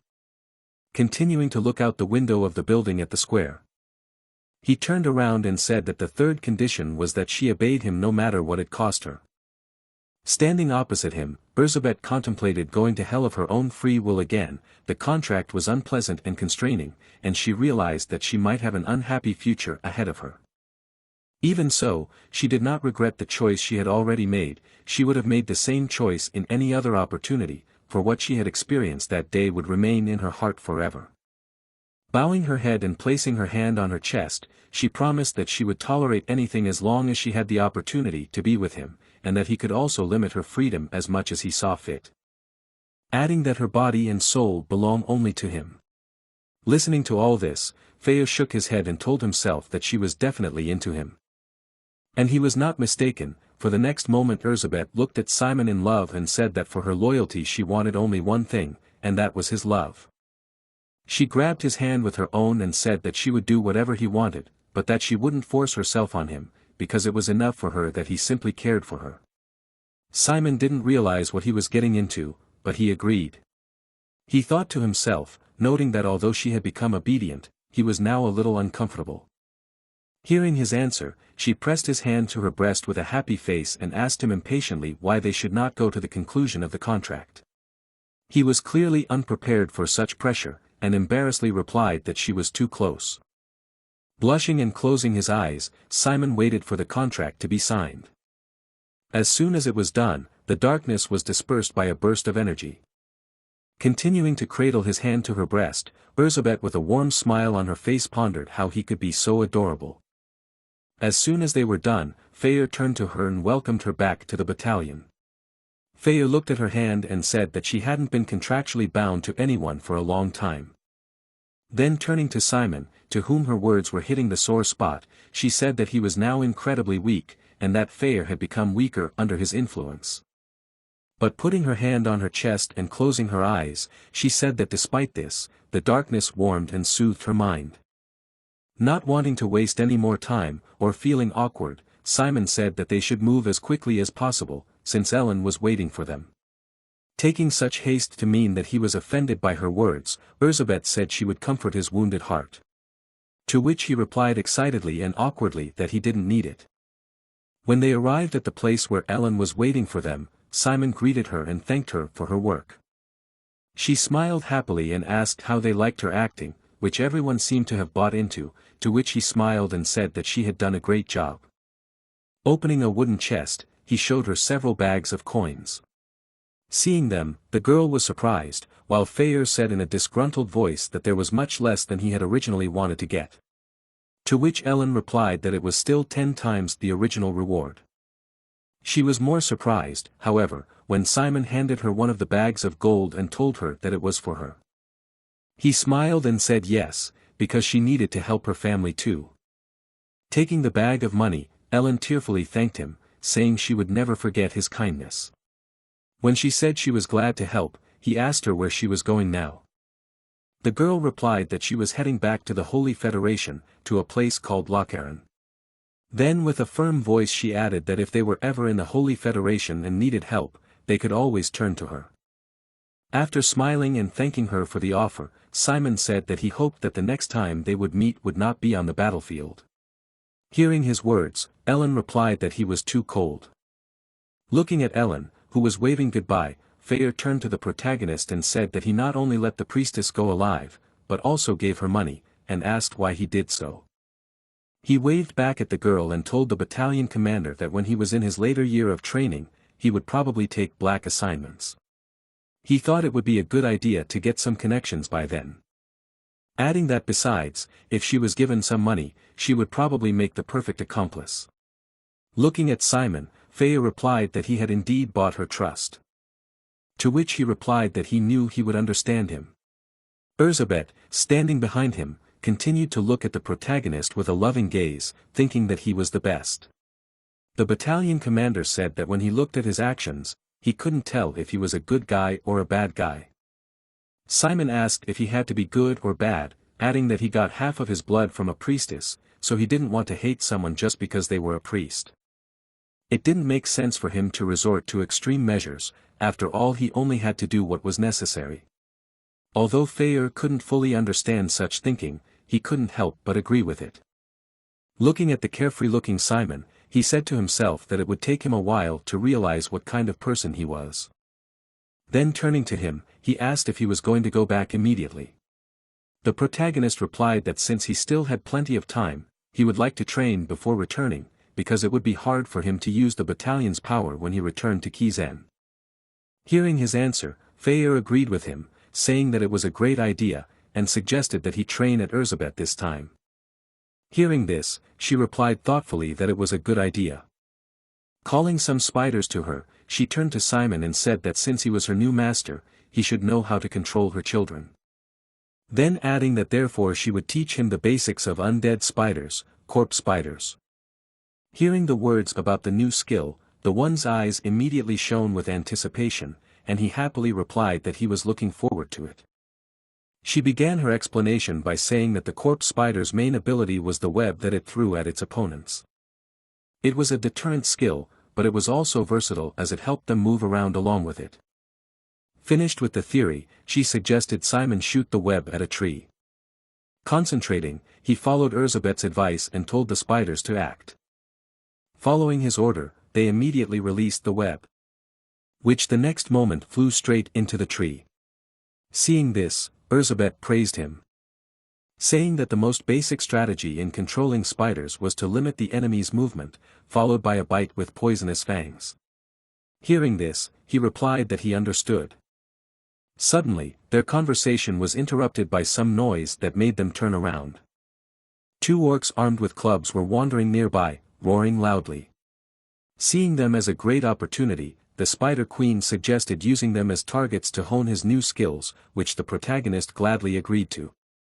2 spiders approached the unsuspecting orcs wandering through the forest, moving along the branches of the trees, which in the next moment, at Simon's command, released a web. However, the web was not aimed at the orcs. When they saw the web flying, they became alarmed, trying to understand what was going on. They didn't have time to realize what was going on, because the next moment Simon commanded the spiders to jump. The spiders jumped high from the branches. Using the threads they had released earlier as a rope, they headed straight for the snarling orcs, who noticed them and prepared to fight. However, the protagonist also had a plan for this case. He immediately ordered the packs to release the web, which was now much larger and looked like a net. When it hit the enemies, it confused them and prevented them from moving properly, causing them to growl furiously. Taking advantage of their confusion, the spiders immediately jumped on their heads, biting through their skin and injecting their venom. Standing in front of the bodies of the defeated orcs, Elizabeth clapped her hands and said with admiration that Simon was incredible, and had done a great job controlling the spiders even though it was his first time. To which he himself, pleased with the progress, replied that it was just the basics.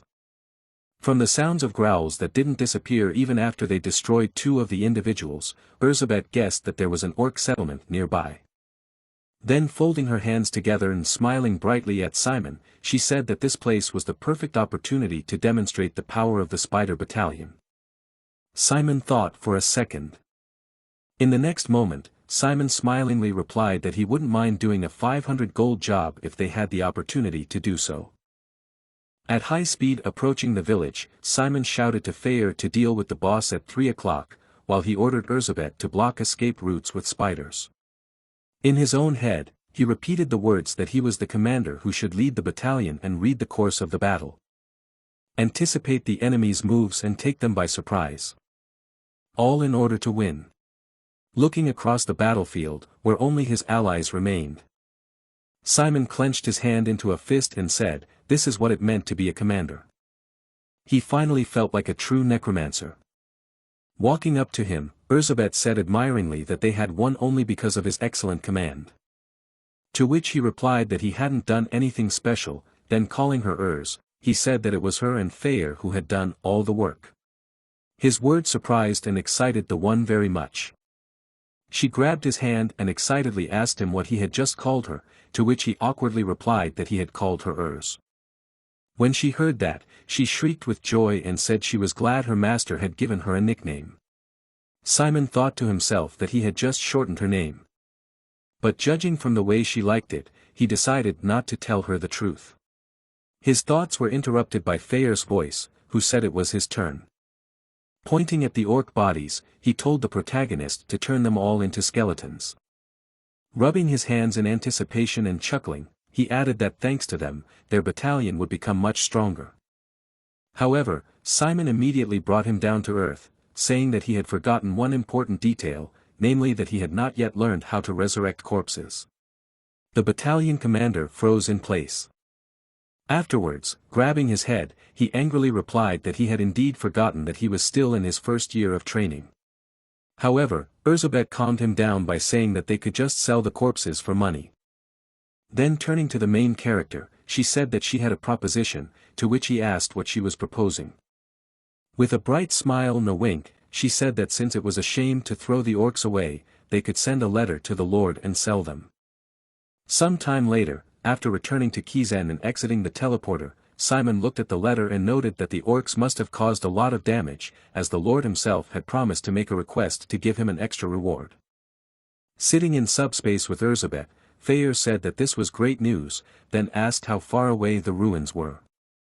When he didn't get an answer, he bent down and complained that it was very cramped. At the same time, Cammy came running toward Simon. She waved at him with a smile on her face and said that she was glad he was safe and sound. Running up to him, she excitedly said that she was very worried about him, as she heard that he had taken on a difficult mission. He replied with a smile that he was just lucky this time. When he saw the books in her hands, he asked her where she was going. She replied enthusiastically that she was going to the library, as she was supposed to study with Malin today, and asked if he wanted to join them. Elizabeth, sitting in subspace, listened to their conversation with a disgruntled look. Answering that he would do it next time, since he was busy today, he said goodbye to Cammy. As he waved goodbye to her, the Spider Queen appeared behind him. Then, exuding a gloomy atmosphere and suddenly approaching him from behind, which scared him a lot, she asked who the girl was in a cold voice. Hearing her question that sounded like a threat, he fearfully replied that she was just his classmate.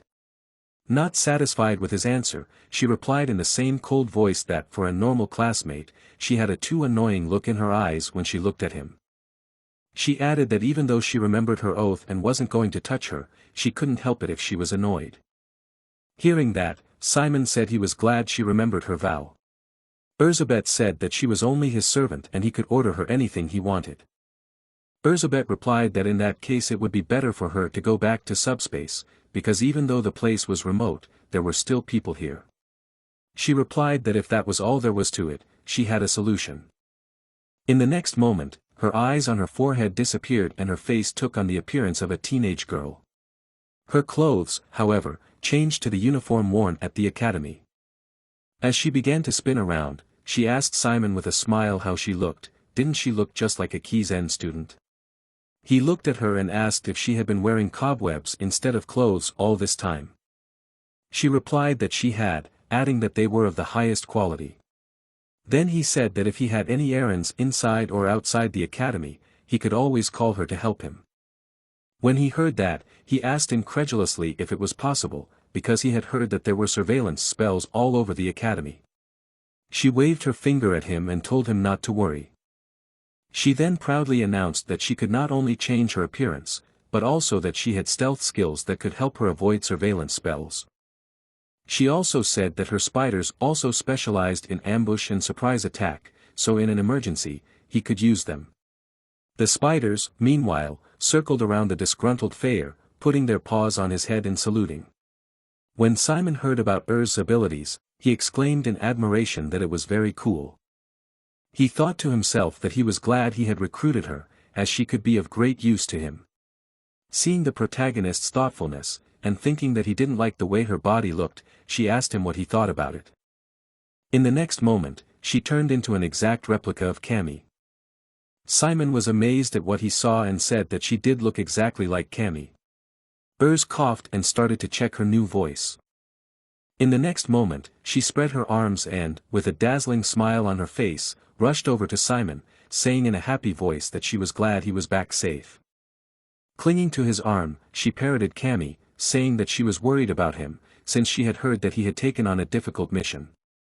He was unprepared for this, but blushed and told her to stop, as he had seen enough of her skills. Not wanting to let him go, she replied in a sweet voice that she was afraid he might be hurt, adding that she had to examine his body. These words of hers drove him more into a blush, and his head started to spin. He immediately started to panic and shouted for her to let go and be the same. Urs did not calm down and said that he could have fun with her skills and hoped that this day would come very soon, to which he immediately replied that he had already said that he did not need it. But their sweet talk was interrupted by Feyre, who in an irritated voice told them to stop talking, and to get to the ruins as soon as possible, for the spiders were sucking the soul out of him. Replying that he had almost forgotten about him, Simon told Urs, who was still clinging to his arm, that they should hurry. Upon reaching the ruins, Simon suggested that they get busy organizing a battalion. Agreeing to this, Feyre asked Urs how many spiders they roughly had, to which she replied that it was 30. In the meantime, the spiders had managed to make peace with the skeletons. Pointing a finger at the protagonist, he said that there were two ways to replenish their army: increase the number of spiders, or learn how to revive corpses. Hearing this, Simon asked how they could replenish the ranks of spiders, if they had to catch them across the continent. Urs replied that no, since she was the queen of the spiders, she just needed to lay eggs. Seeing the bewilderment and shock on his face, she repeated with a smile that she just needed to lay eggs. Then she embarrassedly added that if he was interested, he could always come and see. But he blushed and quickly replied that he didn't need to see it. But she insisted, saying that such an opportunity was very rare. But this so annoyed poor Simon that he asked why he had to watch it at all. Urs shut up and stared at him resentfully. At the same time Feyre, watching from the sidelines, asked the skeleton and the spider sitting near him if they thought Urs was acting too provocatively for a boy of his age. They nodded unanimously in the affirmative. Deciding not to dwell on it, Simon looked at Urs, who looked offended, and said that they had decided that she would give birth to spiders. Then trying to calm himself, he wondered what else they needed to discuss. Suddenly a memory popped into his mind, causing him to immediately have an idea. Turning to the Spider Queen, he said he wanted to ask her something, to which she replied that he could ask her anything he wanted. Saying that he was very curious, he asked her with a serious face if she could take on the form of a priestess. After his words, the atmosphere around him became a little gloomy. Urs looked at him and asked if she had understood correctly that he wanted her to take on the form of a priestess, and he said that he had. He then began to recount the events that had happened to him recently in the forest. When she heard his story, she replied that she now understood why he wanted her to pretend to be a priestess.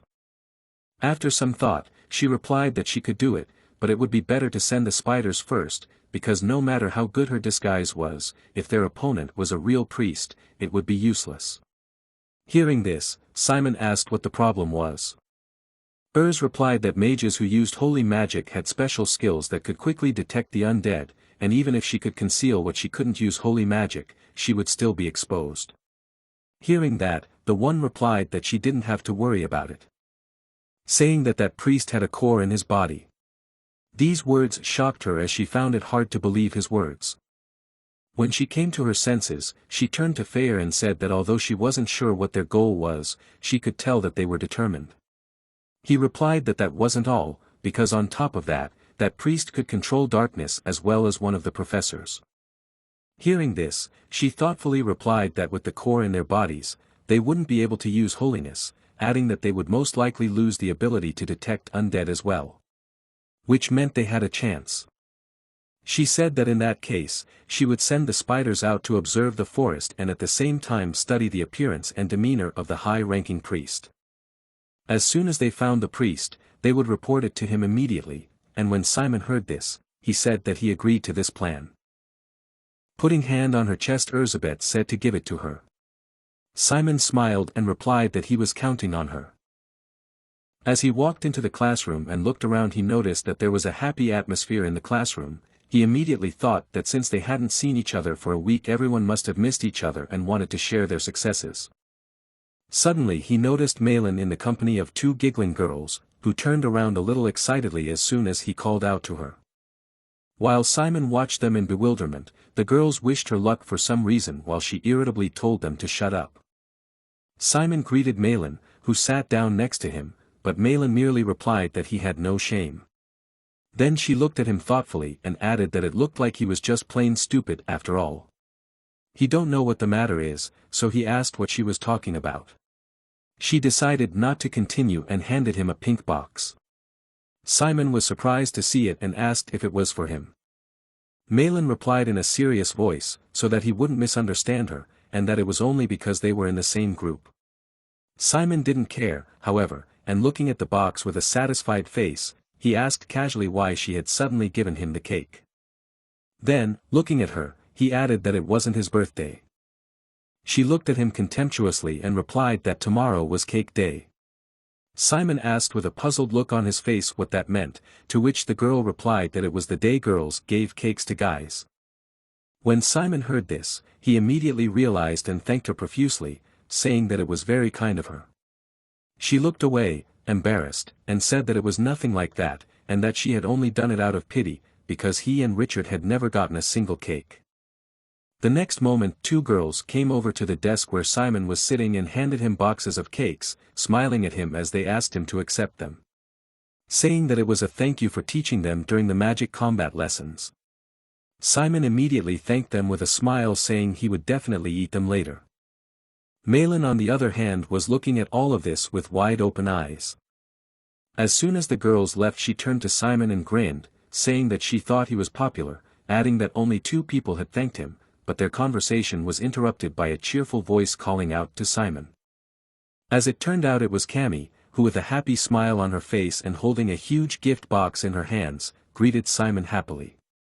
Putting it on the table, she embarrassedly began to thank him for taking care of her all this time, saying that she hoped they would be good friends for the next semester. Then she bowed and excitedly asked him to accept her gift. Simon was a little confused by such a sincere gift.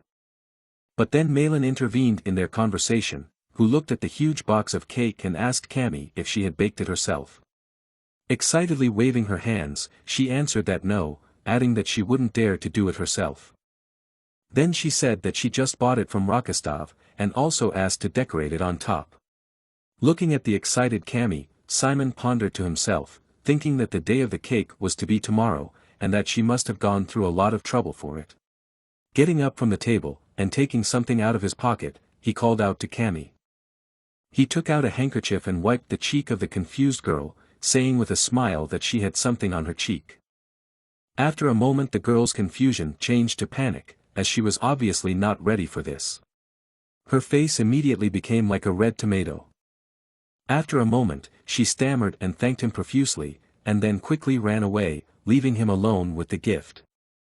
Simon wanted to call out to her, but she was already running away, almost knocking over Dick, who was just entering the classroom. Not understanding what had caused this reaction, Simon asked what had suddenly happened to her, to which Malin sighed and replied that he couldn't understand. At the same time, Dick came up to them and asked if the seat next to them was free, to which they said yes. Simon said he finally understood why everyone was so happy, not only because they hadn't seen each other for a week, but also because it was cake day. Malin grinned and said that thanks to that day they had an interesting memory, and when Simon heard that, he asked what she was talking about. The girl immediately pointed to a party hats, which was put on someone's blonde head. As it turned out, the owner of that head was none other than Hector, who was sitting in the middle of a pile of presents with a grim look and a murderous atmosphere. When Simon saw this, he said sympathetically that it must have been very hard for him, and Malin, together with Dick, replied unanimously that it was the right thing to do. The next moment the girl suddenly asked him if he really didn't know that today was cake day. This question took Simon a little by surprise, and he asked if it had been so noticeable. She answered that it was a little, adding that he should remember that they were at the academy, so he'd better be aware of the events here. After all, even if their teammates understood, the other students wouldn't. There was a lot of competition here, so if he was weak, they would pounce on him and drag him down. Hearing this, Simon thanked her for her advice. Then he asked if there were other similar holidays, because if there was a day when girls gave presents to boys, there must have been a day when it was the other way around. She nodded and replied that there were, adding that the next holiday was Accessory Day. When the main character heard the word accessory, images of gemstones and all sorts of diamonds immediately appeared in his mind, and he confusedly replied that it wasn't fair. Malin reassured him, however, saying that he didn't need to give the real rare stones. After all, since they were just students, a toy or cheap ring would have been fine. Afterwards, she patted him on the shoulder with a smile and said that she wouldn't stop him if he wanted to give her real jewelry. Then smiling brightly and winking at him, she said that she would look forward to receiving a gift from him. Watching her happy face, Simon thought to himself about how unfair it all was. As soon as class began, Professor Jane announced that all the A students had returned safely to Kizen, adding that as their tutor, she was pleased with their progress. Going to the blackboard and taking the chalk, she said that the first news she wanted to tell them was that starting this week, they would be graded on combat.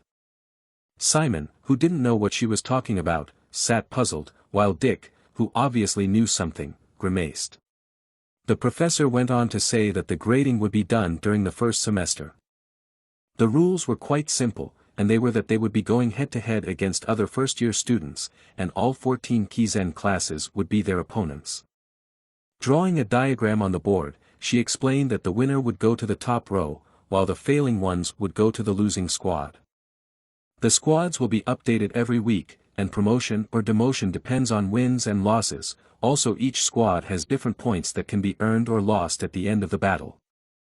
Pointing to the board, she said that for example, if a top squad is defeated, they lose more points than the students from the lowest squad get for winning.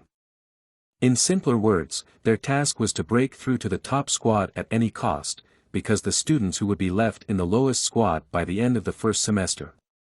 With a dramatic pause, she added that those would be expelled. Excited discussion went through the class, while the professor continued by saying that 10% of the students would be expelled in the first semester and the same number in the second semester, then added that if they didn't want to be among them, they should think about how to survive with the cards they had in their hands. After she finished explaining the rules, she said that she thought she had done a good job as Kizen's vice-rector and mentor for their class, as only their class had gone through a lot of training and a real battle with the Cyclops. After that, she said in a firm and confident voice that she believed that there was no class better than theirs. Such inspiring words immediately lifted the students' spirits. The professor continued, saying that she had become their mentor despite her position as vice-rector, and that she believed they would not let her down. As soon as she had finished, Dick stood up from his seat and put his foot on the table, thundering and animatedly telling her not to worry, for they would do their best to make her proud. As he excitedly shouted that their class would win and be the best, Malin blushed in embarrassment. Sighing, Professor Jane called out to Dick, who asked with a joyous mood what she wanted. His cheerful mood evaporated, however, when she said she was most worried about him. Some time after the students were informed of the new test, Professor Jane stood in front of a group of students dressed in their training uniforms. They were as usual a little scared of her presence. She asked them one question: if any of them could explain to her the difference between the battle with the monster they had participated in before and the interpersonal battle that awaited them ahead. Jamie Victoria, as always, was the first to speak and was eager to answer the question. She immediately said that she knew the answer. In the battle against the monster, they themselves made a strategy to defeat it, but in the interpersonal battle, the enemy can also make a strategy against them. It was the usual correct answer, which did not surprise the professor at all, so she asked the other students if they had any other thoughts on the matter. She hoped to hear something new and interesting from someone instead of the answer memorized from the textbook. It turned out that Hector had a different understanding, and he raised his hand and said that unlike in the monster battle, there are limitations in the types of black magic that they can use in interpersonal battles. Hearing this interesting thought, Professor Jane asked if he could explain it in more detail. Hector continued, pointing out that skills that take a long time to cast, skills that are easy to track or slow to shoot, and trap-type magic circles installed on the floor will rarely work in interpersonal battles, so those will be limited in use. Simon listened with interest, not knowing what to expect from him next. Suddenly, Hector looked directly at him with his hateful gaze. He said that along with all the above, summoning skills from summonology are also not effective in interpersonal battles. His words sounded like a threat to Simon and made him tense up a bit. But Hector didn't stop and continued, explaining that the tactics to win against summoners are obvious, and unlike monsters with low intelligence, humans can ignore the summoned creatures and attack the summoner directly. Even Dick realized what Hector was getting at and looked at Simon excitedly. When Hector finished his answer, Professor Jane was completely satisfied with it, because all the necessary points were mentioned. And she said that it was really like Hector had just said, so it might be difficult for some students specializing in a certain field to get good results. Then she suddenly pointed at Dick and added that despite this, there are skills that might not be the best for interpersonal battles, but they can still be great weapons if used correctly. As an example, she cited the enchantment that Dick usually uses.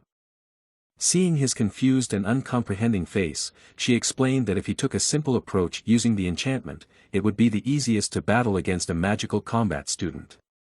As they would need to get close to combat, it would be easy to make the enchanted weapon touch the opponent.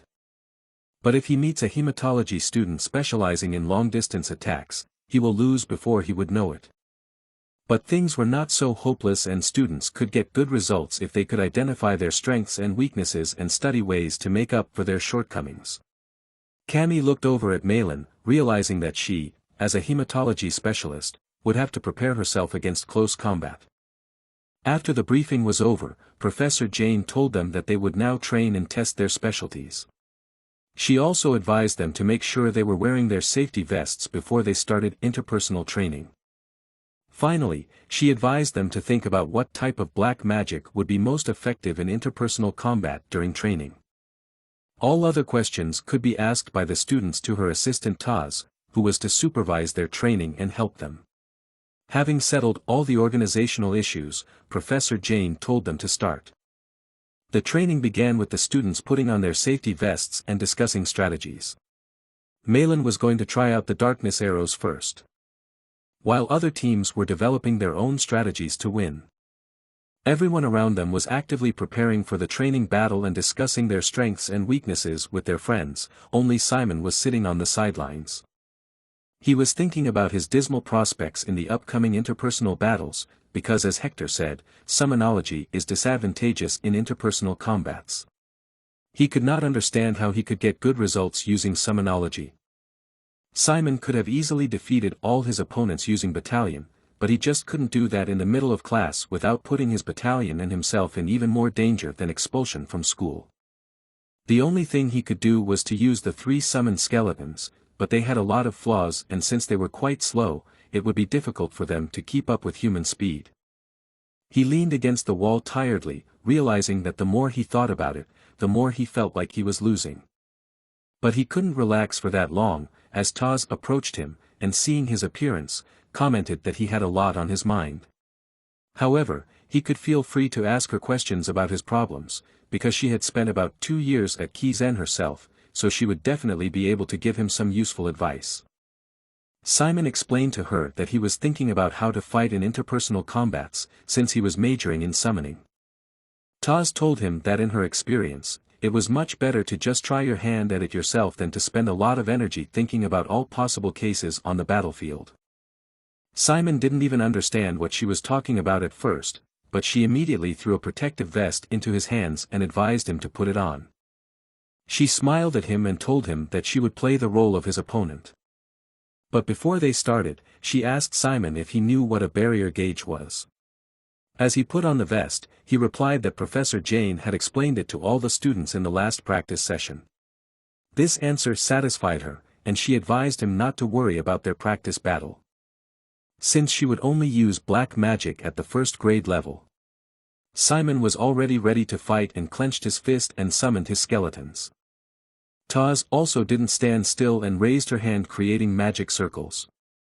Several magic circles appeared around her at once, and she was also ready to meet all the attacks of her opponent. Simon decided not to waste any time and immediately sent all the skeletons to attack. Arrows from the darkness began to appear from Taz's magic circles, and it turned out that this spell was called the Darkness Arrows. Taz explained that it was a spell used by most first graders for long-distance containment, and he should have known all about them if he had been paying attention to the Darkness Dynamics class.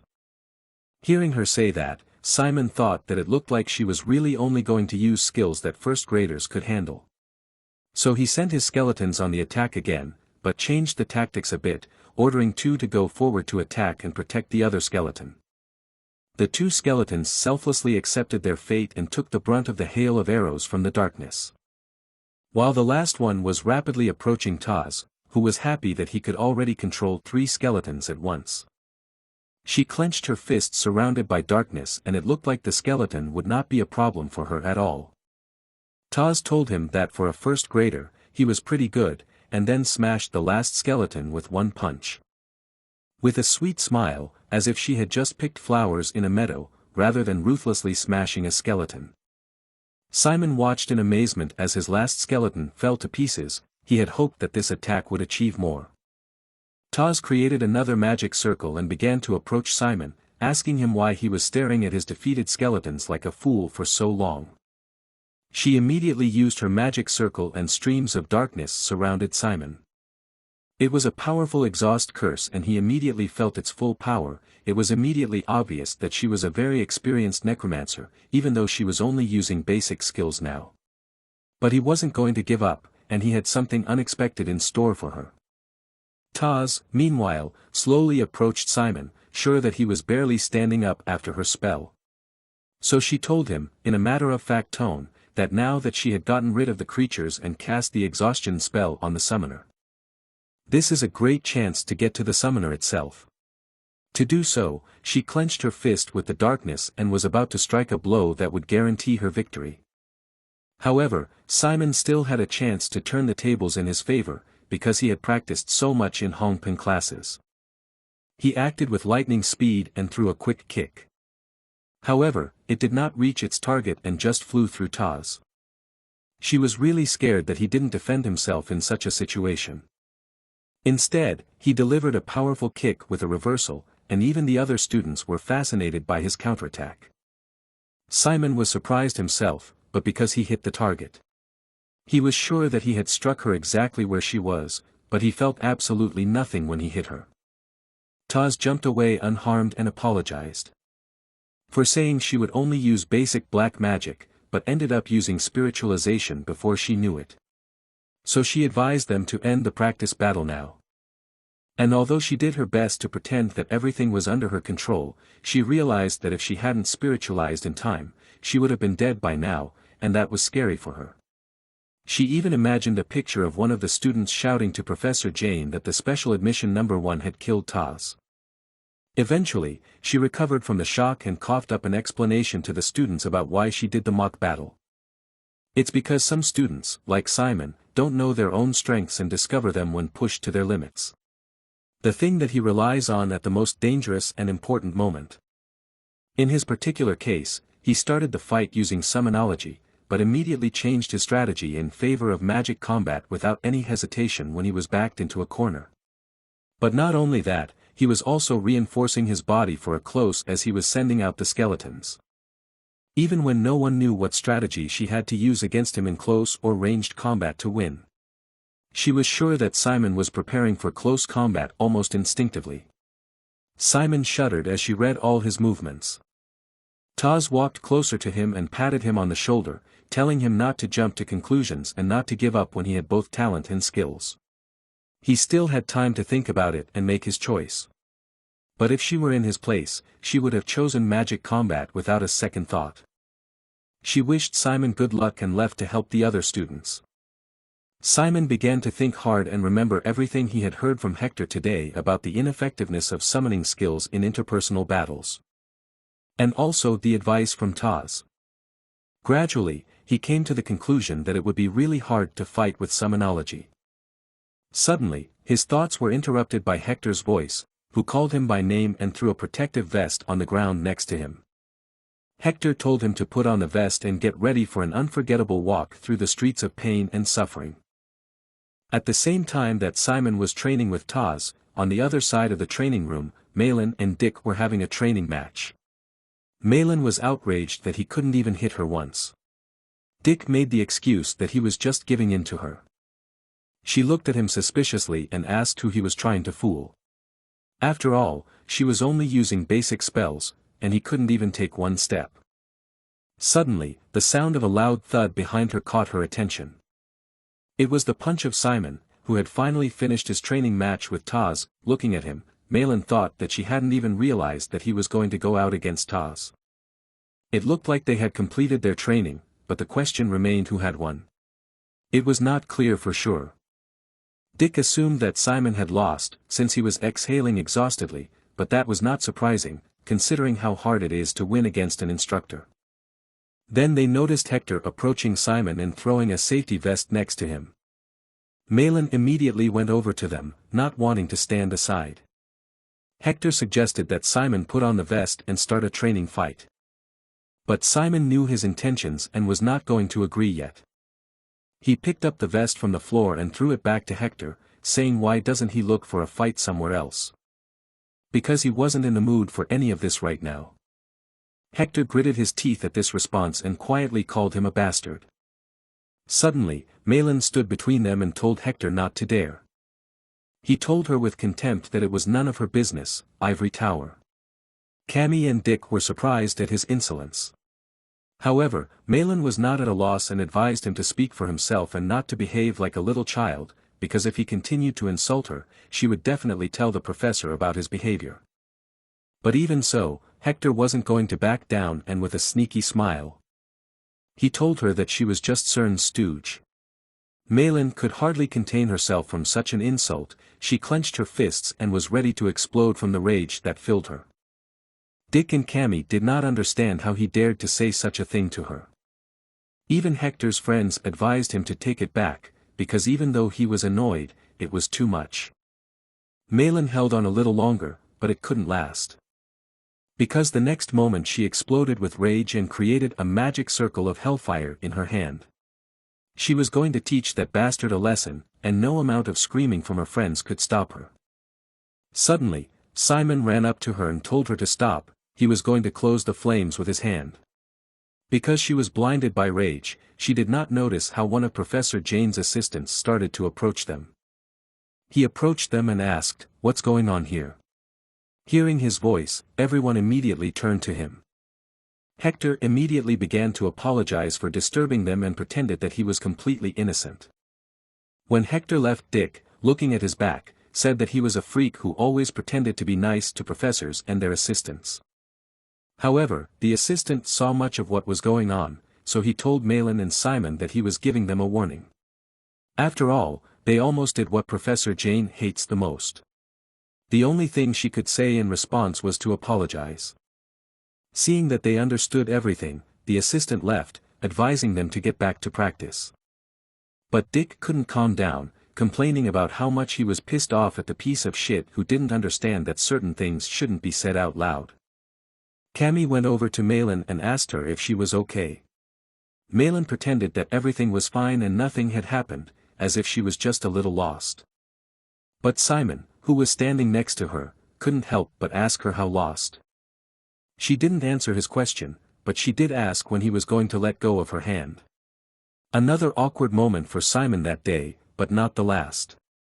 He began to make excuses that he was in a hurry to hide the spell. Malin had a headache, but she still told him that he was out of his mind. What was he thinking when he grabbed the dark flare magic circle with his bare hand? It's no wonder he got burned. When Malin saw his burned hand, she told her friends that she decided to take him to the infirmary where he could be taken care of. When they got there together and Malin was bandaging his burns, she asked him a question. Why did he decide to cover her back at the cost of his health? He told her that it was obvious, because she would have gotten in big trouble if it was found out that she was going to use magic against another student. Even though Hector was wearing a protective vest, he wasn't wearing it properly, so it could have ended badly for him, which would have led to even worse consequences. However, Simon was curious about what Hector had said to her at the time. So he told her that he didn't understand what he had said, but it was something he wasn't supposed to say to her, right?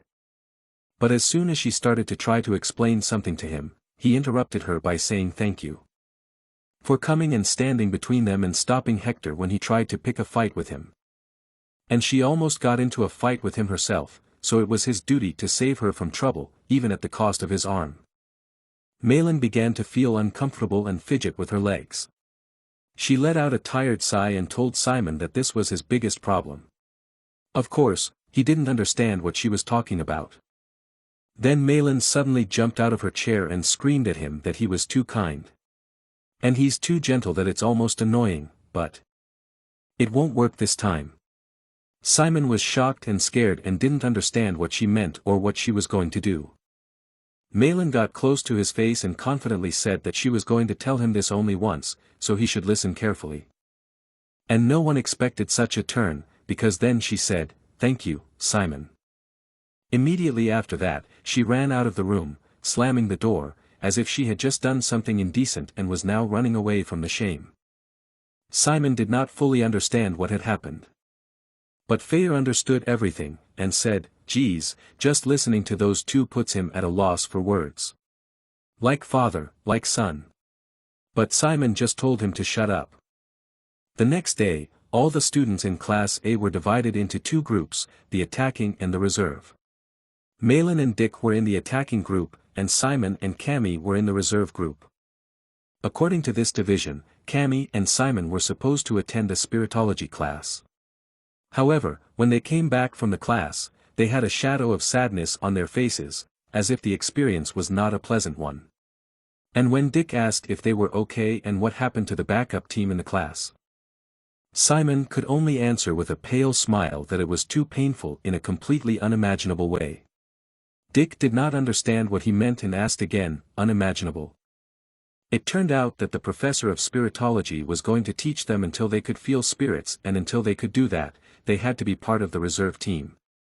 But there was one problem in all of this, and that was the professor's appearance, and it wasn't even his wolf's head, but the fact that he didn't think it was necessary to wear clothes. And when one of the students complained in class that he couldn't feel the spirit no matter how hard he tried, the professor just said, "Feel it." And he started doing a ritual dance, saying that they should all just feel it, not tell themselves what they can't do, but just feel it. In his opinion, the only thing they all lacked was effort, so they had to try harder. And to put all their energy and heart into the ritual dance, just like he was doing now. He didn't even think about how the students were looking at it or trying not to look at it. It seemed that Cammy was the worst off. Simon tried to explain it all to Dick, that this process of feeling the spirit was too unusual. Seriously, he didn't want to see a dance like that ever again in his life. Suddenly, Cammy started crying and complained that she felt so humiliated as never before. All Simon could do was support her. Malin and Dick, not fully understanding what they were talking about, looked at them carefully. Simon didn't want to bring up all the shame they had experienced and decided to change the subject by asking them what they had learned from being on the attack team. This change of topic surprised them a bit, but the answer was obvious. They had learned attack spells, and all the professors they had classes with had mostly taught them attack strategies since the interpersonal battle evaluation was coming up soon. Then Dick suggested that hematology didn't require prerequisites like spirits in the spiritology class, so they would probably learn something useful there. They hoped so themselves and prayed that this would be the case. Fortunately, their prayers were answered, and when they arrived at the hematology class, they were greeted by Professor Siaj himself, who advised the students who were late to get ready quickly and sit down. He started his class by apologizing for their class starting so late due to his private matters. And since they were behind schedule, they needed to move through the material quickly. The professor began his lecture by first of all explaining what hematology is, which is black magic that uses blood as a medium. Many people think it's the study of reenacting the secret skills of vampires or werewolves, but contrary to popular belief, hematology boasts a long history as blood is the substance that has the best compatibility with the darkness. But before they could start practicing, they had to put on a special device that was designed to help beginners extract blood.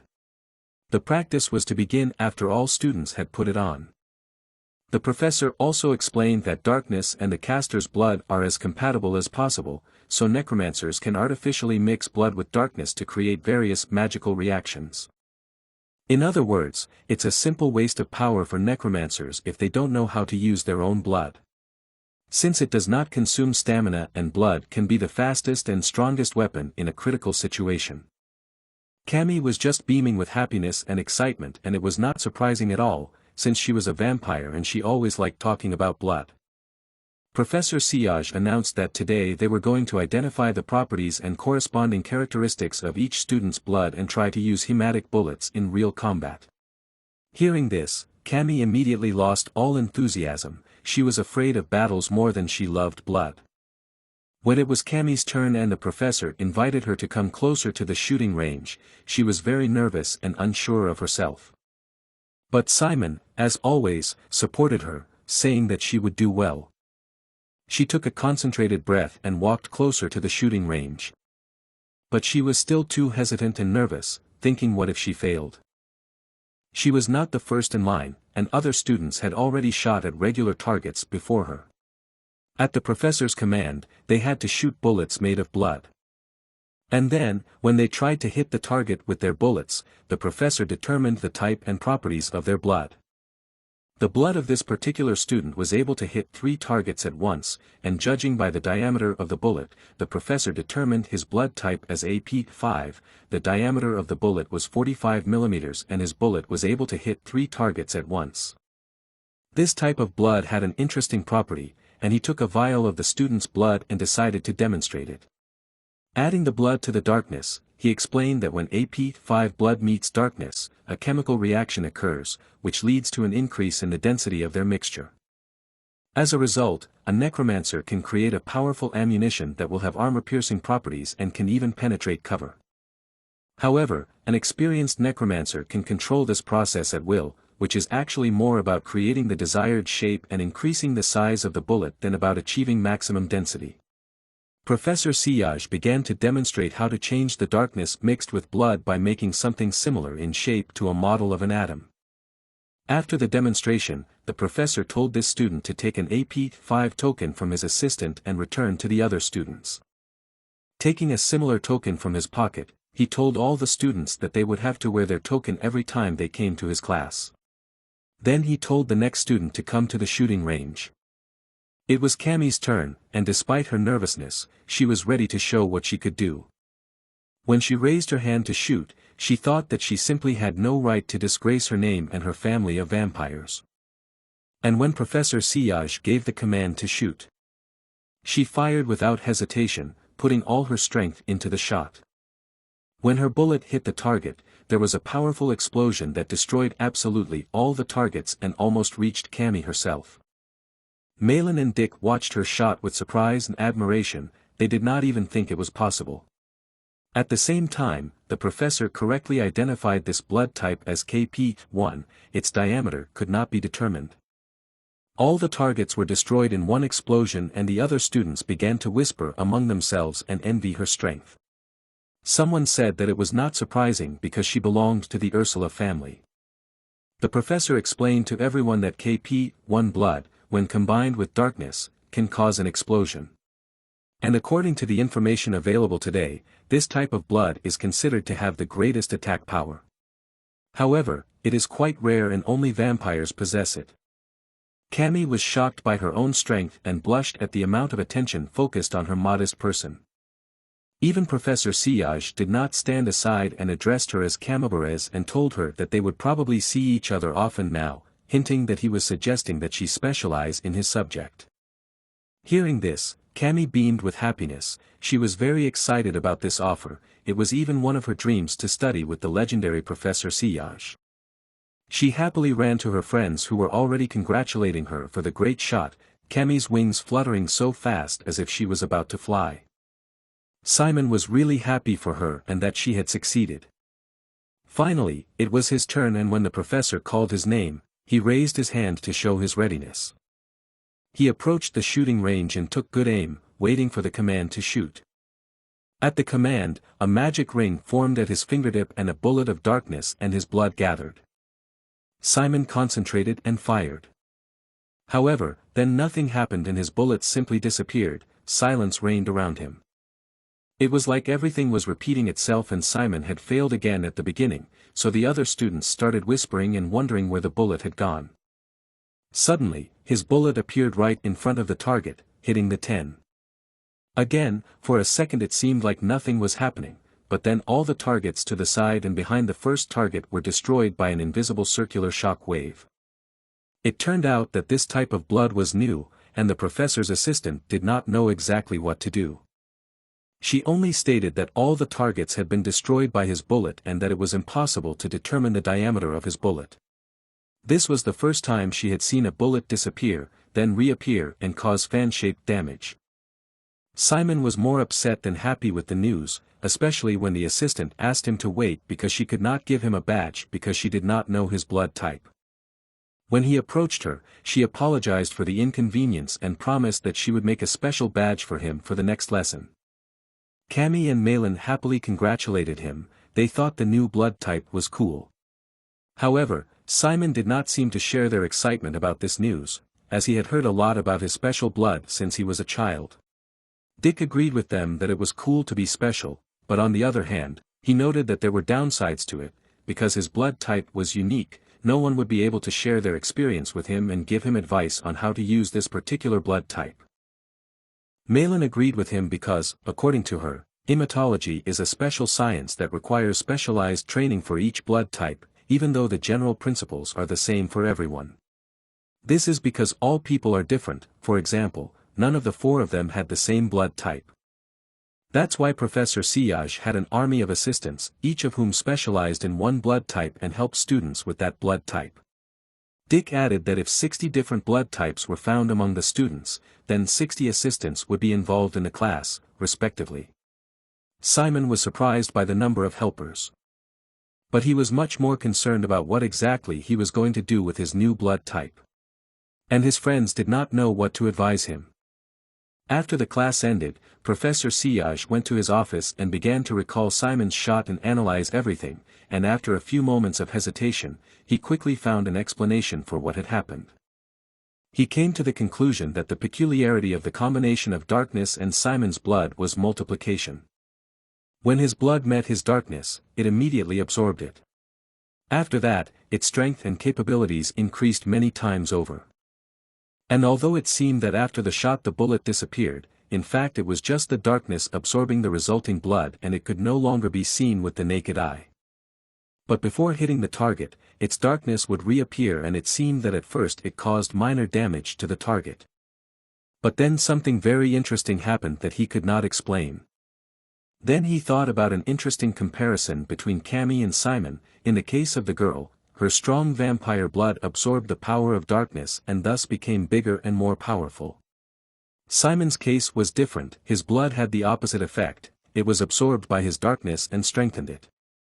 Tapping on the table, he came to the conclusion that the whole thing was very useful for research and he should study it more deeply. This became especially important to him when Professor Bahil came to his office a few days ago with a proposal. As usual, he started from a distance and tried to blur his eyes with politeness and idle talk, so Siage was forced to ask him directly what he wanted from him. Only then did Bahil answer that he had come to propose some arrangements and a deal. With his ever-present smile, he offered to help him get one female vampire student from Class A to specialize in his particular subject. As she currently started to specialize in catarrhology, but her last test results show that she got the best marks in hematology. She's as special as the vampire blood in her. Of course he was referring to Cammie. Professor Siage was in no hurry to answer and calmly drank his tea, wanting to hear the proposal to the end. Bahil continued to promise him that he would convince that student to change her specialization to hematology and that her success in the future would bring him many benefits. But he was unable to convince the experienced professor of the value of his proposal, and he, radiating a cold atmosphere, put the cup on the table with a thud. Professor Siyaj turned to him and replied with restrained anger that he had always been a cocky kid since his school days, but he advised him not to get too excited about his achievements at such a young age. Bahil immediately raised his hands to show his unwillingness to quarrel. He apologized for the fact that his suggestion might have been too bold and explained that he was only trying to help his colleague who had only one graduate at the moment. And most of the students who chose his subject as a specialization dropped out before the end of the second year. He believed that this student was his long-awaited chance to improve his performance. He wanted only one thing in return. His smile became maniacal and he stated his only condition, that Professor Siyaj should abandon the idea of taking the student from Class A, Simon Valencia, as he would like to do it himself. Now recalling that conversation, he knew very well that Bahil does everything for his own benefit and is ready to play any game for this, but he always has a clear plan of action.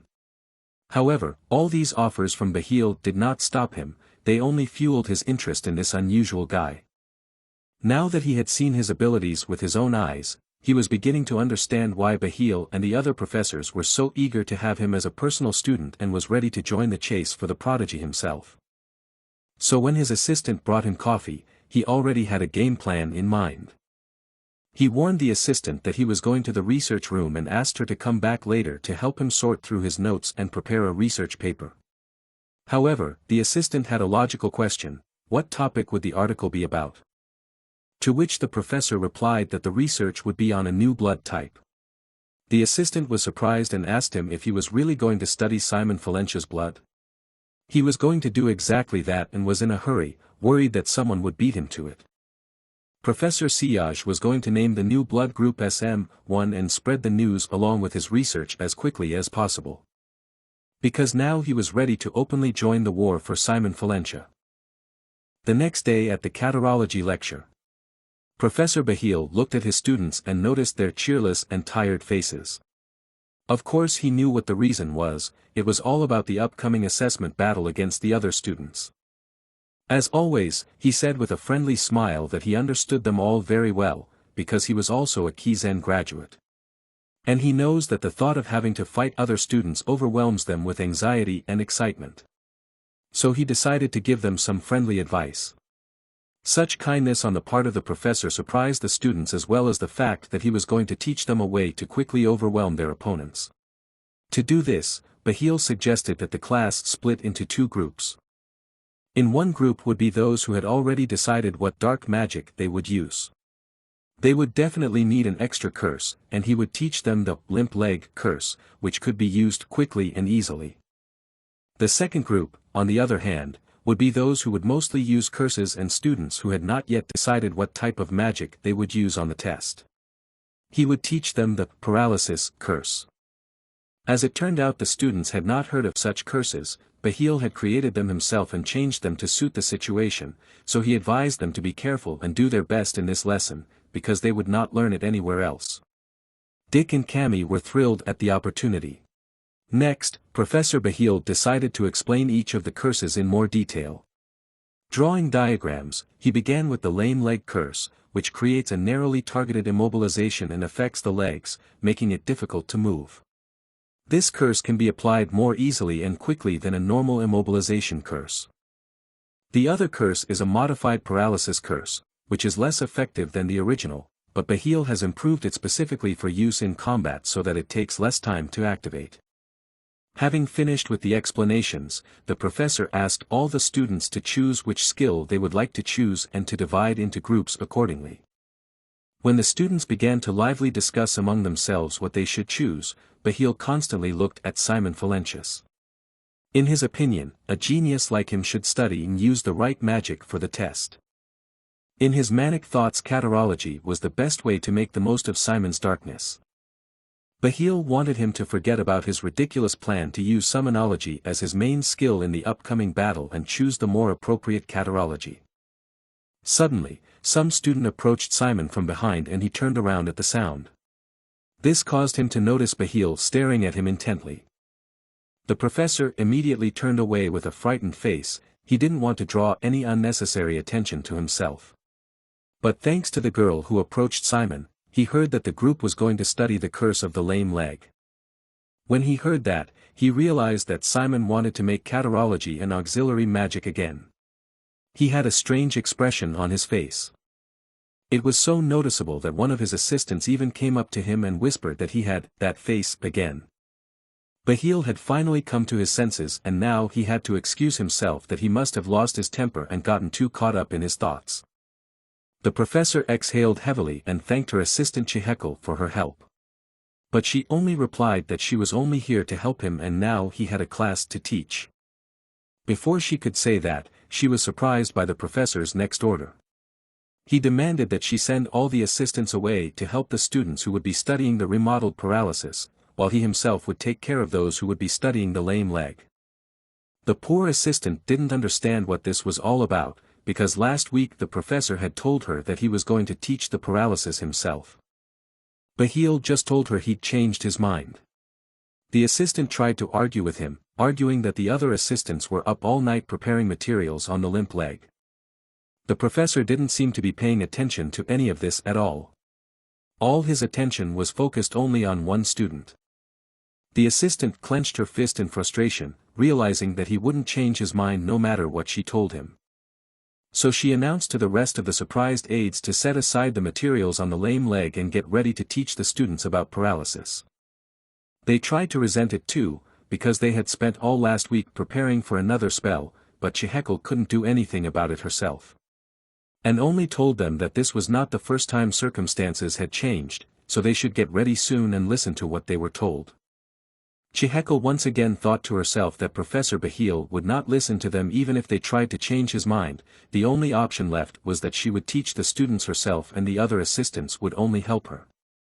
Chiheko even knew and for whom the professor had changed everything so drastically at the last moment.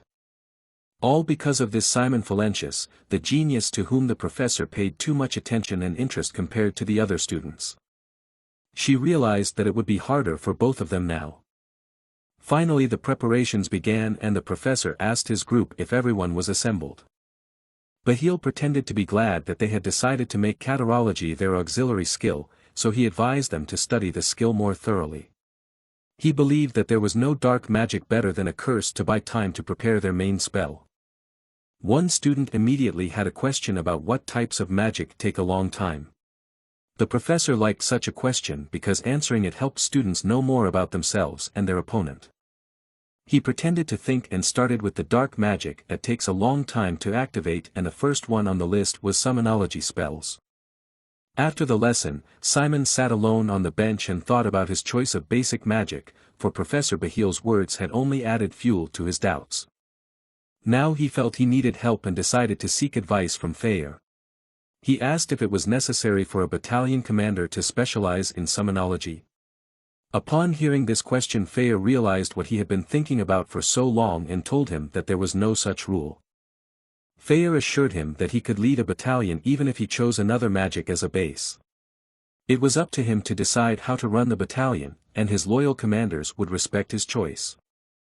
Then Thayer asked him if he hoped the battalion commanders would stop him. Simon answered, a little embarrassed and holding his head, that to be honest he hoped so. After all, everyone around him said that summonology was a weak form of dark magic and that it was a thing of the past, even the summonology professor himself had said so. Then Thayer asked if that meant he would give up summonology. Simon hesitated and was slow to answer.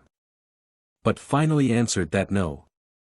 Thayer chuckled and suggested that Simon was feeling what his heart wanted, and that he was worried about something else.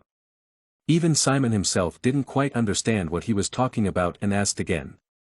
Then Thayer explained that it wasn't about quitting or insisting on summonology, but that he really just wanted to win the evaluation battle using summonology alone, and that was what was bothering him now, wasn't it? Simon was very surprised at this insight. He replied to Thayer that he really couldn't hide anything from him. However, he still needed some advice. Was he being foolish for wanting to win in this way? After all, there are types of magic that are much better suited for winning. Thayer asked why he thought that. Simon began to explain irritably that it just pissed him off. All those professors who say summonology takes a lot of time and support and that it's weak on its own. He's just tired of hearing it all. And even before he chose it as his major, he doesn't like the way summonology is treated. Thayer waved his hand at Elizabeth to get her to come closer. And then answered Simon that he had always chosen efficiency before and now he was having an internal conflict between that quality and his feelings. This was indeed true, but there was still the final question of what would be Simon's conclusion after so much reasoning. Simon seemed to have made up his mind and answered that this time he would follow his heart. He dreamily closed his eyes and asked Thayer to imagine what it will be like when everyone says he won't succeed. But he would still win with the help of summonology and show them all what he could do. Probably after that, Simon would have the wonderful feeling of having conquered an impregnable peak through his hard work. Thayer was glad to hear that, he thought so himself and tried to push him into it. One should gladly choose a path that others dare not tread, such a decision alone is already special and priceless. Simon should have remembered that. But Thayer didn't stop there, and added that Simon was the commander he had chosen. He should not pay attention to the restrictions that fools set, it is better to do as he wants. Simon agreed with him and was confident to win this assessment battle using only summonology. After a while, Professor Bahil found out about his decision and he was furious with him, smashing his office. He just didn't understand why Simon didn't realize that he was doing all this just for him. All those hints and help in class. Why the hell was he letting his talent rot in summonology? He gritted his teeth and screamed a silent scream, what the hell? Trying to catch his breath after destroying his office. When suddenly there was a knock on the door. An assistant entered the office and calmly asked if the professor was done giving vent to his anger. Professor Bahil looked at her with his crazy look, as if her days were numbered and something terrible was ahead of her. However, she had seen that look more than once during her time working with him. But in the end, her presence didn't make a difference and Bahil just continued to lament, complaining that he just didn't understand why Simon didn't realize that he would just become the next Aaron if he continued to delve into such an outdated subject as summonology. Looking at his old school photo, Bahil was sure that no matter how hard Simon tried or how much he excelled in summonology, if he chose to go that route, his maximum would be to become like Aaron, who himself was once special admission number 1 and was once a promising student who had outstanding talent. And just look at how he is now treated by everyone in Kizen as a gloomy and unassuming professor who is tired of life. Looking at all this, Bahil was breathing heavily and rage was overwhelming him. Finally he couldn't stand it anymore and turned the picture over so that he couldn't look at this pathetic sight anymore. He loudly declared that they were all too pathetic and he just couldn't stand such weakness. They were both shining talents who were driving themselves into a bottomless pit from which there was no way out. Bahil decided that he won't just watch it happen again. Only he himself can bring Simon back to his senses. Only he can engrave and polish the raw gem into a piece of jewelry that will shine brightest in the world. Chiheko, listening to such a fiery speech, only exhaled tiredly, and asked him why he should not say honestly. Turning to her, he suddenly liked her idea and said that it sounded great. With his manic smile, he, this time honestly stated that he wanted him. Bahil wanted Simon to be his apprentice so badly that he was willing to pay any price and go all out. He was even willing to sacrifice his soul for him and was willing to see to it that his talent blossomed and reached its peak, and it absolutely didn't matter what it took. Chiheko, looking at him, only thought that Bahil was up to his old tricks again. He wanted to create the next Nephthys, only more powerful. Bahil was ready to sacrifice everything, his efforts, his care, his dedication, even his soul with his life. He was willing to put everything on the line to help Simon ascend to the world of the gods. In return, he wanted only one thing, for Simon to consider him his only mentor. And that when someone asked him how he got to the top, Simon would reply that it was because of his mentor, Professor Bahil. Just thinking about such a future gave Bahil goosebumps. He was enjoying his dreams so much that it looked like Chiheko was completely unnecessary here, so she said she was leaving to stay out of his way. But he suddenly grabbed her hand and didn't let her leave. Pulling her closer to him, Bahil told her that he was a man who needed to own whatever he wanted. Just like he owns her. Chiheko didn't seem to share his view of the situation at all. And stepping painfully on his foot with her heel, she claimed it was sexual harassment in the workplace. When she was rebuffed, the professor let her go and reminded her that she had not had the most attractive character since her student days. And he could not allow his successor as professor to be so harsh. Chiheko had not expected such a response, for she had thought that Bahil had already decided to make Simon Valencia his heir. The professor explained to her that she had misunderstood everything. There is no way Simon should become a teacher at Kizen, for he is far beyond that and will far surpass himself. He is a talent that would rival Nephthys herself and most likely outshine her. And Bahil was sure he was expressing his legitimate desire as a teacher. It would be abnormal not to be happy for such a talent. After these explanations, he looked at his assistant and asked her if she thought his predilection was vulgar still. Chiheko corrected her glasses and replied that she thought his desire to monopolize the right to teach was a vulgar obsession. But her words did not upset him in the least, even more so, they only fueled his excitement. Since Chiheko always had something to object to every word he said, Bahil offered her what he thought was an ingenious idea. Since Simon Valencia was now more or less satisfied with his skills in summonology. And that's not surprising considering his success with summonology in all practical tasks, but because of that he doesn't realize that he could achieve even more brilliant results with another type of magic. This has been a problem from the beginning of his Kizen training, he was doing too well and too fast. Now it is necessary for him to experience the most massive and bitter defeat of his life.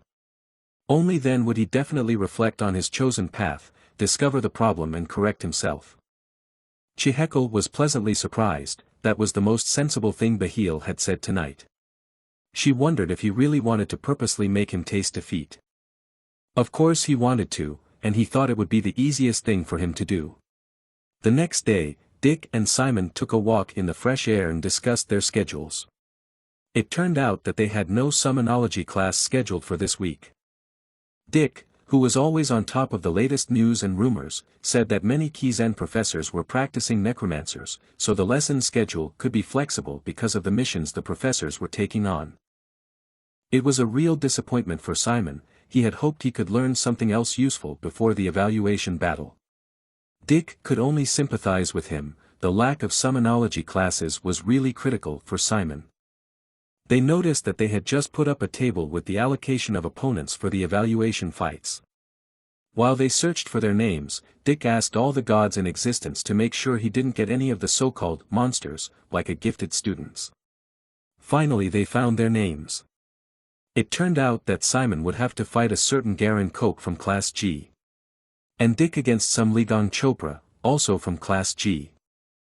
Even Dick didn't know them, but he promised that since they were both G class, he'd ask around his friends from that class and find out all about their specialization and likely fighting tactics. Simon didn't even feel comfortable that Dick would do all the work for him. But Dick just waved him off, saying that's what friends were for. Simon was grateful to his friend, and he couldn't wait to find out what kind of dark magic Garen Koch was using. He couldn't wait for class to end today, because he had plans of his own.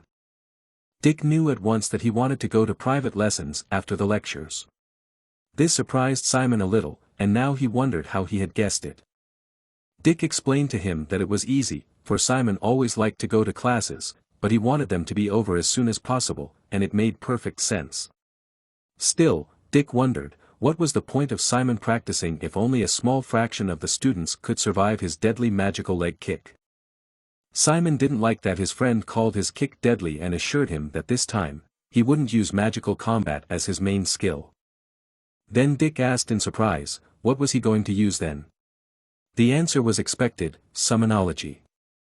Suddenly Dick showed him 2 fingers and asked him to choose one, well Simon chose one of them. Then Dick started to mimic Malin and said in a similar tone, don't forget what I told you. I told you to fight with magical combat.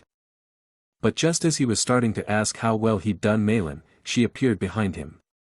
And gave him a good smack on the head with a book. It hurt enough, but in Malin's opinion, not enough. So she also advised him to die, how can you be such a retarded comedian? Finally, in the evening, after all the classes were over, Simon went to Rochester. He liked the quietness of the place in the evening, but unfortunately he didn't come here often. First he planned to visit the necromancer store that Dick had advised him about, which, while it couldn't replace the professor's lecture, should help him prepare for the evaluation battle. There were many skeletons on display in the window of this store, making it impossible to confuse it with any other. When he entered the store, he was immediately greeted by the salesman and asked if he had come for something specific. Simon immediately replied that he needed skeleton archers. The salesman was surprised at such a request. He recognized Simon as a first-year student and didn't understand why he needed skeleton archers so early, as they were not easy to collect. But Simon insisted that he would like to try. The salesman reached for the boxes and praised his fervor. But still asked Simon if he knew that skeletons could have different stances, not just archers. Of course he knew that there were skeleton mages, riders, and so on. But still Simon wondered why skeletons were named after their specialties. The salesman explained to him that the simpler the names, the better, and asked him why he had chosen skeletons of archers. It turned out that Simon had tried to teach his regular skeletons how to shoot a bow, but it didn't work out well, they were too clumsy. Hearing his story, the salesman laughed good-naturedly and started opening boxes. In the first was a Sapiro skeleton, the safest and most docile. It was perfect for beginners. It also offered him a look at a better quality skeleton called Vanilla. The specialty of this skeleton was that it was properly cooled during creation and its joints were smoother than other brands, also the magic circles were very carefully applied, making it one of the best skeletons on the market. Also, this brand offered excellent repairs. Hearing all this, Simon assumed that they must be very expensive. They were, and one box cost as much as 30 gold pieces. But the salesman assured him that the brand was worth the price.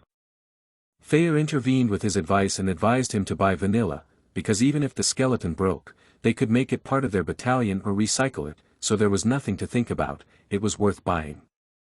Seeing his indecision, the seller also offered cheaper options. The price gradually fell from 30 to 20 gold coins, but those that cost 20 were made by an unknown necromancer, and whether they would serve well or not depended solely on luck.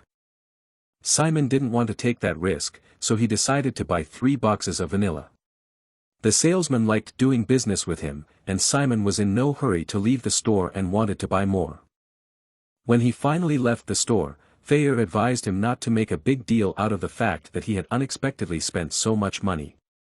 But Simon believed that he really needed it all. Well, Fayer wasn't going to argue with him and said that if that was what he wanted, he had nothing more to add, but advised him not to let these things go to waste and to use them properly so that he wouldn't have any regrets later. To this Simon agreed. As he was walking down a busy street in the town, he suddenly noticed a familiar silhouette. Simon froze in place. Then Fayer asked who he had spotted, a friend? But it wasn't a friend at all.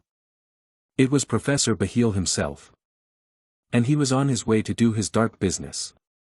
It turned out that he'd met one of the students there and performed some kind of operation on him.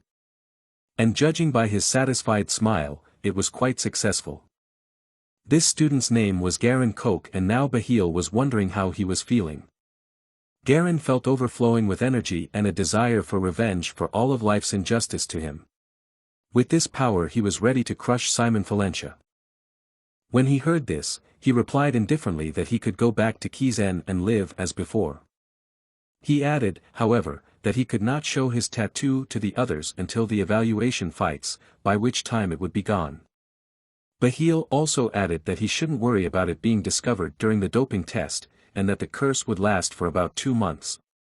The boy wondered why he was helping him so much. He smiled and answered that it didn't matter, because he just had to do what he asked him to do.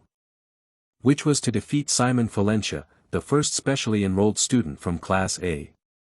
He also reassured Garen, saying that he shouldn't worry about the special invitation, because he was much stronger than him now. Hearing this, the boy immediately raised his hand and clenched it into a fist. In the next instant, darkness erupted from his back, which immediately turned into a third hand. After which he slammed it against the table he was lying on before. Finally, really feeling the power of the strength he had been given, he thanked the professor, saying that he would never forget his help. He then asked if he should kill the guy since he was so annoyed with him. However, as soon as he said those words, Bahiel's tone of voice changed very drastically. He immediately replied in a cold voice that he shouldn't do anything stupid and just follow his instructions.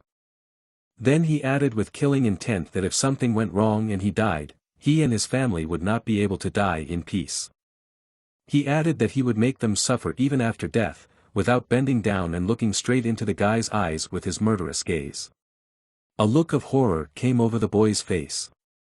From the shock he could no longer stand on his feet and just fell to the ground, then said that he would do everything right.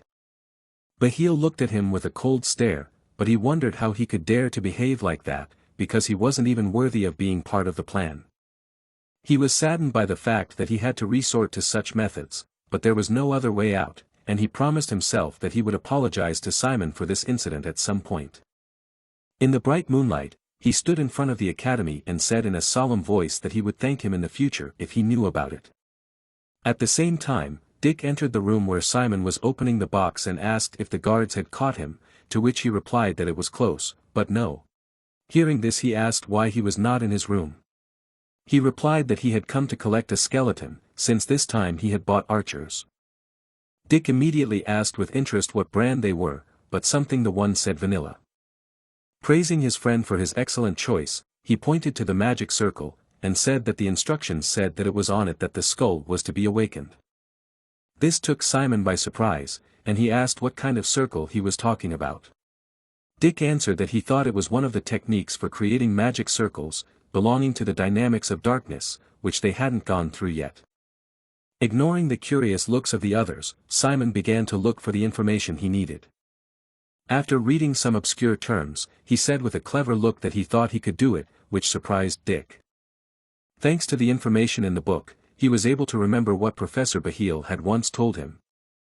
It was that darkness works just like hands. If the flow is repeated hundreds or thousands of times, the darkness begins to repeat your actions subconsciously as it tends to memorize the flow. So his task was merely to set up the center and simply observe. With these thoughts he immersed himself and began to collect the darkness in his hands. Putting his hand on his skull, he said that the darkness would pass even without his intervention. Since this was the way the magic circles were set up, he activated the circle in the next instant, causing the skeleton's eyes to glow blue. Dick was shocked at what he saw, for he didn't understand how he had managed to do it just by looking at a book. Simon replied that there was nothing unusual about it, for the technique was similar to one he already knew. Looking at the manual, Dick said that it would take about 2 days to assemble the skeleton, and asked if he could do it, to which he replied that he couldn't wait that long, and would do it right away. Then turning to the already alive skeleton head, he smilingly told him to wait a bit, as he would quickly assemble it. After a while only Simon was left standing, while Dick slept sweetly. However, that was the price for him managing to collect the skeleton that now stood before him. After a while, the skeleton began to spin around the room, as if to show all that it could do. When he saw that he was more or less used to his body, Simon tossed him the bow that would be his main weapon.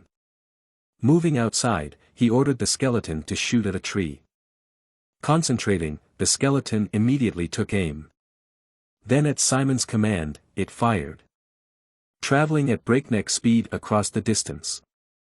The arrow was instantly embedded in the tree. Simon had a happy smile on his face, as his efforts and money had not been wasted.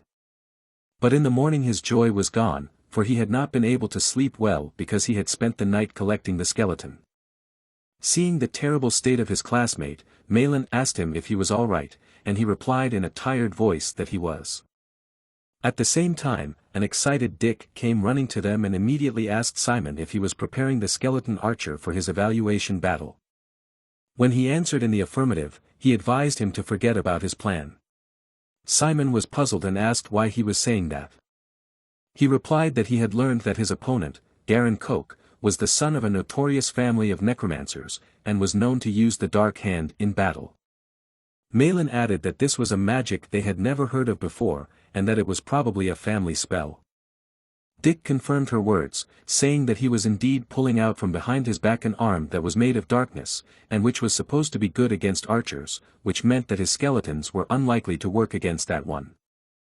However, he also comforted our hero, saying that he had heard that he couldn't use other spells while using that arm. Hearing this, Cammy immediately concluded that catarology was the most suitable for fighting such an opponent. Malin also agreed with her, adding that he could win even with attrition alone if he kept his distance and cast a lot of curses on him. Their words really made Simon think, because he realized that he couldn't defeat such an opponent with just skeleton archers. But suddenly he had an epiphany and told his friends that he had a good idea. A few days later, Cammy, Dick, and Malin looked at the man who had once been their friend with horror on their faces. But Simon, who was furiously scribbling something with a pen and chuckling, wasn't listening to anything they told him. As if he were some evil genius, Simon continued to write something with a chuckle, paying no attention to anyone. His friends were very worried about Simon's miserable condition. Malin and Cammy reproached Dick for not being able to stop him as a roommate. Simon had already been in this condition for days and at this rate he would soon die. But Dick did his best, but nothing helped. For now Simon resembled some maniac who listened to nothing and only worked all day long on his plan and strategy of victory. It was frightening to look at him. So Dick suggested that they just leave him alone for the time being, so as not to make things worse. But Malin opposed that, saying that they just couldn't let him burn out a few days before the evaluation fight. Besides, he was already starting to scare the other students with his appearance. Malin decided to take action and walked over to Simon, causing him to shudder in surprise and finally tear himself away from his notes. He looked like addicted ones, barely resembling his old self, and it was immediately obvious that he hadn't slept in days. Malin could hardly bear to watch him suffer and advised him to go rest now or he would get sick. Even though the grade battle is important, but you also need to take care of your health or else you would start skipping classes and get bad grades. But Malin's arguments didn't mean anything to Simon, he was going for his goal and he wasn't going to give up. He just thanked her for her concern and asked her not to distract him and to come back to this conversation later. Suddenly Malin grabbed his cheeks and ordered him to open his mouth. The poor guy couldn't turn away anymore. Malin was about to give him one of the energy pills she herself had taken and advised him not to chew it and to drink water immediately. She wanted him to live to see the evaluation fights, but she still advised him not to rely on these pills for long, as it was not a solution, but only a temporary solution. This time Simon obeyed her and swallowed the pill with water. Immediately afterward he felt better and asked for more pills. But Malin refused him, repeating that she had already told him not to count on them, because they had side effects if overdosed. Then Dick asked Simon why he shouldn't talk to Professor Aaron. There's nothing wrong with asking for help, especially if you're researching a new-to-you type of dark magic and you're stuck on something. But Simon was sure the professor wasn't here in his office right now. But Dick had recently learned that he would be back today at lunchtime. This was great news for Simon and he went to wait for the professor in the hallway leading to his office. A few hours later, footsteps were heard in the hallway, and as expected it was Professor Aaron. When the professor saw him, he was a little surprised to see him here, and even in such a form. He asked Simon Falentius, who was sitting near his door, what was he doing here? Simon immediately jumped up and explained that he was here to ask for advice. However, Aaron replied tiredly as always that his working hours were over. Simon didn't get the joke and was shocked by this response. He remained frozen in place until Aaron said that he was joking and he could go into the office. The study was full of all sorts of skeletons and just mountains of books. He had never been in Aaron's study before and was looking around with interest. The professor, seeing his indecision, offered to sit wherever he wanted and asked him what he wanted to ask. Sitting down next to the dried-up zombie and looking at him warily, Simon answered that he wanted to know how to win an assessment fight using only summonology. Pouring coffee, Aaron asked, why would he think of such nonsense? After all, he knows that Simon has shown his talent in magical combat, catarology and other more appropriate subjects. And right now, He doesn't understand why Simon wants to make life difficult for himself when he has plenty of ways to pass the assessment more easily. And put the cup in front of him. But Simon wasn't going to give up and ask the professor for permission to ask one more question. When a student who is going to make summonology his major wants to win with his major, can that be considered a good enough reason? Aaron took his time answering him and sipped his coffee. He silently stared at Simon for a while, sizing him up. Simon was beginning to regret coming here and asking such questions. But suddenly the professor interrupted his silence and asked what Simon wanted from him. To give him a ready-made solution or to compliment his personal way of winning? Simon glowed with happiness and replied that he wanted the professor to help him finalize his plan. Finally, the day of grading came. But amidst the packed arena, the anxious voices of Simon's friends could be heard, who couldn't find him. Immediately there were complaints about Dick, who had shared a room with him and yet didn't know where he was now. Dick explained to them that he had not seen Simon since yesterday, and he had not slept in the room the previous night. So, he advised them to wait for him to go and look for him himself. Cammy and Malin stayed in the stands, where they were surrounded by many people.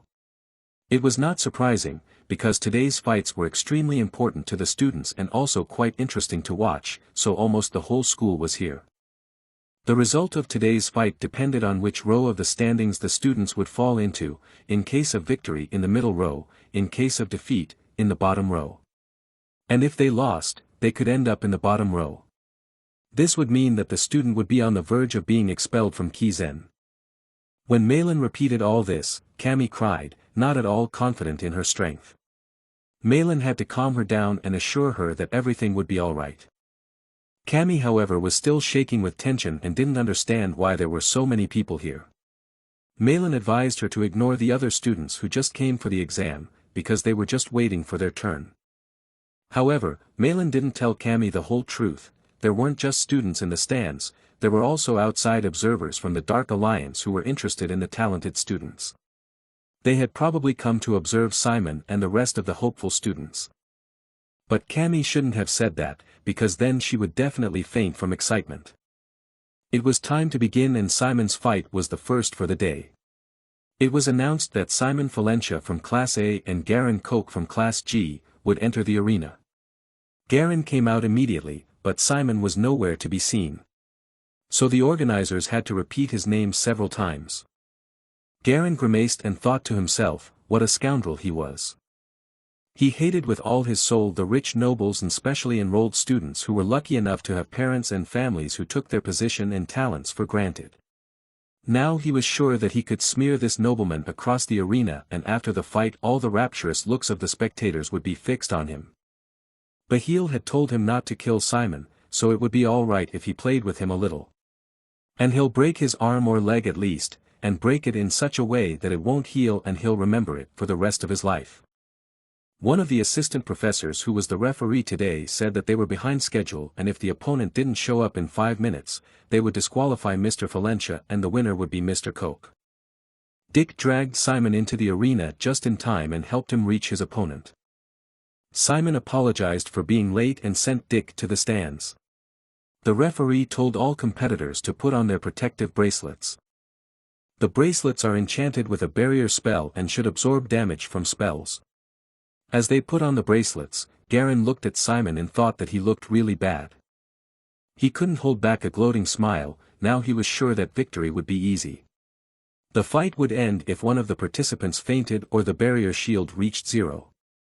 The command, begin, sounded and each of the opponents prepared for battle. Garen summoned his arm from the darkness and Simon a group of skeletons with shields.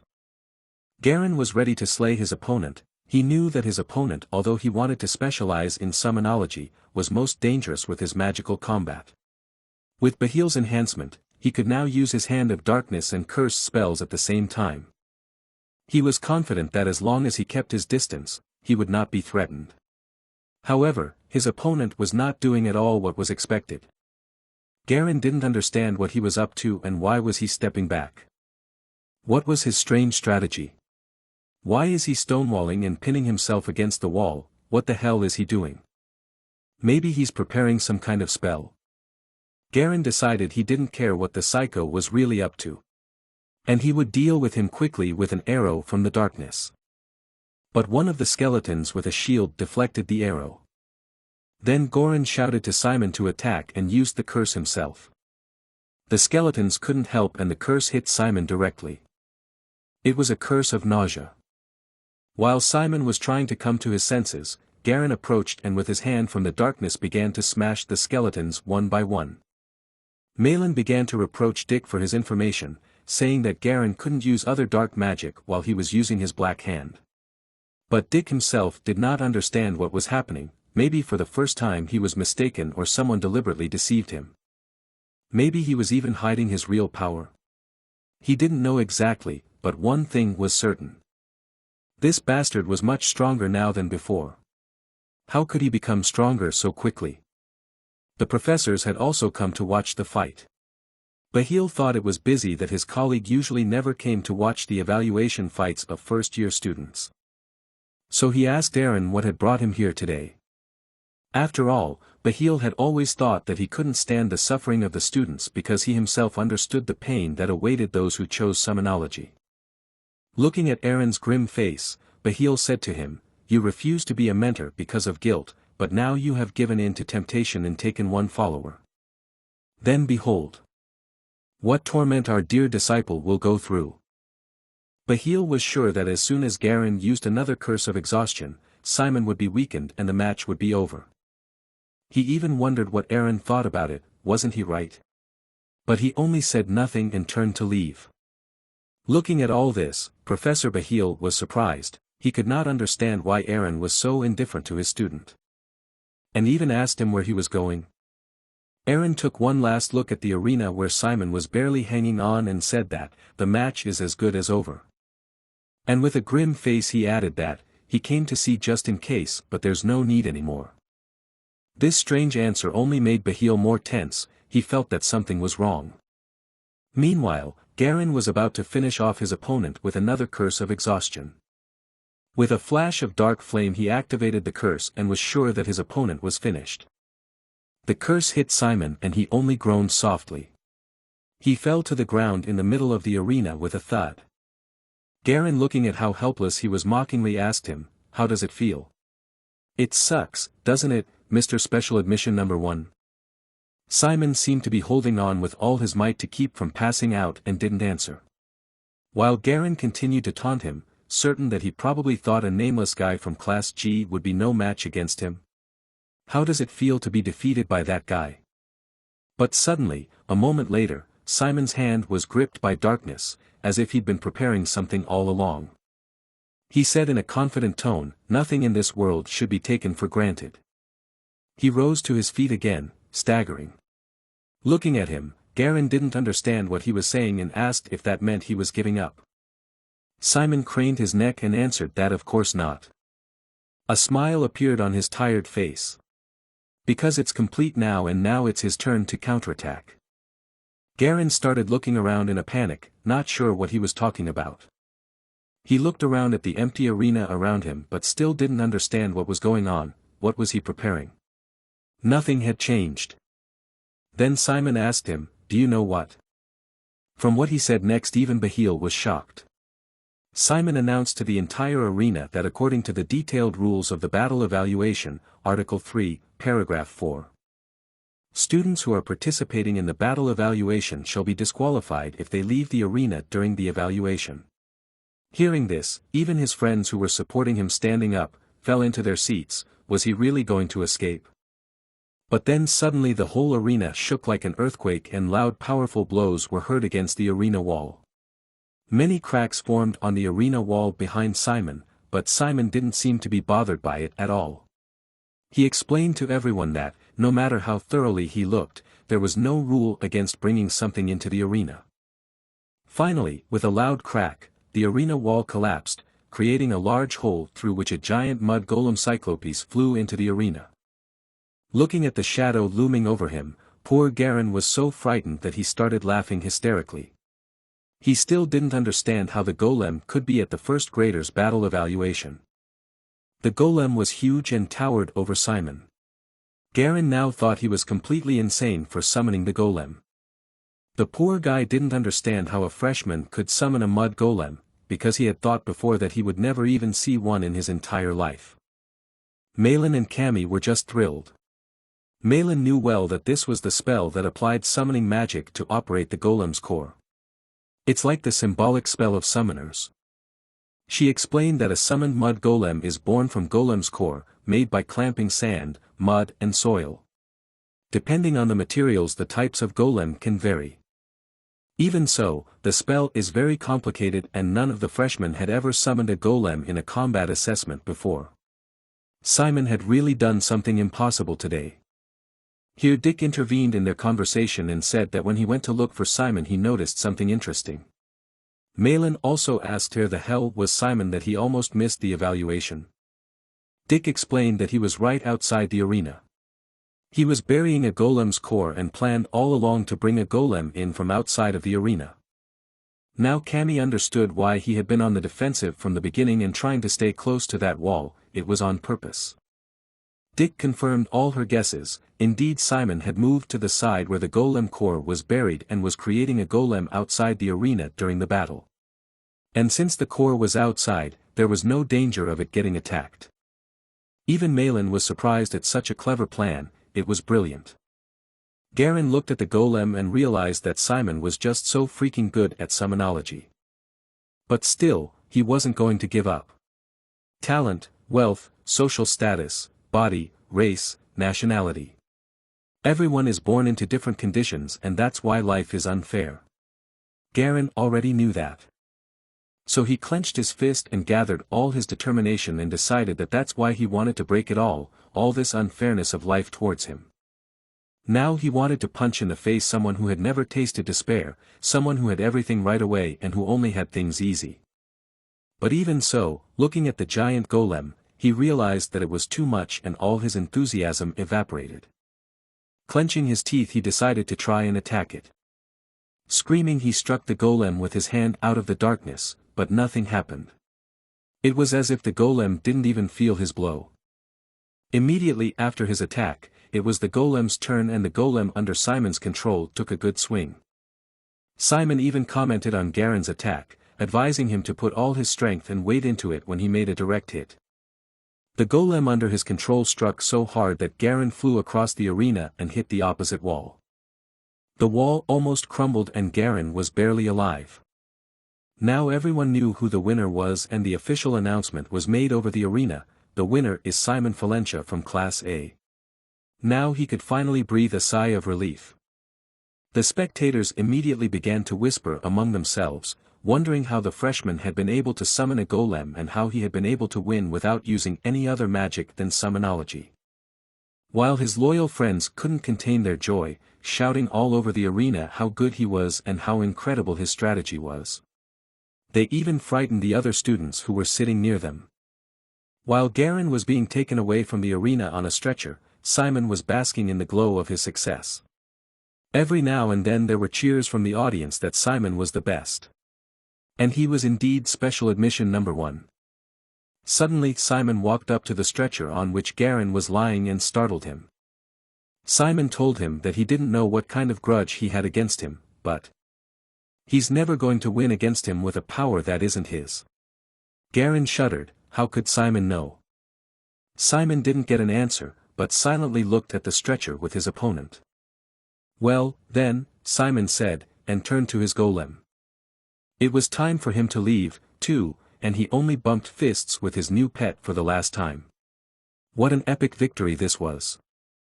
When Simon left the arena with his friends and the golem, they immediately showered him with praise, saying how cool it was. But they were still a little hurt at him because he hadn't told them anything and had disappeared to parts unknown. Simon had to apologize for making them worry. Malin, in her usual manner, immediately said that she wasn't worried about him at all and that he was just imagining things. While Malin was convincing Simon of this, Cammy walked over to the golem and greeted him. She was so enamored with the golem that she turned to Simon and asked if she could ride the golem. But she was stopped by Malin, advising her to ask him later. Because Simon is using his darkness to keep the golem alive, and if he continues to do it for longer he will surely die of fatigue. From his shaking and tired look, it was already clear. Cammy immediately started apologizing that she was sorry for being so inconsiderate. Simon said it was no big deal, he himself didn't know that before he tried summoning the golem. After that he finally let the golem fall apart and all that was left of it was a pile of dust. In the middle of it lay the core that was the golem's eye. When Simon picked it up, Dick stared at it intently. He knew that the golem's core was worth a fortune, and he wondered how Simon had gotten it. The story, however, was quite ordinary, but he had succeeded thanks to his charisma, which left no one indifferent. Simon went back to the necromancer store where he had bought skeletons before. He asked the seller if he could buy a golem core for 610 gold coins that he had left after buying 3 vanilla skeletons. Unfortunately, the prices for the golem core started at 700 gold and the vendor wondered what he could offer in that case. Then the seller offered him a special discount of 50 gold and also agreed to get 600 gold now and 50 gold Simon would owe him. The seller also advised him to keep 10 gold with him in case of an emergency. Thanks to all this Simon was able to get this core, yes, with credit in spending all his money from the previous mission, but the main thing is that he was able to. Speaking of which, Simon was now wondering when the next mission period would be. Dick looked at him questioningly. Despite all his wit he somehow didn't immediately understand why he was asking. Simon picked up the golem core and explained that he had learned the hard way this time. But Dick still didn't understand what he meant. Then Simon turned and looked at the school and said that now he realized that being a necromancer is all about money, which is just needed to buy components. After a short break, it was Dick's turn for combat evaluation. His opponent was Ligong Chopra. Dick had prepared well for the match and studied his opponent closely. According to the intelligence he had gathered about her, Ligong is an enchanter, just like him. And she controls weapons at will using the darkness to form thin threads. Thanks to this technique, she was a tough opponent. But Dick had a plan to defeat her, even though she was difficult to get close to. He inhaled deeply and drew in a lungful of air. The next moment he was shouting across the arena, pointing his finger directly at his opponent. The name is Ligong Chopra, full name is Phlianka Chopra. A native from Dipak fiefdom in Shahid Kingdom. And Chopra is the name from her mother's side. A sage from her village opened her core. Ligong was frozen in place and did not know what to do. But Dick did not stop there and continued to reveal all the facts about her. It took her a year from opening the core to her first darkness. She's good at hunting and her hobby is to cook. She were assigned to Class G after she entered Kizen and her subject test score was 70. The first friend she made is Narsha Abra. She want to major in darkness dynamics, but she's very much interested in magical combat too. So far she was still holding back and not showing any sign of it, so he moved on to the heavy artillery. And he started telling her that she has a minor knee injury, she's 5 feet 4 inches and weighs 60 kilograms. And her bust, waist and hip measurement is. And she couldn't take it anymore and she yelled at him, "What the hell are you doing? Shut up." That's when Dick realized he'd hit the mark and got her in the right state. Now he summoned the strange black staff and told her it was always worth keeping your friends close and your enemies closer. And now he knew her weaknesses better than anyone else. Dick stuck the staff into the ground and said that was why he was so interested in learning about others. That was why he had studied her so well and so diligently that he had found an effective way to counteract her. Now he wondered what she thought about it. Ligong was so furious that she couldn't find any other words except to shout to him again to just shut up and die. While immediately attacking that insolent man with all her swords. But suddenly all her swords stuck to Dick's staff with a metallic clang, instead of slicing it into little pieces. Quite looking at it all, Dick explained that it's sort of an electromagnet and it attracts metal that has the same element. And since her swords are made of carbon steel and amerinium alloy, they're pretty easy to neutralize. He also discovered that she bought 20 swords but no armor whatsoever. A silver coin appeared in his hands. Creating a magic circle and preparing a spell, Dick assumed that she must have let her guard down because she thought that he was just a pure enchanter. But that was a big mistake, because thanks to the information he had gathered, he had a strategy to defeat her. So he began to fill the coin with darkness. After all, its weakness is long-distance accelerating attacks. After collecting enough darkness, he fired the coin. It flew so fast that Li Gong didn't have time to dodge, still shocked by what she heard. The coin hit her forehead, knocking her out. And she fell to the ground with a thud.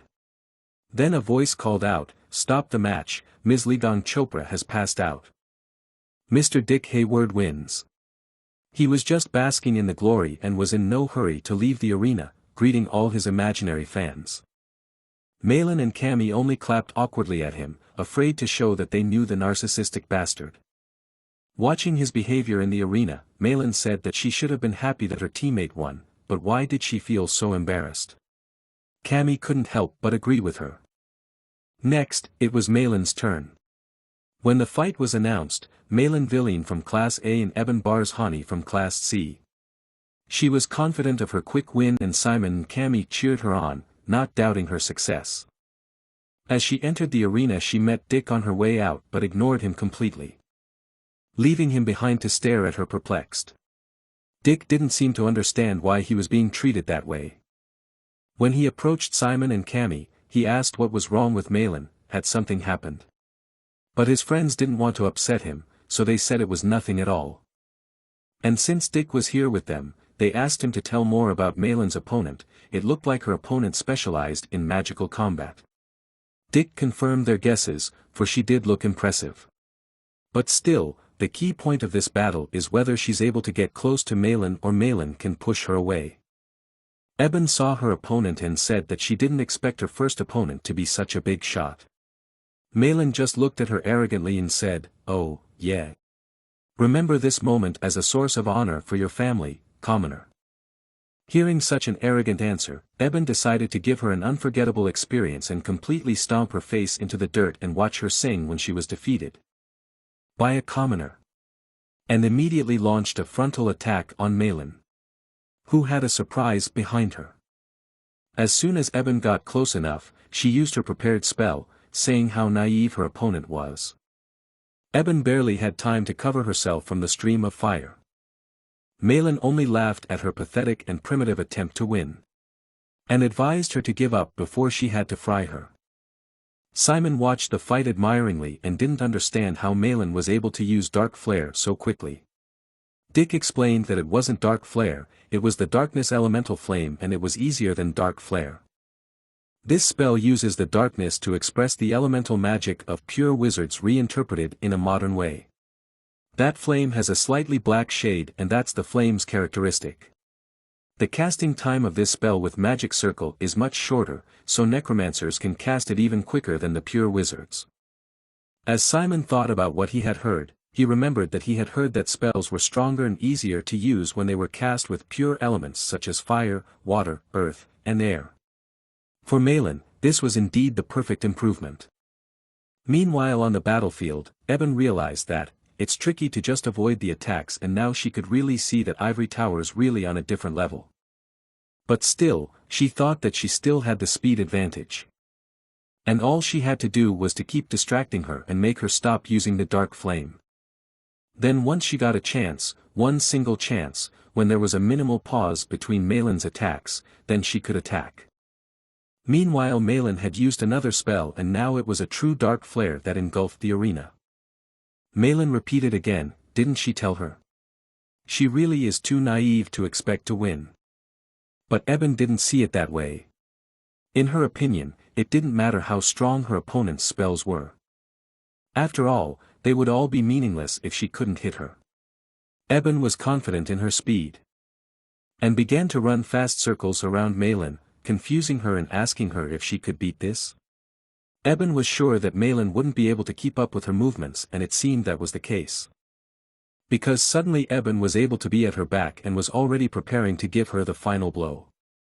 But what was Eben's surprise when her blow didn't reach its target? Because Malin had just dodged it. And now mockingly asked her, did you really think I'm so bad at magical combat that I couldn't dodge a punch like that?